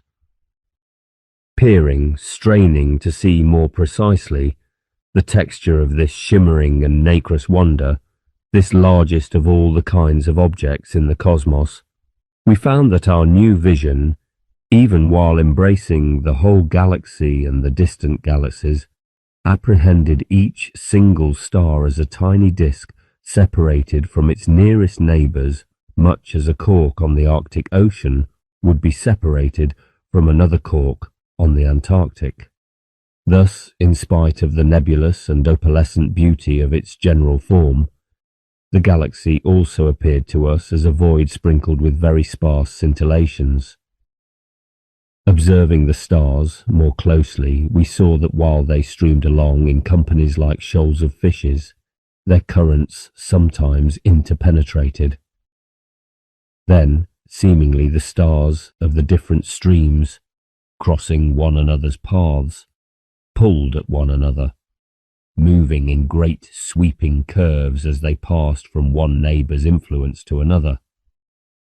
Thus, in spite of their remoteness each from each, the stars often looked curiously like minute living creatures taking cognizance of one another from afar.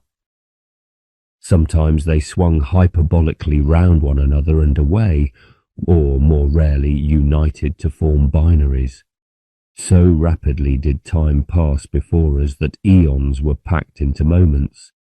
We had seen the first stars condense from the nebular tissue as ruddy giants, though in the remote view inconceivably minute.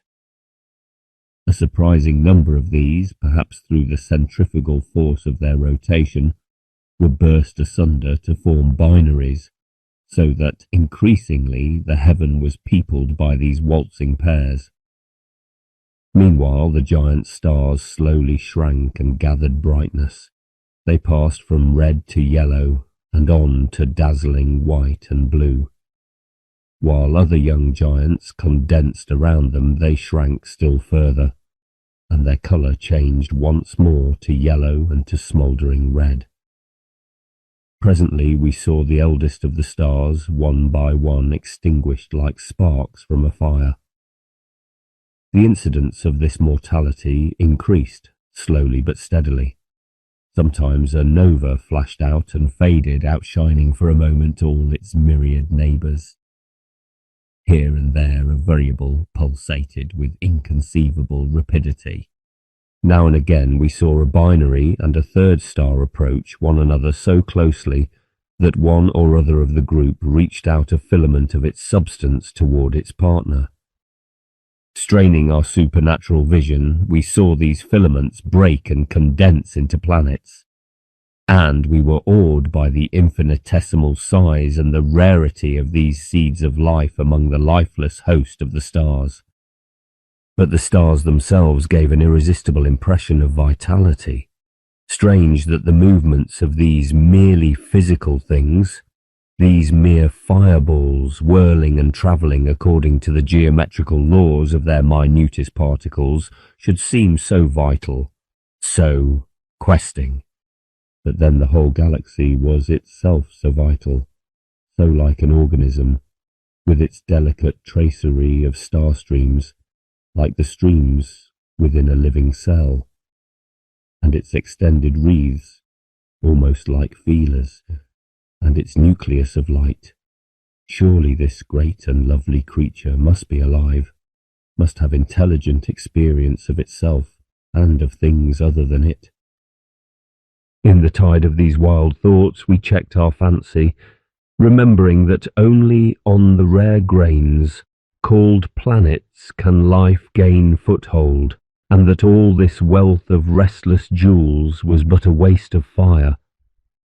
With rising affection and longing we directed our attention more minutely toward the earliest planetary grains, as they condensed out of the whirling filaments of flame, to become at first molten drops that span and pulsated, then grew rock-encrusted, ocean-filmed, and swathed in atmosphere. Our piercing sight observed their shallow waters ferment with life, which soon spread into their oceans and continents. A few of these early worlds we saw waken to intelligence of human rank, and very soon these were in the throes of the great struggle for the spirit from which still fewer emerged victorious. Meanwhile, new planetary births, rare among the stars, yet in all, thousands upon thousands, had launched new worlds and new biographies. We saw the other Earth, with its recurrent glories and shames, and its final suffocation. We saw the many other humanesque worlds, Echinoderm, Centaurian, and so on. We saw man on his little Earth blunder through many alternating phases of dullness and lucidity, and again abject dullness. From epoch to epoch his bodily shape changed as a cloud changes. We watched him in his desperate struggle with Martian invaders, and then, after a moment that included further ages of darkness and of light, we saw him driven by dread of the moon's downfall, away to inhospitable Venus. Later still, after an eon that was a mere sigh in the lifetime of the cosmos, he fled before the exploding sun to Neptune, there to sink back into mere animality for further eons again. But then he climbed once more and reached his finest intelligence, only to be burnt up like a moth in a flame by irresistible catastrophe. All this long human story, most passionate and tragic in the living, was but an unimportant, a seemingly barren and negligible effort, lasting only for a few moments in the life of the galaxy. When it was over, the host of the planetary systems still lived on, with here and there a casualty, and here and there, among the stars, a new planetary birth, and here and there a fresh disaster.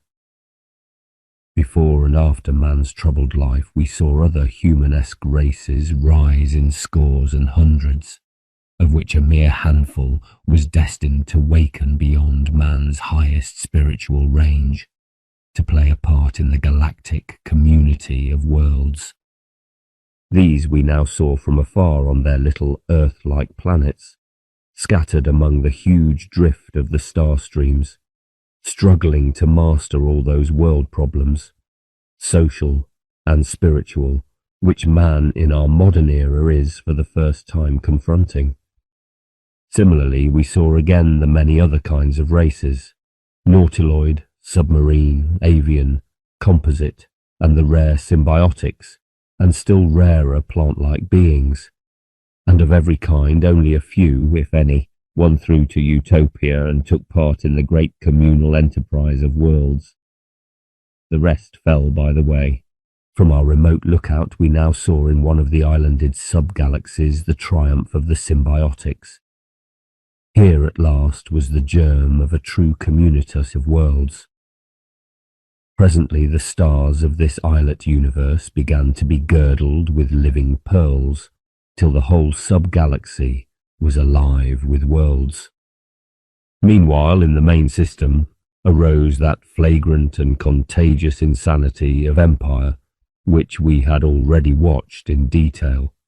But what had before appeared as a war of titans, in which great worlds manoeuvred in space with inconceivable speed and destroyed one another's populations in holocausts, was now seen as the jerky motion of a few microscopic sparks, a few luminous animalcules surrounded by the indifferent stellar host.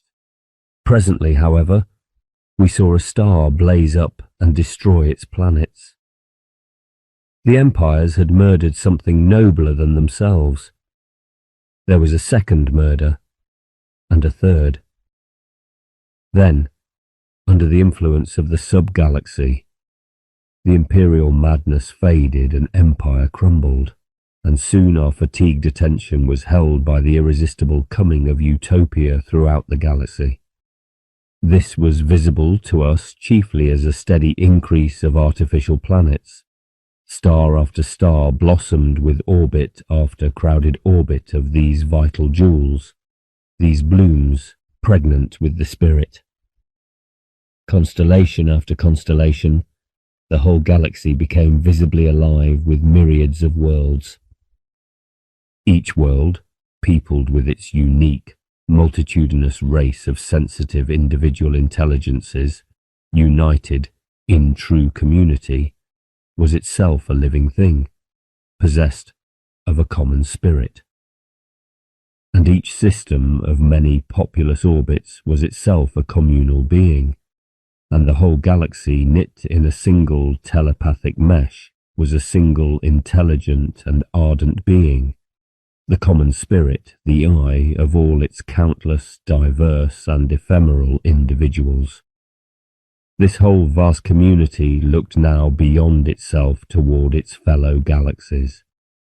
Resolved to pursue the adventure of life and of spirit in the cosmical, the widest of all spheres, it was in constant telepathic communication with its fellows, and at the same time, conceiving all kinds of strange practical ambitions, it began to avail itself of the energies of its stars upon a scale hitherto unimagined. Not only was every solar system now surrounded by a gauze of light traps, which focused the escaping solar energy for intelligent use, so that the whole galaxy was dimmed, but many stars that were not suited to be suns were disintegrated and rifled of their prodigious stores of subatomic energy. Suddenly our attention was held by an event which even at a distance was visibly incompatible with Utopia.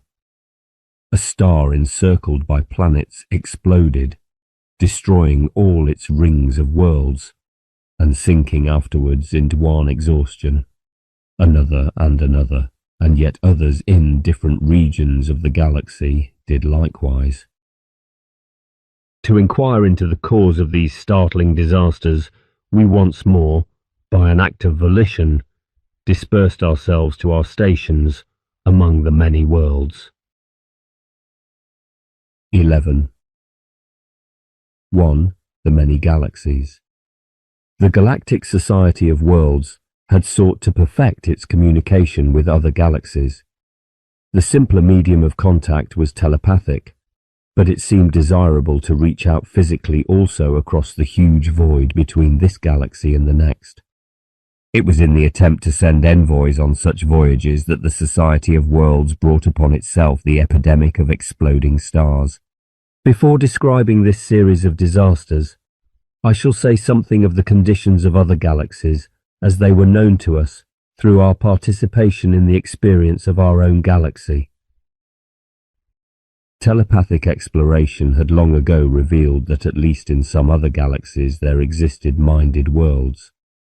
And now, after long experiment, the worlds of our galaxy, working for this purpose as a single galactic mind, had attained much more detailed knowledge of the cosmos as a whole. This had proved difficult because of an unsuspected parochialism in the mental attitude of the worlds of each galaxy. In the basic physical and biological constitutions of the galaxies, there was no far-reaching difference. In each there was a diversity of races of the same general types as those of our own galaxy. But upon the cultural plane, the trend of development in each galactic society had produced important mental idiosyncrasies, often so deep-seated as to be unwitting. Thus it was very difficult at first for the developed galaxies to make contact with one another. Our own galactic culture had been dominated by the culture of the symbiotics, which had developed in the exceptionally happy sub-galaxy. In spite of the horrors of the Imperial Age, ours was therefore a culture having a certain blandness which made telepathic intercourse with more tragic galaxies difficult to establish.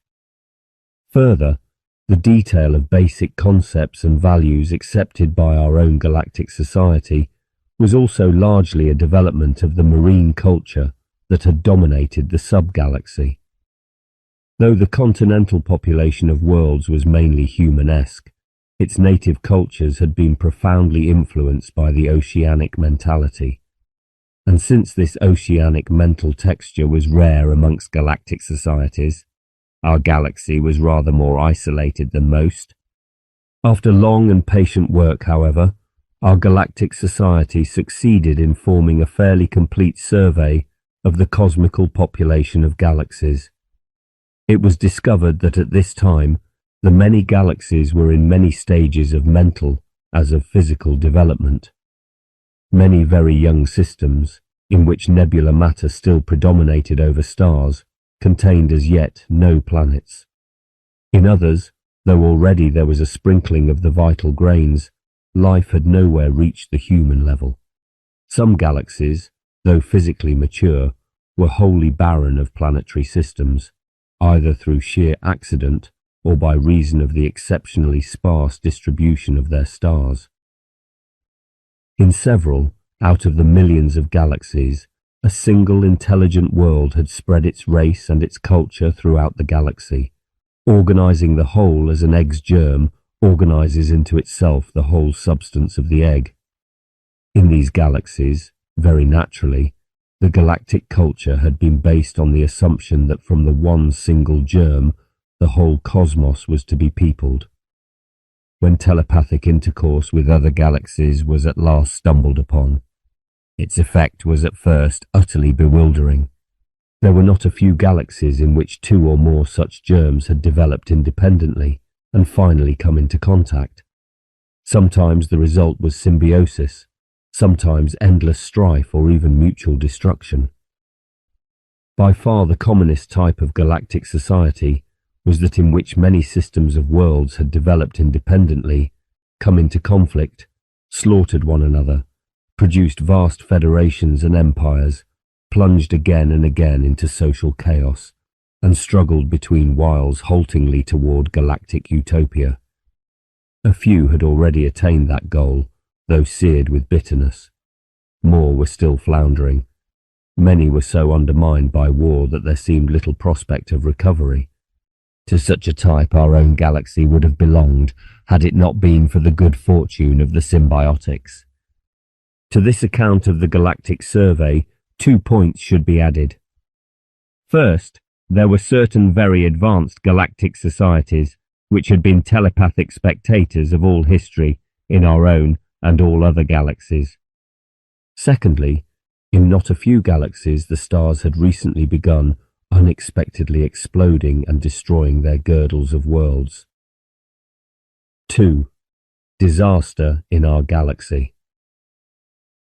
While our galactic society of worlds was perfecting its telepathic vision, and at the same time improving its own social and material structure, the unexpected disasters which we had already observed from afar forced it to attend strictly to the task of preserving the lives of its constituent worlds. The occasion of the first accident was an attempt to detach a star from its natural course and direct it upon an intergalactic voyage. Telepathic intercourse with the nearest of the foreign galaxies was fairly reliable, but, as I have said, it had been decided that a physical exchange of worlds would be invaluable for mutual understanding and cooperation. Plans were therefore made for projecting several stars with their attendant systems of worlds across the vast ocean of space that separated the two floating islets of civilization. The voyage would of course be thousands of times longer than anything hitherto attempted. At its completion, many more of the stars in each galaxy would already have ceased to shine, and the end of all life in the cosmos would already be in sight. Yet it was felt that the enterprise of linking galaxy with galaxy throughout the cosmos in this manner would be well justified by the great increase of mutual insight which it would produce in the galaxies in the last and most difficult phase of cosmical life. After prodigies of experiment and calculation, the first attempt at intergalactic voyaging was undertaken.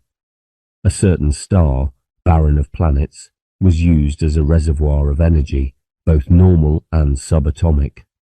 By cunning devices far beyond my comprehension, this fund of power was directed upon a chosen star with planetary girdles in such a way as to sway it gradually in the direction of the foreign galaxy. The task of securing that its planets should remain in their true orbits during this operation, and during the subsequent acceleration of their sun, was very delicate, but was accomplished without the destruction of more than a dozen worlds. Unfortunately, just as the star was correctly aimed and was beginning to gather speed, it exploded. A sphere of incandescent material, expanding from the sun with incredible speed, swallowed up and destroyed every girdle of planets. The star then subsided. Throughout the history of the galaxy, such sudden effulgence and quiescence of a star had been a very common occurrence.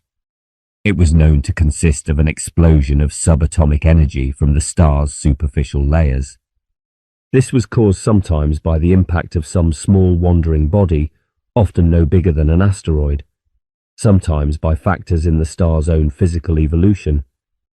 In either case, the Galactic Society of Worlds could predict the event with great accuracy and take steps either to divert the intruding body or to remove the threatened world system out of harm's way. But this particular disaster was entirely unforeseen. No cause could be assigned to it. It infringed the established laws of physics. While the Society of Worlds was trying to understand what had happened, another star exploded. This was the sun of one of the leading world systems.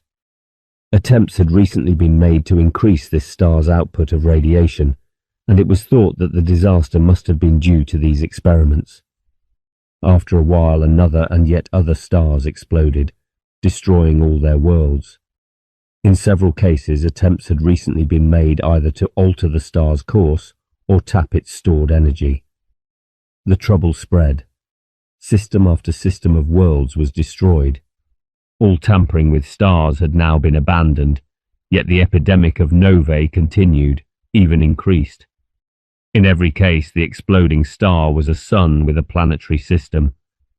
The normal nova phase, the explosion caused not by collision but by internal forces, was known to occur only in a star's youth or early maturity, and seldom, if ever, more often than once in each star's career.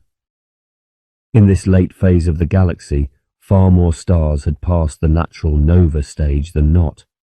It would be possible, therefore, to move whole systems of worlds from the dangerous younger stars and settle them in close orbits round the older luminaries. With immense expense of energy, this operation was several times performed.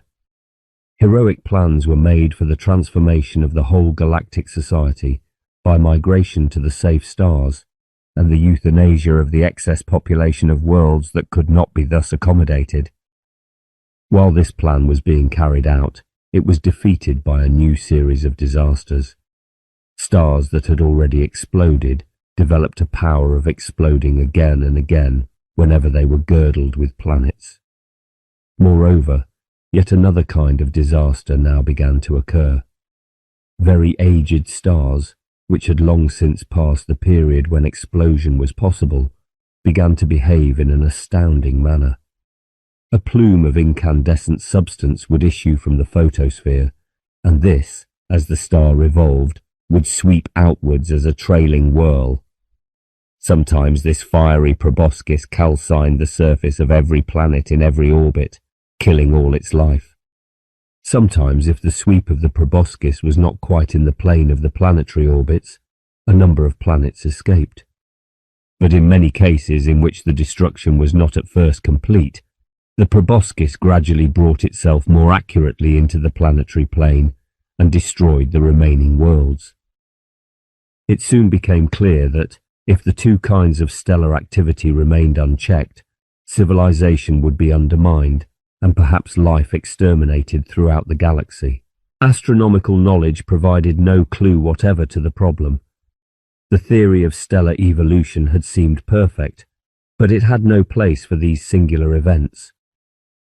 Meanwhile, the Society of Worlds had set about the task of artificially exploding all stars that had not yet spontaneously passed through the nova phase. It was hoped thus to render them comparatively safe, and then to use them once more as suns. But now that all kinds of stars had become equally dangerous, this work was abandoned. Instead, arrangements were made to procure the radiation necessary to life from the stars that had ceased to shine. Controlled disintegration of their atoms would turn them into satisfactory suns, at least for a while. Unfortunately, the epidemic of fiery plumes was increasing rapidly. System by system, the living worlds were being swept out of existence. Desperate research hit at last on a method of diverting the fiery tentacle away from the plane of the ecliptic. This process was far from reliable. Moreover, if it succeeded, the sun would sooner or later project another filament.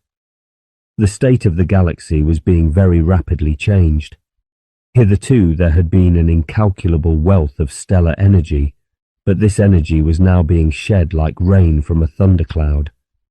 Though a single explosion did not seriously affect the vigour of a star, repetitions became more exhausting as they increased in number. Many young stars had been reduced to decrepitude. The great majority of the stellar population had now passed their prime. Multitudes were mere glowing coals or lightless ash. The minded worlds also were much reduced in number, for in spite of all ingenious measures of defence, casualties were still heavy. This reduction of the population of the worlds was the more serious, because in its prime, the Galactic Society of Worlds had been so highly organised. In some ways, it was less like a society than a brain. The disaster had almost blotted out certain higher brain centres and greatly reduced the vitality of all. It had also seriously impaired telepathic intercourse between the systems of worlds by forcing each system to concentrate on its own urgent physical problem of defence against the attacks of its own sun. The communal mind of the Society of Worlds now ceased to operate. The emotional attitude of the worlds had also changed. The fervour for the establishment of cosmical utopia had vanished, and with it the fervour for the completion of the spirit's adventure by the fulfilment of knowledge and creative capacity.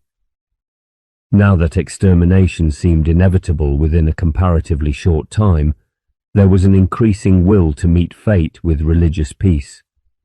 The desire to realize the far cosmical goal, formerly the supreme motive of all awakened worlds, now seemed to be extravagant, even impious.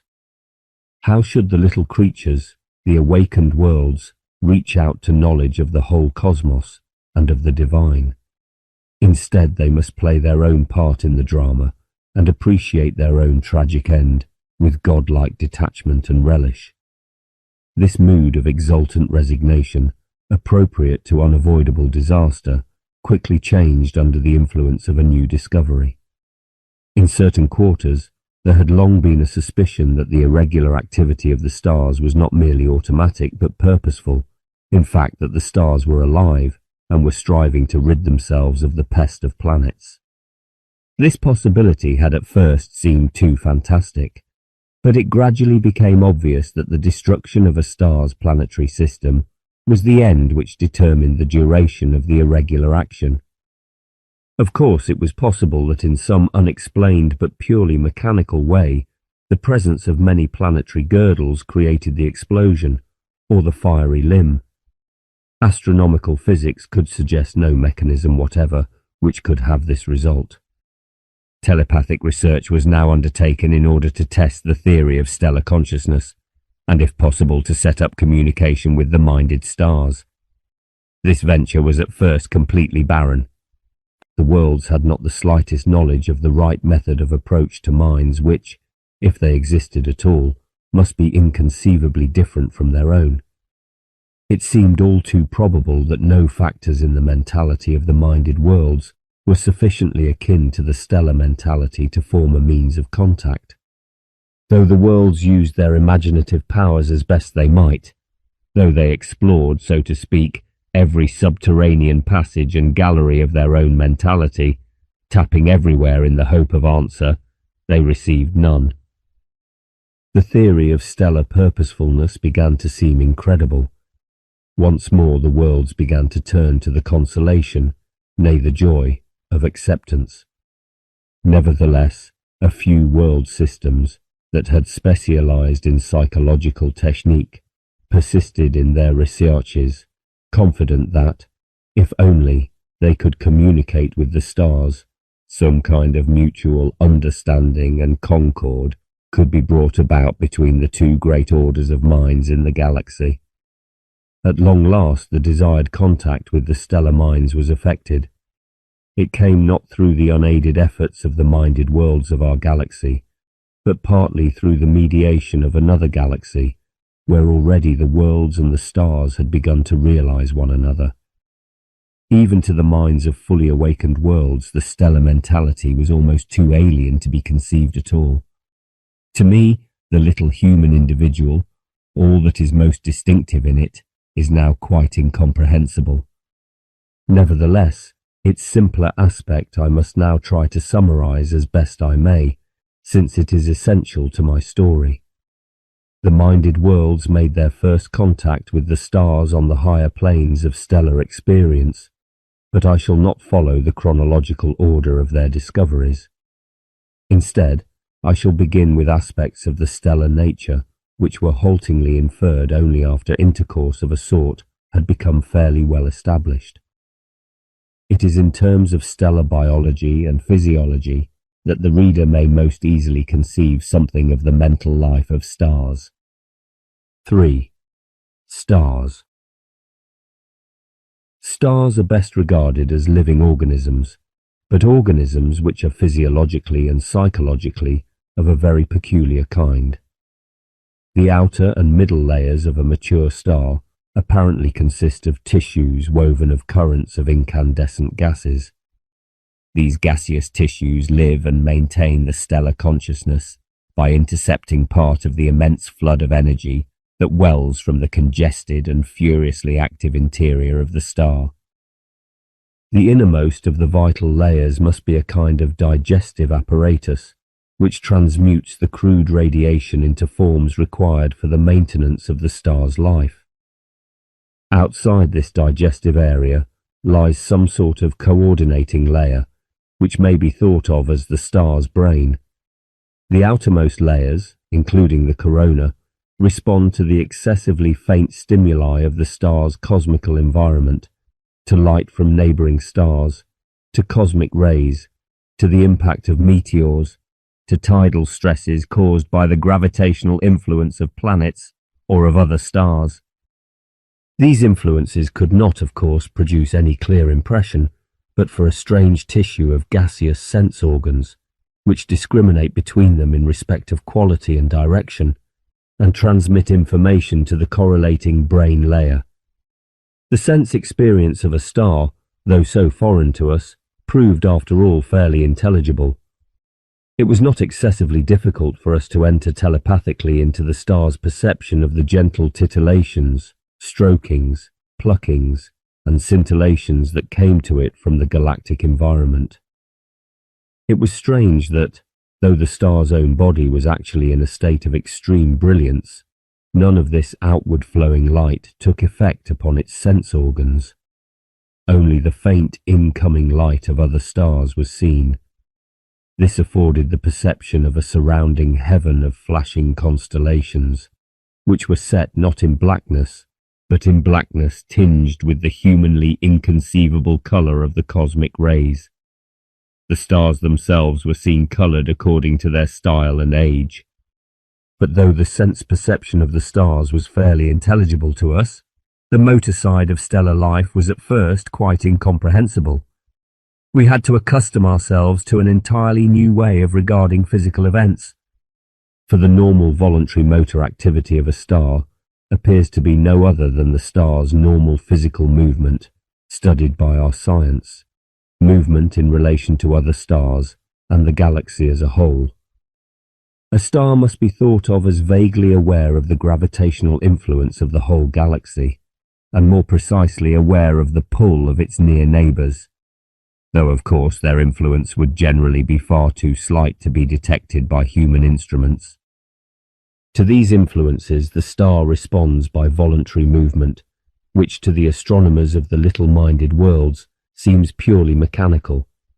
But the star itself unquestioningly and rightly feels this movement to be the freely willed expression of its own psychological nature. Such at least was the almost incredible conclusion forced on us by the research carried out by the Galactic Society of Worlds.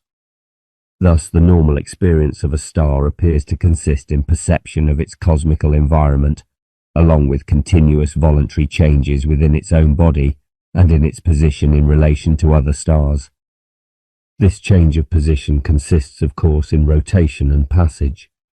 The star's motor life is thus to be thought of almost as a life of dance, or of figure skating, executed with perfect skill according to an ideal principle which emerges into consciousness from the depths of the stellar nature and becomes clearer as the star's mind matures. This ideal principle cannot be conceived by men, save as it is manifested in practice, as the well-known physical principle of least action, or the pursuit of that course which in all the gravitational and other conditions is the least extravagant.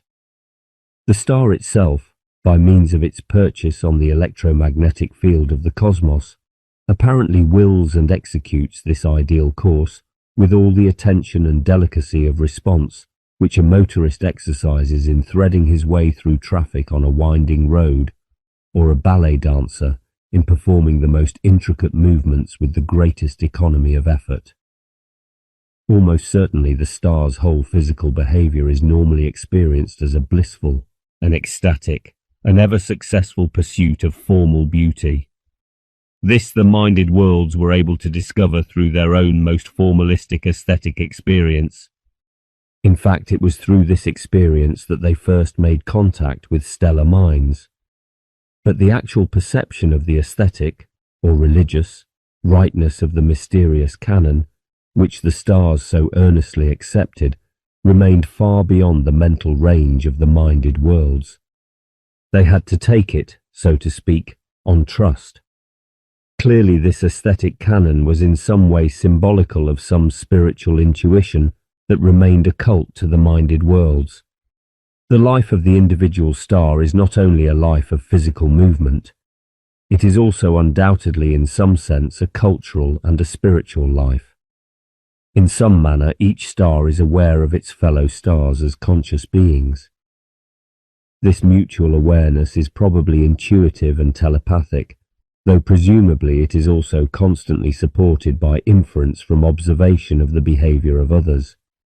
From the psychological relations of star with star sprang a whole world of social experiences which were so alien to the minded worlds that almost nothing can be said of them.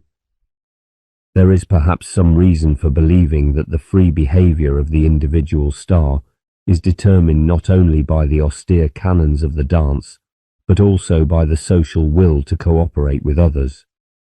Certainly the relation between stars is perfectly social. It reminded me of the relation between the performers in an orchestra, but an orchestra composed of persons wholly intent on the common task.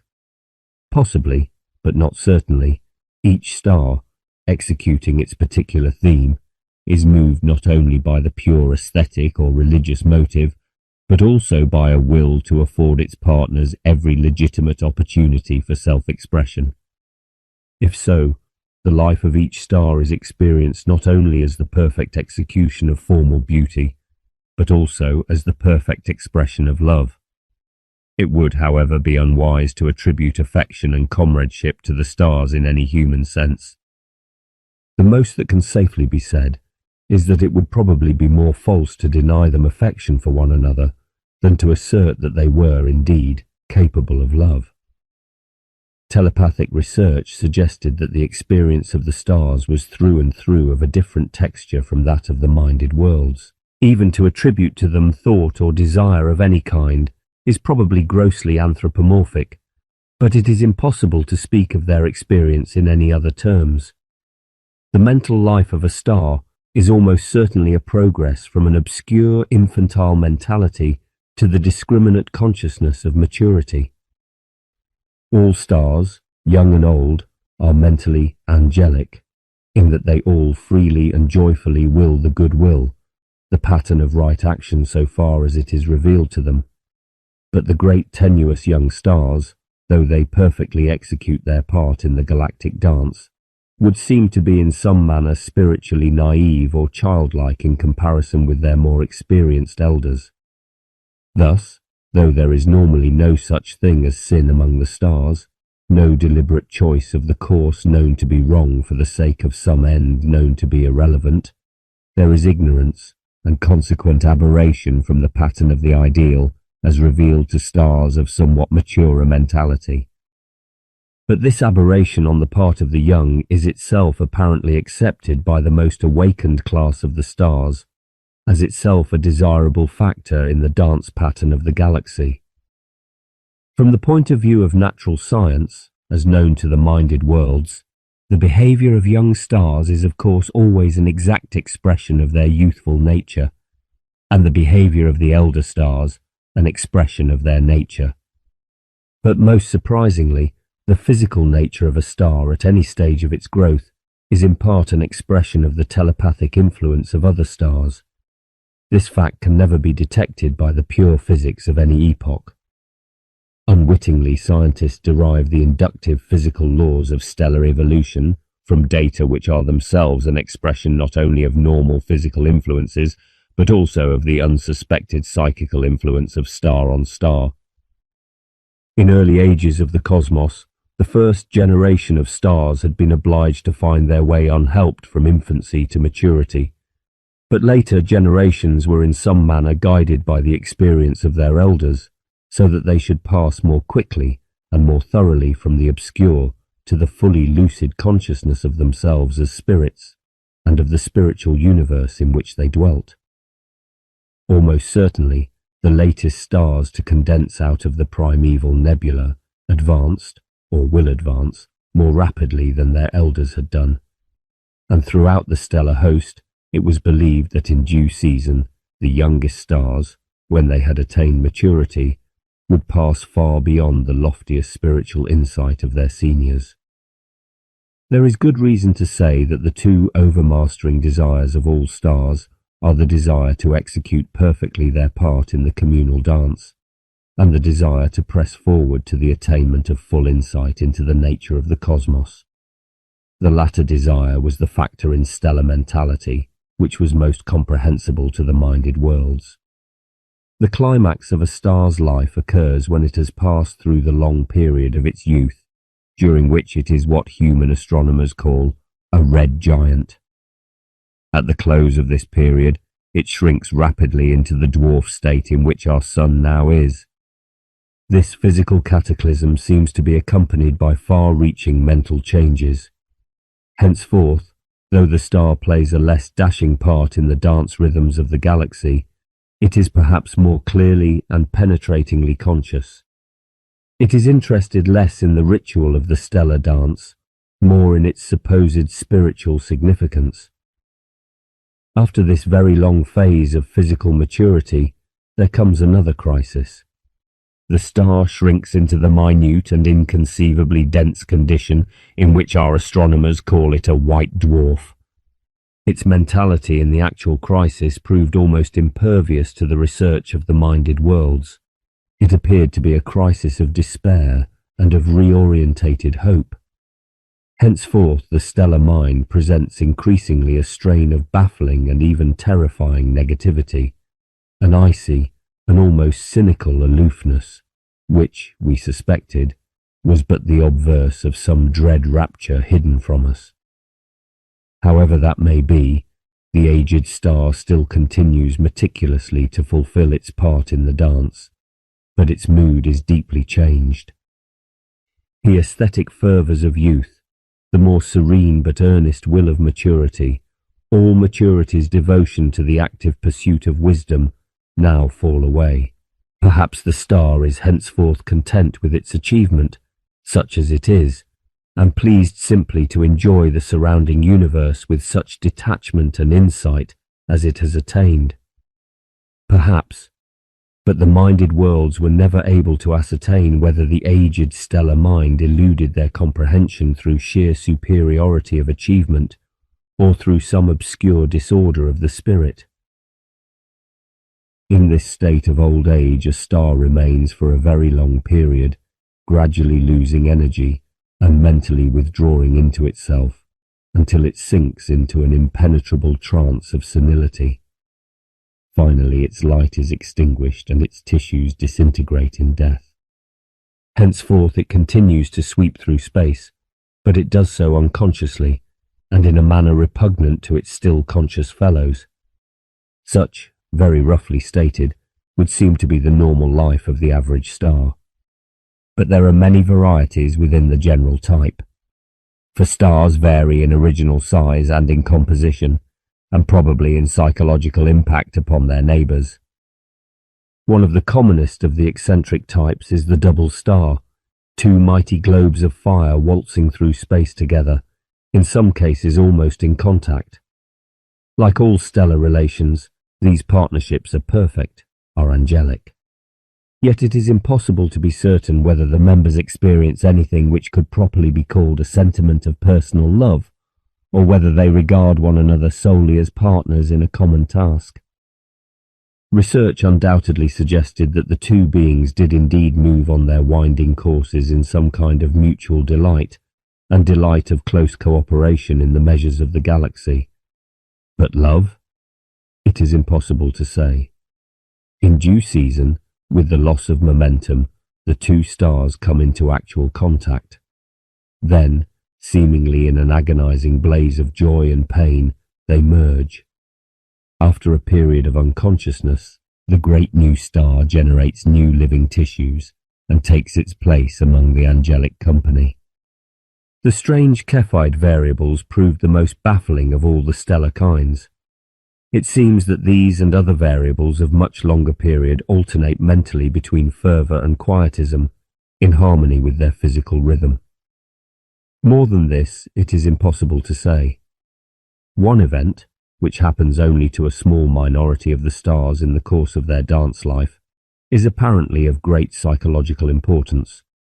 This is the close approach of 2 or perhaps 3 stars to one another, and the consequent projection of a filament from one toward another.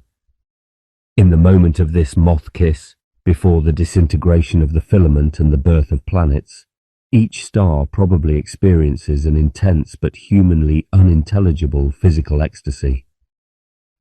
Apparently, the stars which have been through this experience are supposed to have acquired a peculiarly vivid apprehension of the unity of body and spirit. The virgin stars, however, though unblessed by this wonderful adventure, seem to have no desire to infringe the sacred canons of the dance in order to contrive opportunities for such encounters.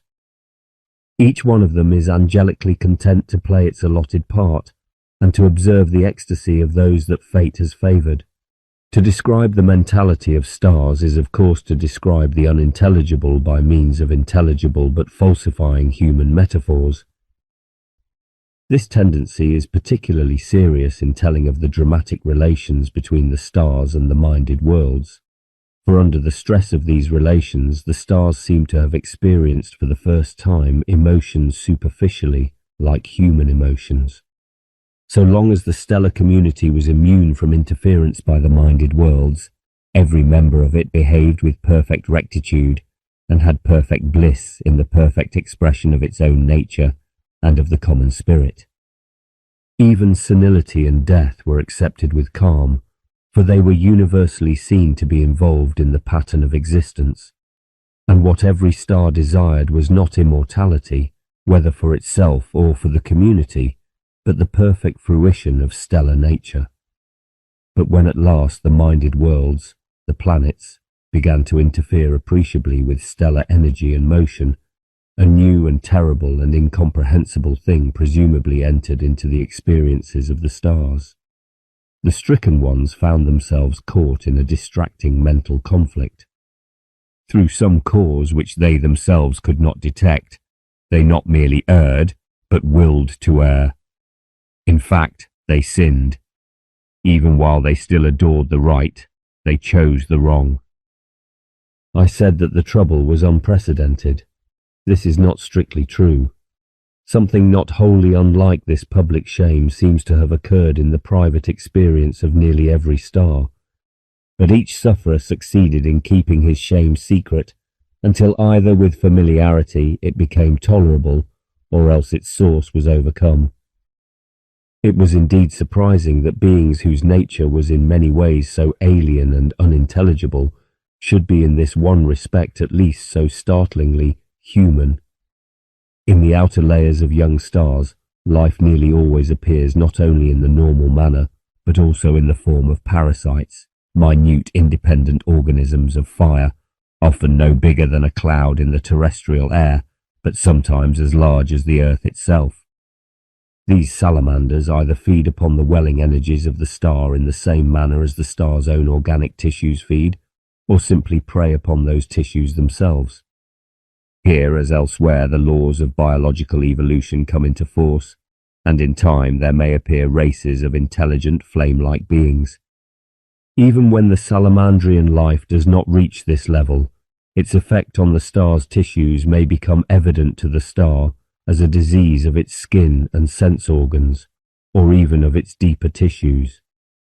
It then experiences emotions not wholly unlike human fright and shame, and anxiously and most humanly guards its secret from the telepathic reach of its fellows. The salamandrian races have never been able to gain mastery over their fiery worlds. Many of them succumb, soon or late, either to some natural disaster, or to internecine strife, or to the self-cleansing activities of their mighty host. Many others survive, but in a relatively harmless state, troubling their stars only with a mild irritation and a faint shade of insincerity in all their dealings with one another. In the public culture of the stars, the salamandrian pest was completely ignored. Each star believed itself to be the only sufferer and the only sinner in the galaxy. One indirect effect the pest did have on stellar thought. It introduced the idea of purity. Each star prized the perfection of the stellar community all the more by reason of its own secret experience of impurity. When the minded planets began to tamper seriously with stellar energy and stellar orbits, the effect was not a private shame, but a public scandal. It was patent to all observers that the culprit had violated the canons of the dance. The first aberrations were greeted with bewilderment and horror. Amongst the hosts of the virgin stars it was whispered that if the result of the much-prized interstellar contacts, whence the natural planets had sprung, was in the end this shameful irregularity, probably the original experience itself had also been sinful. The erring stars protested that they were not sinners, but victims of some unknown influence from the grains which revolved about them. Yet secretly they doubted themselves. Had they long ago, in the ecstatic sweep of star to star, after all infringed the canon of the dance? They suspected, moreover, that in respect of the irregularities which were now creating this public scandal, they could, if they had willed firmly enough, have contained themselves and preserved their true courses in spite of the irritants that had affected them. Meanwhile, the power of the minded planets increased. Suns were boldly steered to suit the purposes of their parasites. To the stellar population it seemed, of course, that these erring stars were dangerous lunatics.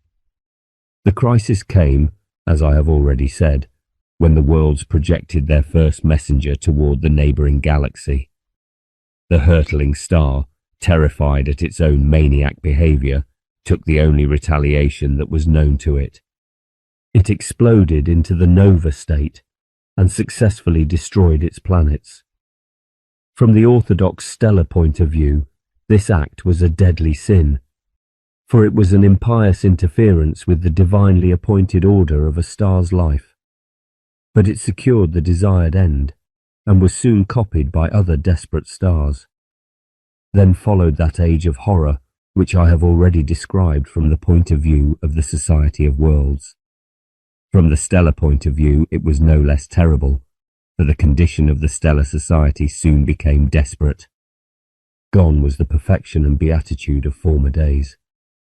The city of God had degenerated into a place of hatred, recrimination, and despair. Hosts of the younger stars had become premature and embittered dwarfs, while the elders had mostly grown senile. The dance pattern had fallen into chaos. The old passion for the canons of the dance remained, but the conception of the canons was obscured. Spiritual life had succumbed to the necessity of urgent action. The passion for the progress of insight into the nature of the cosmos also remained, but insight itself was obscured. Moreover, the former naive confidence, common to young and mature alike, the certainty that the cosmos was perfect and that the power behind it was righteous, had given place to blank despair. 4. Galactic symbiosis. Such was the state of affairs when the minded worlds first attempted to make telepathic contact with the minded stars. I need not tell the stages by which mere contact was developed into a clumsy and precarious kind of communication. In time, the stars must have begun to realize that they were at grips, not with mere physical forces, nor yet with fiends, but with beings whose nature, though so profoundly alien, was at bottom identical with their own. Our telepathic research obscurely sensed the amazement which spread throughout the stellar population. 2 opinions, 2 policies, 2 parties seemed to have gradually emerged. One of these parties was convinced that the pretensions of the minded planets must be false, that beings whose history was compact of sin and strife and slaughter must be essentially diabolic, and that to parley with them was to court disaster. This party, at first in a majority, urged that the war should be continued till every planet had been destroyed. The minority party clamoured for peace. The planets, they affirmed, were seeking in their own way the very same goal as the stars. It was even suggested that these minute beings, with their more varied experience and their long acquaintance with evil, might have certain kinds of insight which the stars, those fallen angels, lacked. Might not the two sorts of being create together a glorious symbiotic society, and achieve together the end that was most dear to both, namely the full awakening of the spirit? It was a long while before the majority would listen to this counsel. Destruction continued. The precious energies of the galaxy were squandered. System after system of worlds was destroyed. Star after star sank into exhaustion and stupor. Meanwhile, the Society of Worlds maintained a pacific attitude. No more stellar energy was tapped. No more stellar orbits were altered. No stars were artificially exploded. Stellar opinion began to change. The crusade of extermination relaxed and was abandoned. There followed a period of isolationism in which the stars, intent on repairing their shattered society, left their former enemies alone. Gradually, a fumbling attempt at fraternization began between the planets and their suns. The two kinds of beings, though so alien that they could not at all comprehend each other's idiosyncrasies, were too lucid for mere tribal passions. They resolved to overcome all obstacles and enter into some kind of community. Soon it was the desire of every star to be girdled with artificial planets and enter into some sort of sim-psychic partnership with its encircling companions. For it was by now clear to the stars that the vermin had much to give them. The experience of the two orders of beings was in many ways complementary. The stars retained still the tenor of the angelic wisdom of their golden age.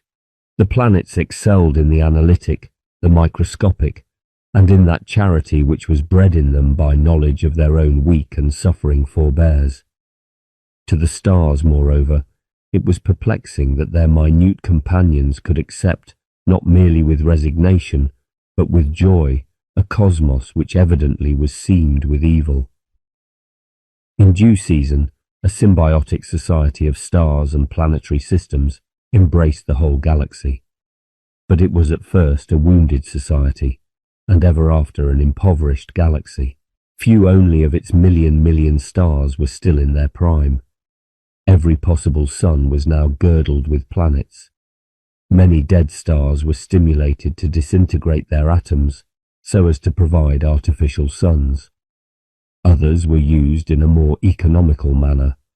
Special races of intelligent organisms were bred or synthesized to inhabit the surfaces of these great worlds. Very soon, upon 1,000 stars that once had blazed, teeming populations of innumerable types maintained an austere civilization. These subsisted on the volcanic energies of their huge worlds. Minute, artificially contrived worm-like creatures, they crept laboriously over the plains where oppressive gravitation allowed not so much as a stone to project above the general level. So violent indeed was gravitation that even the little bodies of these worms might be shattered by a fall of half an inch. Save for artificial lighting, the inhabitants of the stellar worlds lived in eternal darkness, mitigated only by the starlight, the glow of volcanic eruption, and the phosphorescence of their own bodies.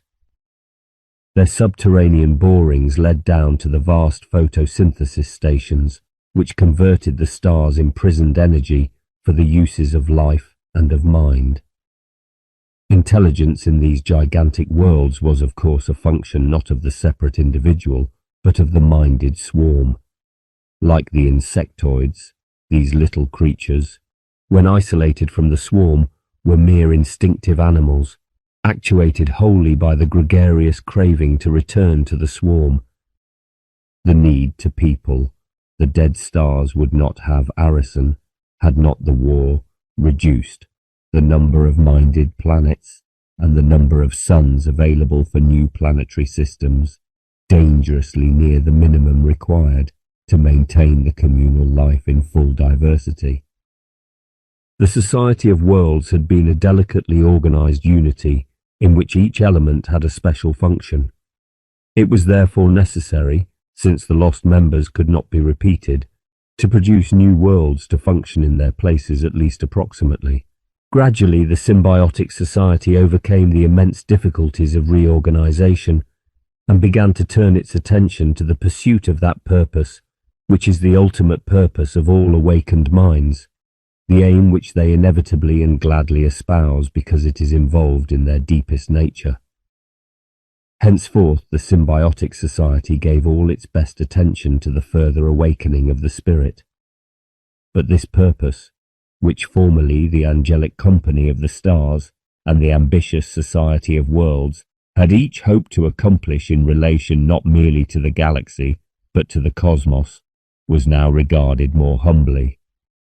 Both stars and worlds recognized that not merely the home galaxy, but the cosmical swarm of galaxies was nearing its end. Physical energy, once a seemingly inexhaustible fund, was becoming less and less available for the maintenance of life. It was spreading itself more and more evenly over the whole cosmos. Only here and there and with difficulty could the minded organisms intercept it in its collapse from high to low potential.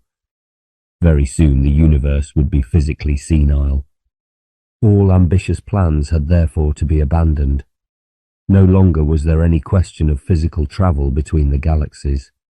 Such enterprises would use up too many of the pence out of the few pounds of wealth that survived after the extravagance of former eons. No longer was there any unnecessary coming and going, even within the galaxy itself. The worlds clung to their suns. The suns steadily cooled, and as they cooled, the encircling worlds contracted their orbits for warmth's sake. But though the galaxy was physically impoverished, it was in many ways utopian. The symbiotic society of stars and worlds was perfectly harmonious. Strife between the two kinds was a memory of the remote past. Both were wholly loyal to the common purpose. They lived their personal lives in zestful cooperation, friendly conflict, and mutual interest. Each took part according to its capacity in the common task of cosmical exploration and appreciation. The stars were now dying off more rapidly than before, for the great host of the mature had become a great host of aged white dwarfs. As they died, they bequeathed their bodies to the service of the society, to be used either as reservoirs of subatomic energy, or as artificial suns, or as worlds to be peopled by intelligent populations of worms. Many a planetary system was now centered round an artificial sun. Physically, the substitution was tolerable, but beings that had become mentally dependent on partnership with a living star regarded a mere furnace with despondency. Foreseeing the inevitable dissolution of the symbiosis throughout the galaxy, the planets were now doing all in their power to absorb the angelic wisdom of the stars. But after very few eons, the planets themselves had to begin reducing their number. The myriad worlds could no longer all crowd closely enough around their cooling suns.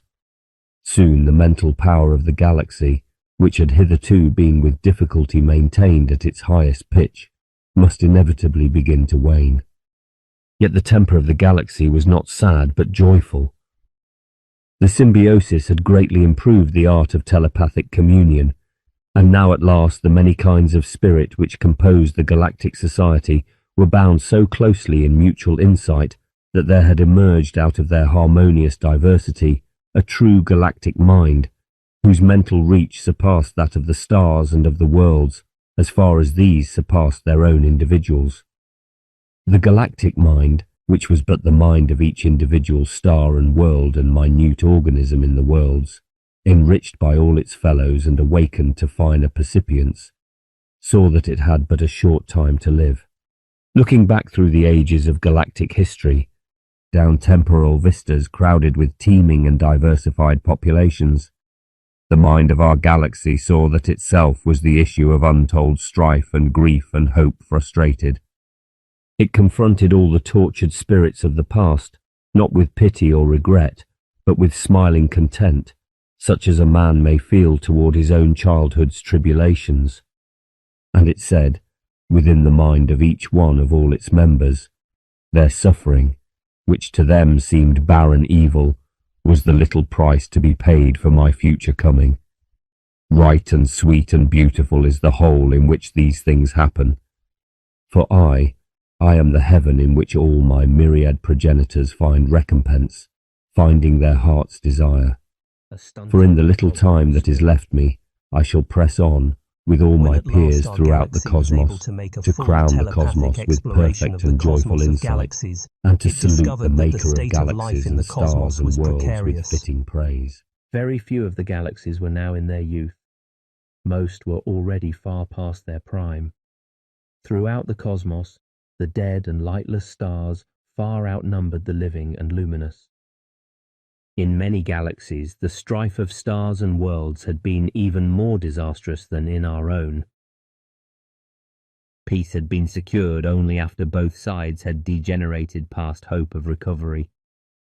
In most of the younger galaxies, however, this strife had not yet appeared, and efforts were already being made by the most awakened galactic spirits to enlighten the ignorant stellar and planetary societies about one another before they should blunder into conflict. The communal spirit of our galaxy now joined the little company of the most awakened beings of the cosmos, the scattered band of advanced galactic 12, whose aim it was to create a real cosmical community with a single mind, the communal spirit of its myriad and diverse worlds and individual intelligences. Thus it was hoped to acquire powers of insight and of creativity impossible on the merely galactic plane. With grave joy, we, the cosmical explorers, who were already gathered up into the communal mind of our own galaxy, now found ourselves in intimate union with a score of other galactic minds. We, or rather I, now experienced the slow drift of the galaxies, much as a man feels the swing of his own limbs.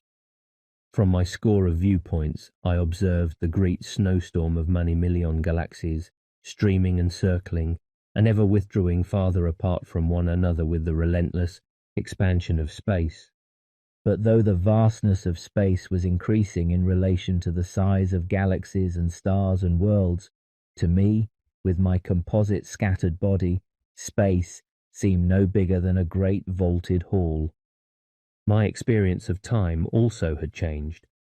For now, as on an earlier occasion, the eons had become for me as brief as minutes.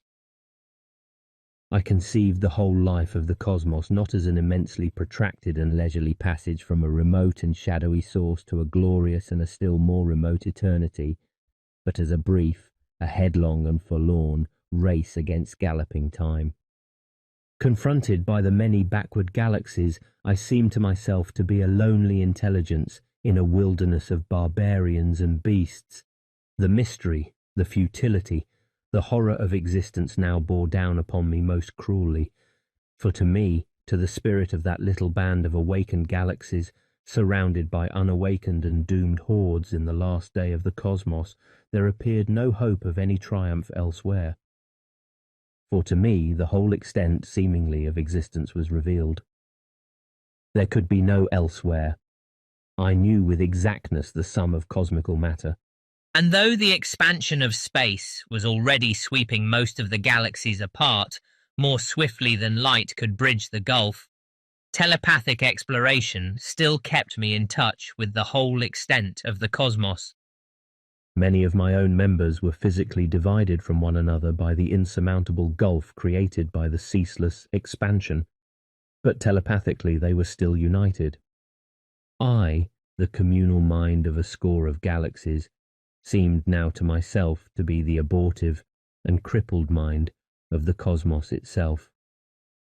The myriad-fold community that supported me ought surely to have expanded to embrace the whole of existence. In the climax of cosmical history, the fully awakened mind of the cosmos augured surely to have won through to the fullness of knowledge and of worship. But this was not to be, for even now, in the late phase of the cosmos, when the physical potency was almost all exhausted, I had reached only to a lowly state of spiritual growth. I was mentally still adolescent, yet my cosmical body was already in decay. I was the struggling embryo in the cosmical egg, and the yolk was already in decay. Looking back along the vistas of the eons, I was impressed less by the length of the journey that had led me to my present state than by its haste and confusion, and even its brevity. Peering into the very earliest of the ages before the stars were born, before the nebulae were formed from chaos, I still failed to see any clear source, but only a mystery as obscure as any that confronts the little inhabitants of the earth. Equally, when I tried to probe the depths of my own being, I found impenetrable mystery.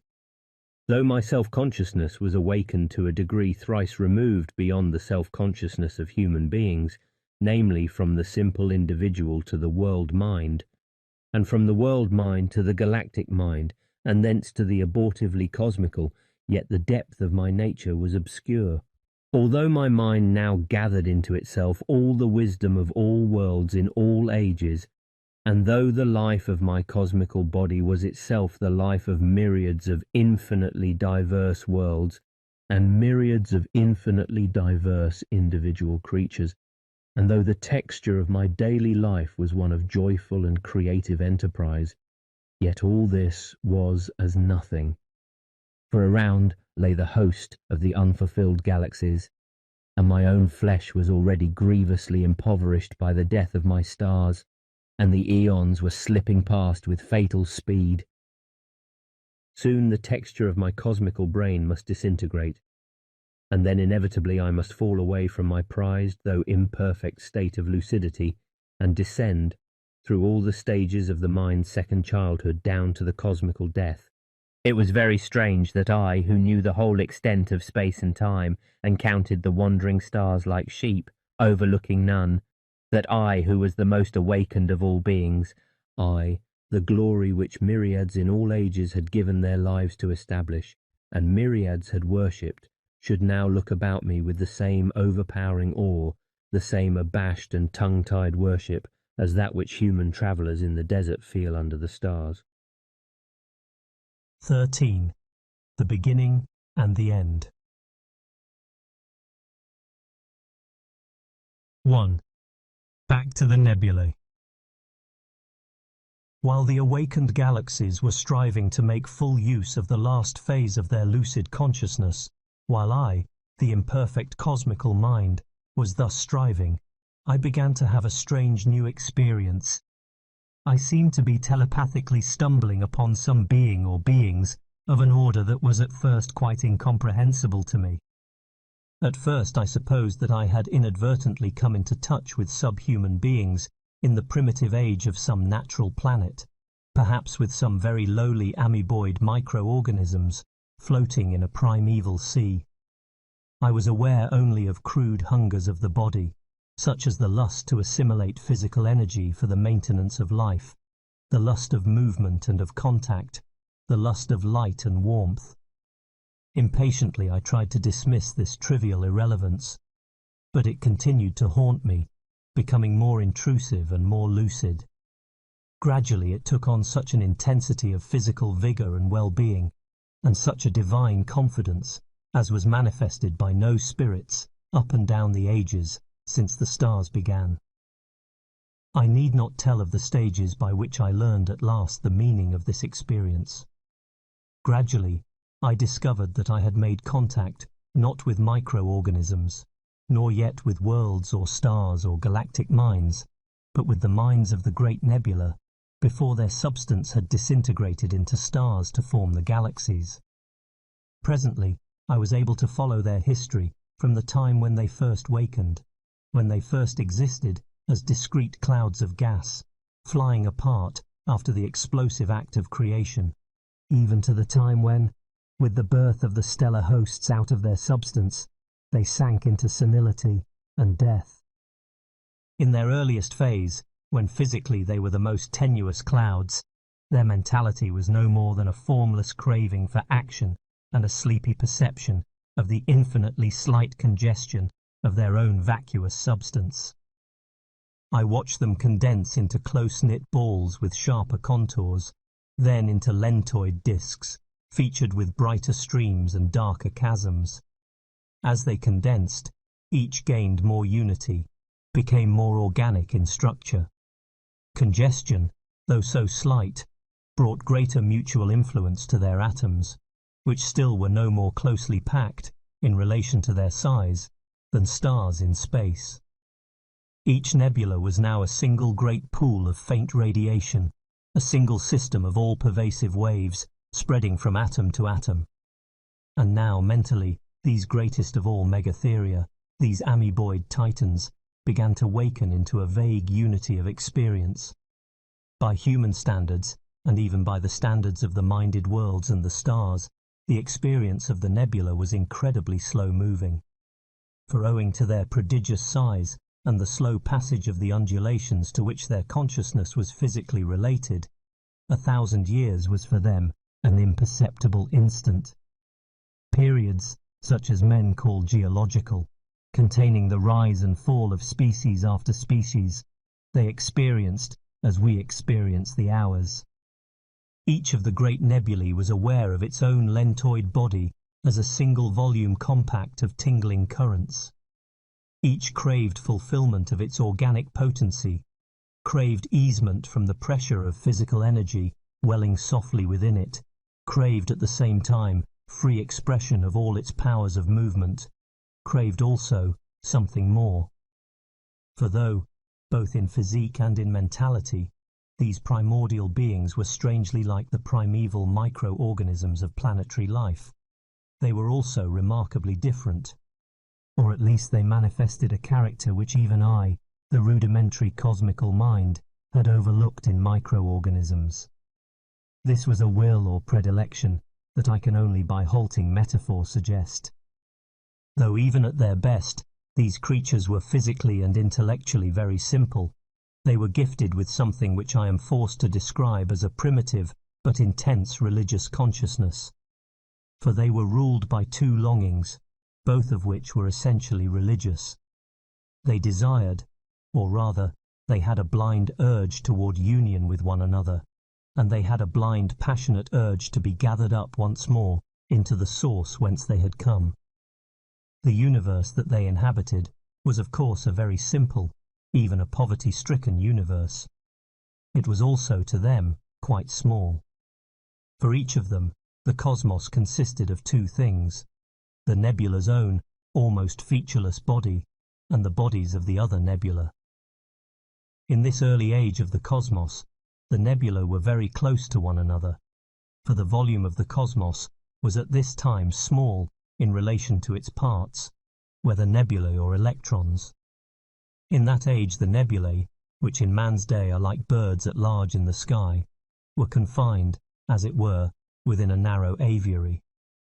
Thus each exercised an appreciable influence on its fellows, and as each became more organized, more of a coherent physical unity, it distinguished more readily between its native wave pattern and the irregularities which its neighbours' influence imposed upon that pattern. And by a native propensity implanted in it at the time of its emergence from the common ancestral cloud, it interpreted this influence to mean the presence of other-minded nebula. Thus the nebulae in their prime were vaguely but intensely aware of one another as distinct beings. They were aware of one another, but their communication with each other was very meagre and very slow. As prisoners confined in separate cells give one another a sense of companionship by tapping on their cell walls, and may even in time work out a crude system of signals, so the nebulae revealed to one another their kinship by exercising gravitational stress upon one another, and by long drawn-out pulsations of their light.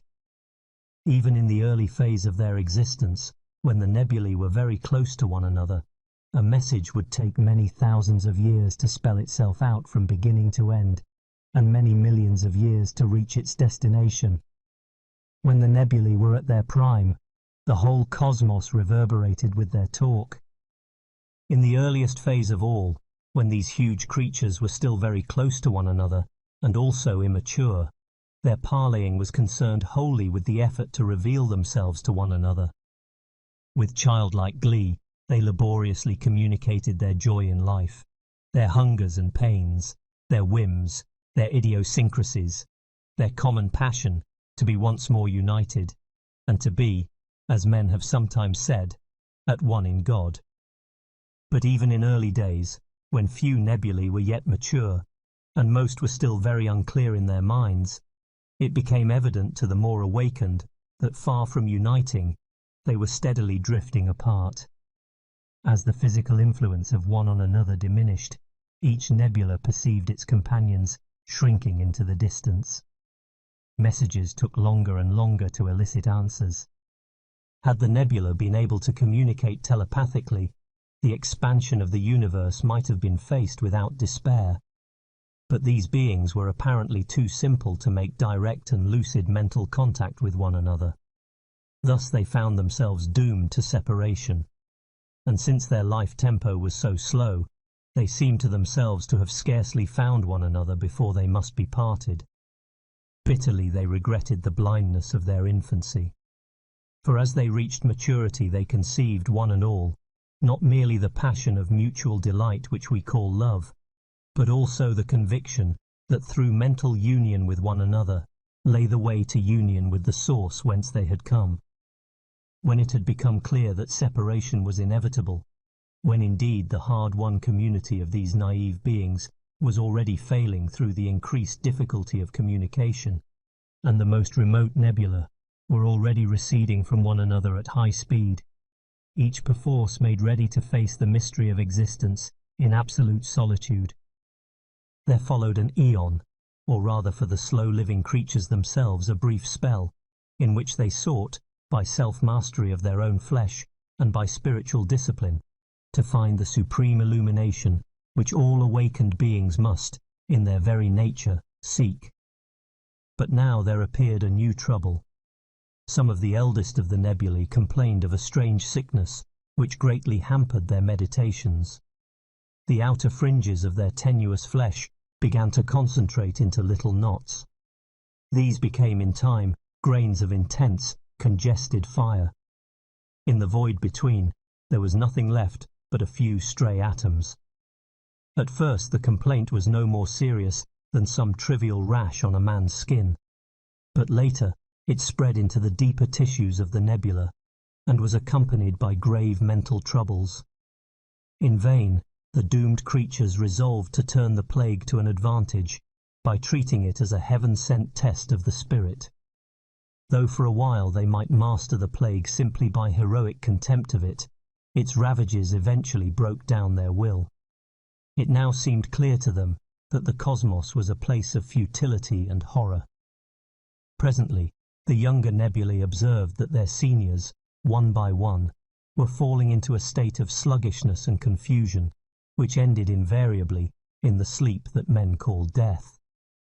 Soon it became evident, even to the most buoyant spirit, that this disease was no casual accident, but a fate inherent in the nebular nature. One by one, the celestial megatheria were annihilated, giving place to stars. Looking back on these events from my post in the far future, I, the rudimentary cosmical mind, tried to make known to the dying nebulae in the remote past that their death, far from being the end, was but an early stage in the life of the cosmos. It was my hope that I might give them consolation by imparting some idea of the vast and intricate future, and of my own final awakening. But it proved impossible to communicate with them. Though within the sphere of their ordinary experience they were capable of a sort of intellection, beyond that sphere they were almost imbecile. As well might a man seek to comfort the disintegrating germ cell from which he himself sprang by telling it about his own successful career in human society. Since this attempt to comfort was vain, I put aside compassion, and was content merely to follow to its conclusion the collapse of the nebular community. Judged by human standards, the agony was immensely prolonged. It began with the disintegration of the eldest nebulae into stars, and it lasted, or will last, long after the destruction of the final human race on Neptune. Indeed, the last of the nebulae did not sink into complete unconsciousness till many of the corpses of its neighbours had already been transformed into symbiotic societies of stars and minded worlds. But to the slow-living nebulae themselves, the plague seemed a galloping disease. One after the other, Each great religious beast found itself at grips with the subtle enemy, and fought a gallant losing fight until stupor overwhelmed it. None ever knew that its crumbling flesh teemed with the young and swifter lives of stars, or that it was already sprinkled here and there with the incomparably smaller, incomparably swifter, and incomparably richer lives of creatures such as men, whose crowded ages of history were all compressed within the last few distressful moments of the primeval monsters. 2. The supreme moment nears. The discovery of nebular life deeply moved the incipient cosmical mind that I had become. Patiently, I studied those almost formless megatheria, absorbing into my own composite being the fervour of their simple but deep-running nature. For these simple creatures sought their goal with a single-mindedness and passion eclipsing all the worlds and stars. With such earnest imagination did I enter into their history that I myself, the cosmical mind, was in a manner remade by contemplation of these beings. Considering from the nebular point of view the vast complexity and subtlety of the living worlds, I began to wonder whether the endless divagations of the worlds were really due so much to richness of being as to weakness of spiritual perception, so much to the immensely varied potentiality of their nature as to sheer lack of any intense controlling experience. A compass needle that is but feebly magnetized swings again and again to west and east, and takes long to discover its proper direction. One that is more sensitive will settle immediately toward the north. Had the sheer complexity of every world, with its host of minute yet complex members, merely confused its sense of the proper direction of all spirit? Had the simplicity and spiritual vigour of the earliest, hugest beings achieved something of highest value that the complexity and subtlety of the worlds could never achieve? But no. Excellent as the nebular mentality was, in its own strange way, the stellar and the planetary mentalities had also their special virtues, and of all three, the planetary must be most prized, since it could best comprehend all three. I now allowed myself to believe that I, since I did at last include in my own being an intimate awareness not only of many galaxies, but also of the first phase of cosmical life, might now with some justice regard myself as the incipient mind of the cosmos as a whole. But the awakened galaxies that supported me were still only a small minority of the total population of galaxies. By telepathic influence, I continued to help on those many galaxies that were upon the threshold of mental maturity. If I could include within the cosmical community of awakened galaxies some hundreds instead of a mere score of members, perhaps I myself, the communal mind, might be so strengthened as to rise from my present state of arrested mental infancy to something more like maturity. It was clear to me that even now, in my embryonic state, I was ripening for some new elucidation, and that with good fortune I might yet find myself in the presence of that which, in the human language of this book, has been called the Star Maker. At this time, my longing for that presence had become an overmastering passion. It seemed to me that the veil which still hid the source and goal of all nebulae and stars and worlds was already dissolving. That which had kindled so many myriad beings to worship, yet had clearly revealed itself to none, that toward which all beings had blindly striven, representing it to themselves by the images of a myriad divinities, was now, I felt, on the point of revelation to me, the marred but still growing spirit of the cosmos. I who had myself been worshipped by hosts of my little members, I whose achievement reached far beyond their dreams, was now oppressed, overwhelmed, by the sense of my own littleness and imperfection. For the veiled presence of the Star Maker already overmastered me with dreadful power. The further I ascended along the path of the Spirit, the loftier appeared the heights that lay before me. For what I had once thought to be the summit fully revealed was now seen to be a mere foothill. Beyond lay the real ascent, steep, cragged, glacial, rising into the dark mist. Never, never should I climb that precipice. And yet I must go forward. Dread was overcome by irresistible craving. Meanwhile, under my influence, the immature galaxies one by one attained that pitch of lucidity which enabled them to join the cosmical community and enrich me with their special experience. But physically, the enfeeblement of the cosmos continued. By the time that half the total population of galaxies had reached maturity, it became clear that few more would succeed. Of living stars, very few were left in any galaxy. Of the host of dead stars, some, subjected to atomic disintegration, were being used as artificial suns and were surrounded by many thousands of artificial planets. But the great majority of the stars were now encrusted and themselves peopled. After a while it became necessary to evacuate all planets, since the artificial suns were too extravagant of energy. The planet-dwelling races therefore one by one destroyed themselves, bequeathing the material of their worlds and all their wisdom to the inhabitants of the extinguished stars. Henceforth the cosmos, once a swarm of blazing galaxies, each a swarm of stars, was composed wholly of star corpses. These dark grains drifted through the dark void, like an infinitely tenuous smoke rising from an extinguished fire. Upon these motes, these gigantic worlds, the ultimate populations had created here and there with their artificial lighting a pale glow, invisible even from the innermost ring of lifeless planets. By far the commonest type of being in these stellar worlds was the intelligent swarm of minute worms, or insectoids. But there were also many races of larger creatures of a very curious kind, adapted to the prodigious gravitation of their giant worlds. Each of these creatures was a sort of living blanket. Its undersurface bore a host of tiny legs that were also mouths. These supported a body that was never more than an inch thick, though it might be as much as a couple of yards wide and 10 yards long.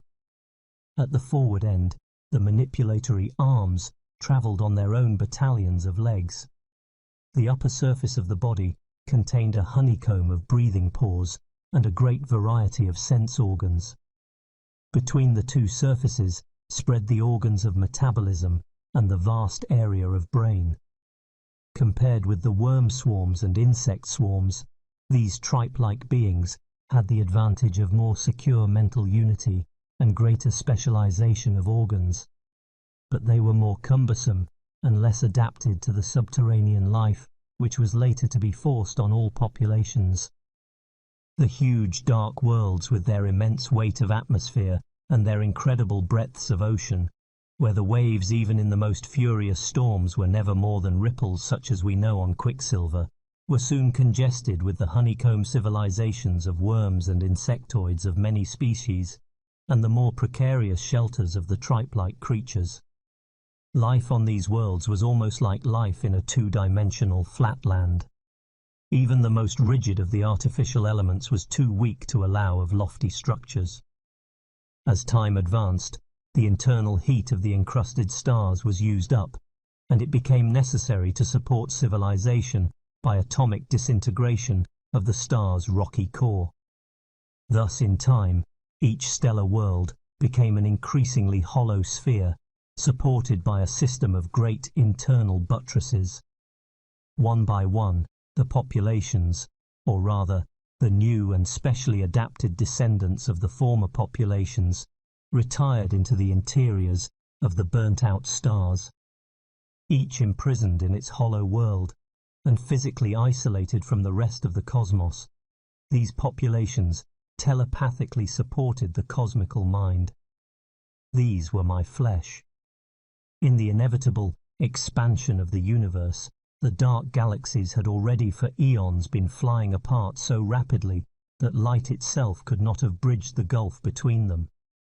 But this prodigious disintegration of the cosmos was of less account to the ultimate populations than the physical insulation of star from star through the cessation of all stellar radiation and all interstellar travel. The many populations, teeming in the galleries of the many worlds, maintained their telepathic union. Intimately, they knew one another in all their diversity. Together they supported the communal mind, with all its awareness of the whole vivid, intricate past of the cosmos, and its tireless effort to achieve its spiritual goal before increase of entropy should destroy the tissue of civilizations in which it inhered. Such was the condition of the cosmos when it approached the supreme moment of its career, and the illumination toward which all beings in all ages had been obscurely striving. Strange it was that these latter-day populations, cramped and impoverished, counting their last pence of energy, should achieve the task that had defeated the brilliant hosts of earlier epochs. Theirs was indeed the case of the wren that outsoared the eagle. In spite of their straitened circumstances, they were still able to maintain the essential structure of a cosmical community and a cosmical mentality. And with native insight, they could use the past to deepen their wisdom far beyond the range of any past wisdom. The supreme moment of the cosmos was not, or will not be, a moment by human standards, but by cosmical standards it was indeed a brief instant. When little more than half the total population of many million galaxies had entered fully into the cosmical community, and it was clear that no more were to be expected, there followed a period of universal meditation. The populations maintained their straitened utopian civilizations, lived their personal lives of work and social intercourse, and at the same time, upon the communal plane, refashioned the whole structure of cosmical culture. Of this phase, I shall say nothing. Suffice it that to each galaxy and to each world was assigned a special creative mental function, and that all assimilated the work of all. At the close of this period, I, the communal mind, emerged remade, as from a chrysalis, and for a brief moment, which was indeed the supreme moment of the cosmos, I faced the Star Maker. For the human author of this book, there is now nothing left of that age-long, that eternal moment which I experienced as the cosmical mind, save the recollection of a bitter beatitude, together with a few incoherent memories of the experience itself which fired me with that beatitude. Somehow, I must tell something of that experience. Inevitably, I face the task with a sense of abysmal incompetence. The greatest minds of the human race, through all the ages of human history, have failed to describe their moments of deepest insight. Then how dare I attempt this task? And yet I must. Even at the risk of well-merited ridicule and contempt and moral censure, I must stammer out what I have seen. If a shipwrecked seaman on his raft is swept helplessly past marvellous coasts and then home again, he cannot hold his peace. The cultivated may turn away in disgust at his rude accent and clumsy diction. The knowing may laugh at his failure to distinguish between fact and illusion. But speak he must. 3. The supreme moment and after. In the supreme moment of the cosmos, I, as the cosmical mind, seemed to myself to be confronted with the source and the goal of all finite things. I did not, of course, in that moment, sensuously perceive the infinite spirit, the Star Maker. Sensuously I perceived nothing but what I had perceived before, the populous interiors of many dying stellar worlds.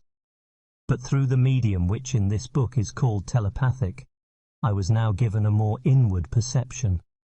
I felt the immediate presence of the Star Maker. Latterly, as I have said, I had already been powerfully seized by a sense of the veiled presence of some being other than myself, other than my cosmical body and conscious mind, other than my living members and the swarms of the burnt-out stars. But now the veil trembled and grew half-transparent to the mental vision. The source and goal of all, the Star Maker, was obscurely revealed to me as a being indeed other than my conscious self, objective to my vision, yet as in the depth of my own nature, as, indeed, myself, though infinitely more than myself. It seemed to me that I now saw the Star-Maker in two aspects, as the Spirit's particular creative mode that had given rise to me, the cosmos, and also, most dreadfully, as something incomparably greater than creativity, namely, as the eternally achieved perfection of the Absolute Spirit. Barren, barren and trivial are these words, but not barren the experience. Confronted with this infinity that lay deeper than my deepest roots and higher than my topmost reach, I, the cosmical mind, the flower of all the stars and worlds, was appalled, as any savage is appalled by the lightning and the thunder. And as I fell abject before the Star-Maker, my mind was flooded with a spate of images. The fictitious deities of all races in all worlds once more crowded themselves upon me, symbols of majesty and tenderness, of ruthless power, of blind creativity, and of all-seeing wisdom. And though these images were but the fantasies of created minds, it seemed to me that one and all did indeed embody some true feature of the Star-Maker's impact upon the creatures. As I contemplated the host of deities that rose to me like a smoke cloud from the many worlds, a new image, a new symbol of the infinite spirit, took shape in my mind. Though born of my own cosmical imagination, it was begotten by a greater than I.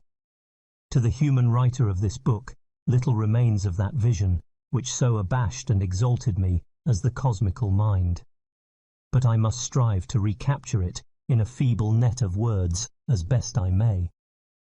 It seemed to me that I had reached back through time to the moment of creation. I watched the birth of the cosmos. The spirit brooded.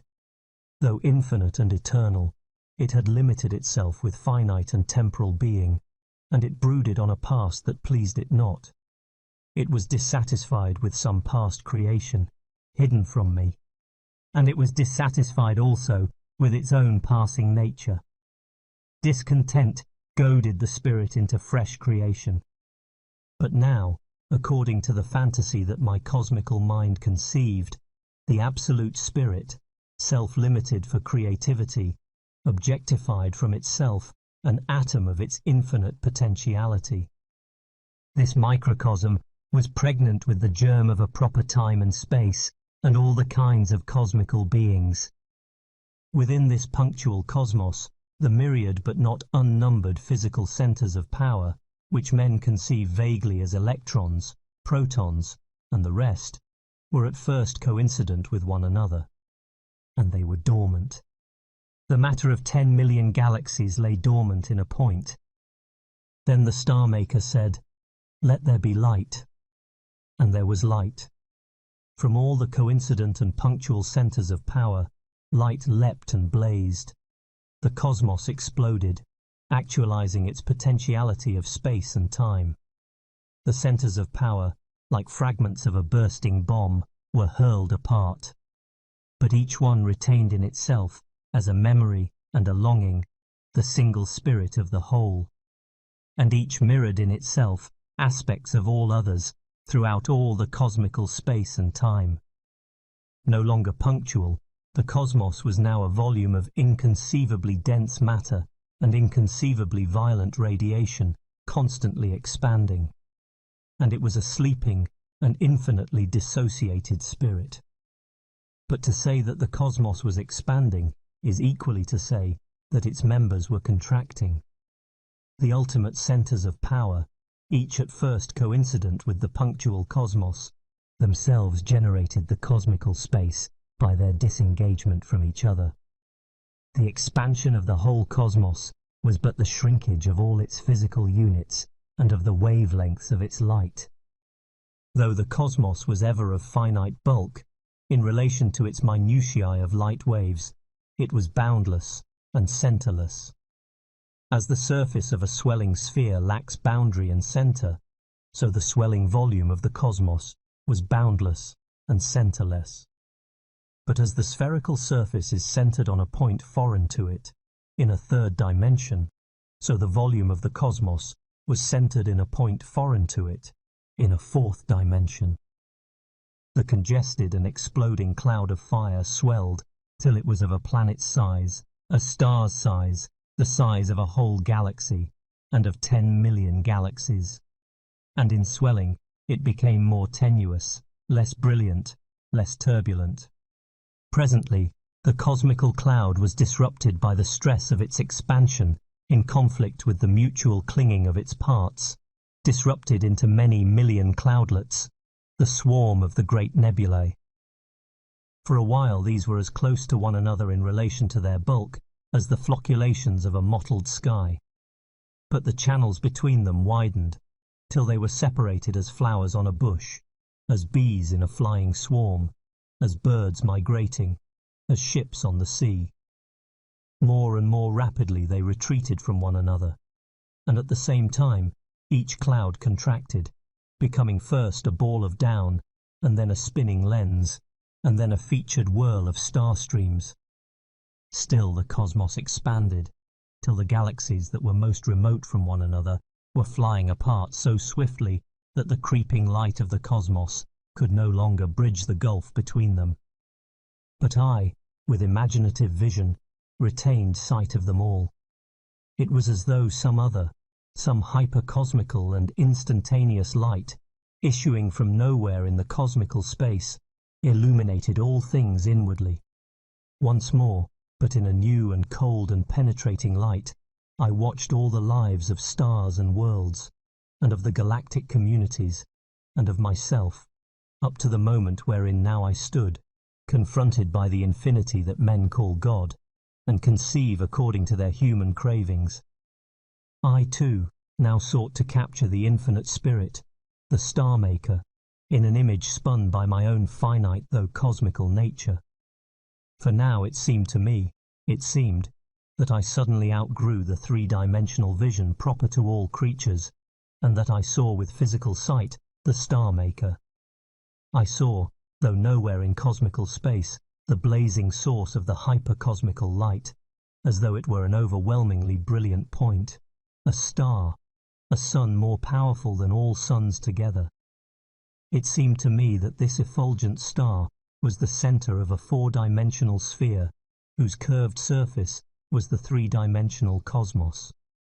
This star of stars, this star that was indeed the star-maker, was perceived by me, its cosmical creature, for one moment before its splendour seared my vision. And in that moment I knew that I had indeed seen the very source of all cosmical light and life and mind, and of how much else besides I had as yet no knowledge. But this image, this symbol that my cosmical mind had conceived under the stress of inconceivable experience, broke and was transformed in the very act of my conceiving it, so inadequate was it to the actuality of the experience. Harking back in my blindness to the moment of my vision, I now conceived that the star which was the star-maker, and the immanent centre of all existence, had been perceived as looking down on me, his creature from the height of his infinitude, and that when I saw him, I immediately spread the poor wings of my spirit to soar up to him, only to be blinded and seared and struck down. It had seemed to me in the moment of my vision that all the longing and hope of all finite spirits for union with the infinite spirit were strength to my wings. It seemed to me that the star, my maker, must surely stoop to meet me, and raise me, and enfold me in his radiance. For it seemed to me that I, the spirit of so many worlds, the flower of so many ages, was the church cosmical, fit at last to be the bride of God. But instead I was blinded and seared and struck down by terrible light. It was not only physical effulgence that struck me down in that supreme moment of my life. In that moment I guessed what mood it was of the infinite spirit that had in fact made the cosmos and constantly supported it, watching its tortured growth. And it was that discovery which felled me. For I had been confronted not by welcoming and kindly love, but by a very different spirit. and at once I knew that the Star-Maker had made me not to be his bride, nor yet his treasured child, but for some other end. It seemed to me that he gazed down on me from the height of his divinity with the aloof though passionate attention of an artist judging his finished work, calmly rejoicing in its achievement, but recognizing at last the irrevocable flaws in its initial conception, and already lusting for fresh creation. His gaze anatomized me with calm skill, dismissing my imperfections, and absorbing for his own enrichment all the little excellence that I had won in the struggle of the ages. In my agony, I cried out against my ruthless maker. I cried out that, after all, the creature was nobler than the creator, for the creature loved and craved love, even from the star that was the Star-Maker.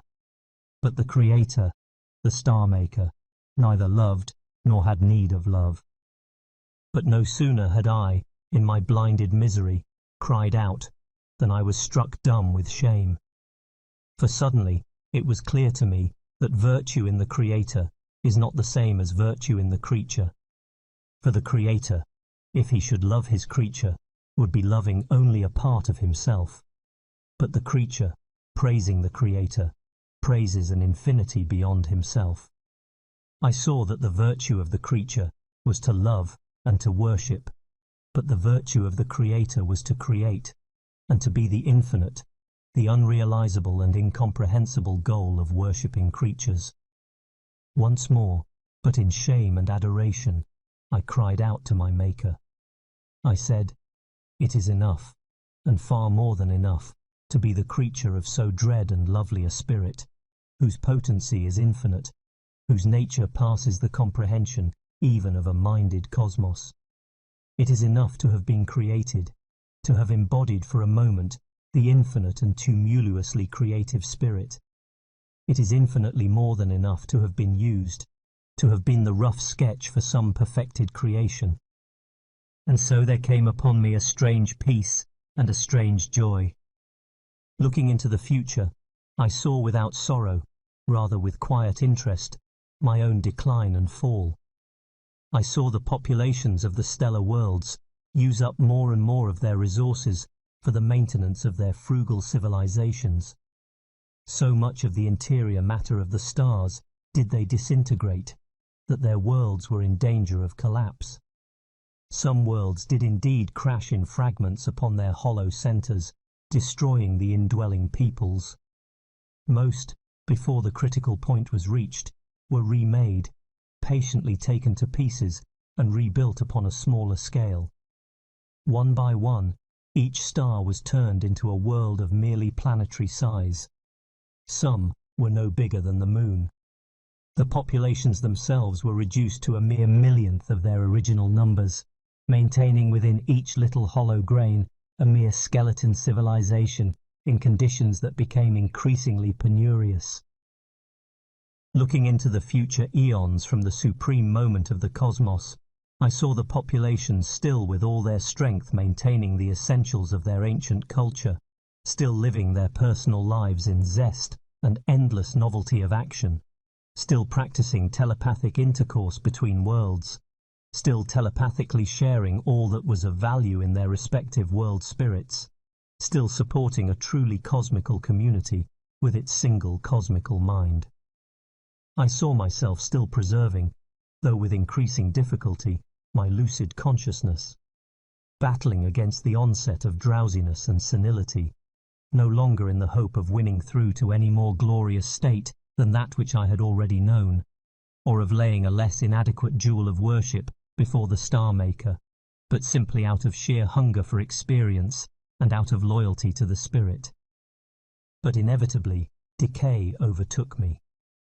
World after world, battling with increasing economic difficulties, was forced to reduce its population below the numbers needed for the functioning of its own communal mentality. Then, like a degenerating brain center, it could no longer fulfill its part in the cosmical experience. Looking forward from my station in the supreme moment of the cosmos, I saw myself, the cosmical mind, sink steadily toward death. But in this my last eon, when all my powers were waning, and the burden of my decaying body pressed heavily on my enfeebled courage, an obscure memory of past lucidity still consoled me. For confusedly, I knew that even in this, my last, most piteous age, I was still under the zestful though remote gaze of the Star-Maker, still probing the future. From the moment of my supreme unwithered maturity, I saw my death, the final breaking of those telepathic contacts on which my being depended. Thereafter, the few surviving worlds lived on in absolute isolation, and in that barbarian condition which men call civilized. Then, in world after world, the basic skills of material civilization began to fail, and in particular, the techniques of atomic disintegration and photosynthesis. World after world either accidentally exploded its little remaining store of matter and was turned into a spreading, fading sphere of light waves in the immense darkness, or else died miserably of starvation and cold. Presently, nothing was left in the whole cosmos but darkness and the dark whiffs of dust that once were galaxies. Eons incalculable passed. Little by little, each whiff of dust grains contracted upon itself through the gravitational influence of its parts, till at last, not without fiery collisions between wandering grains, all the matter in each whiff was concentrated to become a single lump. The pressure of the huge outer regions heated the center of each lump to incandescence and even to explosive activity. But little by little, the last resources of the cosmos were radiated away from the cooling lumps, and nothing was left but rock and the inconceivably faint ripples of radiation that crept in all directions throughout the ever-expanding cosmos, far too slowly to bridge the increasing gulfs between the islanded grains of rock. Meanwhile, since each rocky sphere that had once been a galaxy had been borne beyond every possible physical influence of its fellows, and there were no minds to maintain telepathic contact between them, each was in effect a wholly distinct universe. And since all change had ceased, the proper time of each barren universe had also ceased. Since this apparently was to be the static and eternal end, I withdrew my fatigued attention back once more to the supreme moment, which was in fact my present, or rather my immediate past. And with the whole mature power of my mind I tried to see more clearly what it was that had been present to me in that immediate past. For in that instant when I had seen the blazing star that was the Star-Maker, I had glimpsed, in the very eye of that splendour, strange vistas of being, as though in the depths of the hypercosmical past and the hypercosmical future also, yet coexistent in eternity, lay cosmos beyond cosmos. 14. The myth of creation. A walker in mountainous country, lost in mist, and groping from rock to rock, may come suddenly out of the cloud to find himself on the very brink of a precipice. Below he sees valleys and hills, plains, rivers, and intricate cities, the sea with all its islands, and overhead the sun. So I, in the supreme moment of my cosmical experience, emerged from the mist of my finitude to be confronted by cosmos upon cosmos, and by the light itself that not only illumines but gives life to all. Then immediately the mist closed in upon me again. That strange vision, inconceivable to any finite mind, even of cosmical stature, I cannot possibly describe. I, the little human individual, am now infinitely removed from it, and even to the cosmical mind itself it was most baffling. Yet if I were to say nothing whatever of the content of my adventure's crowning moment, I should belie the spirit of the whole. Though human language and even human thought itself are perhaps in their very nature incapable of metaphysical truth, something I must somehow contrive to express, even if only by metaphor.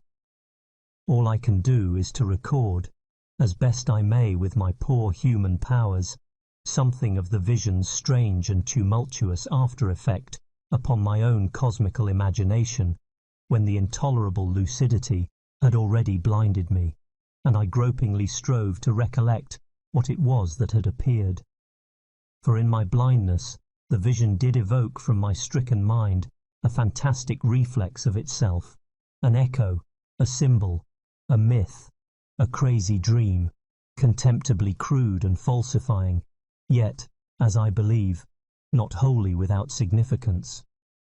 This poor myth, this mere parable, I shall recount, so far as I can remember it, in my merely human state.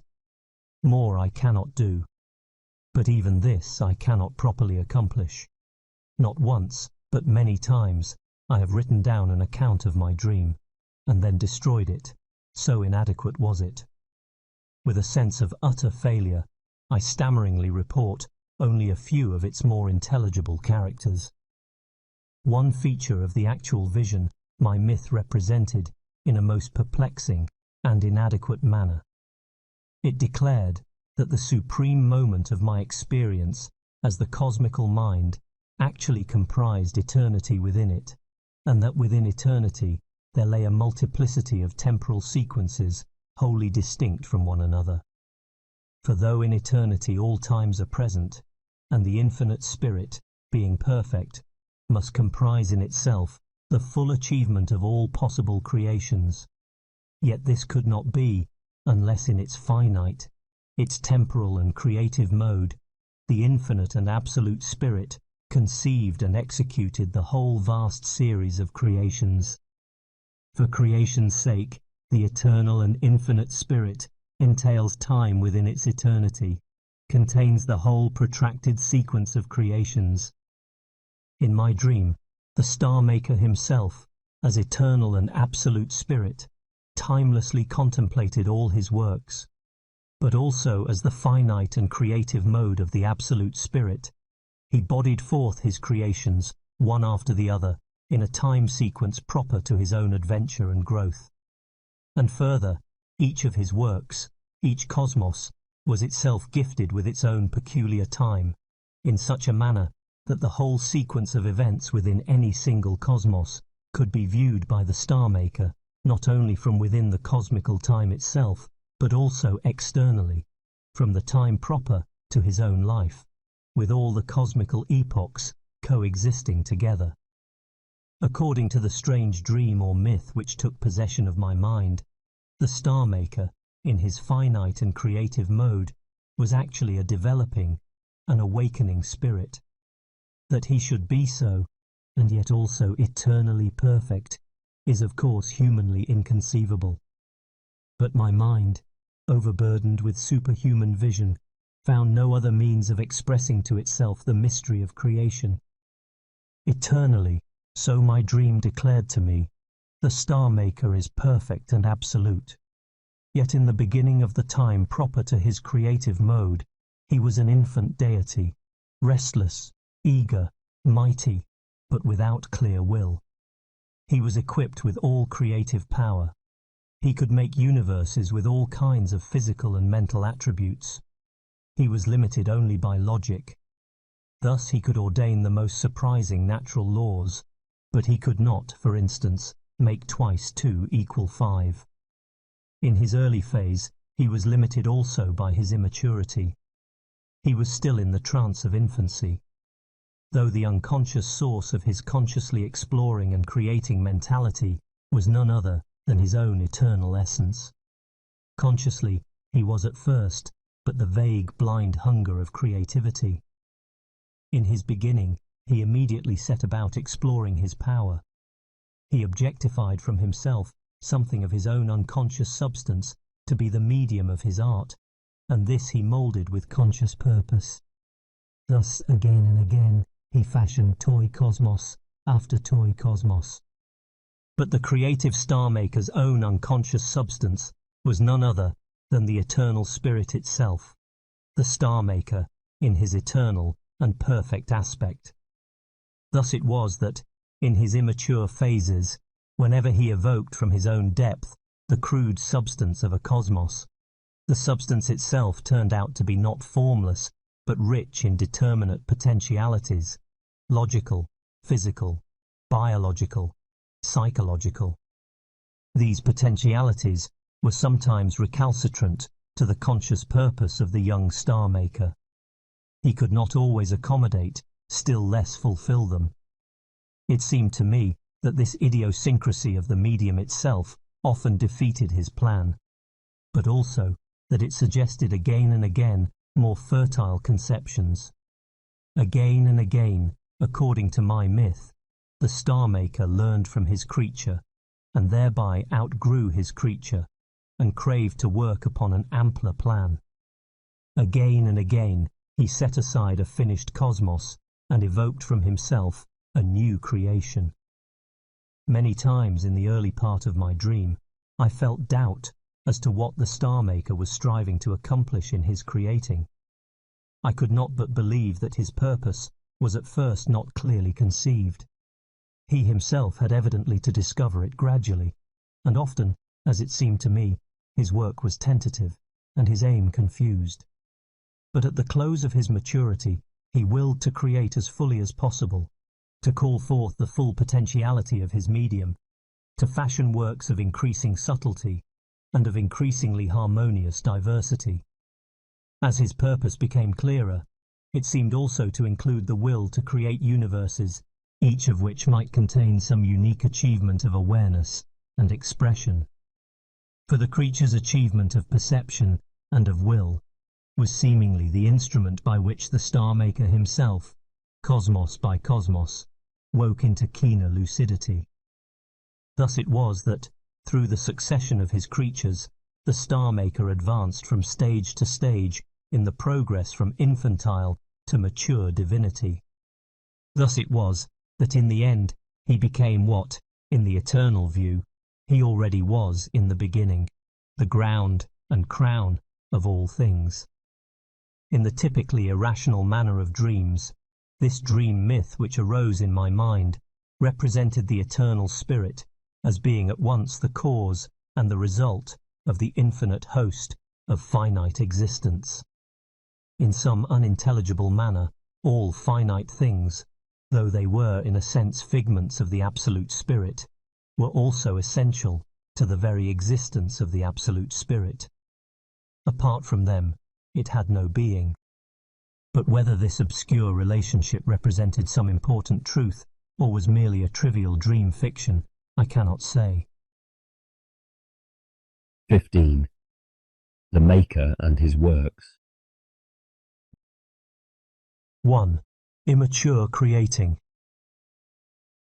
According to the fantastic myth or dream that was evoked from my mind after the supreme moment of experience, the particular cosmos which I had come to regard as myself falls somewhere neither early nor late in the vast series of creations. It appeared to be in some respects the star maker's first mature work, but in comparison with later creations it was in many ways juvenile in spirit. Though the early creations express the nature of the star maker merely in his immature phase, for the most part they fall in important respects aside from the direction of human thought, and therefore I cannot now recapture them. They have left me with little more than a vague sense of the multiplicity and diversity of the star maker's works. Nevertheless, a few humanly intelligible traces remain and must be recorded. In the crude medium of my dream, the first cosmos of all appeared as a surprisingly simple thing. The infant star maker, teased, as it seemed to me, by his unexpressed potency, conceived and objectified from himself two qualities. With these alone, he made his first toy cosmos, a temporal rhythm, as it were of sound and silence. From this first simple drumbeat, premonitory of 1,000 creations, he developed with infantile but godlike zest a flickering tattoo, a changeful complexity of rhythm. Presently, through contemplation of his creature's simple form, he conceived the possibility of more subtle creating. Thus, the first of all creatures itself bred in its creator a need that itself could never satisfy.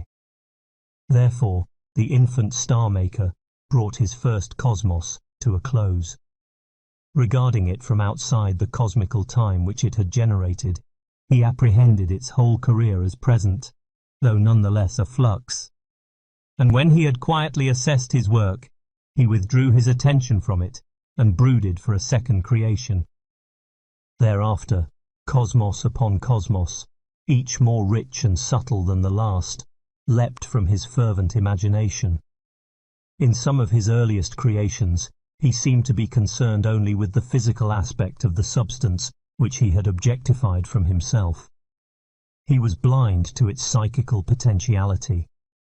In one early cosmos, however, the patterns of physical quality with which he played simulated an individuality and a life which they did not in fact possess. Or did they possess it?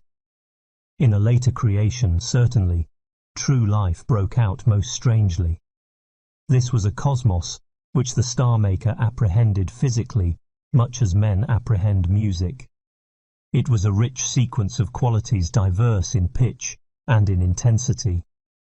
With this toy, the infant star-maker played delightedly, inventing an infinite wealth of melody and counterpoint. But before he had worked out all the subtleties of pattern implied in this little world of cold, mathematical music, before he had created more than a few kinds of lifeless musical creatures, it became evident that some of his creatures were manifesting traces of a life of their own, recalcitrant to the conscious purpose of the star-maker. The themes of the music began to display modes of behavior that were not in accord with the canon which he had ordained for them. It seemed to me that he watched them with intense interest, and that they spurred him to new conceptions beyond the creature's power to fulfill. Therefore, he brought this cosmos to completion, and in a novel manner. He contrived that the last state of the cosmos should lead immediately back to the first. He knotted the final event temporally to the beginning, so that the cosmical time formed an endless circlet. After considering his work from outside its proper time, he set it aside and brooded for a fresh creation. For the next cosmos, he consciously projected something of his own percipience and will, ordaining that certain patterns and rhythms of quality should be the perceivable bodies of perceiving minds. Seemingly, these creatures were intended to work together to produce the harmony which he had conceived for this cosmos. But instead, each sought to mould the whole cosmos in accordance with its own form. The creatures fought desperately and with self-righteous conviction. When they were damaged, they suffered pain. This, seemingly, was something which the young star-maker had never experienced or conceived. With rapt, surprised interest, and, as it seemed to me, with almost diabolical glee, he watched the antics and the sufferings of his first living creatures, till by their mutual strife and slaughter they had reduced this cosmos to chaos.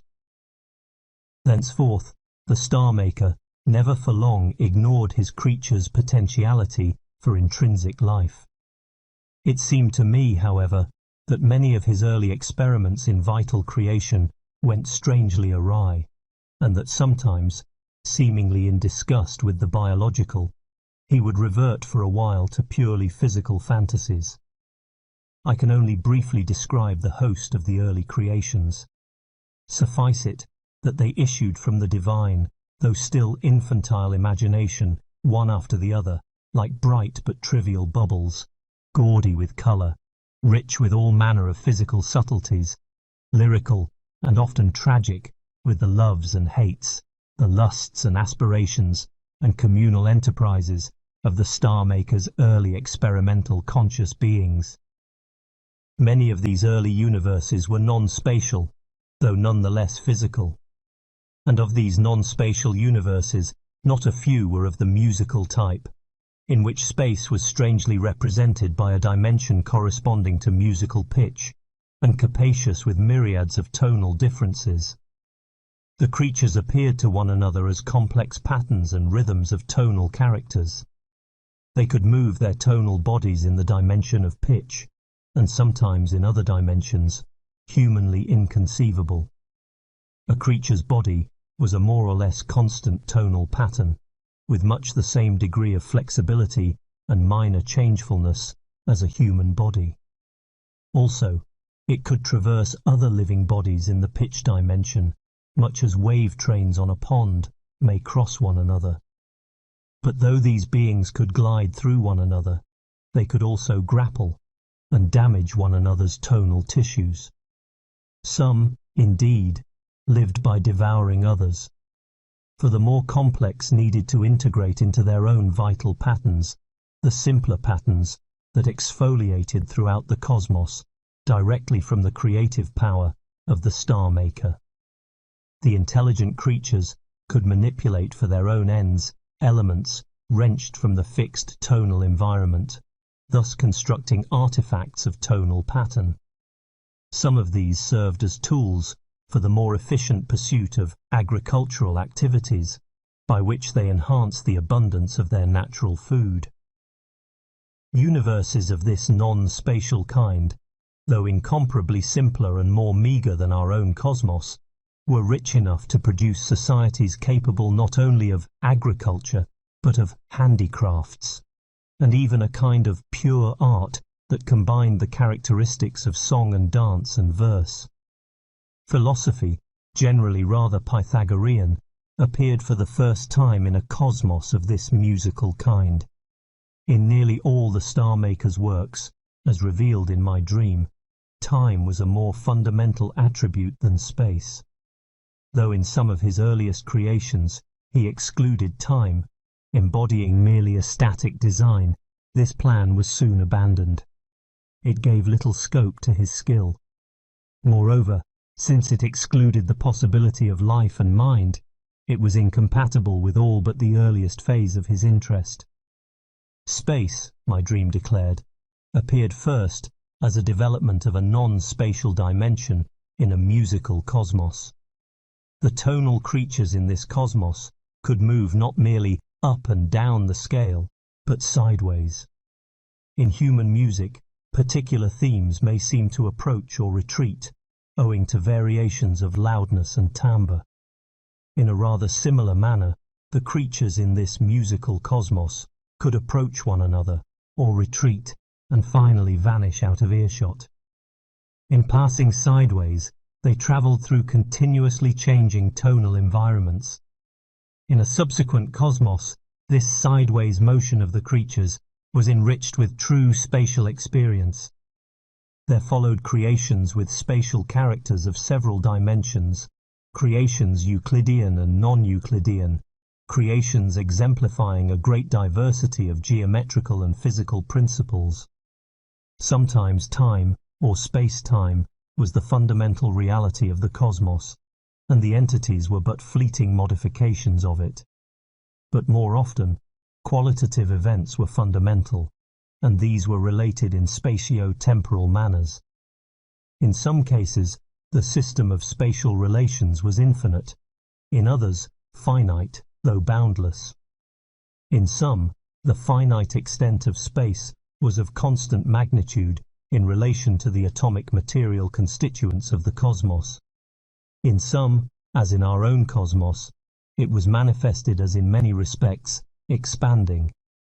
In others, again space contracted, so that the end of such a cosmos, rich perhaps in intelligent communities, was the collision and congestion of all its parts, and their final coincidence and vanishing into a dimensionless point.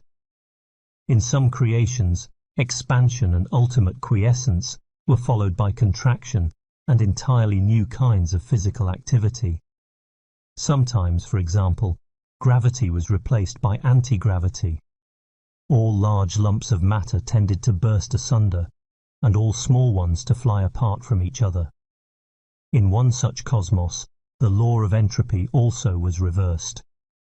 Energy, instead of gradually spreading itself evenly throughout the cosmos, gradually piled itself upon the ultimate material units. I came in time to suspect that my own cosmos was followed by a reversed cosmos of this kind, in which, of course, the nature of living things was profoundly different from anything conceivable to man. But this is a digression, for I am at present describing much earlier and simpler universes. Many a universe was physically a continuous fluid in which the solid creatures swam. Others were constructed as series of concentric spheres, peopled by diverse orders of creatures. Some quite early universes were quasi-astronomical, consisting of a void sprinkled with rare and minute centers of power. Sometimes the Star Maker fashioned a cosmos which was without any single, objective, physical nature.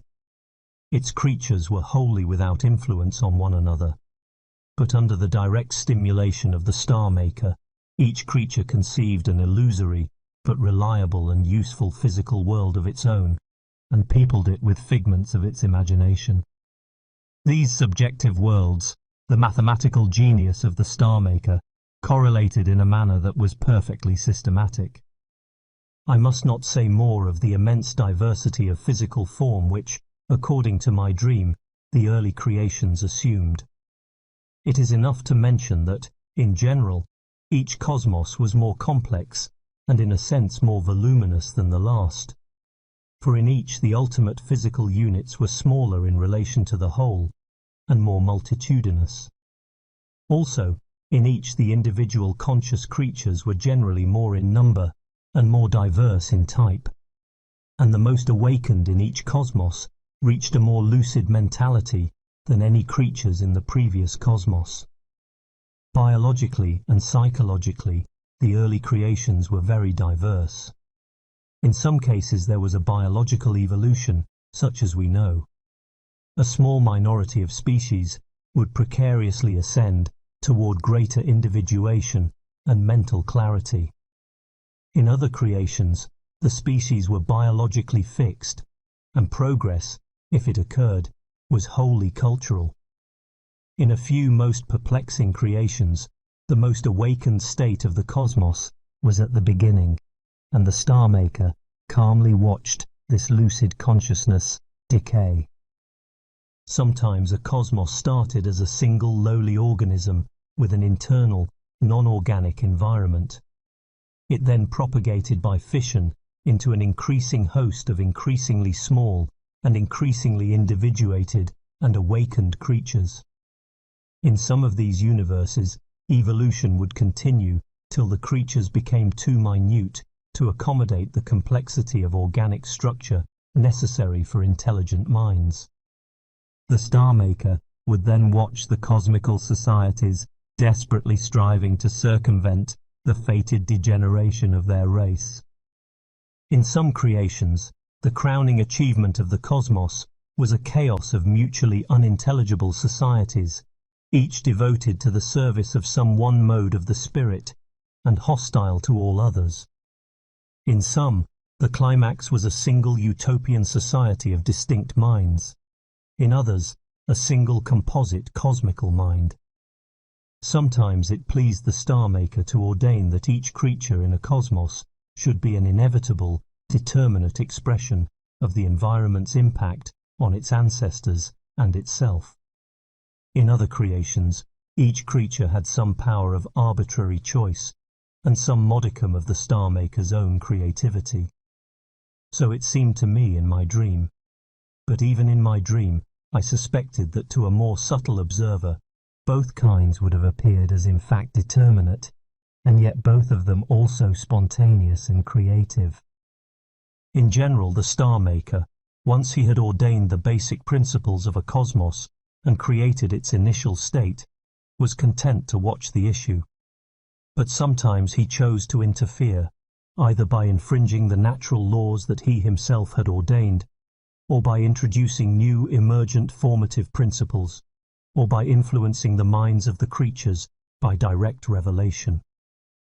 This, according to my dream, was sometimes done to improve a cosmical design, but more often, interference was included in his original plan.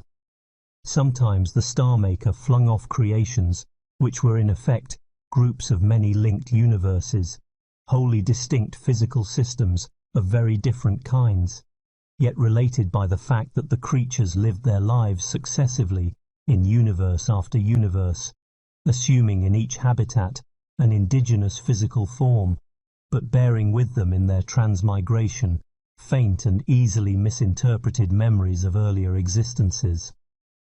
In another way also, this principle of transmigration was sometimes used. Even creations that were not thus systematically linked might contain creatures that mentally echoed in some vague but haunting manner the experience or the temperament of their counterparts in some other cosmos. One very dramatic device was used in Cosmos after Cosmos. I mentioned earlier that in my dream the immature star maker had seemed to regard the tragic failure of his first biological experiment with a kind of diabolical glee. In many subsequent creations, also, he appeared to be twi-minded.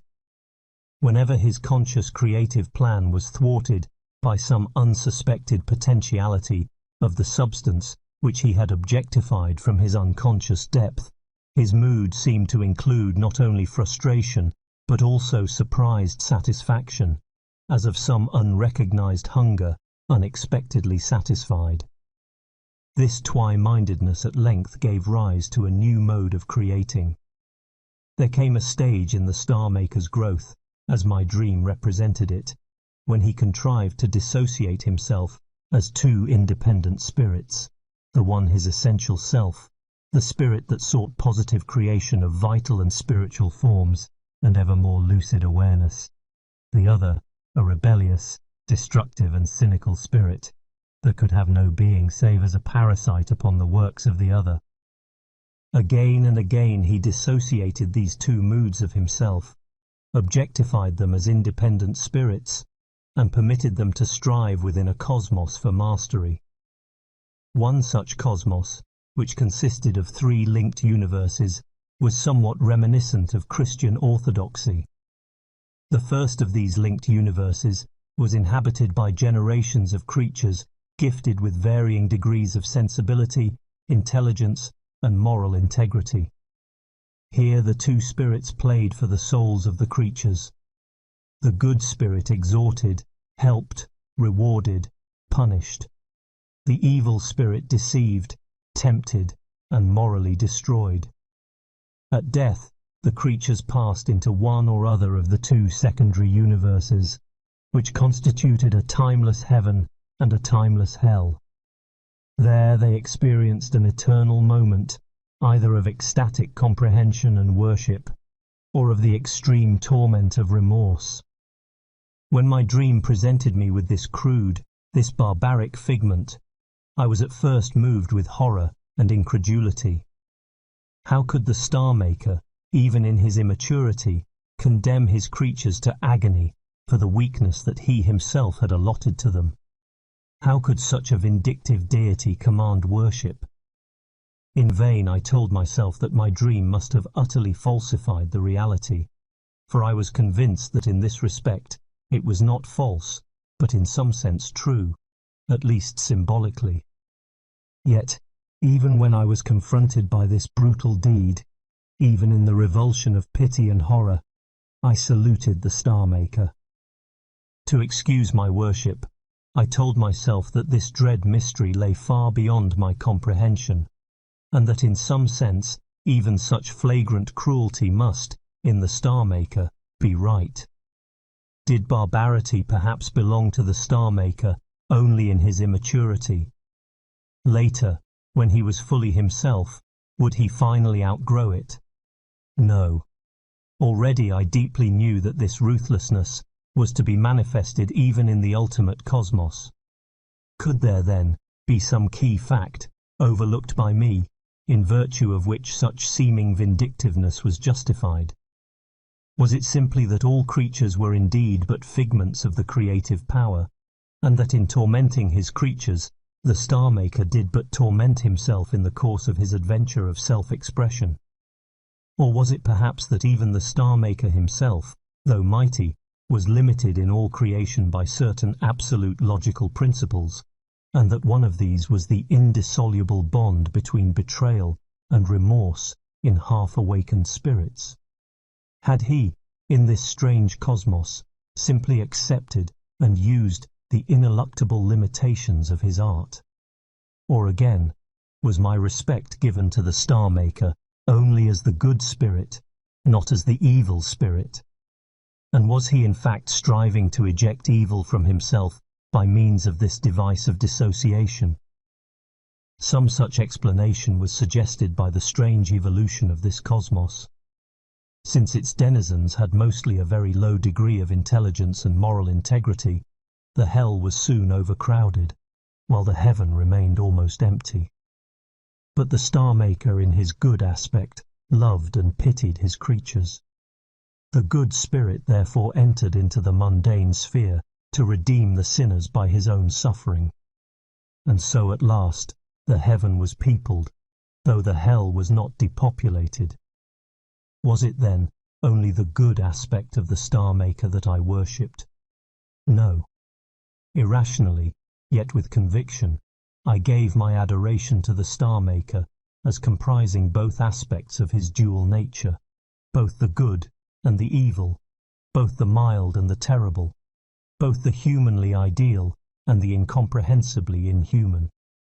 Like an infatuated lover who denies or excuses the flagrant faults of the beloved, I strove to palliate the inhumanity of the Star Maker, nay, positively I gloried in it. Was there then something cruel in my own nature? Or did my heart vaguely recognize that love, the supreme virtue in creatures, must not in the Creator be absolute? This dire and insoluble problem confronted me again and again in the course of my dream. For instance, there appeared a creation in which the two spirits were permitted to strive in a novel and more subtle manner.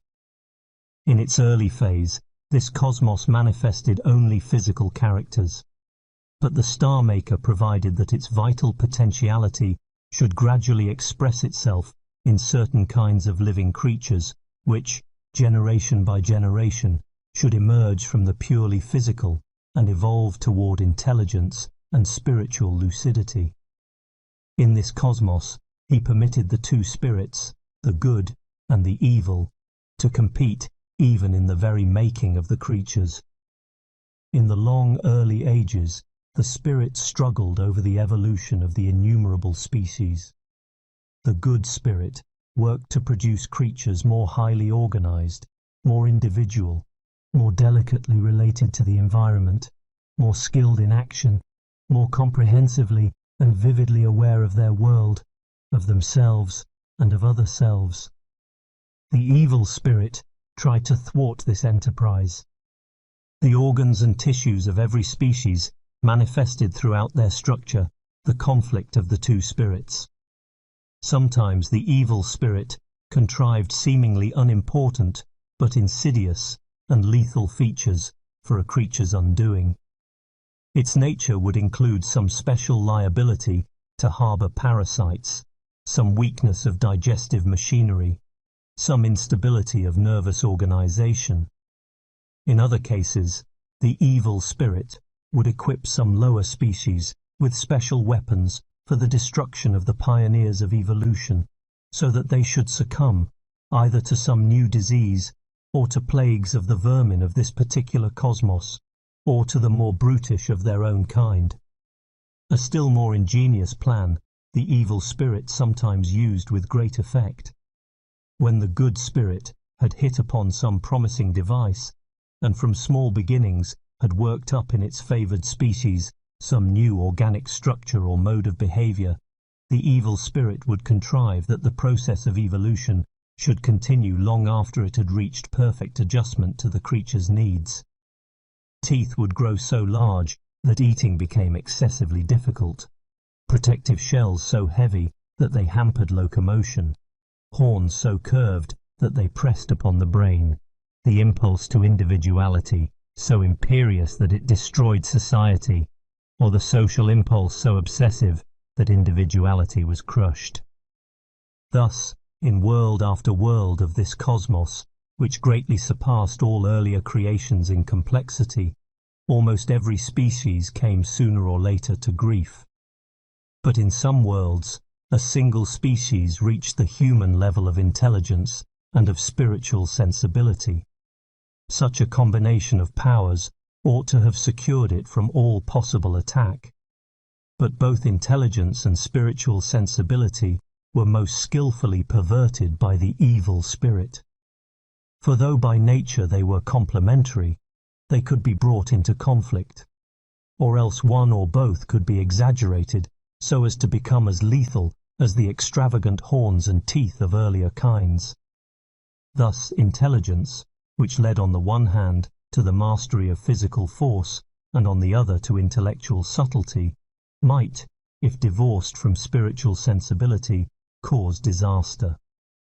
The mastery of physical force often produced a mania for power, and the dissection of society into two alien classes, the powerful and the enslaved.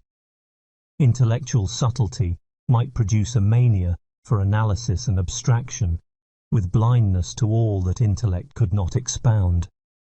Yet sensibility itself, when it rejected intellectual criticism and the claims of daily life, would be smothered in dreams. Chapter 16. Epilogue.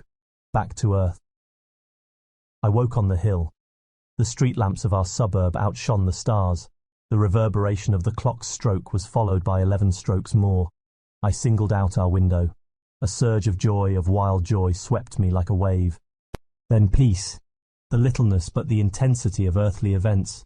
Gone, abolished in an instant, was the hypercosmical reality, the wild fountain of creations, and all the spray of worlds. Vanished, transmuted into fantasy and into sublime irrelevance. The littleness, but the intensity, of this whole grain of rock, with its film of ocean and of air, and its discontinuous, variegated, tremulous film of life. Of the shadowy hills, of the sea, vague, horizonless, of the pulsating Cephide lighthouse, of the clanking railway trucks. My hand caressed the pleasant harshness of the heather. Vanished, the hypercosmical apparition. Not such as I had dreamed must the real be, but infinitely more subtle, more dread, more excellent, and infinitely nearer home. Yet, however false the vision in detail of structure, even perhaps in its whole form, in temper surely it was relevant. In temper perhaps it was even true. The real itself surely had impelled me to conceive that image, false in every theme and facet, yet in spirit true. The stars wanly trembled above the street lamps. Great suns, or feeble sparks in the night sky? Suns, it was vaguely rumoured. Lights at least to steer by, and to beckon the mind from the terrestrial flurry, but piercing the heart with their cold spears. Sitting there on the heather, on our planetary grain, I shrank from the abysses that opened up on every side, and in the future. The silent darkness, the featureless unknown, were more dread than all the terrors that imagination had mustered. Peering, the mind could see nothing sure, nothing in all human experience to be grasped as certain, except uncertainty itself. Nothing but obscurity, gendered by a thick haze of theories. Man's science was a mere mist of numbers, his philosophy but a fog of words. His very perception of this rocky grain and all its wonders was but a shifting and a lying apparition. Even oneself, that seeming central fact, was a mere phantom, so deceptive that the most honest of men must question his own honesty, so insubstantial that he must even doubt his very existence. And our loyalties, so self-deceiving, so misinformed and misconceived, so savagely pursued and hate-warped. Our very loves, and these in full and generous intimacy, must be condemned as unseeing, self-regarding and self-gratulatory. And yet, I singled out our window. We had been happy together. We had found, or we had created, our little treasure of community. This was the one rock in all the welter of experience. This, not the astronomical and hypercosmical immensity, nor even the planetary grain. This alone, was the solid ground of existence. On every side was confusion, a rising storm, great waves already drenching our rock. And all around, in the dark welter, faces and appealing hands, half seen and vanishing. And the future, black with the rising storm of this world's madness, though shot through with flashes of a new and violent hope, the hope of a sane, a reasonable, a happier world. Between our time and that future, what horror lay in store? Oppressors would not meekly give way, and we too, accustomed only to security and mildness, were fit only for a kindly world, wherein, none being tormented, none turns desperate. We were adapted only to fair weather, for the practice of the friendly but not too difficult, not heroical virtues, in a society both secure and just. Instead, we found ourselves in an age of titanic conflict, when the relentless powers of darkness and the ruthless, because desperate powers of light were coming to grips for a death struggle in the world's torn heart, when grave choices must be made in crisis after crisis, and no simple or familiar principles were adequate. Beyond our estuary, a red growth of fire sprang from a foundry. At hand, the dark forms of the gorse lent mystery to the suburb's foot-worn moor. In imagination I saw, behind our own hill's top, the further and unseen hills. I saw the plains and woods and all the fields, each with its myriads of particular blades. I saw the whole land curving down from me, over the planet's shoulder. The villages were strung together on a mesh of roads, steel lines and humming wires. Mist drops on a cobweb. Here and there a town displayed itself as an expanse of light, a nebulous luminosity, sprinkled with stars. Beyond the plains, London, neon-lit, seething, was a microscope slide drawn from foul water and crowded with nosing animalcules. Animalcules. In the star's view, no doubt, these creatures were mere vermin, yet each to itself, and sometimes one to another, was more real than all the stars. Gazing beyond London, imagination detected the dim stretch of the Channel, and then the whole of Europe, a patchwork of tillage and sleeping industrialism. Beyond poplared Normandy spread Paris, with the towers of Notre Dame tipped slightly, by reason of Earth's curvature. Further on, the Spanish night was ablaze with the murder of cities. Away to the left lay Germany, with its forests and factories, its music, its steel helmets. In cathedral squares I seemed to see the young men ranked together in thousands, exalted, possessed, saluting the floodlit Führer. In Italy too, land of memories and illusions, the mob's idol spellbound the young. Far leftwards again, Russia, an appreciably convex segment of our globe, snow-pale in the darkness, spread out under the stars and cloud tracts. Inevitably I saw the spires of the Kremlin, confronting the Red Square. There Lenin lay, victorious. Far off, at the foot of the Urals, imagination detected the ruddy plumes and smoke pall of Magnitostroy. Beyond the hills there gleamed a hint of dawn.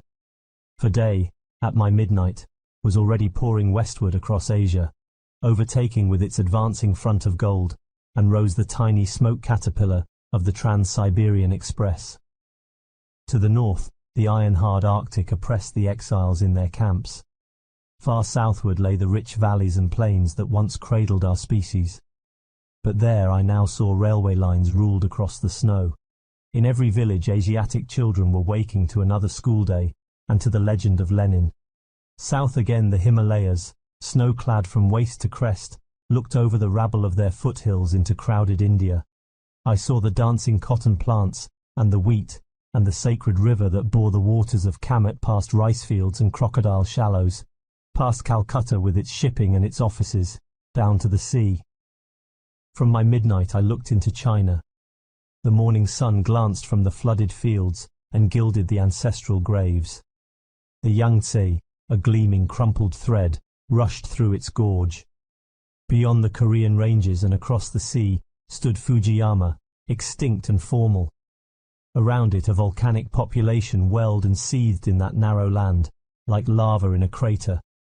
Already it spilled over Asia a flood of armies and of trade. Imagination withdrew and turned to Africa. I saw the man-made thread of water that joins west to east, then minarets, pyramids, the ever-waiting Sphinx. Ancient Memphis itself now echoed with the rumour of Magnitostroy. Far southward, black men slept beside the Great Lakes. Elephants trampled the crops. Further still, where Dutch and English profit by the Negro millions, those hosts were stirred by vague dreams of freedom. Peering beyond the whole bulge of Africa, beyond cloud-spread Table Mountain, I saw the Southern Ocean, black with storms, and then the ice cliffs with their seals and penguins, and the high snowfields of the one unpeopled continent. Imagination faced the midnight sun, crossed the pole, and passed Erebus, vomiting hot lava down his ermine. Northward it sped over the summer sea, past New Zealand, that freer but less conscious Britain, to Australia, where clear-eyed horsemen collect their flocks. Still peering eastward from my hill, I saw the Pacific, strewn with islands, and then the Americas, where the descendants of Europe long ago mastered the descendants of Asia, through priority in the use of guns, and the arrogance that guns breed. Beside the further ocean, north and south, lay the old New World, the River Plate and Rio, the New England cities, radiating center of the old new style of life and thought. New York, dark against the afternoon sun, was a cluster of tall crystals, a Stonehenge of modern megaliths. Round these, like fishes nibbling at the feet of waders, the great liners crowded. Out at sea also I saw them, and the plunging freighters, forging through the sunset, portholes and decks aglow. Stokers sweated at furnaces, lookout men in crow's nests shivered, dance music, issuing from open doors, was drowned by the wind. The whole planet, the whole rock grain, with its busy swarms, I now saw as an arena where two cosmical antagonists, two spirits, were already preparing for a critical struggle, already assuming terrestrial and local guise, and coming to grips in our half-awakened minds. I in city upon city, in village after village, and in innumerable lonely farmsteads, cottages, hovels, shacks, huts, in all the crevices where human creatures were intent on their little comforts and triumphs and escapes, the great struggle of our age was brewing. One antagonist appeared as the will to dare for the sake of the new, the longed for, the reasonable and joyful world, in which every man and woman may have scope to live fully, and live in service of mankind. The other seemed essentially the myopic fear of the unknown, or was it more sinister? Was it the cunning will for private mastery, which fomented for its own ends the archaic, reason-hating and vindictive passion of the tribe? It seemed that in the coming storm all the dearest things must be destroyed. All private happiness, all loving, all creative work in art, science and philosophy, all intellectual scrutiny and speculative imagination, and all creative social building, all indeed that man should normally live for, seemed folly and mockery and mere self-indulgence in the presence of public calamity. But if we failed to preserve them, when would they live again? How to face such an age? How to muster courage, being capable only of homely virtues? How to do this yet preserve the mind's integrity, never to let the struggle destroy in one's own heart what one tried to serve in the world, the spirit's integrity? Two lights for guidance. The first, our little glowing atom of community, with all that it signifies. The second, the cold light of the stars, symbol of the hypercosmical reality, with its crystal ecstasy. Strange that in this light, in which even the dearest love is frostily assessed, and even the possible defeat of our half-waking world is contemplated without remission of praise, the human crisis does not lose but gains significance. Strange that it seems more not less urgent to play some part in this struggle, this brief effort of animalcules striving to win for their race some increase of lucidity before the ultimate darkness. The end.